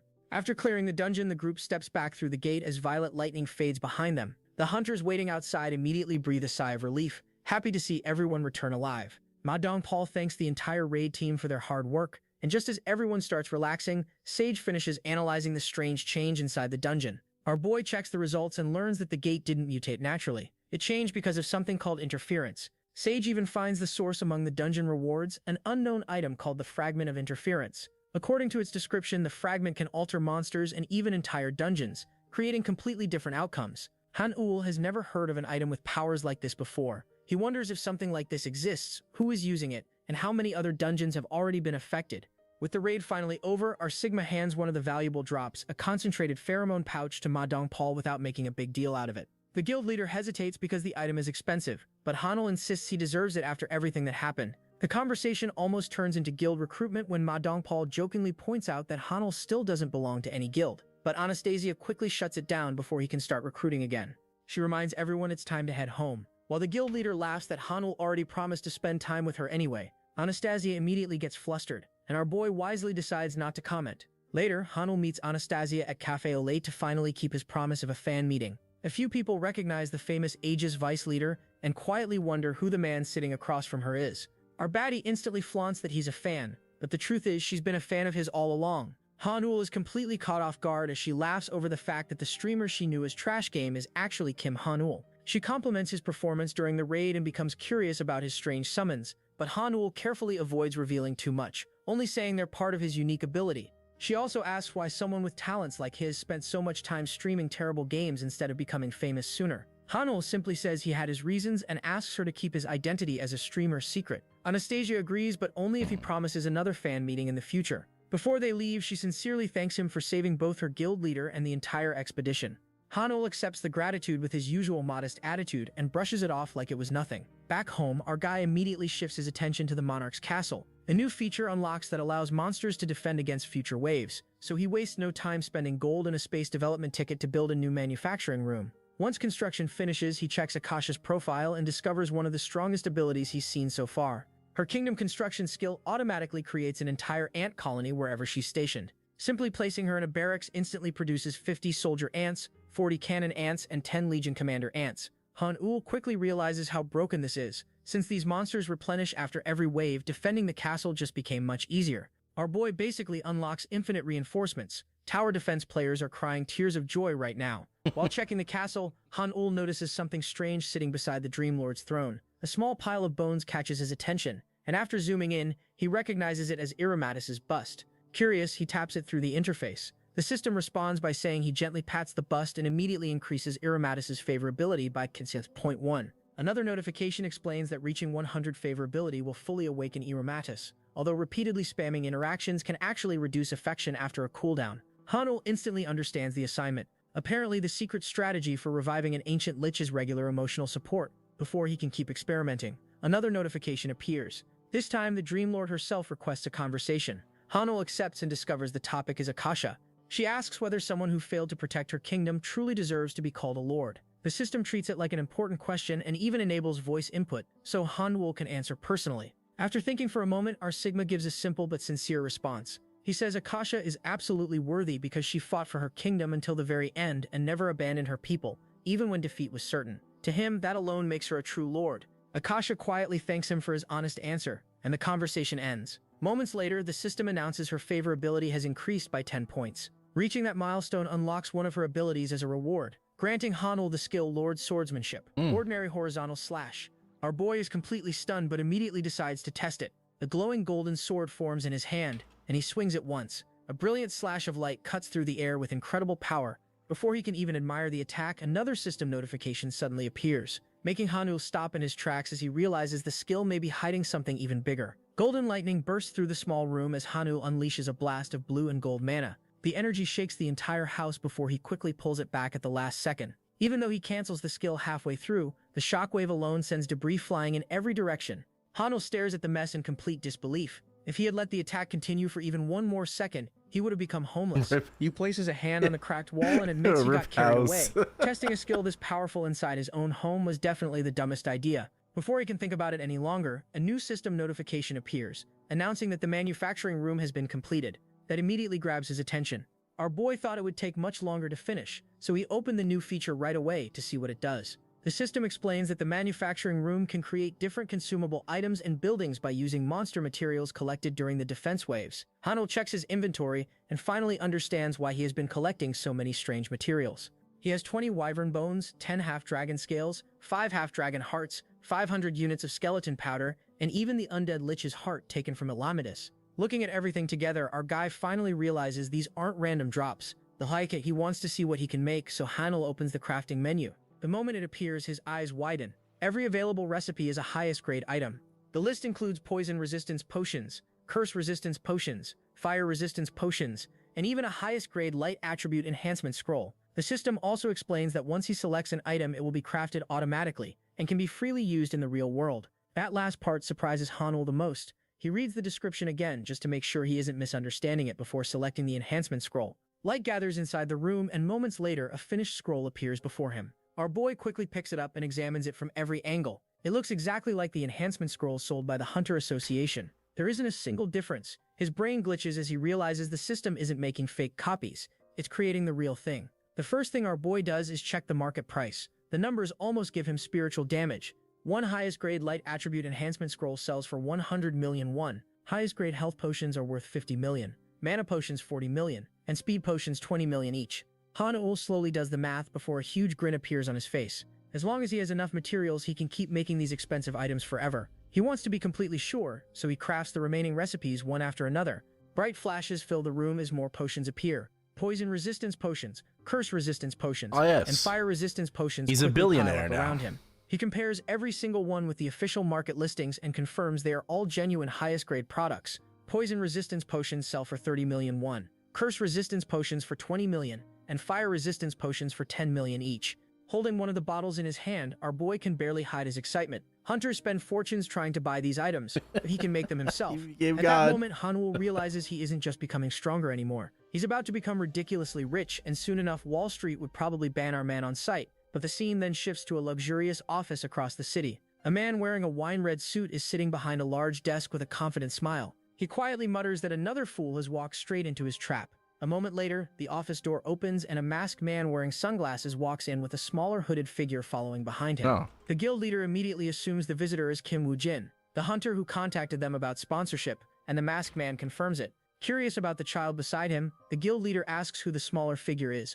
The visitor explains that it's his son, saying the kid insisted on coming along and asking if he can stay during the meeting. The guild leader laughs and says that's perfectly fine, even joking that the boy must really look up to his father. Once everyone sits down, the guild leader begins explaining how the Black Dog Guild works. He says the guild specializes in sponsorship contracts, giving hunters expedition opportunities, supplies, information, and other support. In return, the guild buys any dungeon materials and items the hunters collect for 15% above the normal market price. An item worth 1 million won elsewhere would sell to them for 1.15 million instead. He confidently asks if everything makes sense. The masked man acts impressed and asks how the guild can make money while paying above market prices and providing so many benefits. The guild leader admits the profit margin is small, which is why every contract That's what I'm includes one saying. important What? condition. Hunters must trade at least 500 million won worth of items through the guild every month. If they fail to reach that amount, penalties will automatically apply. Ah. The masked man calmly asks if an average hunter can really earn that much every month. The guild leader confidently says it's easy as long as hunters join the guild's expeditions. He claims they can't reveal all the details but insists the system works well, and tells the masked man not to worry. Our guy quietly nods before asking one final question. He leans forward and calmly asks if the guild can prepare 1 billion won today. The smile instantly disappears from the guild leader's face. He freezes for a moment because bro thought he was about to scam another rookie. But it's his bad luck that he just invited the final boss into his own office. The guild leader repeats the word 1 billion, then confidently says yes. He explains that the guild has more than enough money to cover that amount. Although he becomes curious and asks why Hanul suddenly brought up such a large number. Hanul casually brushes it off, saying he just wanted to make sure the guild could actually afford its promises. He adds that plenty of smaller guilds make big promises but suddenly become broke whenever it's time to pay. He once again reassures Hanul that reaching the required trade amount every month won't be difficult. Towards internally, the leader thinks if a hunter fails to meet the minimum trading requirement, they automatically violate the contract and become the guild's slave for life. Our guy immediately notices the problem. Damn. He wonders if the hunter gets such a harsh punishment for breaking the agreement, shouldn't the guild receive the exact same punishment if they fail to pay what they owe? That simple question almost makes the guild leader lose his smile. For a brief second, he quietly complains to himself about how troublesome this customer is. Still, he quickly forces another smile and agrees to add a matching penalty clause for the guild as well. Hanul invites him closer to see the contract, and the leader loses all his brain cells when he sees a magical immolation parchment. Our guy explains that it burns the body part chosen during the contract if either side breaks the agreement. He presents it as proof that both parties can trust each other. The leader carefully checks the updated contract one last time, confirms the penalty now applies equally to both sides, and agrees. Both of them place their hands on the parchment as glowing red symbols spread across its surface, officially sealing the contract. The guild leader secretly smirks to himself, convinced this agreement will eventually ruin Hanul instead. The moment the contract is complete, Hanul immediately tells his hooded companion to bring out the items. Without saying a word, the small figure empties a huge pile of loot onto the table. Potions and scrolls quickly cover the desk, making the guild leader stare in complete surprise. He asks if Hanul personally collected everything. Hanul calmly confirms that he did. He explains that the pile contains 150 resistance potions of different types along with 3 holy scrolls designed for fighting undead monsters, and the items are worth around 1.8 billion won at normal market prices. After adding the guild's promised 15% bonus, the total reaches roughly 2.7 billion won. The guild leader completely freezes. He stares at the mountain of expensive items as if his soul just left his body. There is no way an ordinary B-rank hunter should be carrying loot like this. Still unwilling to believe it, he quickly scans every item using a magic appraisal device. Seconds later, the results appear, confirming every single potion and scroll is genuine and freshly crafted from monster materials. They were not purchased, resold, or obtained through any middleman. Instead of accepting reality, the guild leader immediately changes his story. He switches from friendly salesman to professional gaslighter in 5 seconds, and accuses Hanul of trying to scam the guild. He claims that there is no proof he personally obtained the items. According to him, the guild has no obligation to pay, and Hanul should instead receive the contract penalty. Without another thought, he orders his secretary Taeyong to destroy the contract. He immediately reaches for the magical parchment. The instant his hand touches it, everything goes horribly wrong. The system notification suddenly appears before Hanul, informing him that he has obtained contract nullification Lived 2. At the exact same moment, the contract releases a violent burst of red energy. Instead of affecting Hanul, the magical backlash slams directly into Taeyong. The explosion sends him flying backward across the office as red flames consume his arm. The guild leader can only watch in complete horror while sweat pours down his face. The contract he planned to use against Hanul has completely backfired. Lodging as smoke fills the office, Hanul calmly walks forward without showing even the slightest panic. Looking directly at the terrified guild leader, he quietly gives him two choices. He can either pay the full 2.7 billion won immediately, or lose the use of his own body instead. Damn.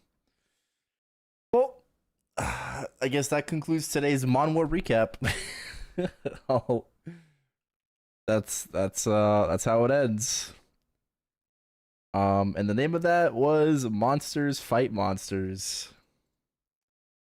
There you go.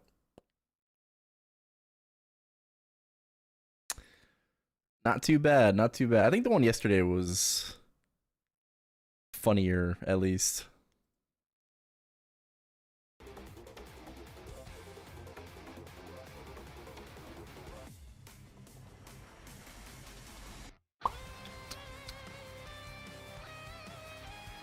Got time for another one? Nah. We're gonna leave it to just one.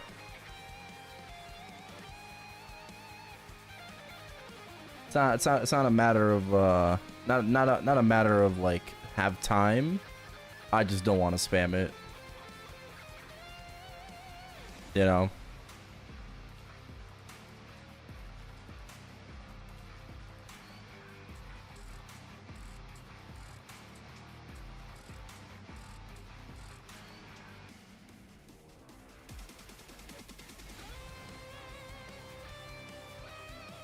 All right. I gotta use the bathroom. I gotta use the bathroom. I'll use the bathroom. I'll be right back. I mean, it also really just depends, like, if people are enjoying it or not. You know, like, if we don't really care for it, I mean, listen, like, I'll stop. Like, I'll just grind instead. Don't matter to me.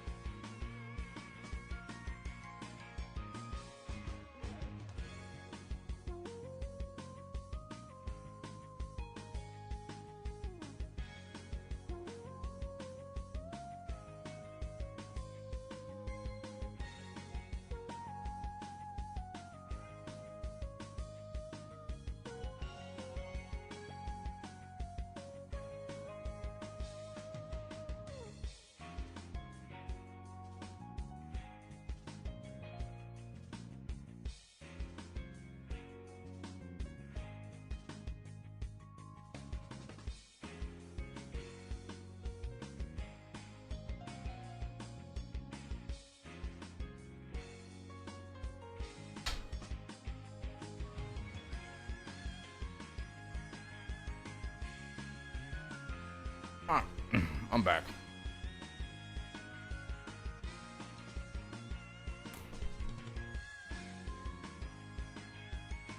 No ending? No, it usually doesn't happen. It doesn't happen with an ending. Fair.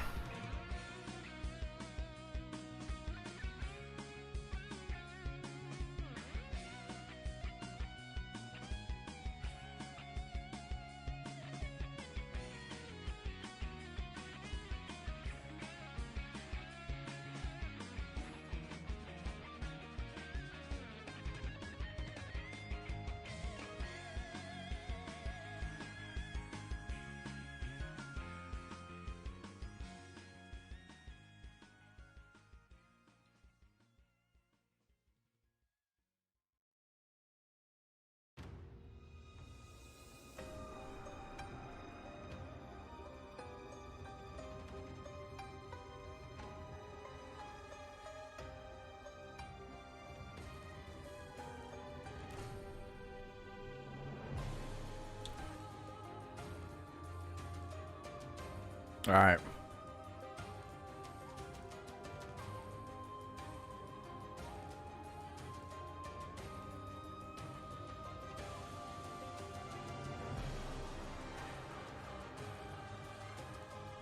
Before, there's only supposed to be 3s around now.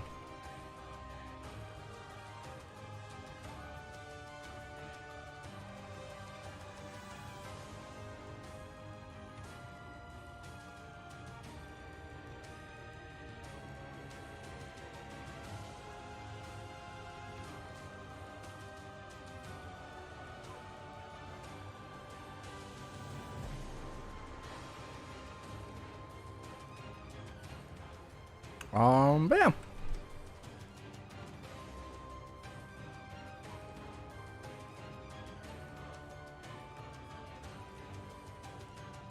So, you know, I'm trying to gauge if people are even enjoying watching these recaps or not. I guess so.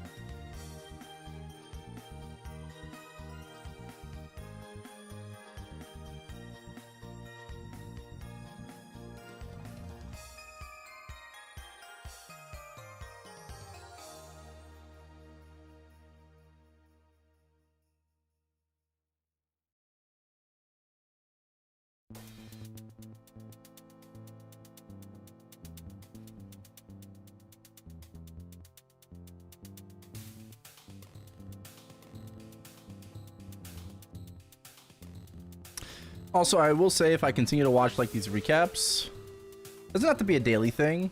Could be every once in a while. I'm going to avoid, because like you said, you wanted me to check out like the Mount, you know, what is it called? Mount Hua sect. That's probably a really good one that I'd want to maybe read I'm just trying to find like some like fun slop ones.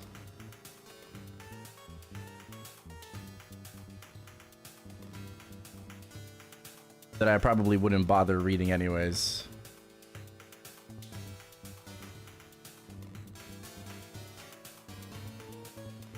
I actually watch like I like the recaps. I would like before I would put them on like while I'm going to sleep. Nowadays I just go to sleep listening to like Pokemon.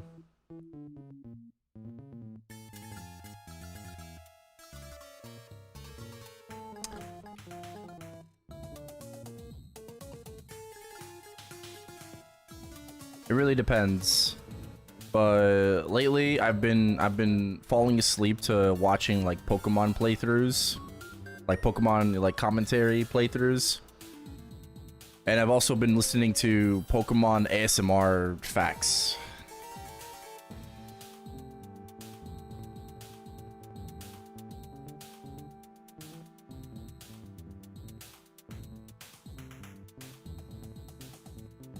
You can read for us. Nah, I'm good. What are you talking about? Just talking about manhwa. I don't read manga.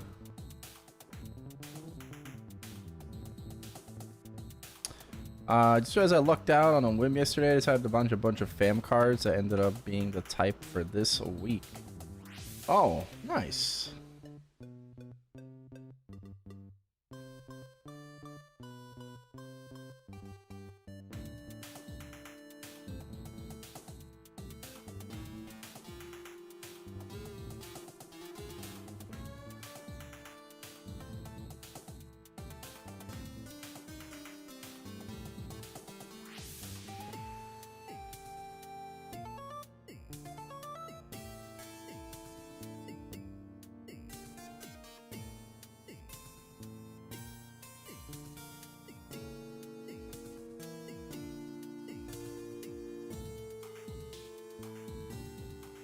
Did I hear Tectone's ex bagged Drake? Yes, I've seen that news.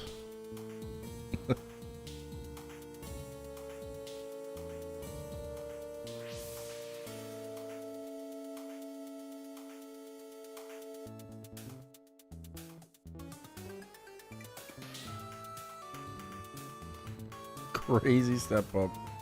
Oh, apparently Tectone got married. I saw that too. Bro got married.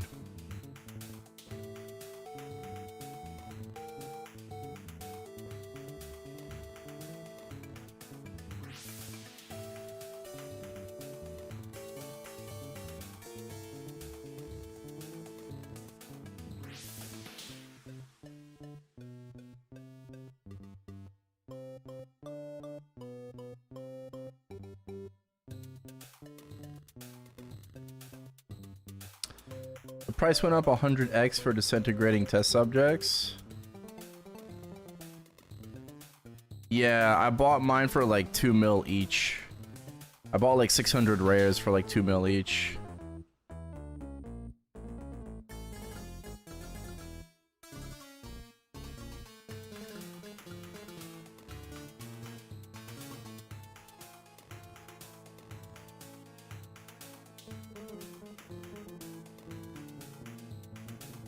I think I need to buy more.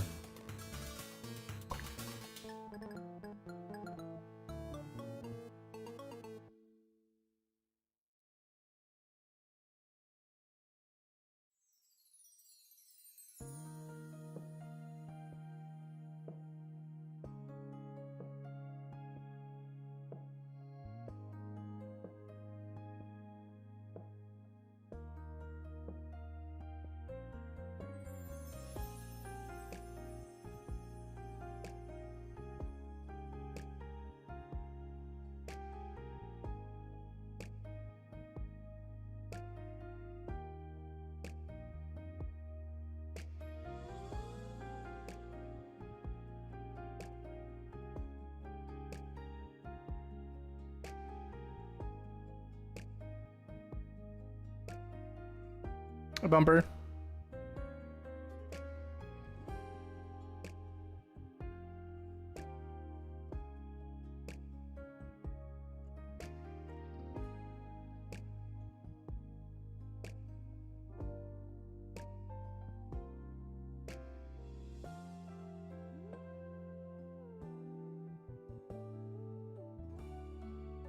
Just cleared cowling, nice.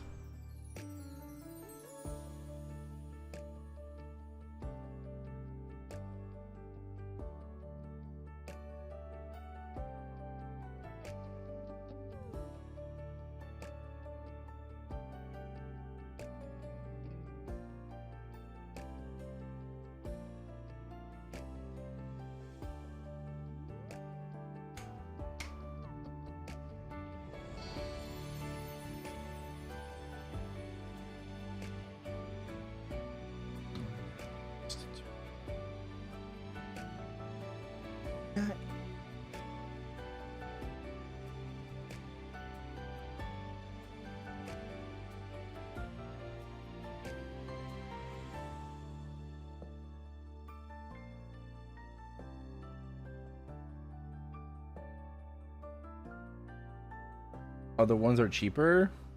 I don't know. No, actually, Odium is farmed quite a lot by, I think by botters.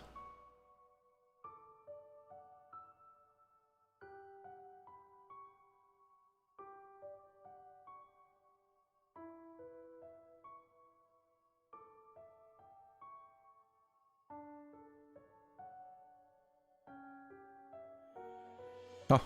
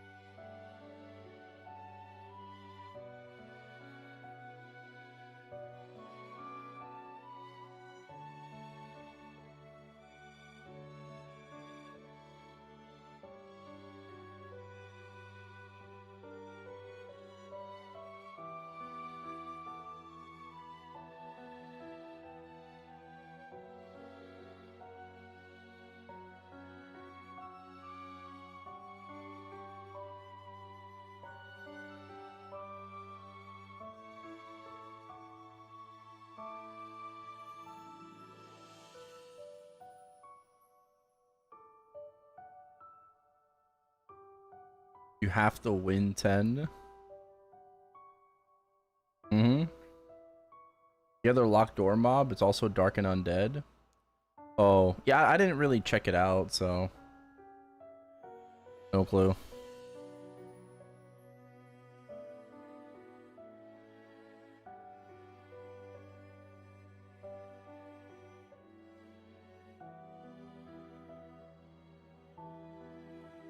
How many whaps am I popping a day?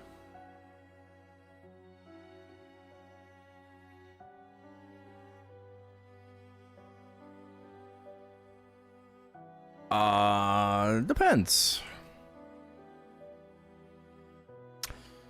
Depends. I'd say on average, right, given any day, I would say 3 or 4 per day. Yesterday was Sunny Sunday. I think I popped like 5 or 6.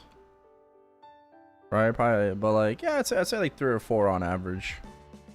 Oh, I got a 110 drop fam today, which is actually, I think that's a goal. Yeah, plus 1 hour, plus 1 hour.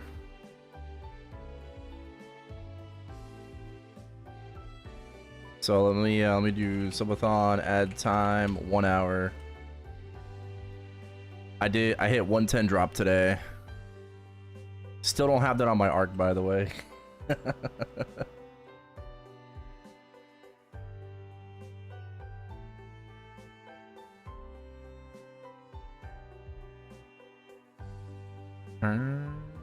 Can't control them. It's inside.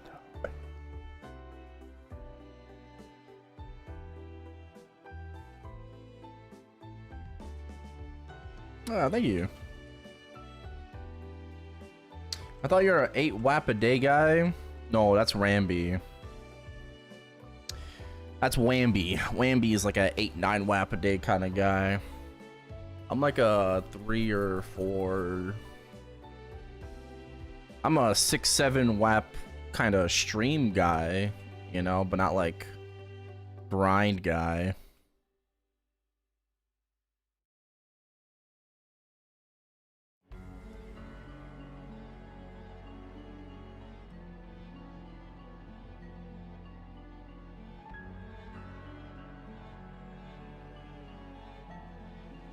Ooh.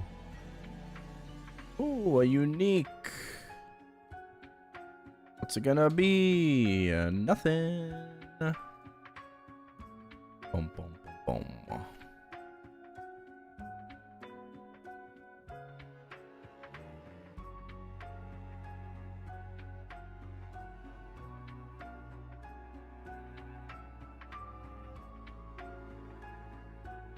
Yeah.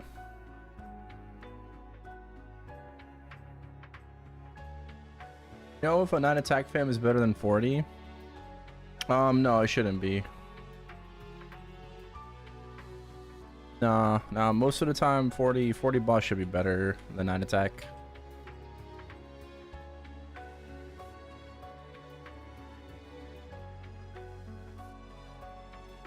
Even on the upper end, 9 attack is about like 33% boss damage.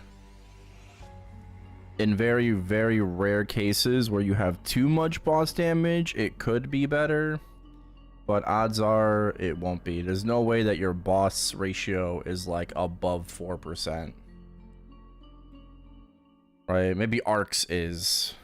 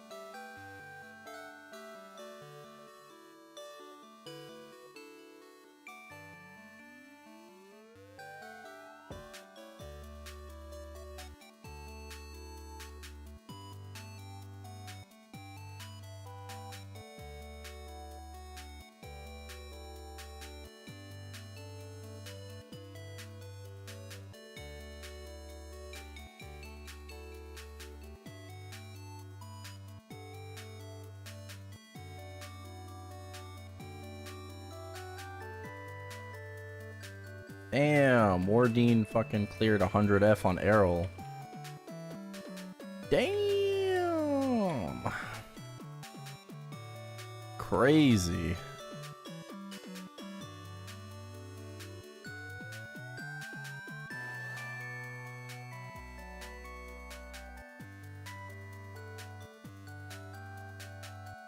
Who?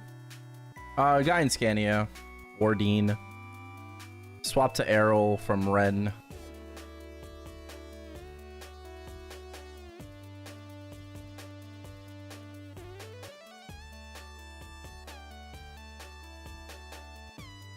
Wonder how next album will treat ride or die weapon jumpings after the changes. I don't think they need to care. What do you mean delaying it just to avoid it? Why do they need to care? It's a Libe weapon jump?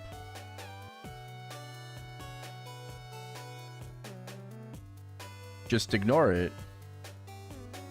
It was deleted? Well, it's a special ring, so you can keep it in the game. It's not gonna last forever, so what? It just fucking lasts an extra, like, extra 30 days, extra month. Who cares? Worst thing comes to worst, like, it'll just be, like, unusable. For whatever, like, broken spaghetti code reason, you just won't be able to use it. You know, it's like, oh well. Sucks.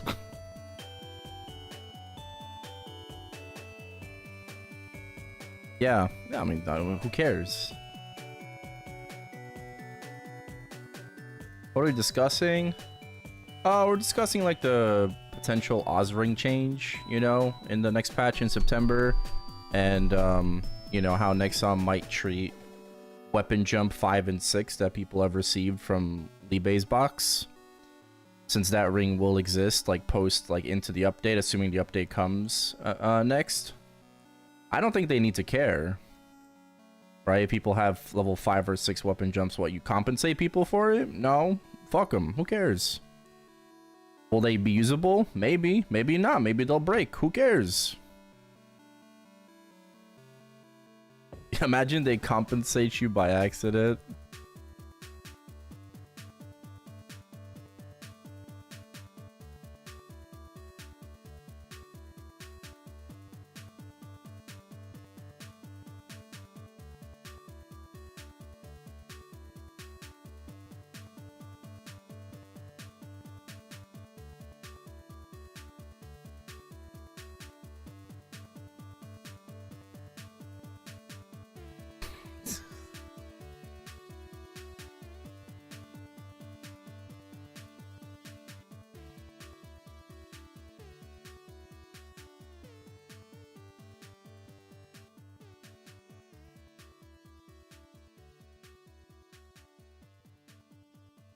You're in grindstone debt. I just don't think they should care. You know, whether it works or doesn't, whatever. But I just don't think it's an issue. I think it's a non-issue. You know? If it does work, okay. If it doesn't work, I mean, okay.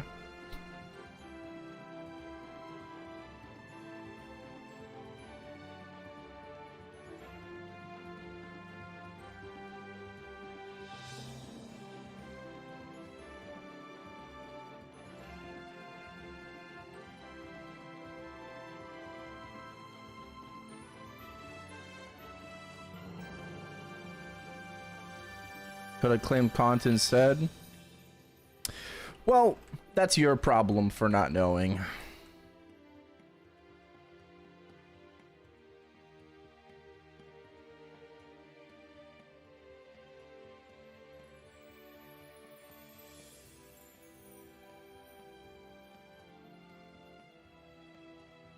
You did it?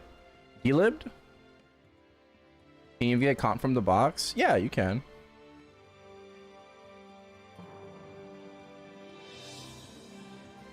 Hey, congrats. Congrats on the D-Lib.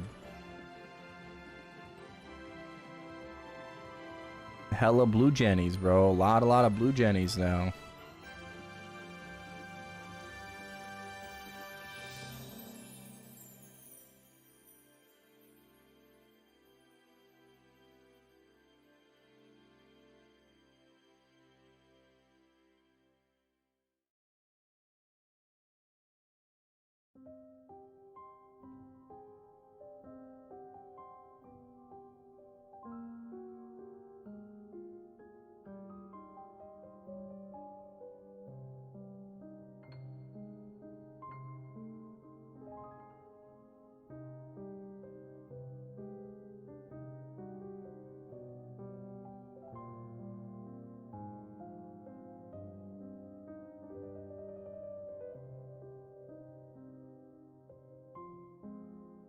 Hi, Chris.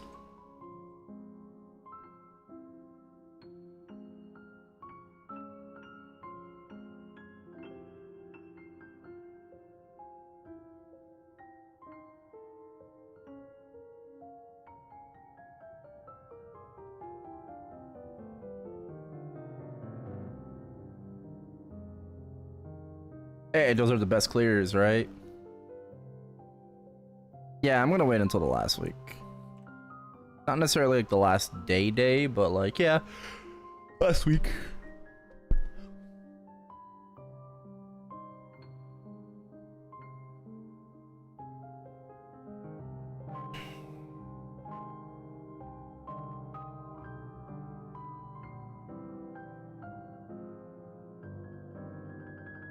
What's this week's Frontier shit?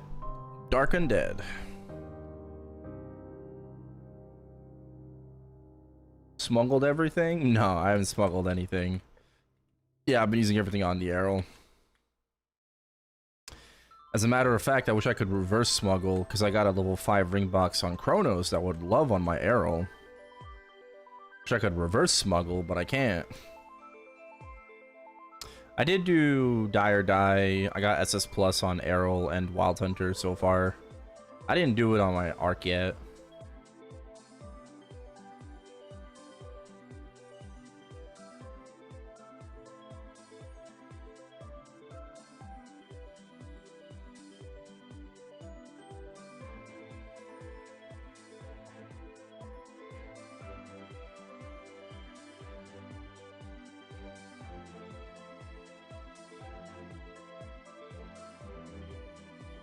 Yeah, one burst. Yeah.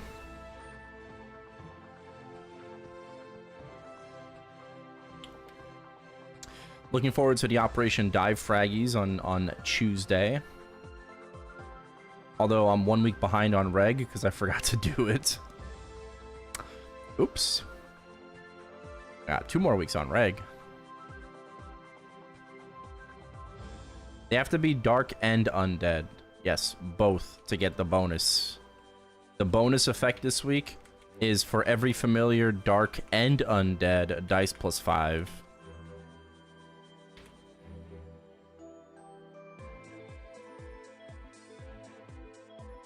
Obviously, it could be or, but and gives you a bonus. Oh, 248. Oh, for me, it's 288.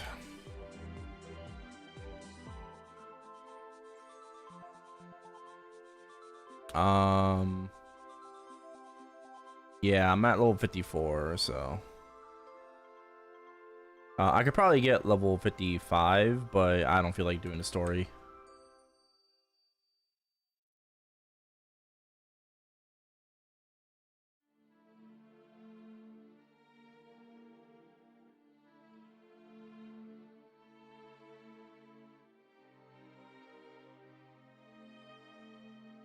Double dip the frags? You probably can. Oh, I also get level 30 Hecate on the Arc on weekly boss reset. We're gonna get Hecate.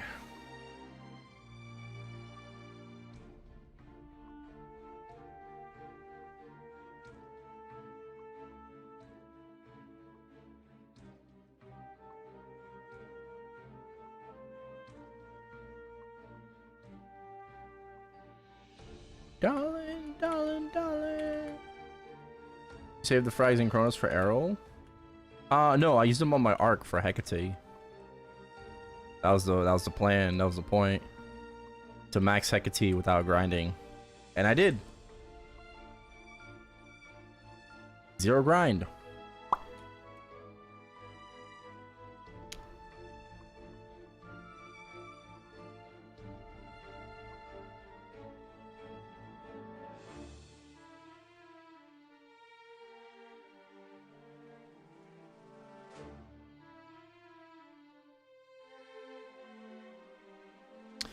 I would have loved to save them if I prepped Hecate in advance, but it took a little too long grinding the Wild Hunter. Darling, darling.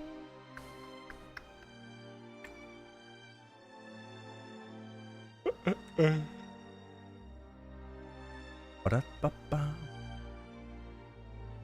300 when? Nexon needs to release Universal Vac Pets.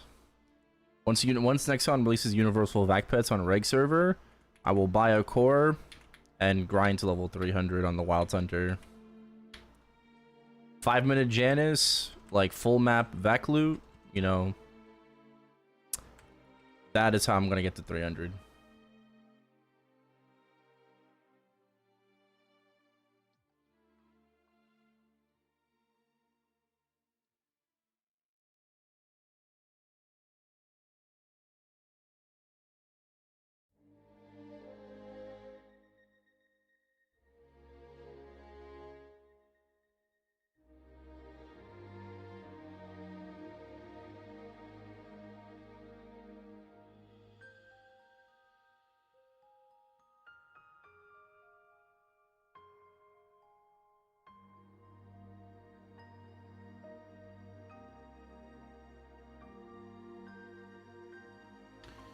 Can I have 2 for free? No. Please, Luna Gathering and Reboot. It's gonna be too pay to win for Reboot. But I hope we get it in Reg. I'm probably going to make my Classic account on a different account. Right, I don't think I'm going to play Classic on my main account like I do with Reboot and Reg server. Because odds are I'm not going to be able to play both games at the same time. If Nexon will allow us to,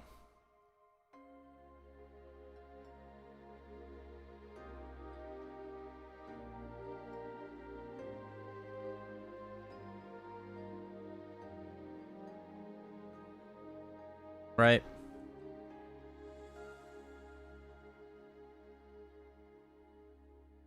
Oh yeah, those vac bits are pretty cool. Love that. Oh, the Blood Oath set. Chills, bro. I don't care. My vac pets are all Jaguars. I anviled mines.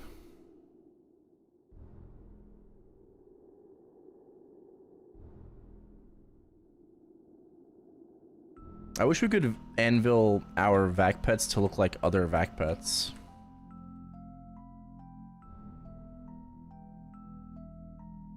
We won't be able to get the last week of Kai since the event ends on the 8th before reset.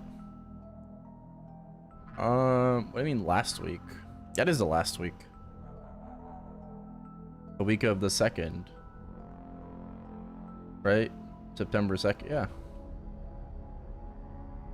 Yeah, I mean the event ends the week of like September 2nd or 3rd in game. That's the final week.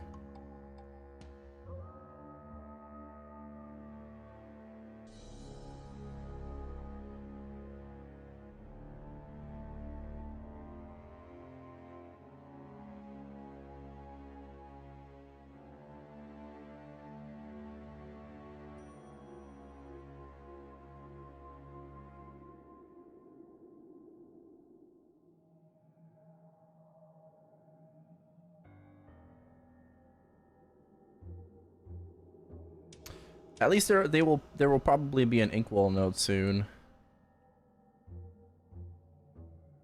So.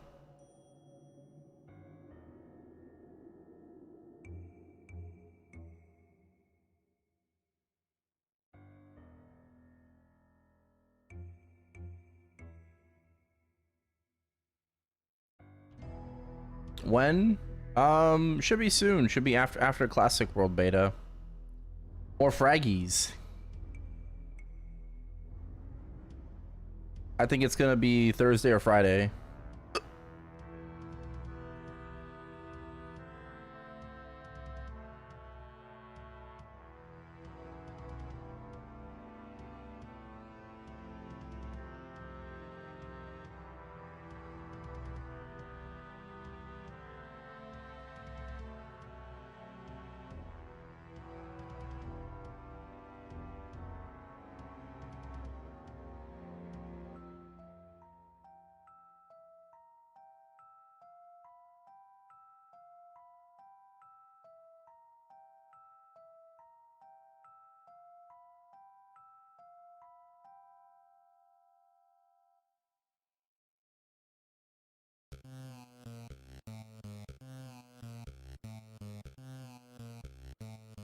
This Thursday? Yeah, because Classic is ending soon. The closed beta 2 is ending soon.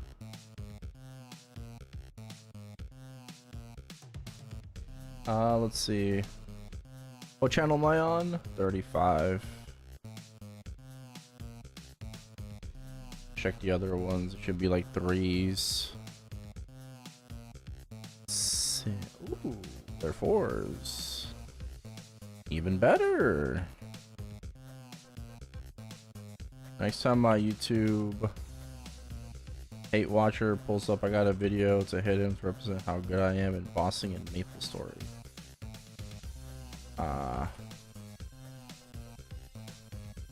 Is that what you tell yourself?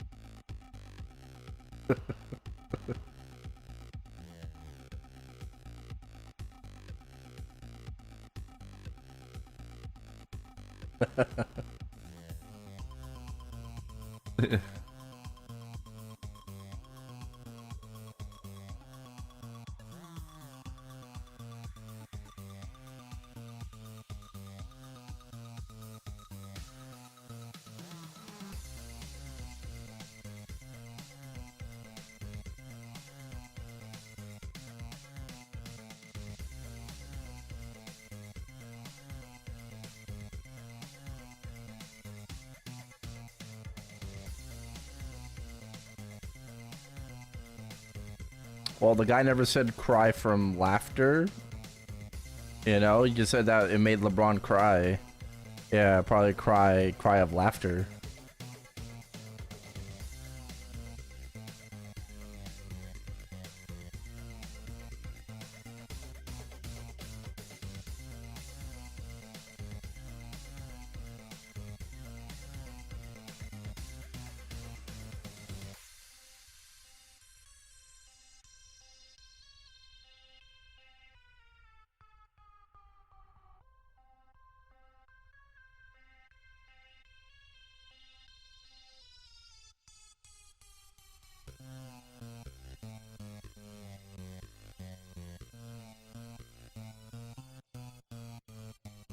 You predict the Inkino to beat this week?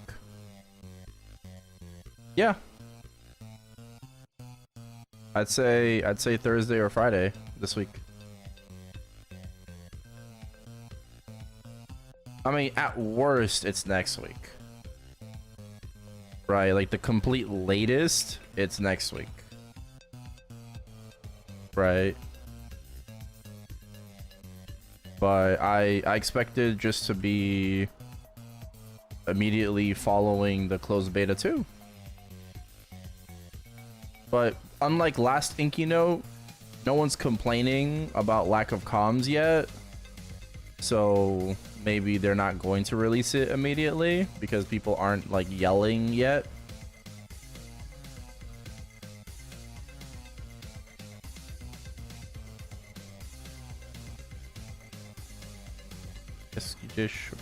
Iska? I don't know what that is.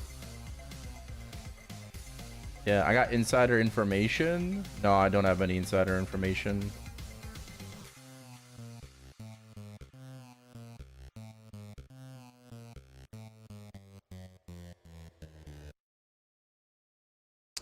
I'm just really good at predicting.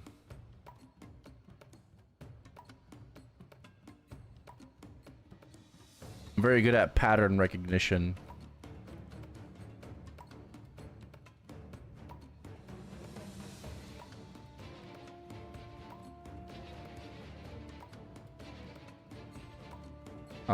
Co się dostaje z boxerciem.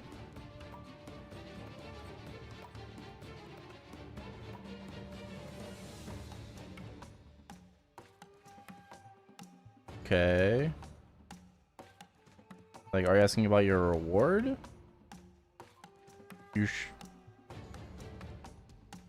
Skończyło się.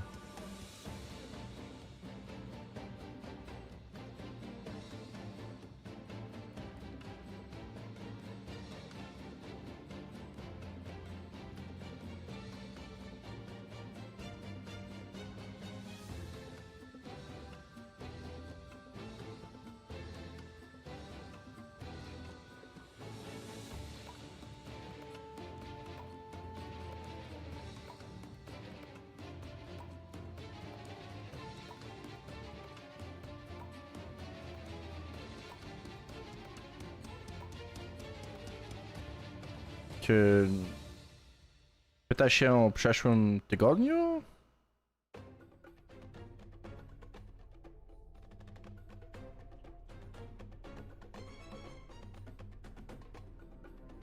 Czy...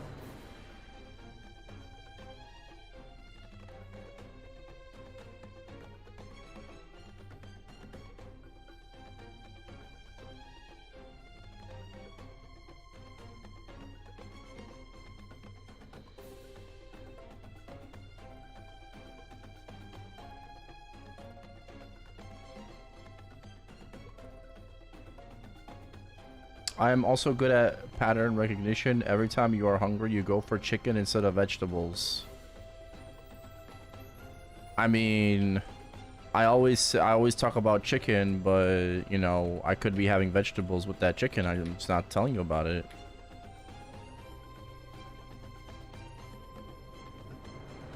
You assume I don't have any vegetables just because I don't talk about it.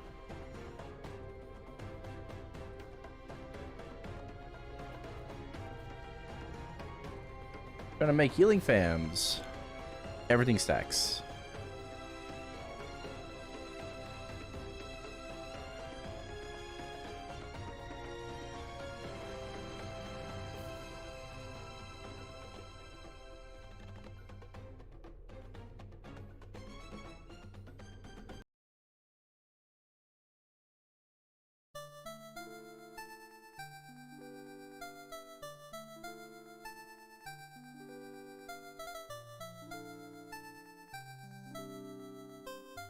Every time I maple, I whap. Well, I mean, I kind of have to. That's the whole point of the subathon. Is to whap as much as possible. Right? That's why you're here.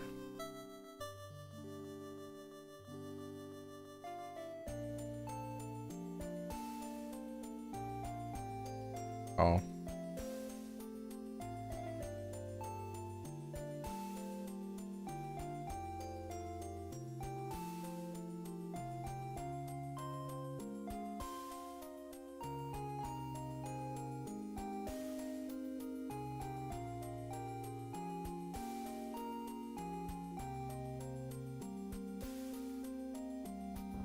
Party healing fam work on myself? It does.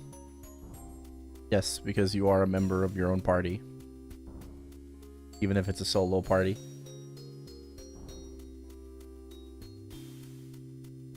Popcorn chicken, because there's corn in popcorn chicken. I don't think I've ever had popcorn chicken. Couple days left until you're 295. Yo, early grats. Hell yeah. I'd say same, but I'm like 45% on my arc. As you can see from my MRX, Jose has been grinding quite a lot.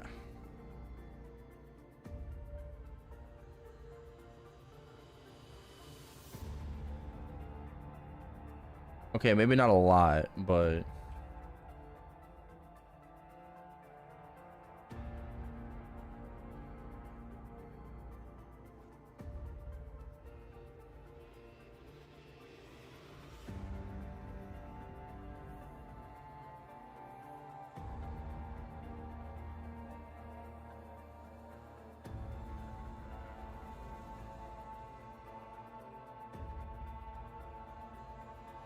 Barely slept. Yeah, that's not something to be proud of. Only bought a little bit. I mean, like, when I go to sleep, I play the VOD, right?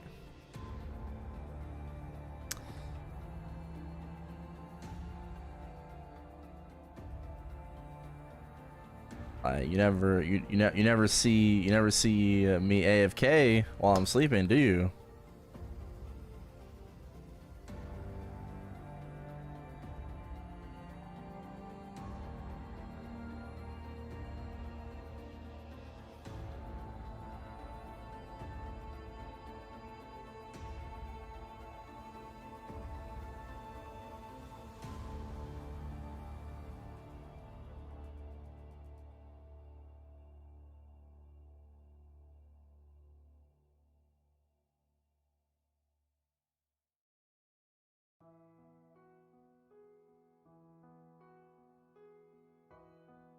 Popcorn chicken usually refers to chicken cooked like popcorn style. Okay.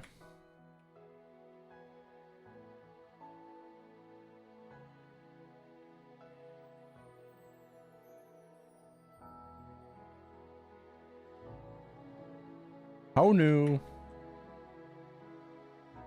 Thank you for the 78 months.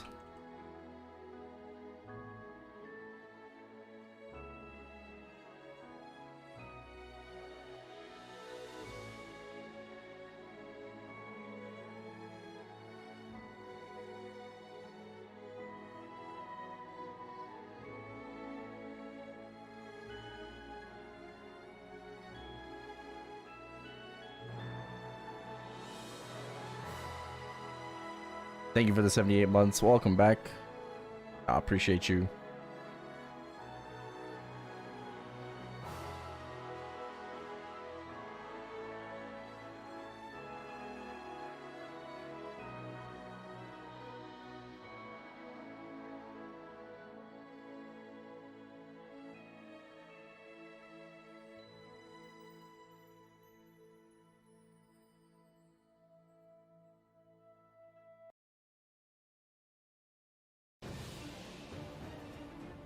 Oh yeah, by the way, you can show me your MRX. That's fine. I just wouldn't go around, you know, saying you got barely any sleep. You know, it's not really a flex.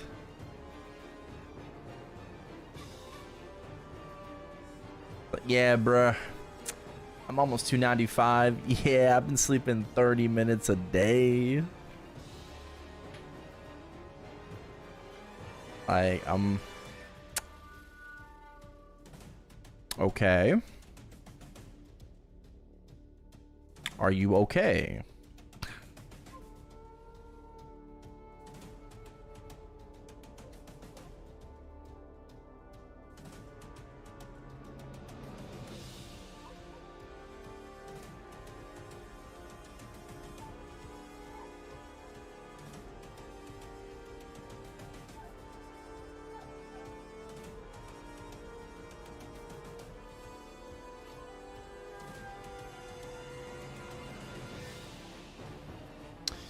Yeah, I understand grinding hard, but it's not worth compromising, like, your sleep especially, right? Like, you got a full-time job and you're trying to grind like fucking like Giga Grind Maple as well. Like, it's not worth risking your health. Okay? It just isn't. So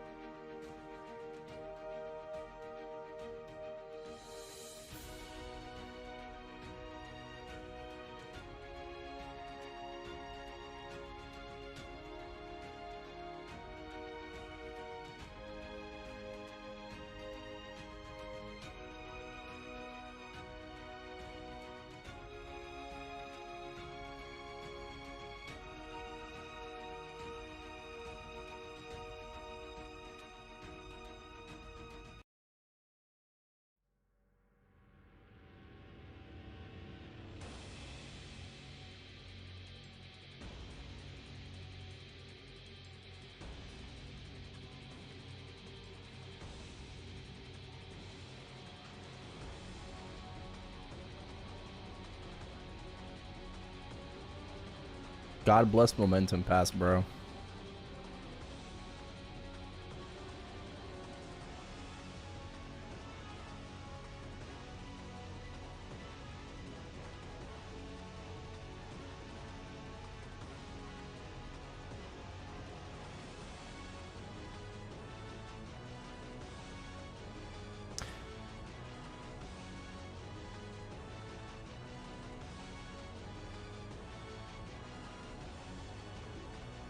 Oh.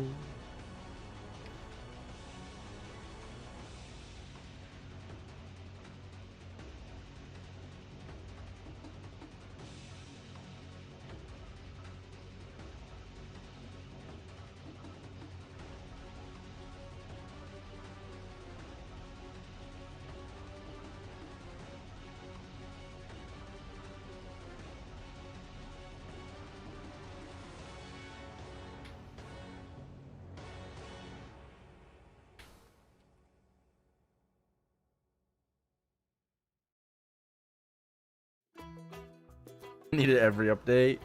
Nah, for real. I'll be 300 in no time with all these Momentum Passes.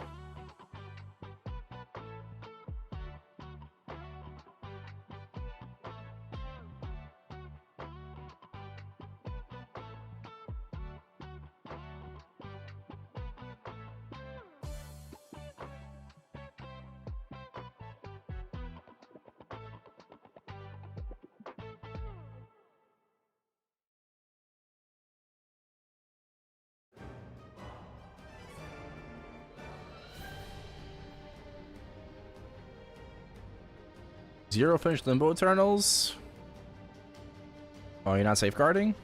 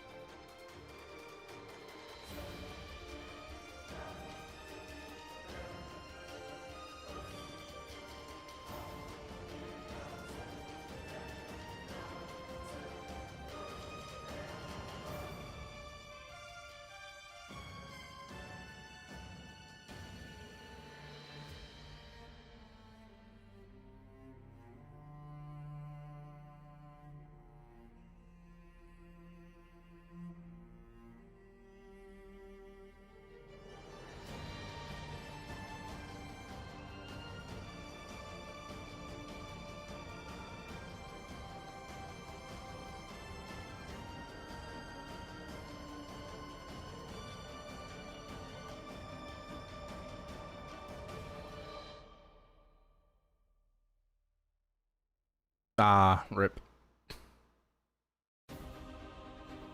It'd be like that.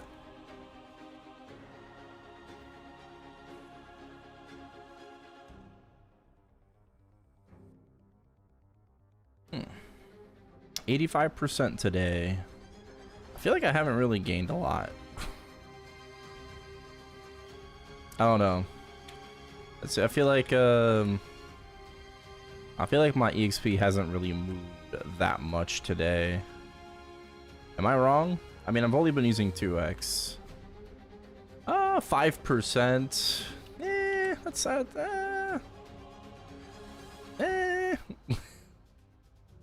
that's okay.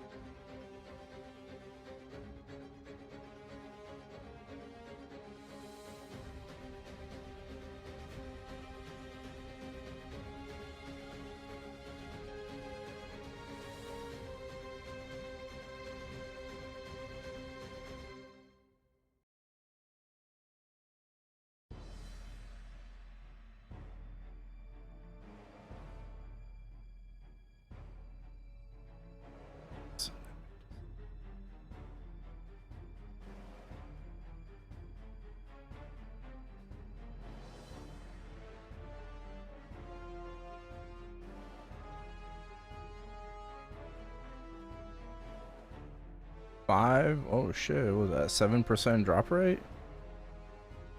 Oh wait, hold on. You can get an extra 12% drop rate? Oh shit. You can unlock an extra 12% drop rate as a shine character? Wait a minute.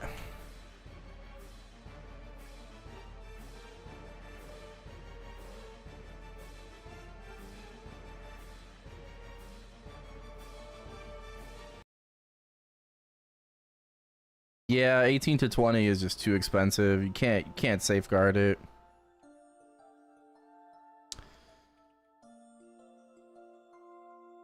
It's way too expensive. I agree with you.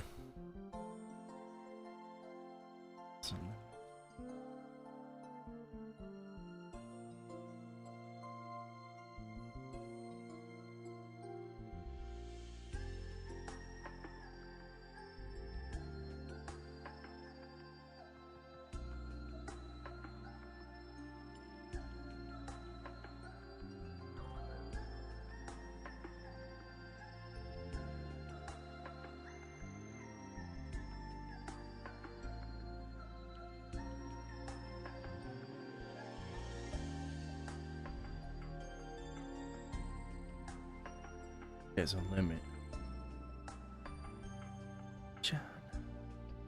I get all classes to 290. I see you training different classes each month. Yeah, watch Maple Clips. Yeah, we did.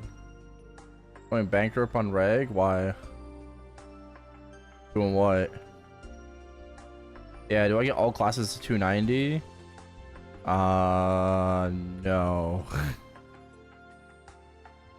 No, I don't. This is gonna be my, like, second 290 on Chronos.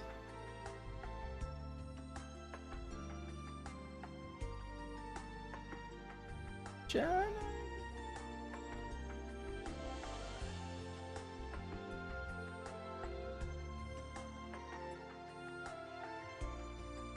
Yeah, it is only gonna be my second one. I guess my third will be my Dawn Warrior by the end of the year.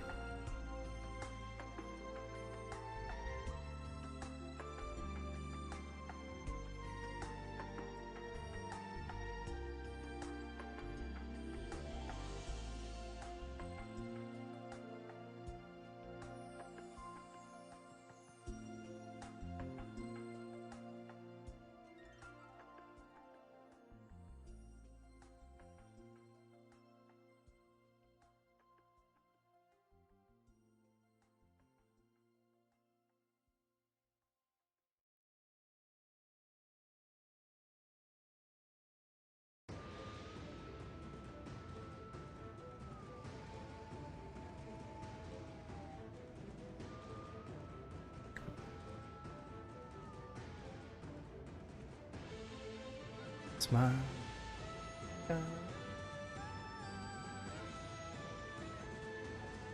Yeah.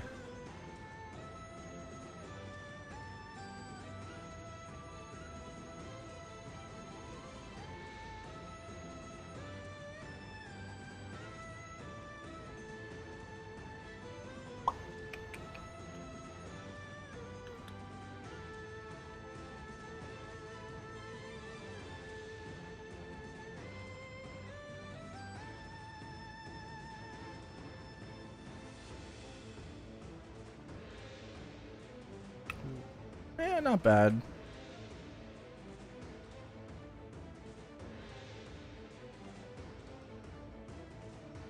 Slick movement. It can animation cancel your regular dash with Equinox Slash for like a further dash. You can also animation cancel your dash iframe, kind of link them together more smoothly. So yeah, that's some pretty good movement. Equinox Slash also counts as a teleport too. You like, you know, jump, right? Jump.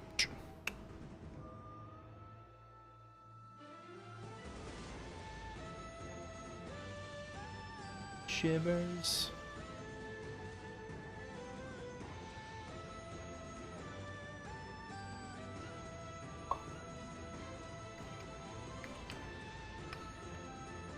Yeah, it's pretty easy to play too.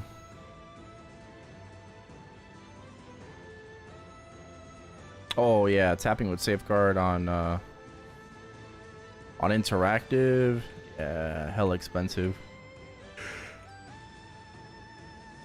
I don't think you don't even like tap Eternals anymore. Like Eternals are like 450 mil each now. Like Kalos. No way you fucking safeguard that shit ever. You just gotta send it and pray.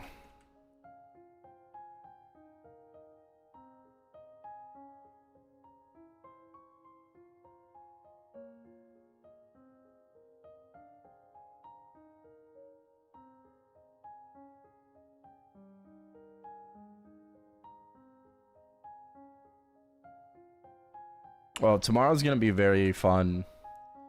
Tomorrow we have Maple Classic, third job, right? Gonna get the level 100 boost. Gonna showcase, check out Ranger. And then like the usual like Erel bossing as well. Few hours. Ooh. Couple hours after reset.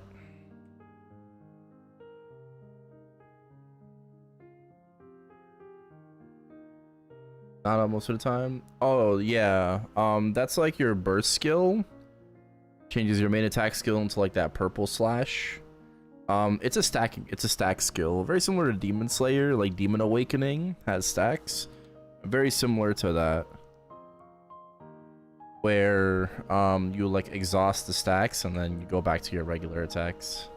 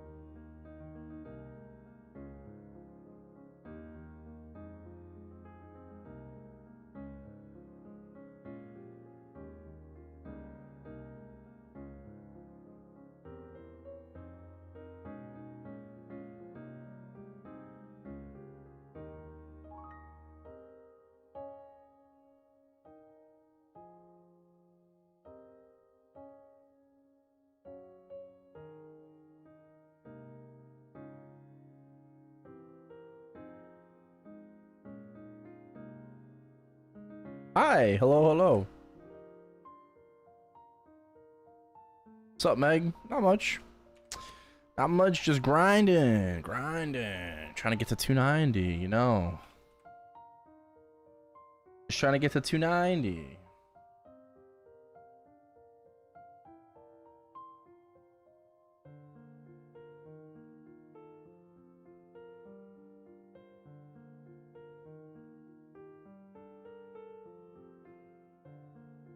We're getting there. We're getting there. Slowly.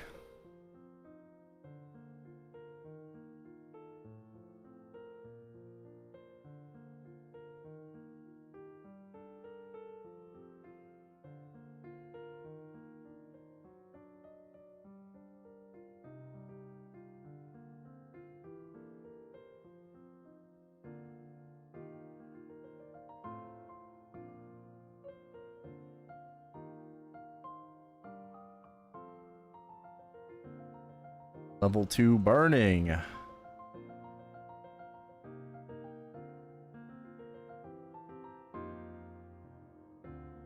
Channel I on 56. Let's try 58. Burning's already going up. Oh, that's not up. That's down. That's not good. What about this map? Also not good. What about this map? Okay. 4 is good. There might be a 5. I don't know. There might be a 5 somewhere. 4 is good.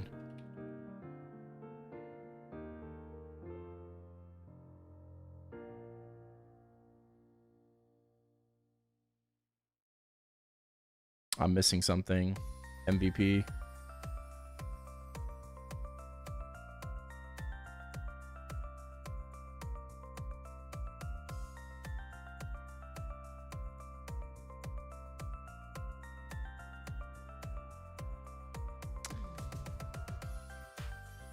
But yeah, everything so far is so good. So far so good. We chillin'.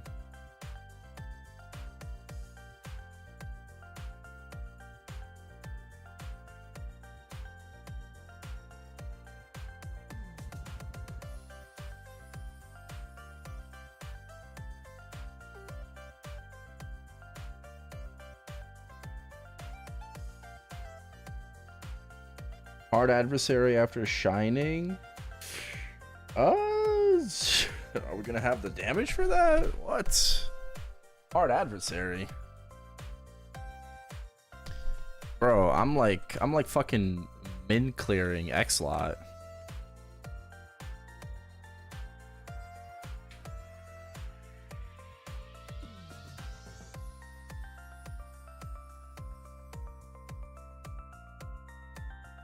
I don't know.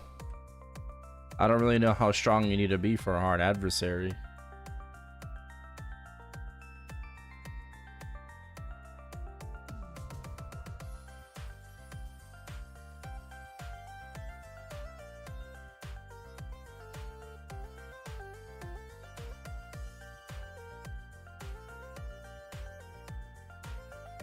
Yeah, no idea.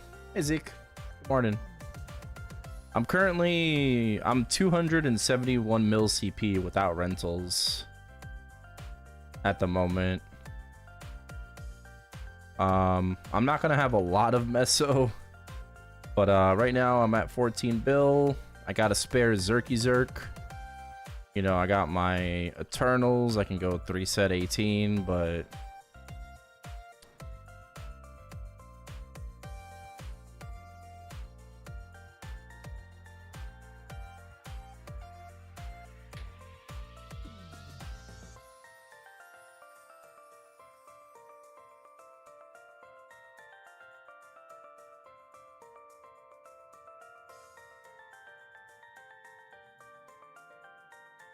thinking about just YOLOing my current Zerk.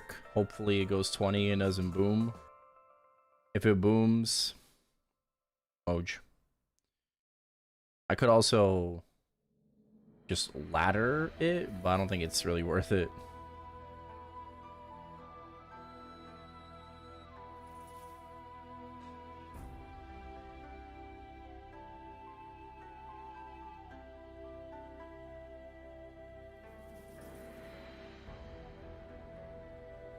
One 144.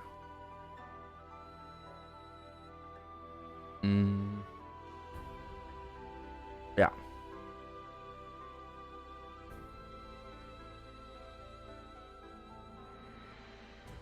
And Calicy Calling Party, you could be solo hard Siren. Ah, sure, of course. Oops. Oopsie.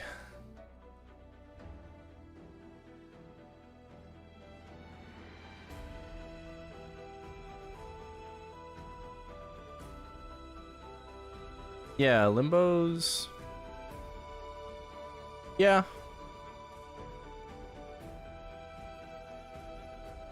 I'll probably 4-4 it once I get back to Kronos.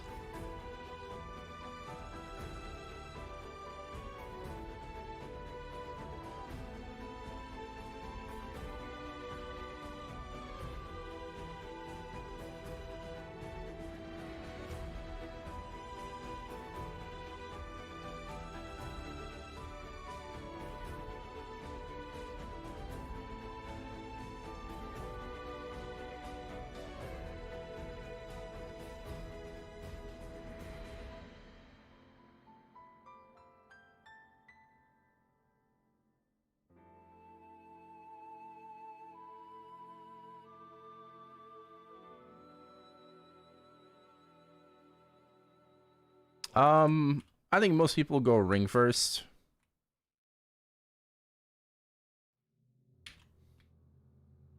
Pendant later.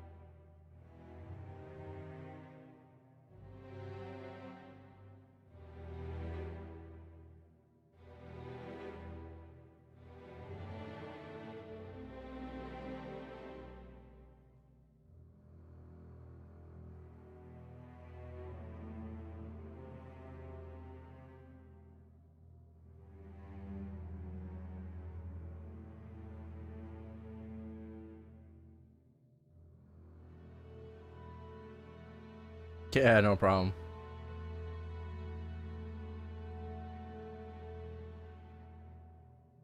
Cape gloves. Yeah, in Barra, Limbo Eternals are like 3.5 bill each. Still expensive, but like, bro, when they first came out, they were like 60 bill each. Limbo rings are down to 120 bill each. So cheap. You even safeguard it. At 3.5 bill each? Probably not, honestly. I don't think so. I don't think you do. I think it's a waste. Because star forcing them is super expensive, right?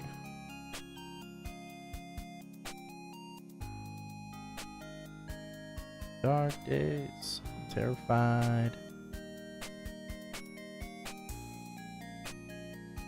Fuck.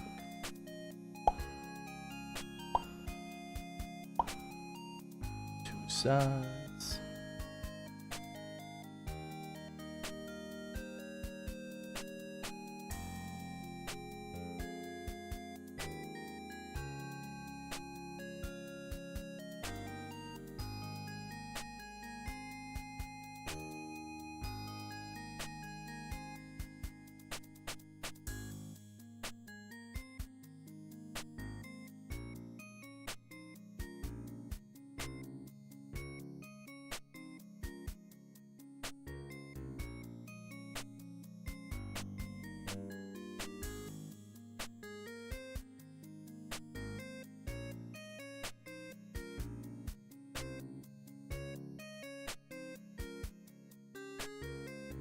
$55 bill each replacement.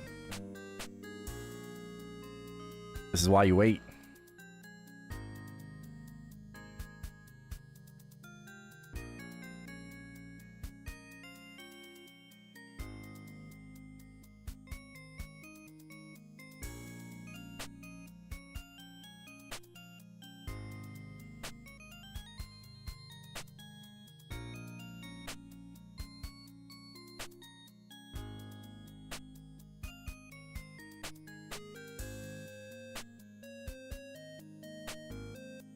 I can't even decide like what my next upgrade's gonna be on Barrow. I think I just wait it out and I see what Nexana releases. Although I kind of want to ICOG my pants, so I still want to do that. At 23 Eternals. Yeah, I just need enough capital for that. And if I'm gonna do that, I feel like I need to erase my debt first before I do that. I shouldn't be like in a rush to make any gains at the moment. Only ones maybe that don't involve Meso. Like ICOGing to X.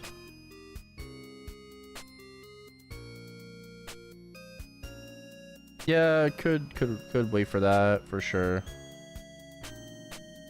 I don't know. I don't even know if we're gonna get that though. Hey, Rye. I feel like we're not gonna get the transfer scrolls, MPOT transfer scrolls.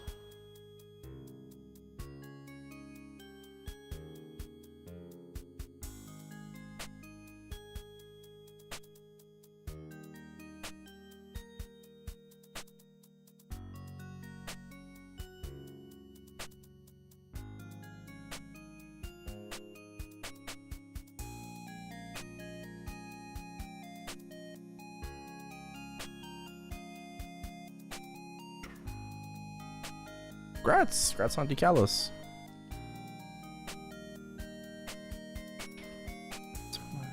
Yeah, I have no idea. I'm terrible at market prices. Not really the one to ask. I usually ask other people, so.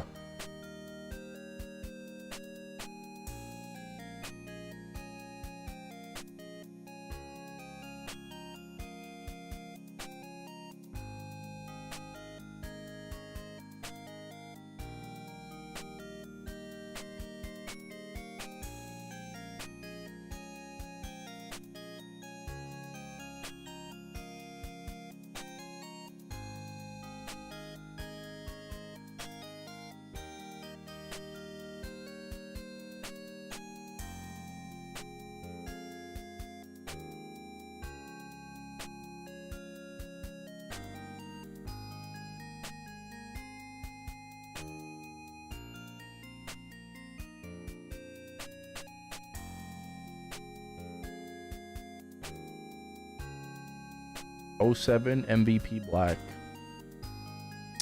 Bro, fuck MVP Black, bro. That shit ain't fucking worth it.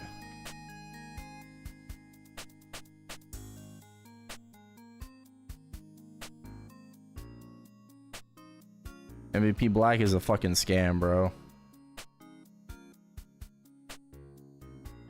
Red is crazy, though. Red is still crazy, but it's really good value.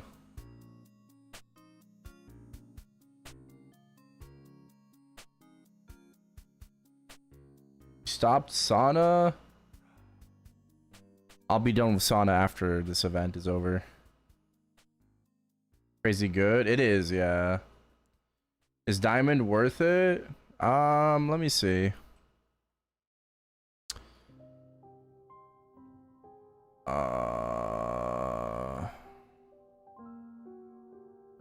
If you value EXP, yes. You get an extra 12 hours of MVP. You get a couple of coupons, but this 15% extra EXP for an entire month. I think it depends on what you value that. 3x cubing is for gold, not diamond. So you already get 3x cubing on gold, which is worth it. But is it worth it for diamond? Debatable. It just depends on you. So I'd say no, it's not worth it, but it's a case by case basis.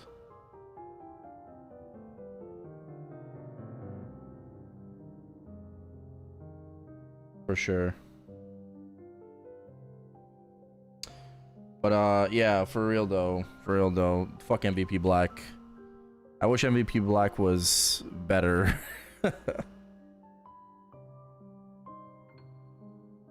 For sure. And I feel like Red should get MVP buffs. Like if this gives 10, it should give 5.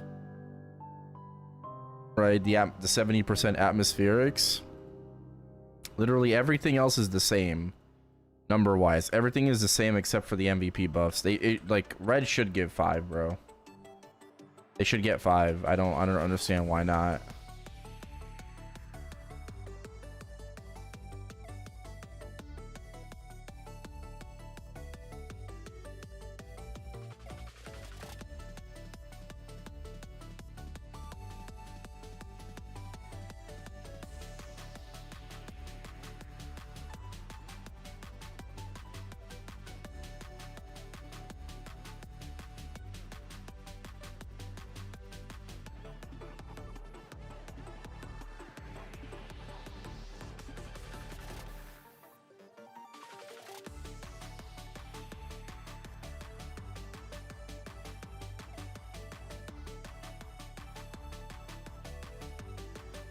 Yo, you know what an MVP Black perk should be?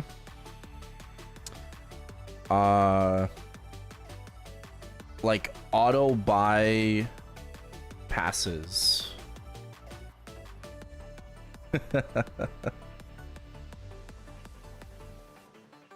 It's like you get free premium passes.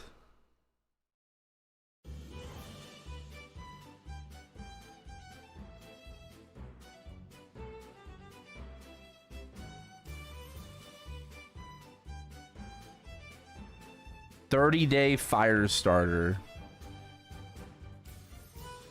Chills.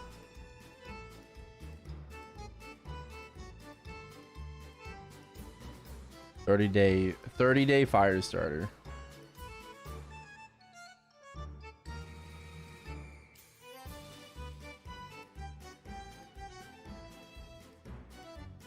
Temp bod. A temp bod would go crazy. That would justify MVP Black. That would be crazy. For MVP Black, would be crazy. Remember when they had Firestarter Ring in the preview for rental gear? I remember. Yeah, I remember. Exxon. Motherfuckers.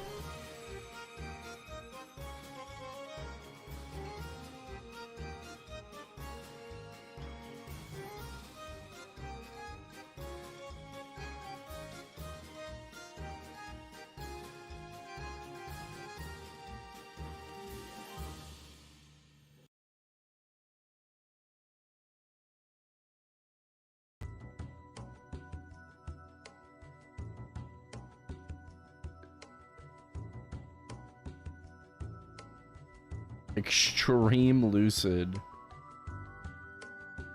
Would have been cool. What do I expect in the next Inky note? I expect him to talk about MapleCon. What they're working on for the end of the year. I expect him to briefly talk about a collaboration, right? Which will, you know, obviously lead to Freerun, but like collaboration, MapleCon. You know, hopefully they're just still listening to us and talk about some important, you know, topics that have been raised in the community. I would like to, so it's like, right, stuff like that. I have no expectations, right? When you ask me what do I expect in the next Inkwell note, I can't predict that. You know, I'm not that good. But what I would like for them to talk about, what I would like Inkwell at least to address is, you know, very key issues. Like, you know, we're still moving forward. Obviously the game's not perfect and more things need to be worked on and, like, you know, brought up and stuff like that.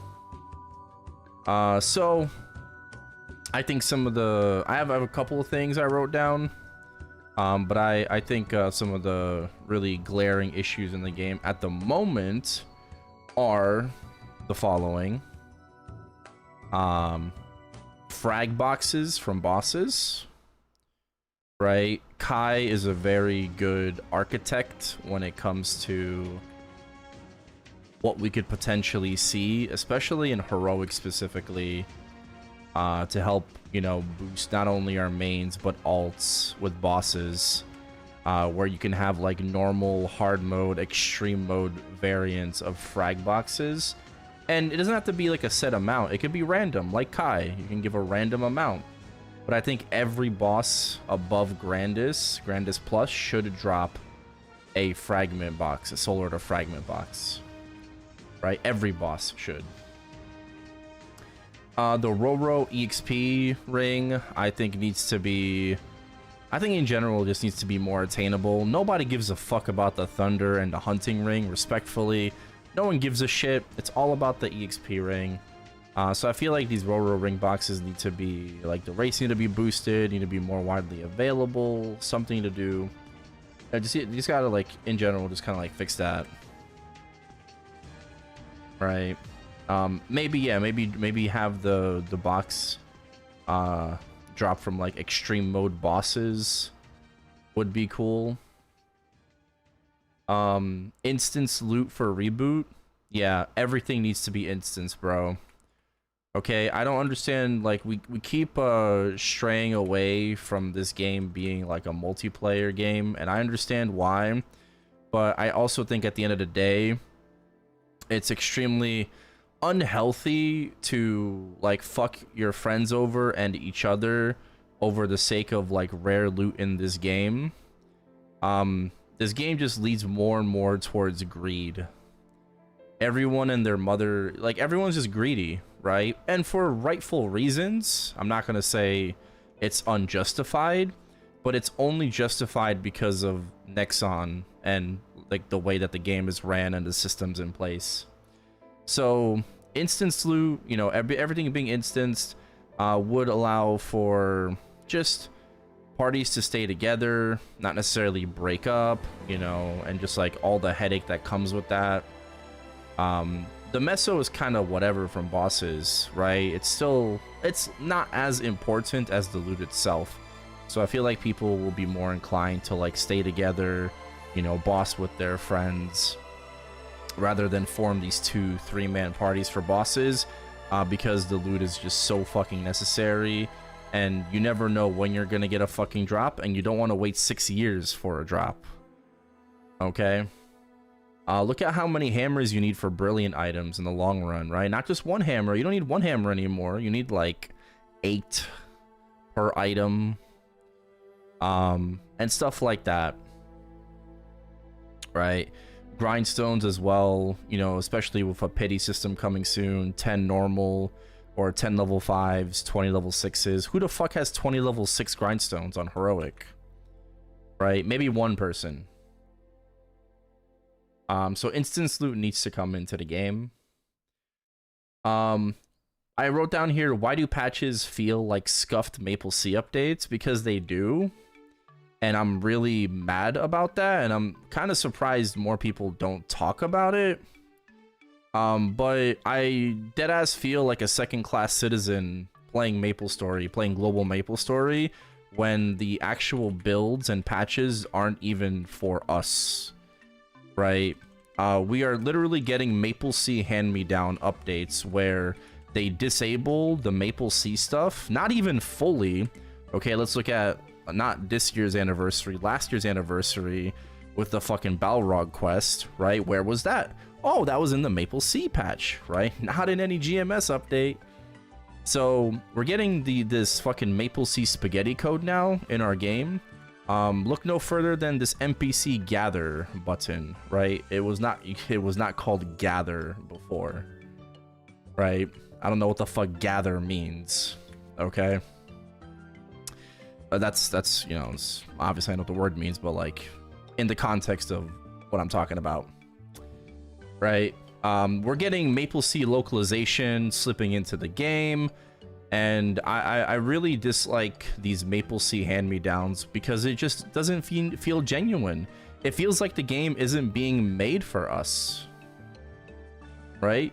It just doesn't feel like the game is being made for us. It feels like the game is being made for someone else, and you know, we're just like an afterthought where you just kind of like turn some stuff off, turn other stuff on, and then there's fucking conflicting things. You know, no wonder there's so many extra fucking bugs in this stupid ass game now, because now like you also have to include like Maple C bugs, you know, and how those like systems conflict with GMS exclusive stuff. Moving on, I wrote about improving boss crystals for reg server and also potentially including the 90 limit. I think KMS had it right where, you know, the 90 crystal limit just kind of saves you from all this like treacherous bossing on a weekly basis. And it's really just to like hone in on your main and Legion champions, which makes so much fucking sense. The Legion champion system makes so much fucking sense that they would reduce their crystals down to 90. And I think we just need that in GMS.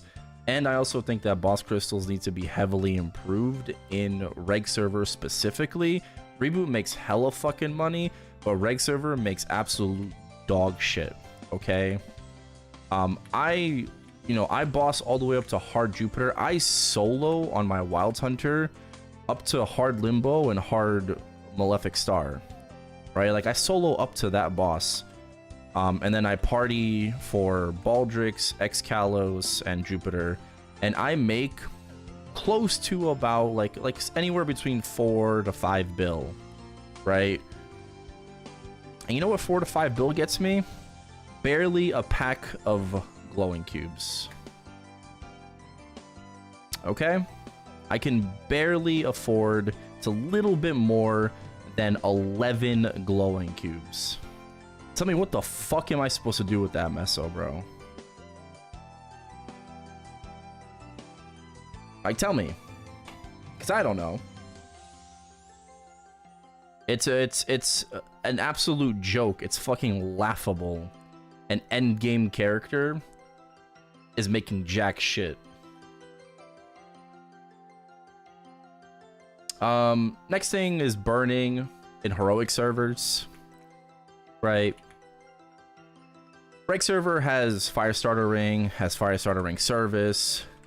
I think Nexon either needs to completely rework the burning system, they need to remove the burning system from the game completely, or just give us a way to be able to reset burning as well in heroic. It's not going to fucking kill your bottom line or anything like that. It's just frustrating to just have to worry about it in the first place and just not have it at all in very popular servers like, you know, like Kronos being the most popular server, just having no burning anywhere. So I feel like there needs to be some kind of solution to that, where whether it's, you know, having a Firestarter Ring being purchasable in the cash shop, whether it's having like a button here I suggested below the below the Hyper Rock button, you can add a fire starter button where you can pay a certain amount of meso and resets the burning back up to 10 on a 30-minute cooldown, just like a fire starter ring. All you have to do is just add a fucking button right here below the Hyper Rock button, you know, just like shrink the navigation, add an extra button.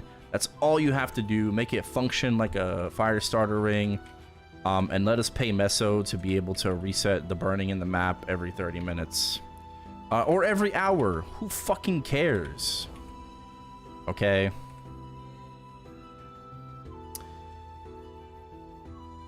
So yes, burning in heroic.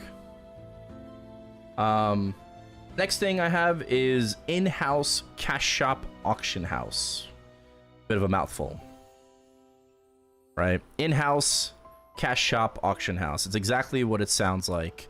Upon the removal of the Steam market from global Maplestory for various reasons, whether Nexon was actually not following TOS properly and could be, you know, open to litigation, whether you know, the Steam market, they tried their best, but it was causing crashes and dupes in the game and just performance issues in game with having the Steam market for whatever reason. It was really good, but I think they should take that idea and we should, you know, use some resources and develop our own in-house cash shop auction house that includes all servers that you're able to buy and sell NX items. Obviously, you know, you can make them people socket, you know, legally, but you buy and sell for Maple points, right? Not NX, but you can buy and sell for Maple points in the game, right? Cross server, cross realm, region, whatever. You even include NAEU. I don't know if you can do that. Maybe you can, can't. But yeah, some kind of in-house, you know, cash shop auction house would be wonderful, and would allow people to be able to, you know, get the NX items that sell items that they don't want, you know, like fully tradable ones they just pulled so they don't have to PSOC them, but ones that they have equipped that they don't want anymore, you can fuck it, PSOC it, sell it to someone else. And then the last thing that I have written here is the familiar extraction, TMS style. That's what I wrote down as a note. So familiar extraction is very simple. Just be able to extract a familiar from your character, potential wise, put it in the storage and redeem it on a different character, or straight up, even, I'm not even saying like sell it on reg. I said maybe that's an option, but fuck that. Fuck selling familiars. Just be allowed to transfer familiars that you don't want to your other characters. Let's say you pull a really good familiar, a 40 boss fam. It's your 7th 40 boss fam that you obviously don't fucking need on your main. Wow, this would go hard on my alt that I don't grind at all. It's like, wow, I can get like 40 boss fams on my Legion champions and my boss mules. Wouldn't that be great? Or like 100% drop rate fam, or even vice versa. Let's say you are grinding your Legion champion, you're taking some time away from your main, but your main's not done, and you get a 40 boss fam on your Legion champion or your alt, whatever, and you could use that on your main. You're like, oh fuck, I wish I could transfer this to my main. Let's say you accidentally roll a hybrid on your mule, right? It's like, oh fuck, I just rolled a 6 attack 30 boss. I'm a mage. Wouldn't it be nice to be able to put that on a character that could actually use it? So some kind of familiar extraction system would be really, really nice. And that's basically what I wrote down. Those are, in my opinion, the most important issues currently in the game that I feel. I didn't mention, and we can talk about it very briefly too, obviously Universal Cash Shop, you know, it's like kind of like beating a dead horse. But I feel like there should be more of a reason as to why we aren't getting Universal Cash Shop. I would like an actual reason, and not just Inkwell kind of skipping around the topic, you know, just tiptoeing around the topic. And obviously, because, you know, this has been mentioned before, but, you know, Magic Wand for reg server as well. Obviously, I want Magic Wand, I want Meso Cubing in reg server as well. But it's just a topic that I feel like is just constantly being shut down, and like we've been talking about it to death. But still deserves to be mentioned because it would be very fun, it would be very cool and exciting for the game, you know, if people were able to progress in that manner, in that fashion. I think you would get way more people playing interactive and playing reg server if they were able to cube with Meso and not have to buy NX for cubes. I think way more people would play interactive. That'd be a start at least. That would be a start. Ooh. Can't buy cubes with NX. There's also that. Yes, there's also that fucking issue where, you know, you could circumvent you know, Brazilian lockout, Dutchies, right? The Dutch players, they're still able to use Meso, right? Wouldn't that just be great for them to be able to cube again? Wouldn't that be great? Yeah, it would be great. You still pay to win to get Meso and shit like that. But yeah, I feel like they would also help out that situation.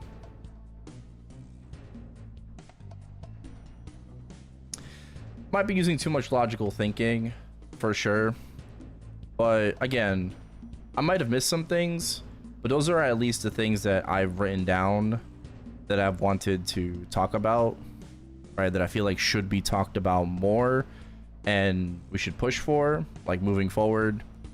Because, you know, the Nexon has been, like, they have been doing well, right? For the most part, they have been tackling, you know, difficult subjects, and they have been making improvements to the game. You know, we have seen now with, like, the custom Star Force changes and stuff like that, at the very least. So, you know, they are listening to an extent, and, you know, they're doing what they want with that. It's not necessarily like what we might be like looking for, but at least they're trying things. But let's not take our foot off the gas pedal, right? We're nowhere near done. We're nowhere near where the game should be, where we want it to be. There's always something to work on, always something to improve and make better. And honestly, there are still quite a lot of fucking issues in this game that I mentioned that need to be addressed.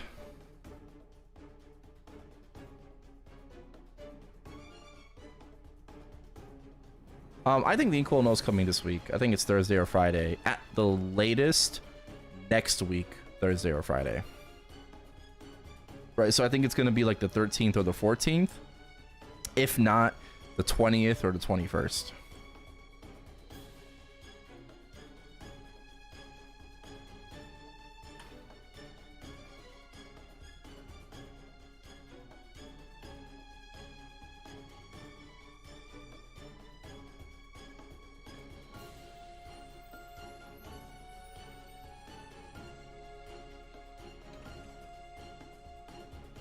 Job balance. GMS ain't gonna do their own job balancing, nor would I like expect them to do it,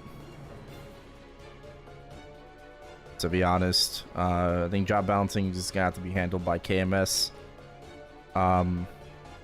Yeah, I don't expect GMS to ever do their own job balancing.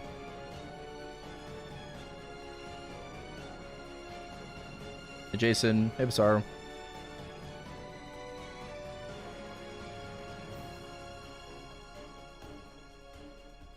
Been sick? That's all good, bro. It's all good. Hopefully you're feeling better.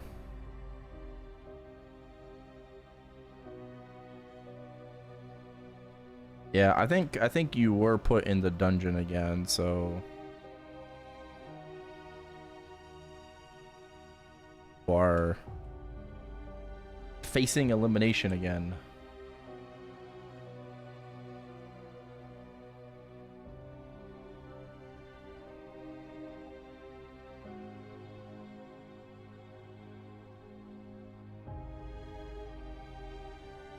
Wouldn't trust GMS to do job balancing anyways.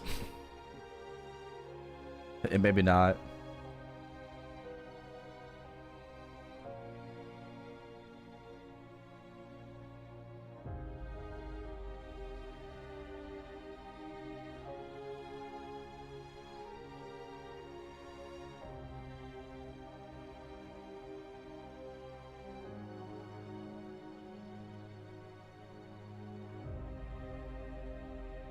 YouTube video?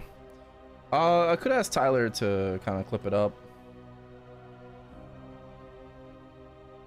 Guess so.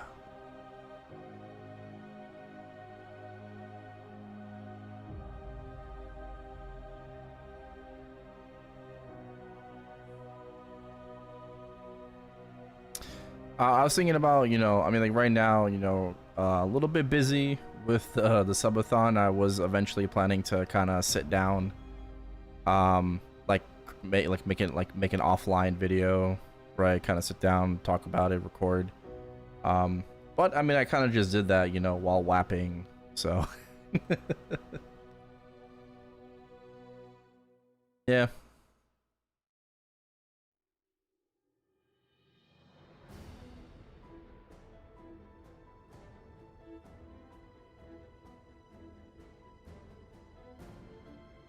$24 sub belt, 9 set pitch better than 10 set, 21 belt. Probably. 24 star is very good. Like it's pretty high attack, so.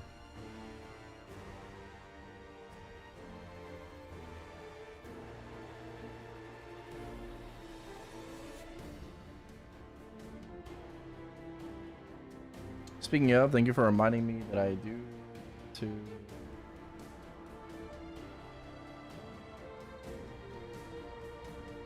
probably upload a new video. We uploaded the H-Caling, the normal limbo. I'm gonna upload my X-Lot solo.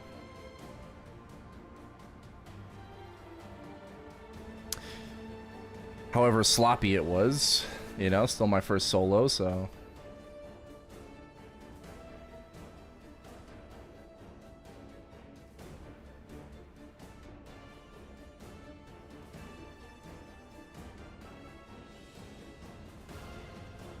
I've just been uploading a lot of boss progression.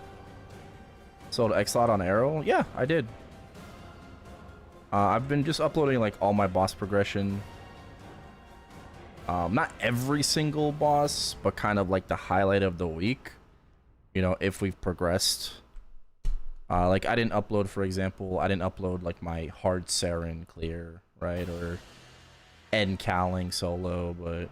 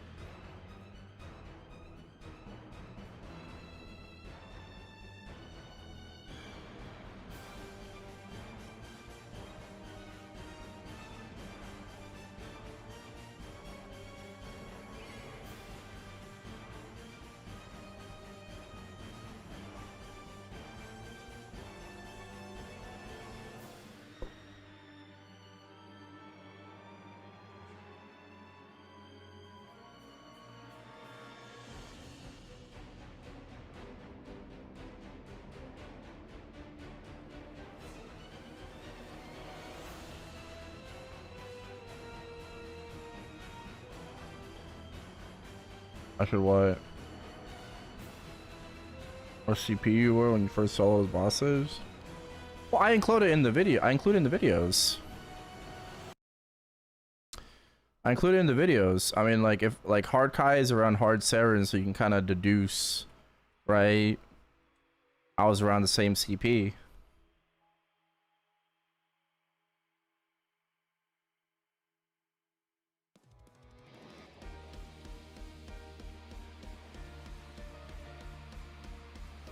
Oh yeah, for bosses that didn't make the cut. Yeah, I just didn't really see them as like important, so that's kind of on me. I was thinking about uploading my normal Kalos solo, but I never did. Just because I didn't want to go back in time and upload a previous week video. I was thinking about it. I'm just like, let's let it go. You know, I mean, at least we're like uploading things though. I'm happy to have Tyler's help. You know, kind of cut things up, cut up the live streams to upload stuff. Although he hates doing shorts. So he won't make me shorts.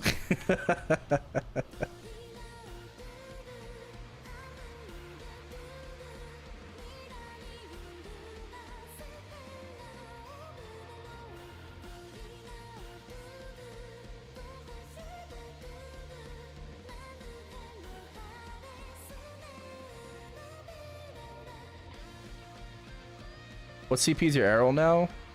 I'm 271 mil with no rentals.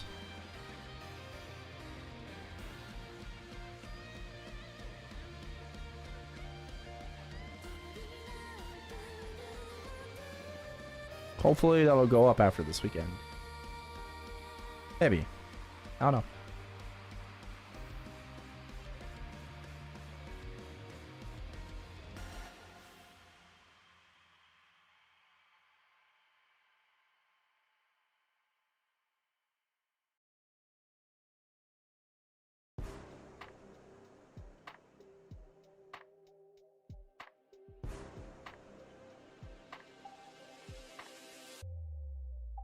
Shit.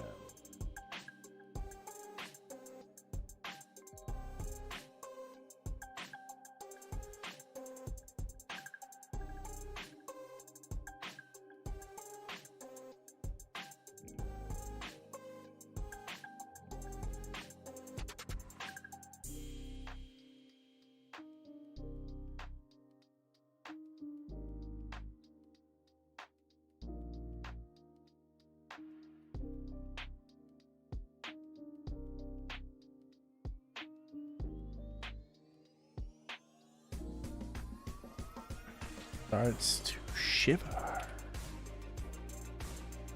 My full 21s? No.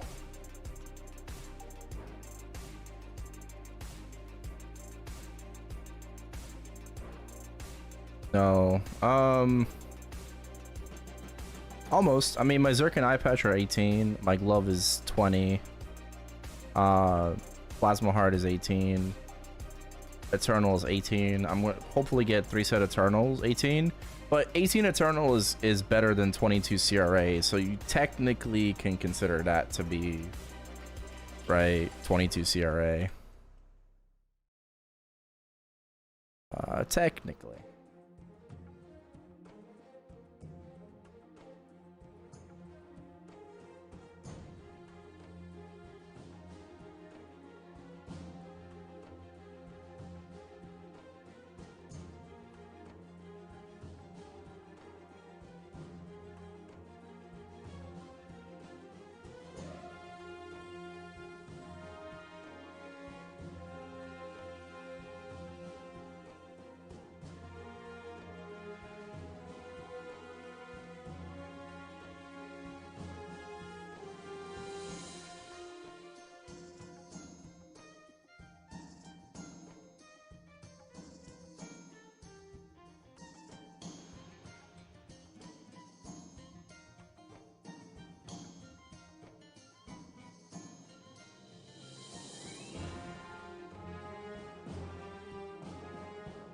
Bit of a noob question. How many weeks of what boss do we need to get one piece of Eternal?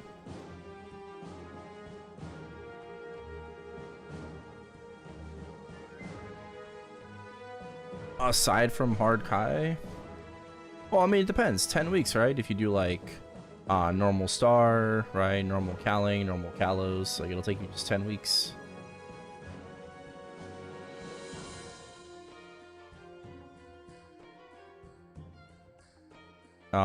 Yeah, if you do hard Kaling, Sea Kalos, it'll take you 5 weeks to get an Eternal.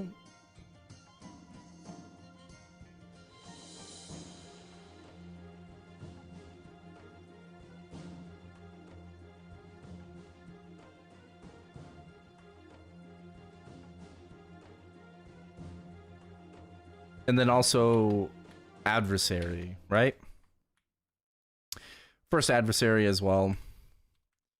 Gotta at least do normal.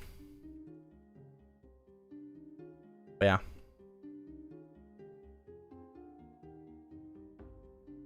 Like, I'm at 6 pieces for normal Adversary, 5 pieces for normal Malefic Star. We're at 1 Kalos piece right now, 7 Cowling pieces, 1 Limbo piece.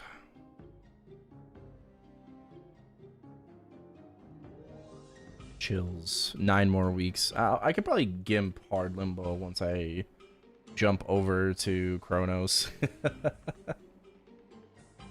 I think I'm gonna swap my Ren with Erel, and I'm just gonna gimp Absols. Yeah. I'm just gonna gimp Abso thingy once it's strong enough, you know.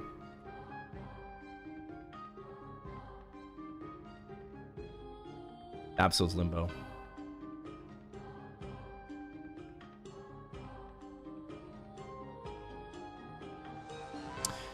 Oh, you think anyone would carry me normal Aldrix?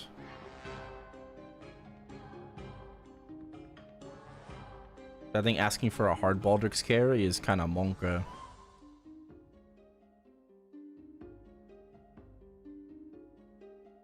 Yeah, normal Baldrix carry. Well, modes while using Star Force my Eternals. Just safeguard to 18, YOLO to 20, safeguard 21. Well, I'm not gonna have the sack for Baldy. It would need to be a carry. Like a carry.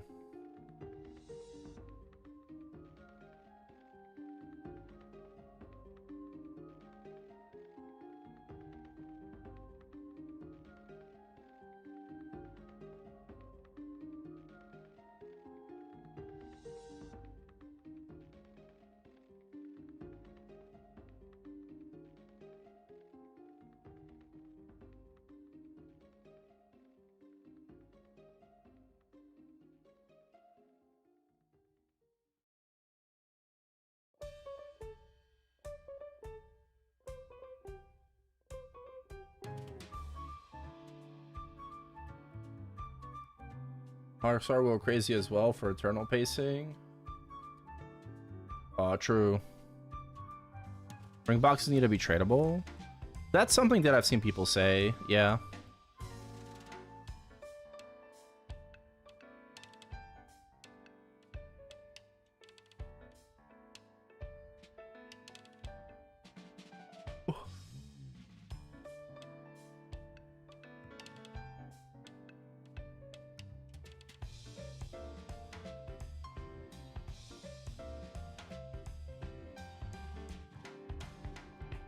Vacation. Nice.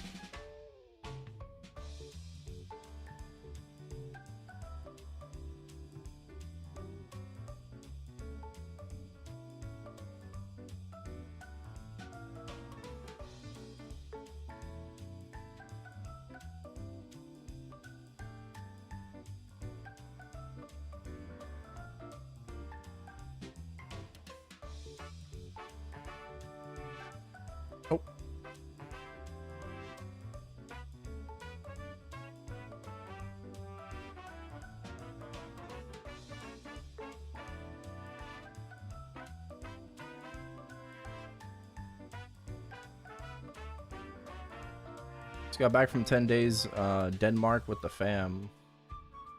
Nice. Hell yeah.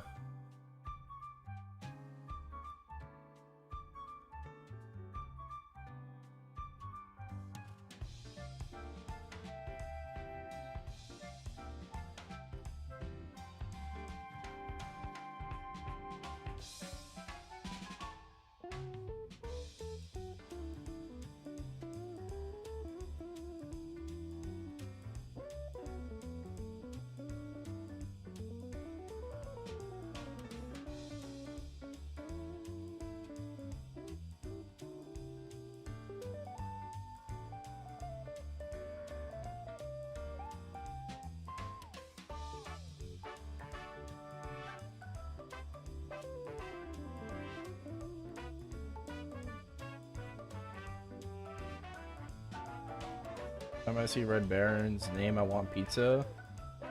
I don't even know who's the Red Baron. I don't even know what Red Baron means. And why does he rule?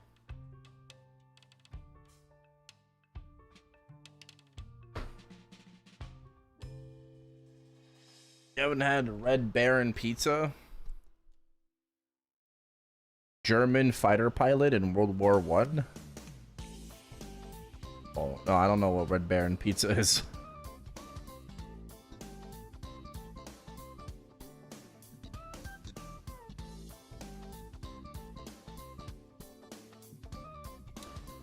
Red Baron frozen pizzas.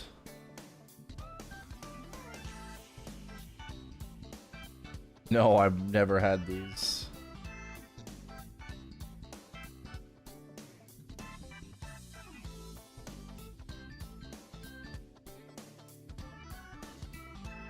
Maybe because I mean I don't really eat like frozen pizza, so.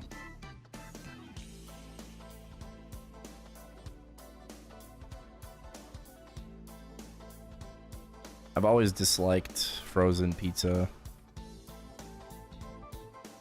Like even like the pizza bagels, you know, like those little like mini bagel, like I never liked them.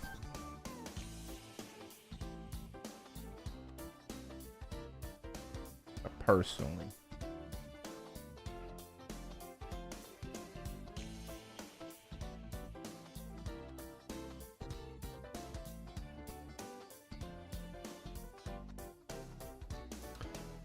I hate at pizza. Well, that's not his name. I love pizza. I just don't like frozen pizza.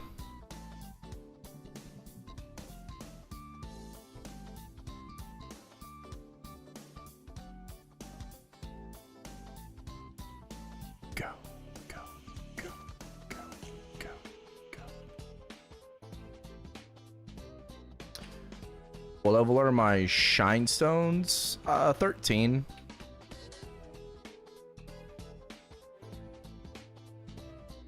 All of them.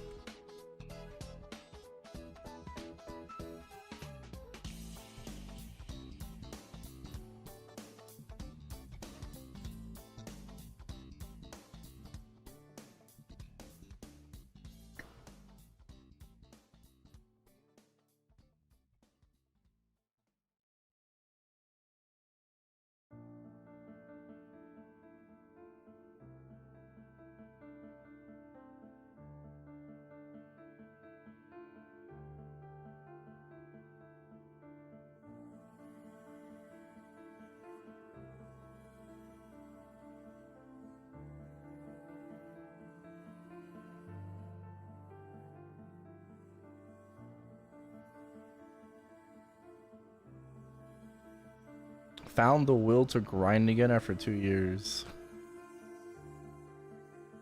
Crazy. That's pretty crazy you say that. Good. Welcome back. Found the will.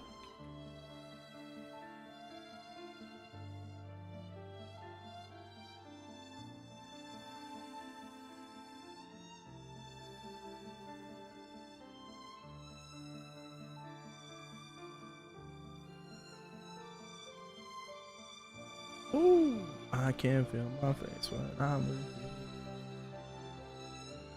But I love it. Oh, I can feel my face.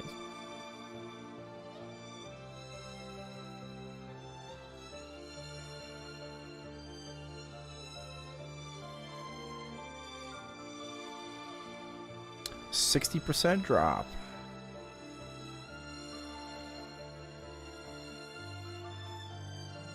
Sando.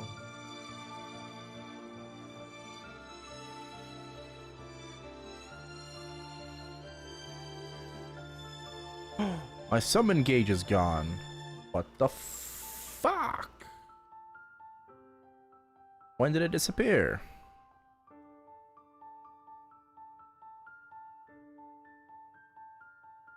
Chrono Story?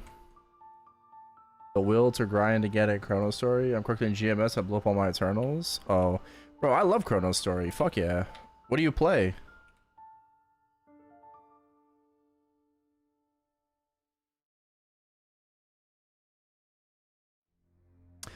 I left Chrono Story with a level 170 Ranger.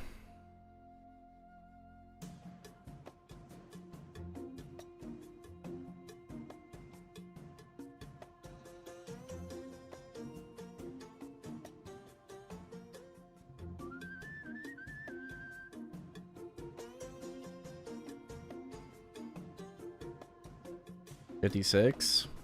Okay, I played it for like a little more than a month, and I got to like 3rd job meta. Now there's 4th job and everything, but 3rd job meta, I got to 170 Ranger and a 130 Ice Lightning Mage. After the subathon is over, I will be back on Chrono Story, and I'm looking forward to checking out the new updates. Looking forward to it.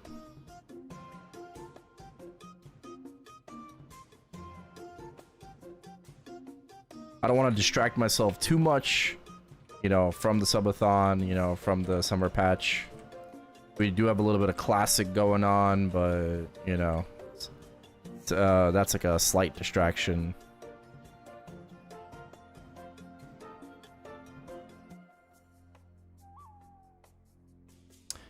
$133k Legion coins? Damn.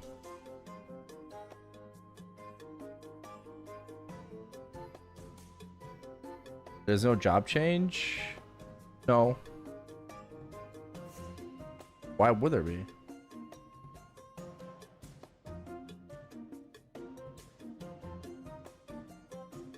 No.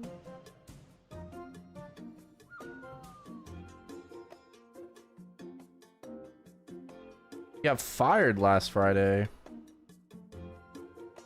What the?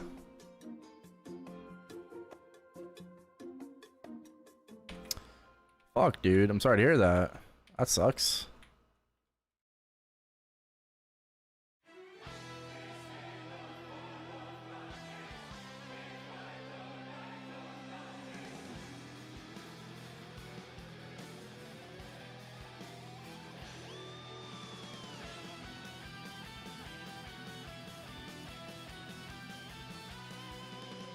Oh, no, no job changes.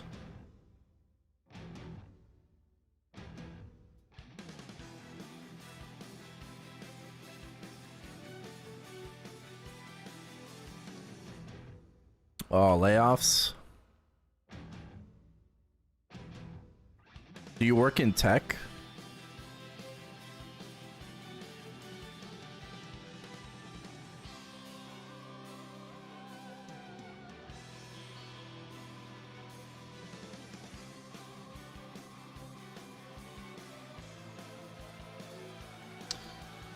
Software developer? Well, yeah, it'd be like that. Unfortunately. I'm sorry to hear that about that, but hopefully you get a new job again soon.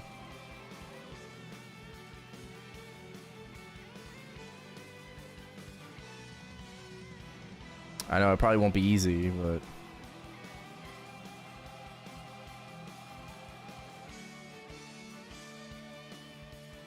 will P1 change? That should be next update.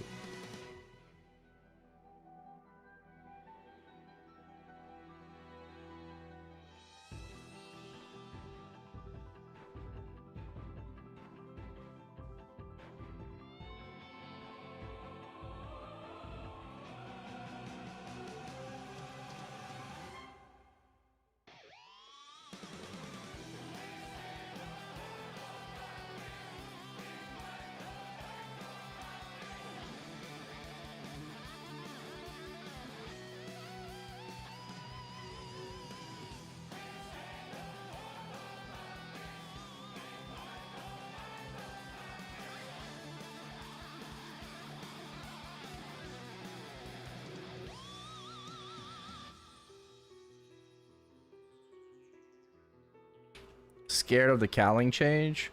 I wouldn't be scared. I understand why, but I wouldn't be scared. Bird is not that hard, and apparently in Tiger you can just stay in the corner, right? Put a fountain down, stay in the corner, and you're fine. So you'll be fine. I would recommend probably doing Tiger first, so you don't have to deal with her extra attacks, and then do Bird afterwards. Because I feel like Dog is probably the easiest to deal with.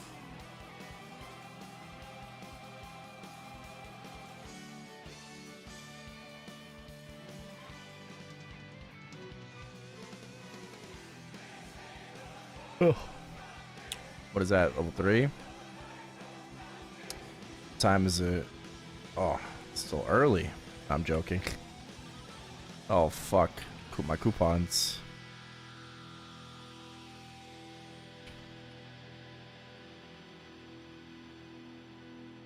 Is it insane you're almost 290 in like a month?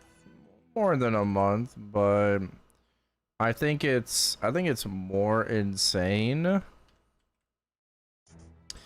that people are 290. Well, I guess I shouldn't really say that because I don't really grind a lot as much as other people, right?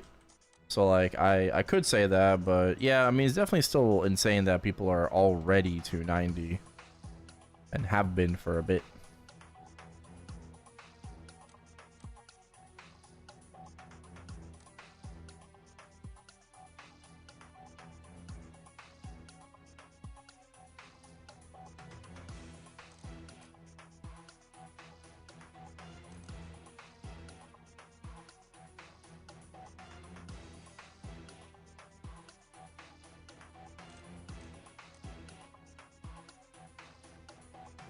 Destiny lib abuse? What does that mean? What's Destiny lib abuse? What does that mean? No, Cowling's not gonna be cheesable anymore in the future.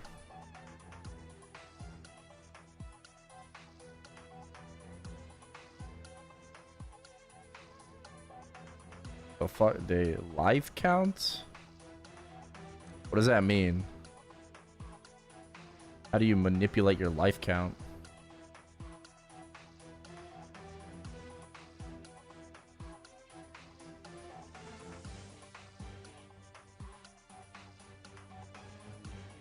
Yeah, I'm almost 289. I mean, in general though, to your question, yeah, I think it is kind of crazy.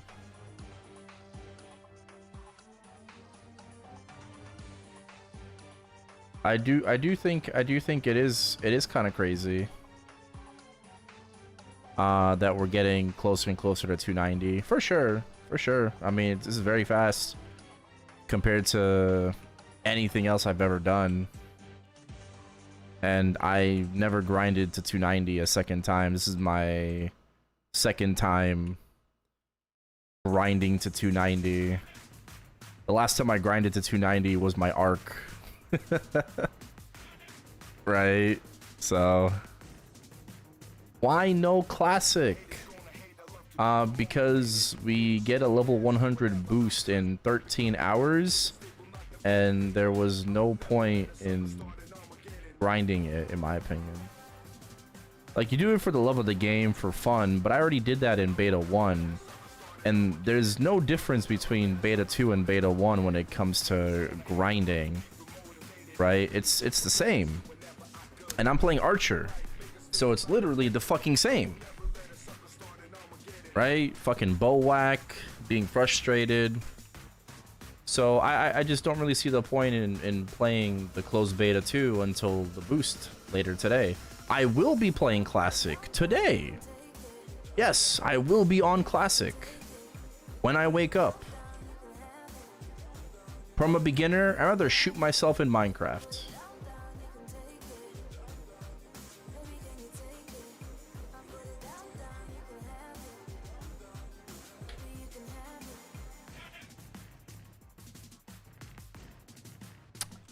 I'm good.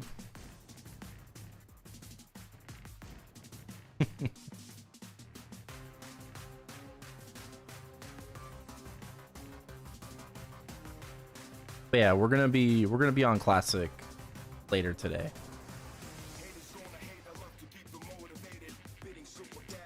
Boost is tomorrow. Boost is in 13 hours. I tried a strength archer build actually for fun. It was awful. I tried a strength archer power knockback build. Holy crap, it's ass. It is so bad.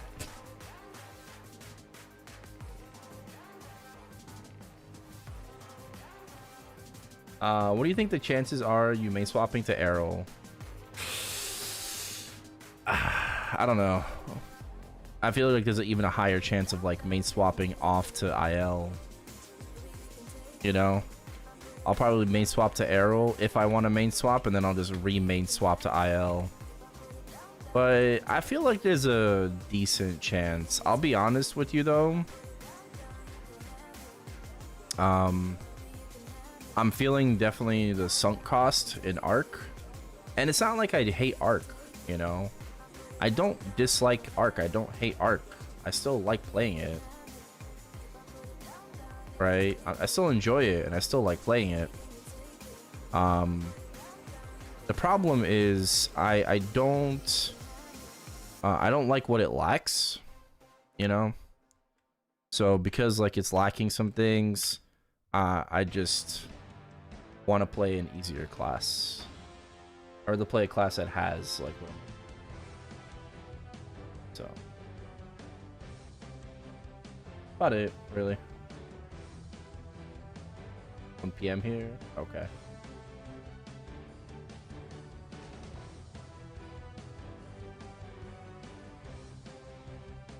So maybe there's a good chance that I actually do main swap off Arc, but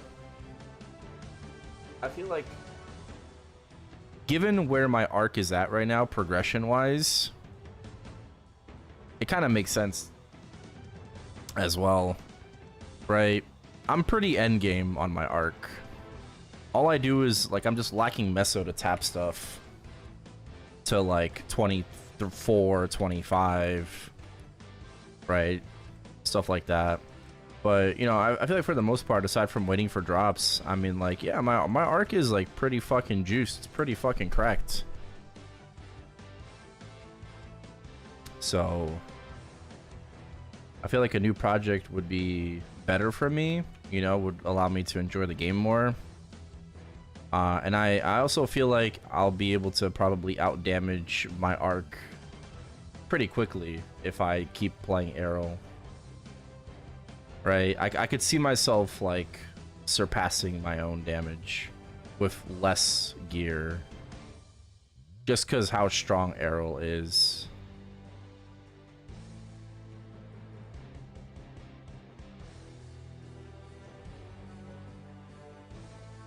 Yeah, we're gonna see a list of the upcoming boss changes. It's on Orange Mushroom. Just gotta look for it. OrangeMushroom.net.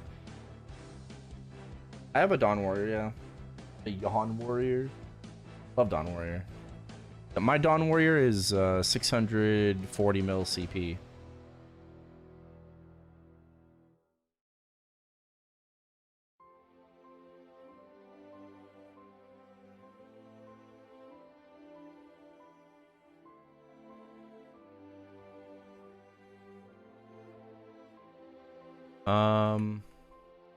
I think Classic will be released end of this year. I do. Or at the very, at the very least, Nexon and Inkwell will announce a release date at MapleCon this year. Sorry, Maplefest.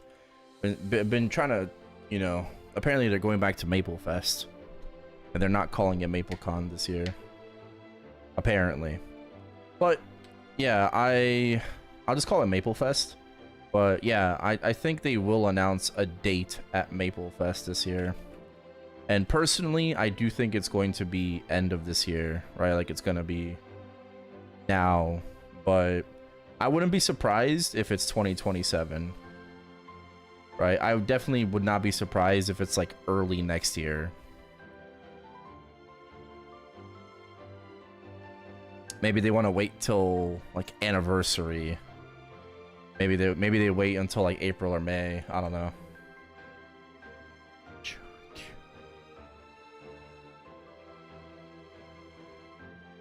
Are the mecha berries gonna be in the shop forever? No, no, those are temporary, bro. It's just events.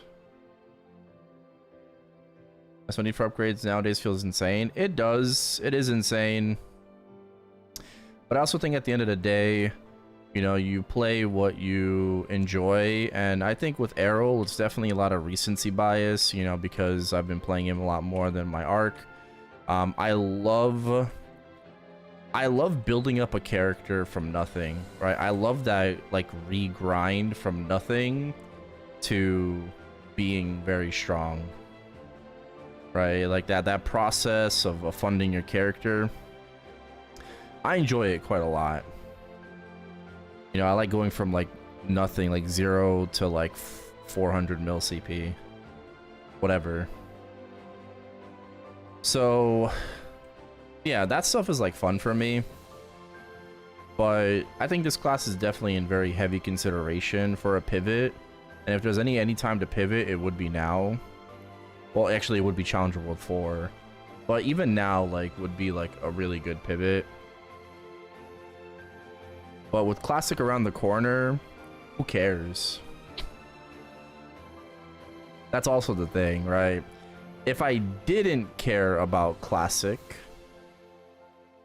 as much as I do and want to, you know, I just feel like I feel like, you know, I would be able to make a decision more clearly, but I fully intend to drop 99% of what I'm doing on GMS for Classic.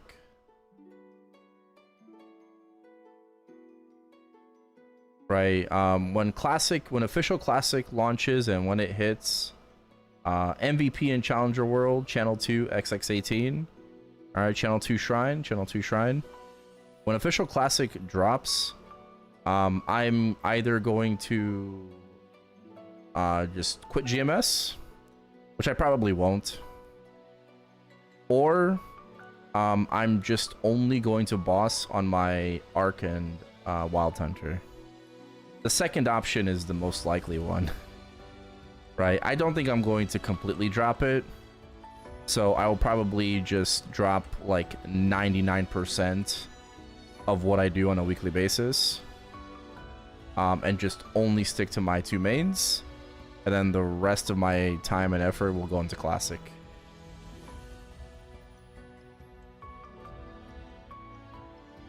Classic is boring.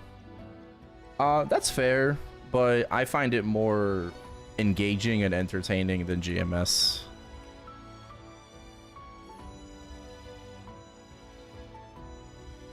Right, you say it's boring, but I could easily grind 16 hours of Classic every day, but I can't grind 16 hours of GMS.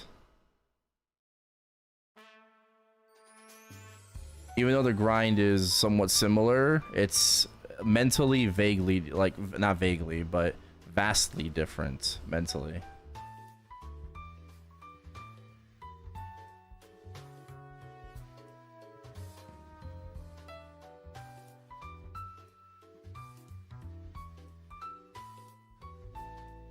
It's just nostalgia.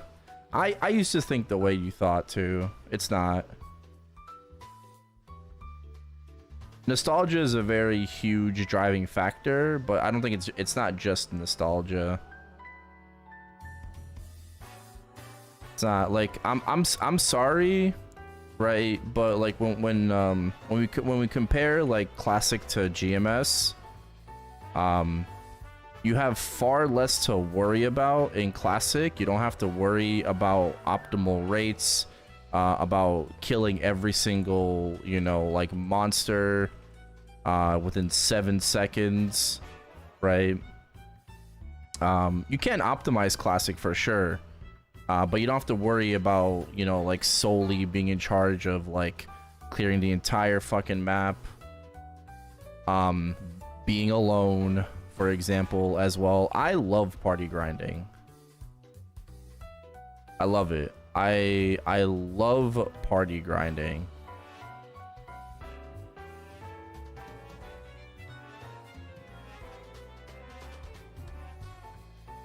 Yeah, there's no dailies as well. No dailies, no weeklies in Classic.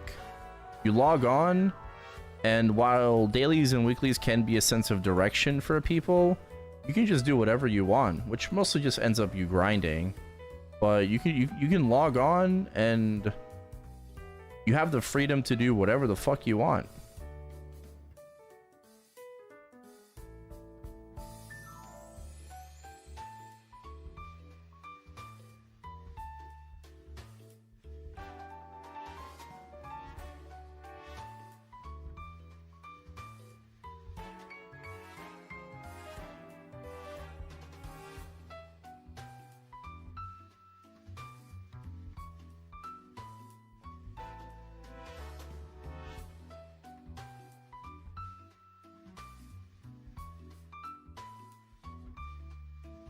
If no party members to grind 16 hours, it will be the same like GMS. It will. And listen, bro, I don't mind solo grinding. I will probably solo grind in Classic as well. Right? I'm not saying that I won't. Like, I probably will at some point. You know, like certain, like, you know, metas, maps, or whatever might just be better solo. But the vibe is just so vastly different. You know, it is just vastly different. Like, GMS has so much bloat to it, which again, you can use as an argument to as a good or a bad thing. Right?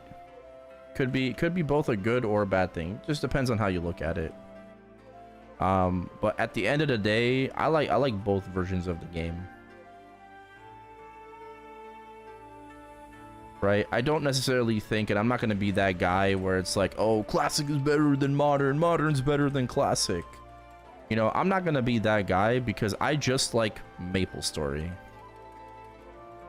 Right? That's it. I just like Maple. Regardless of what version it is, regardless of what era it is, I just like Maplestory. That's who I am.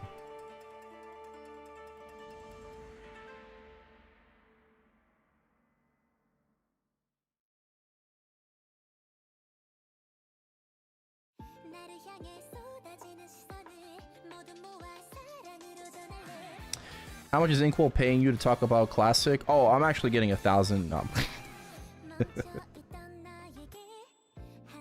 Nothing. I wish I was getting paid.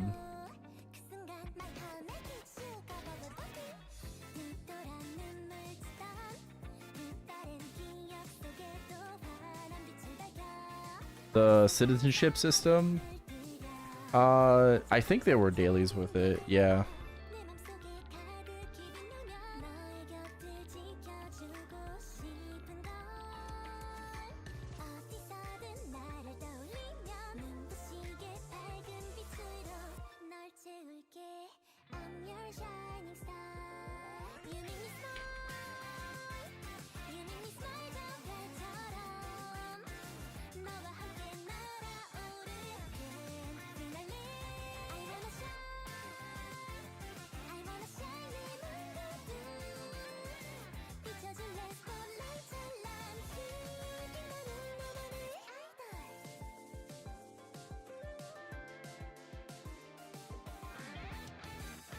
Yeah, it's like, oh, bring me 100 blue snail shells. Someone will just be selling that crap. So it's like, oh, there's dailies. Technically, there are dailies, but like Zeke said, you go like talk to some NPCs, or just like, oh yeah, go hunt like 200 reds or like, you know, blue mushroom caps. People will be selling that. It's not Reboot, it's a trading server. People will be selling that. You know? Like, you don't have to, like, waste your time and grind it yourself.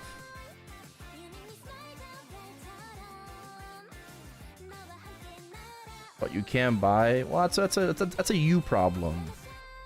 You know?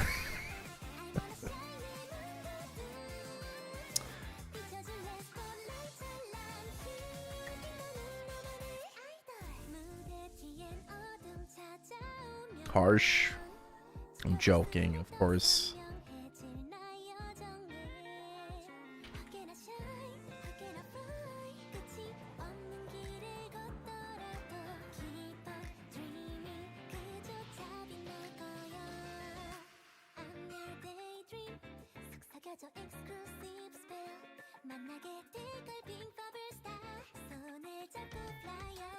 Any confirmation if classic Dutch players can trade? No, you can't. And Brazilians also are screwed, so.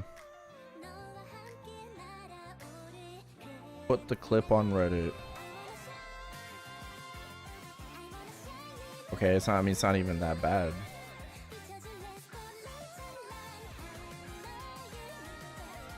What?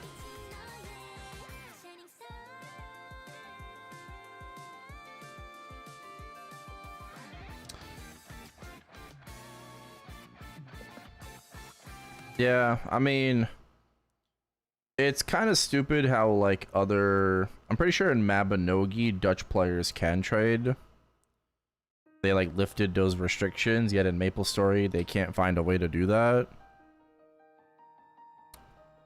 So can I Jose your Erel? No, I'm good.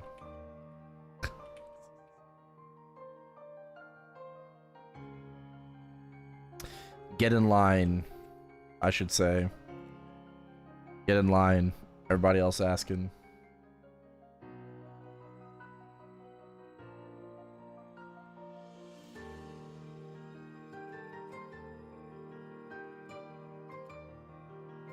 Can you imagine this entire time?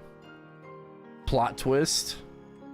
This Errol is not on my account.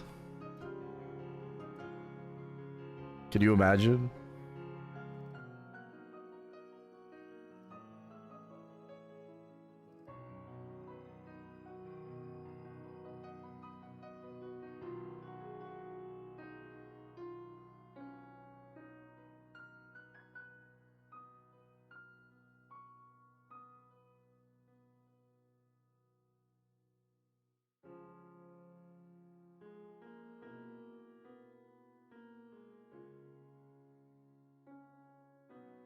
Yeah, what's the CP?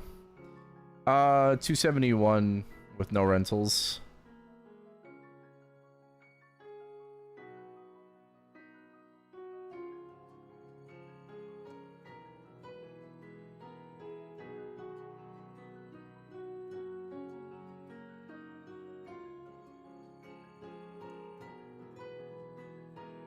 Currently running C Kalos. One of my 3 set of terminals would keep running.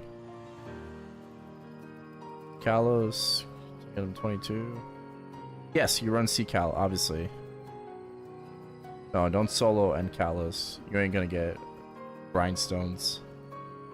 Better odds from C Kalos.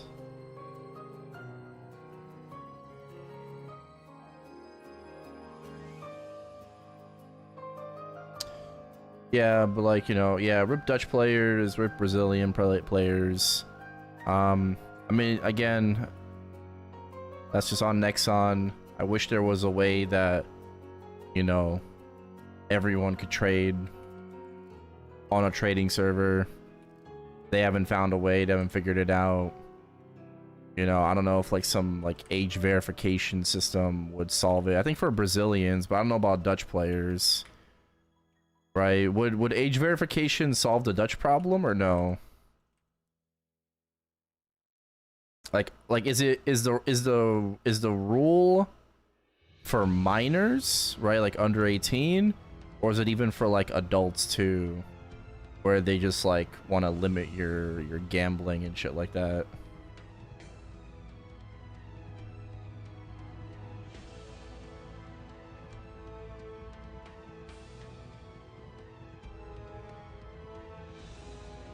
Yeah, but no one's gonna drop everything on their account just to remake everything, Rafa.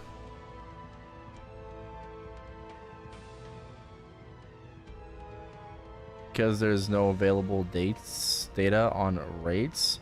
Yeah, I mean, we don't have that. That's true. That's true too.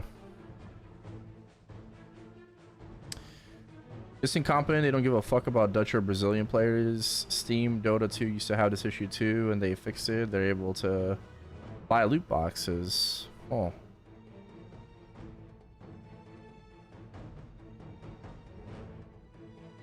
Rafa has to remake everything. Is the law for minors, Red Baron?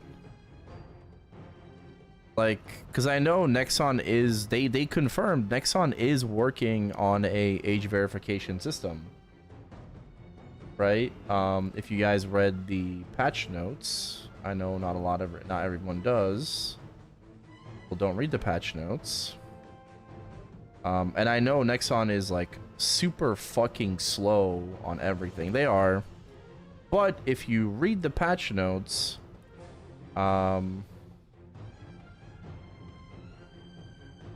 they said, what did they say?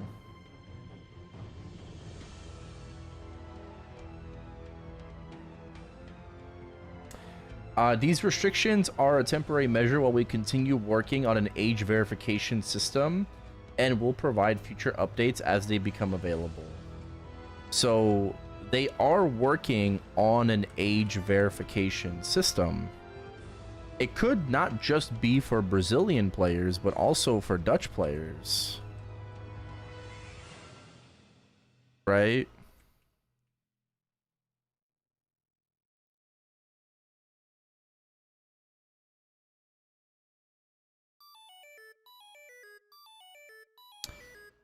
So maybe Dutch players will be able to trade and will be able to, you know, have access if you can prove that you're not a minor. I don't know, maybe.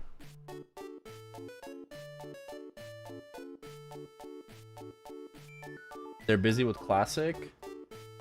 It's funny you say that because Inkwell earlier in the night, he was doing a Q&A in Lith Harbor and shit, and Inkwell was actually complaining because his team is very small, right? The Maplestory Classic team is an indie dev team, right? Comparable to an indie dev team.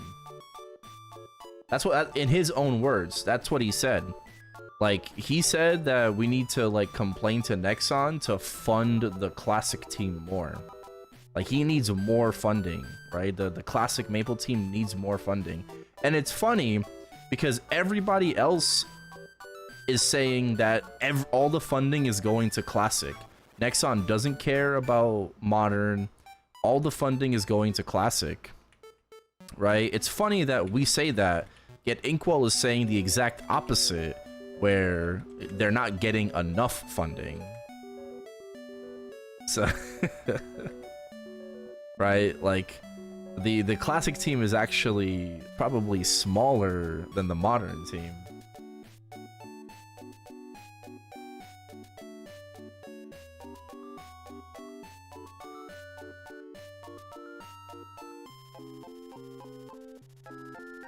Where's all the money?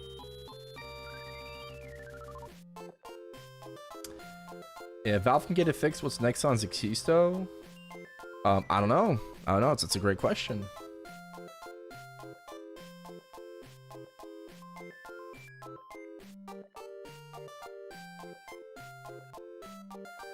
Inkwell needs a new yacht.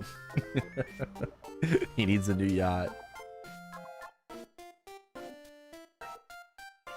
But guys, I accidentally sunk my other yacht. I only have 2 left. I need more. Please support Team GMS. Buy the passes.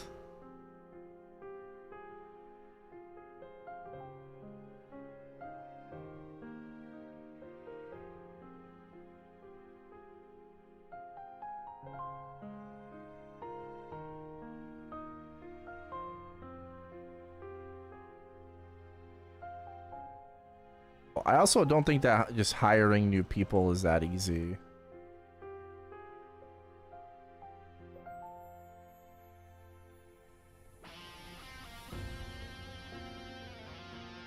Should have told us earlier. Should have told us earlier. I'm just going off of what he says, you know? Like, it's his words, so...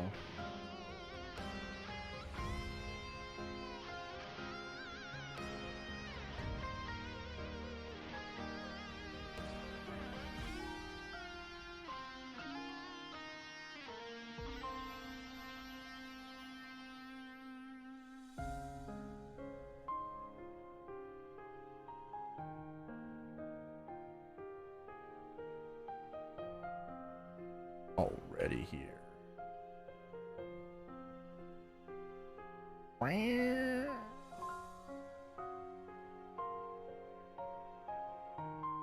If I try to Star Force this, is it 15%? Alright, I'll do one tap.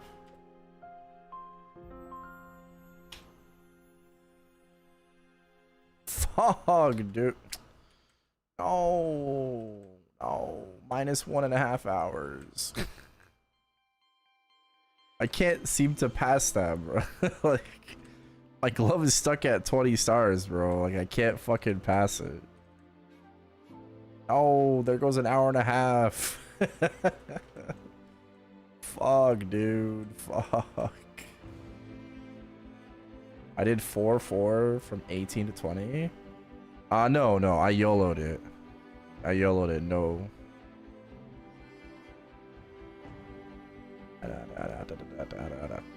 Down.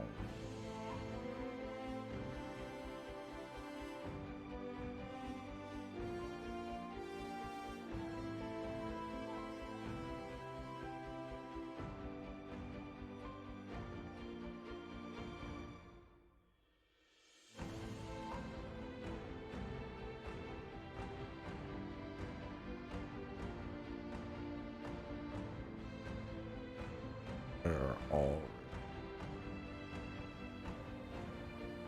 total burn.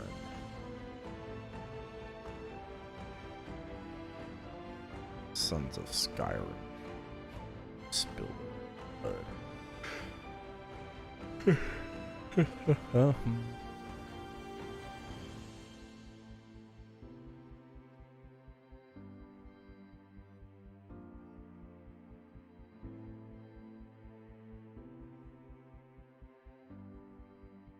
I'll probably pop another.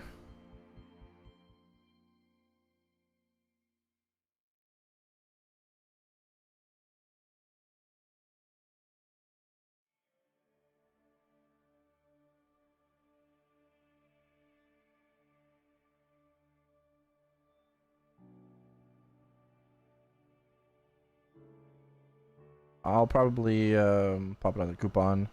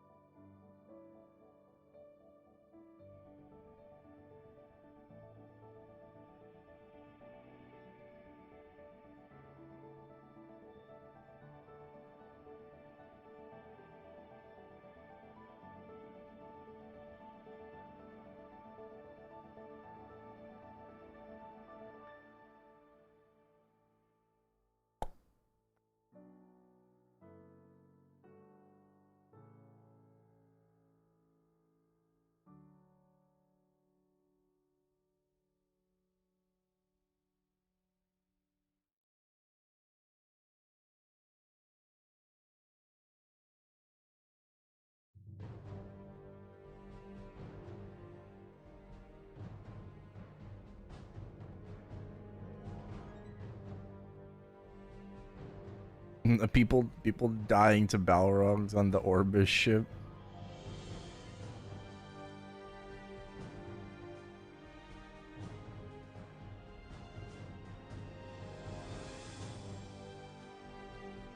That's crazy. All right, I'll be right back.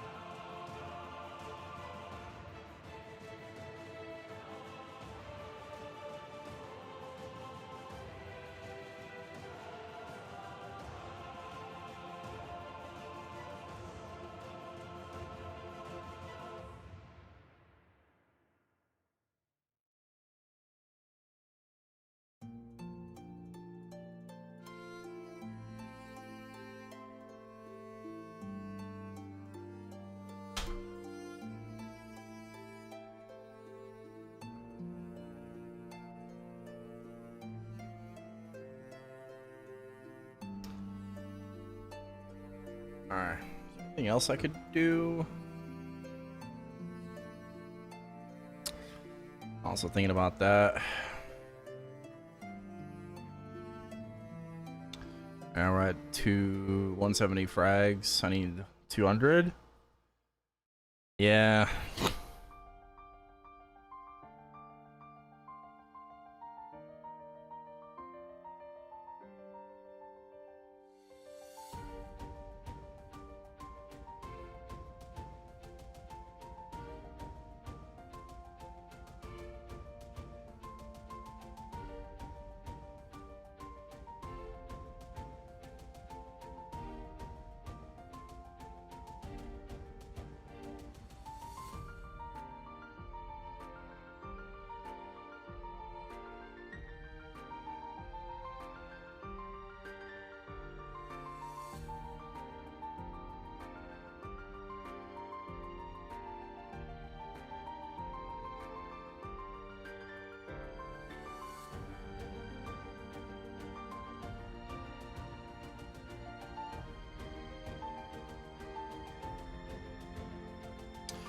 You get out of bed and eat ice cream.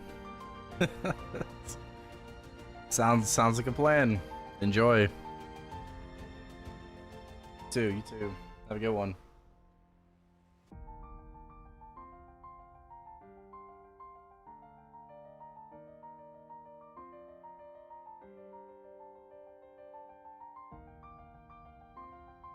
Dink 283. Oh, early grats.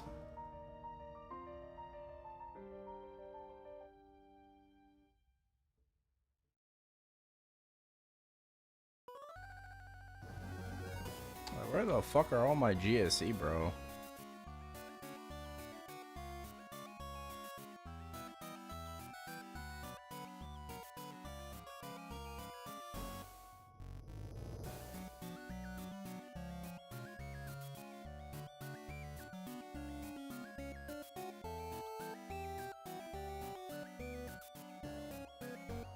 Let's craft these.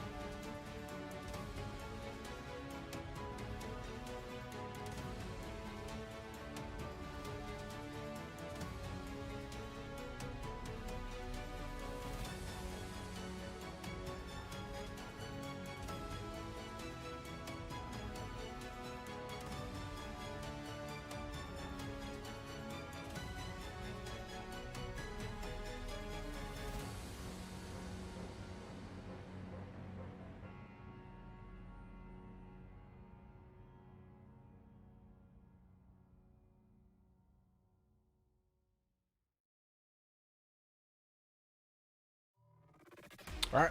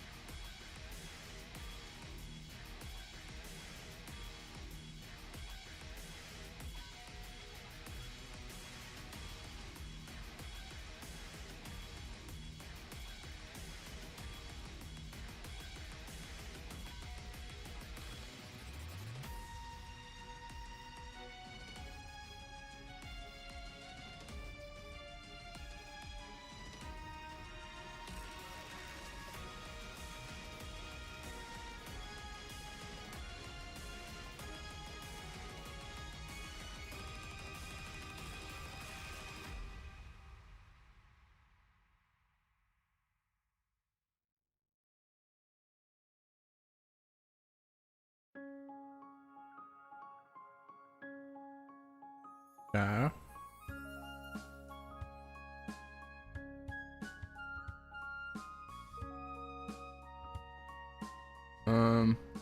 What else do I need for ride or die? Is that it?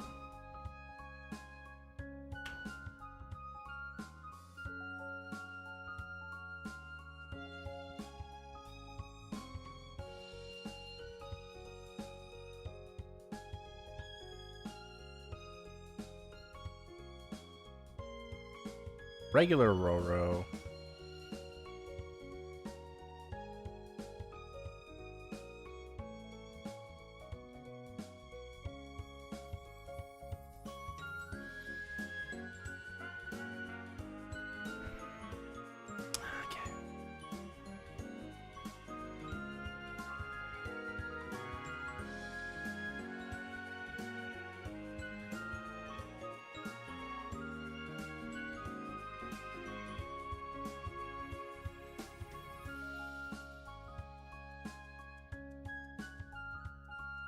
Am I missing anything? Champion renown.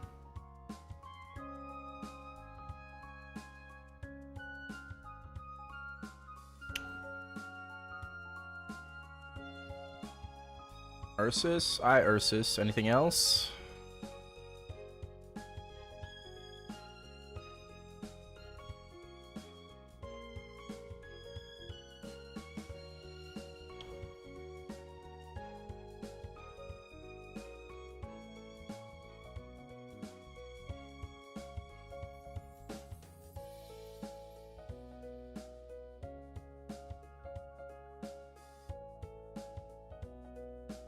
Congrats on 283.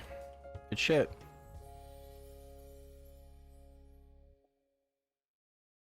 I'm proud of you.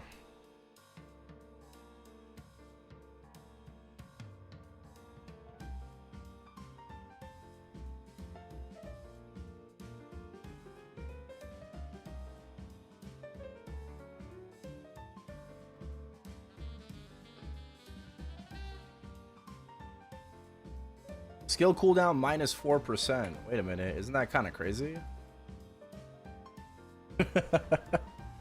isn't that kind of crazy?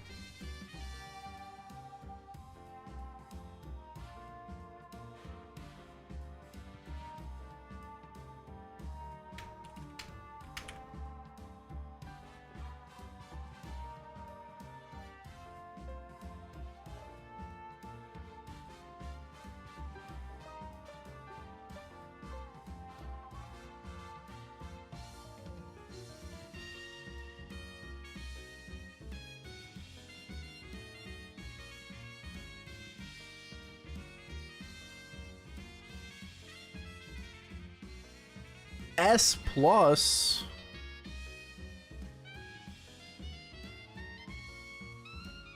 Oh, nah, I'm cooked, bro. Oh. Oh.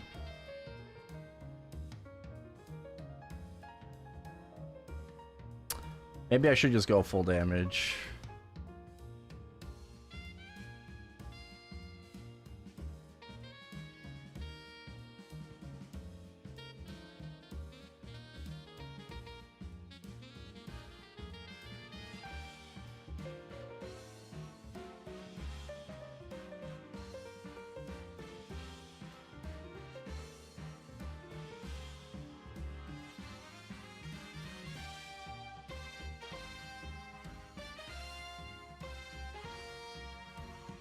I didn't see the FD one proccing at all.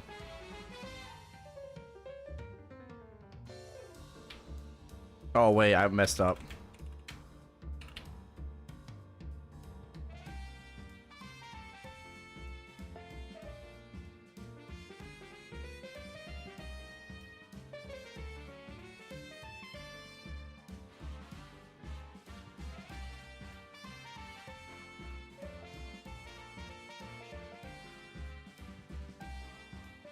I didn't have my bullet buffs on.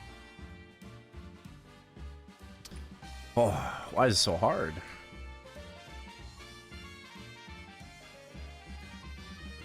I'm getting cooked, bro.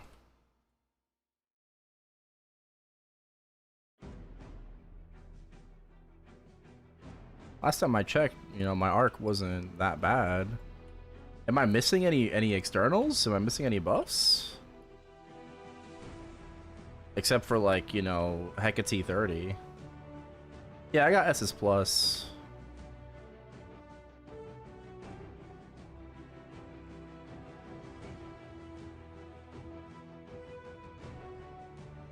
House buff? I don't really need it.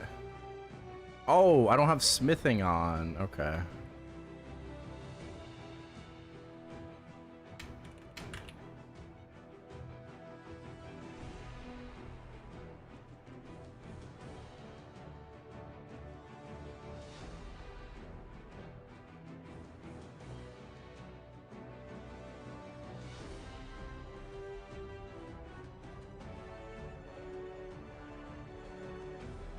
Surely that's better. Okay. I got I got SS. Ah, just died in your arms tonight. Something to say. I don't want an apple, bro. There's no fucking way I have to apple, bro. Why? Just died in your arms tonight. It must have been something to say.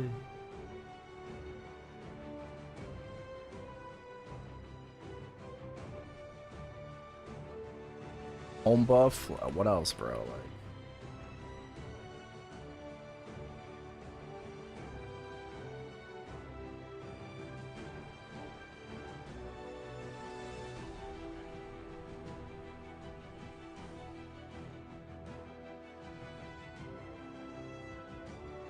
whetstone.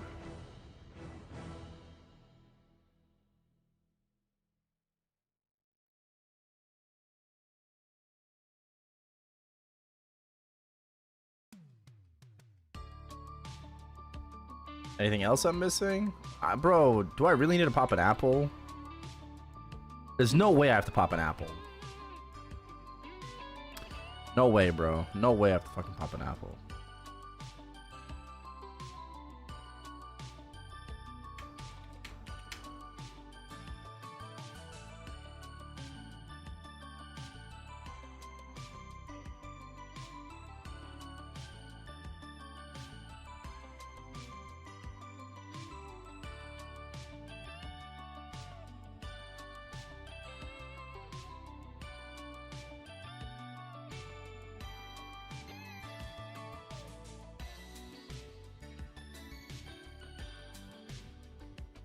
I don't want to pop it.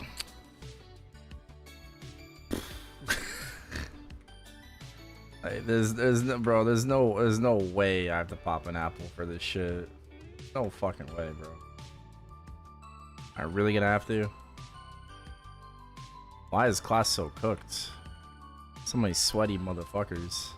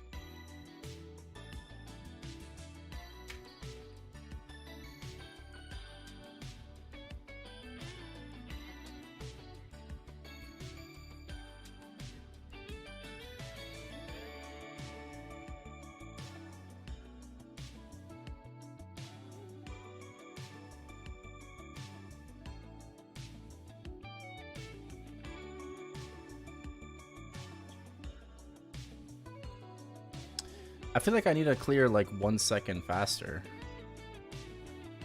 Go for blue ones? Well, I only have 2 more rerolls. Yeah, I'm using Boss Mape. I only have 2 more rerolls, so I can't really, you know, I can't really. So.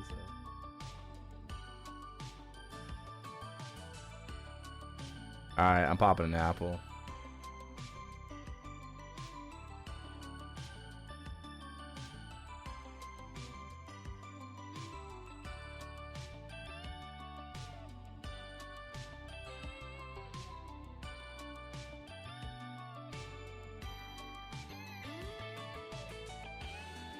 Like, watch. I'm not even gonna be able to do it.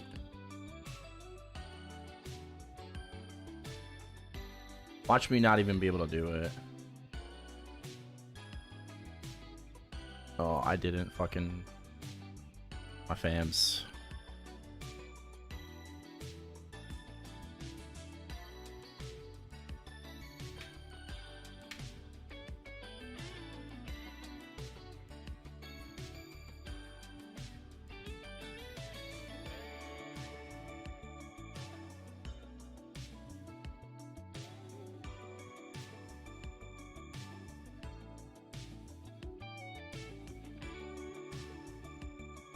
Oh no, still pretty slow.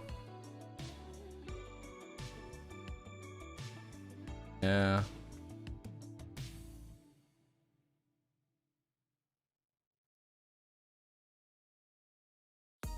I think I just need to be like 1 second faster.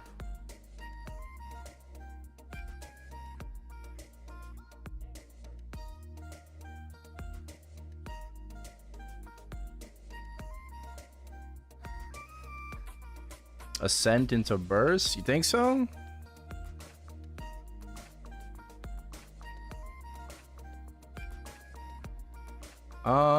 Okay, let's try that.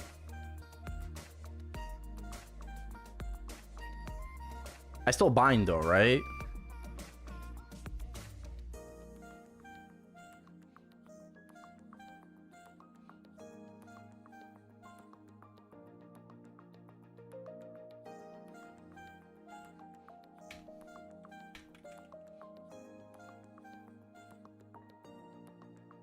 I got hit. No. Fuck. No. No, I lost my 10 MD. I lost my MD. I got hit one. Ew. Same speed? Yeah. No, I think I could have been faster.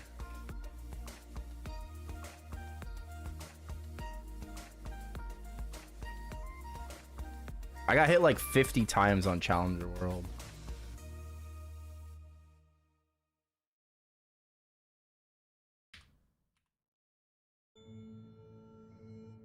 Alright, let's see. Fuck, man.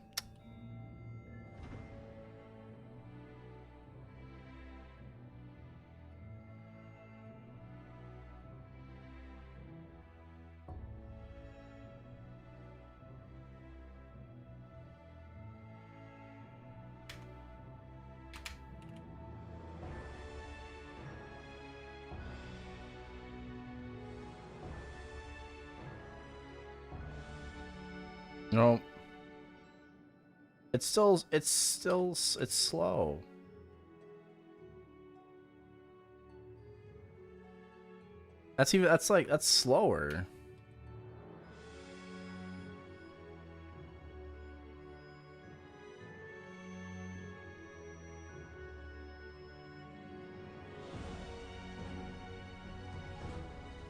If I ascend first.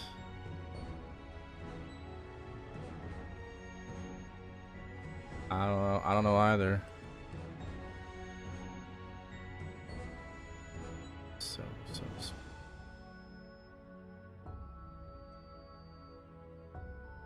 MVP superpower? Oh, I do, yeah.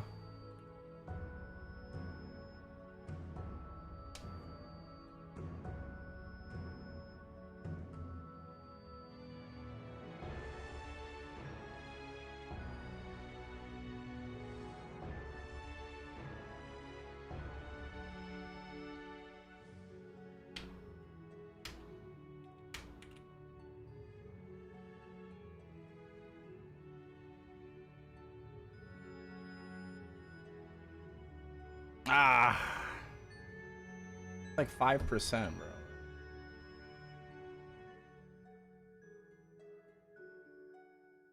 Try 2 ascent into burst. All right, bet.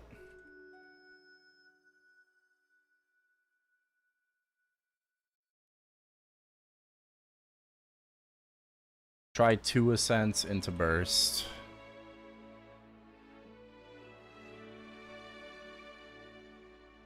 Nah, bro, I can't risk my amulet rolls, dude. Makes sense too.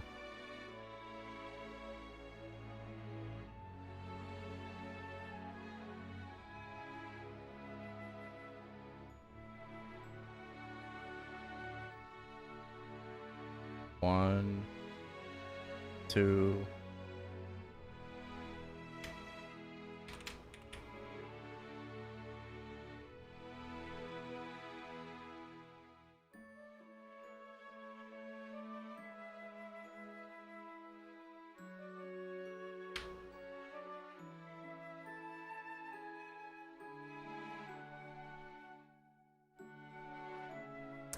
Nope.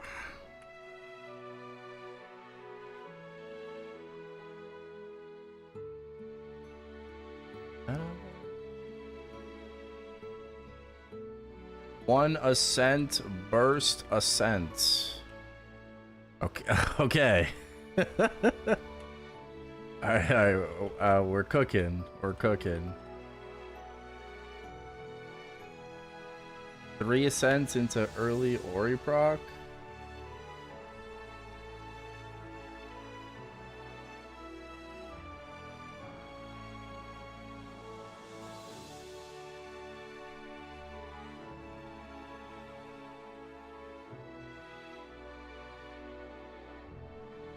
What do you mean by early?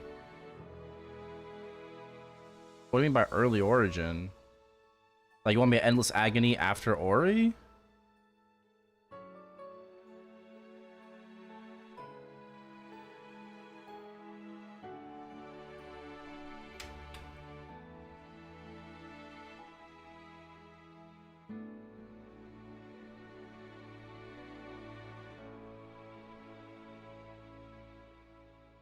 Ah. Okay. Okay. I see the vision. I see the vision. I see the vision. What was that? That was 3 ascents into sequence Ori.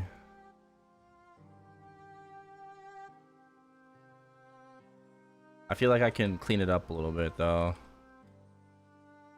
I feel like I can clean that up a little bit though. Right?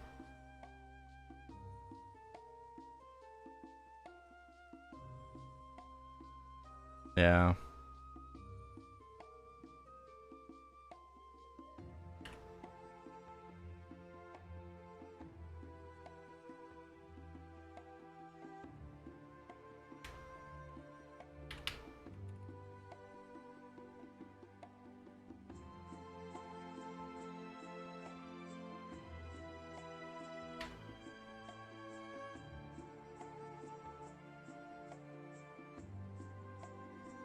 $43, even better. 43.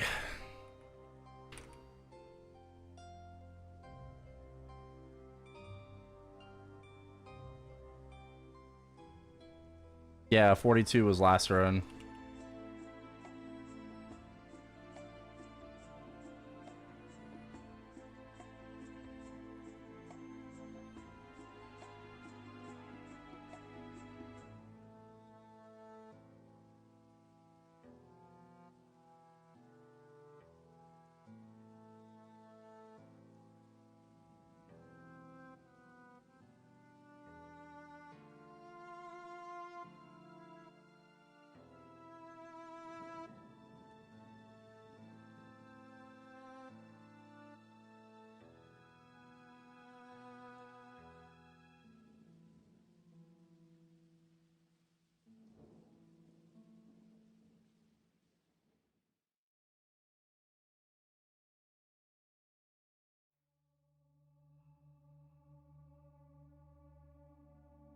Yeah, still 43. I'll take it. I'll take it. No, Apple didn't expire. I still had it. Yeah. We got 43. What does my Erel get in Challenge World? I got SS Plus on my Erel.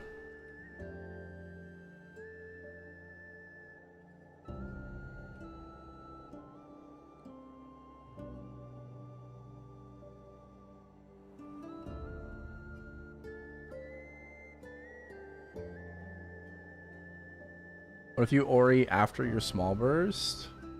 Well, I'm out of apple. I'm not popping apple again, so it's fine. I mean, if we wanted to keep testing, I could fine. I'll pop a 30, but I don't think I'm gonna be able to match the damage.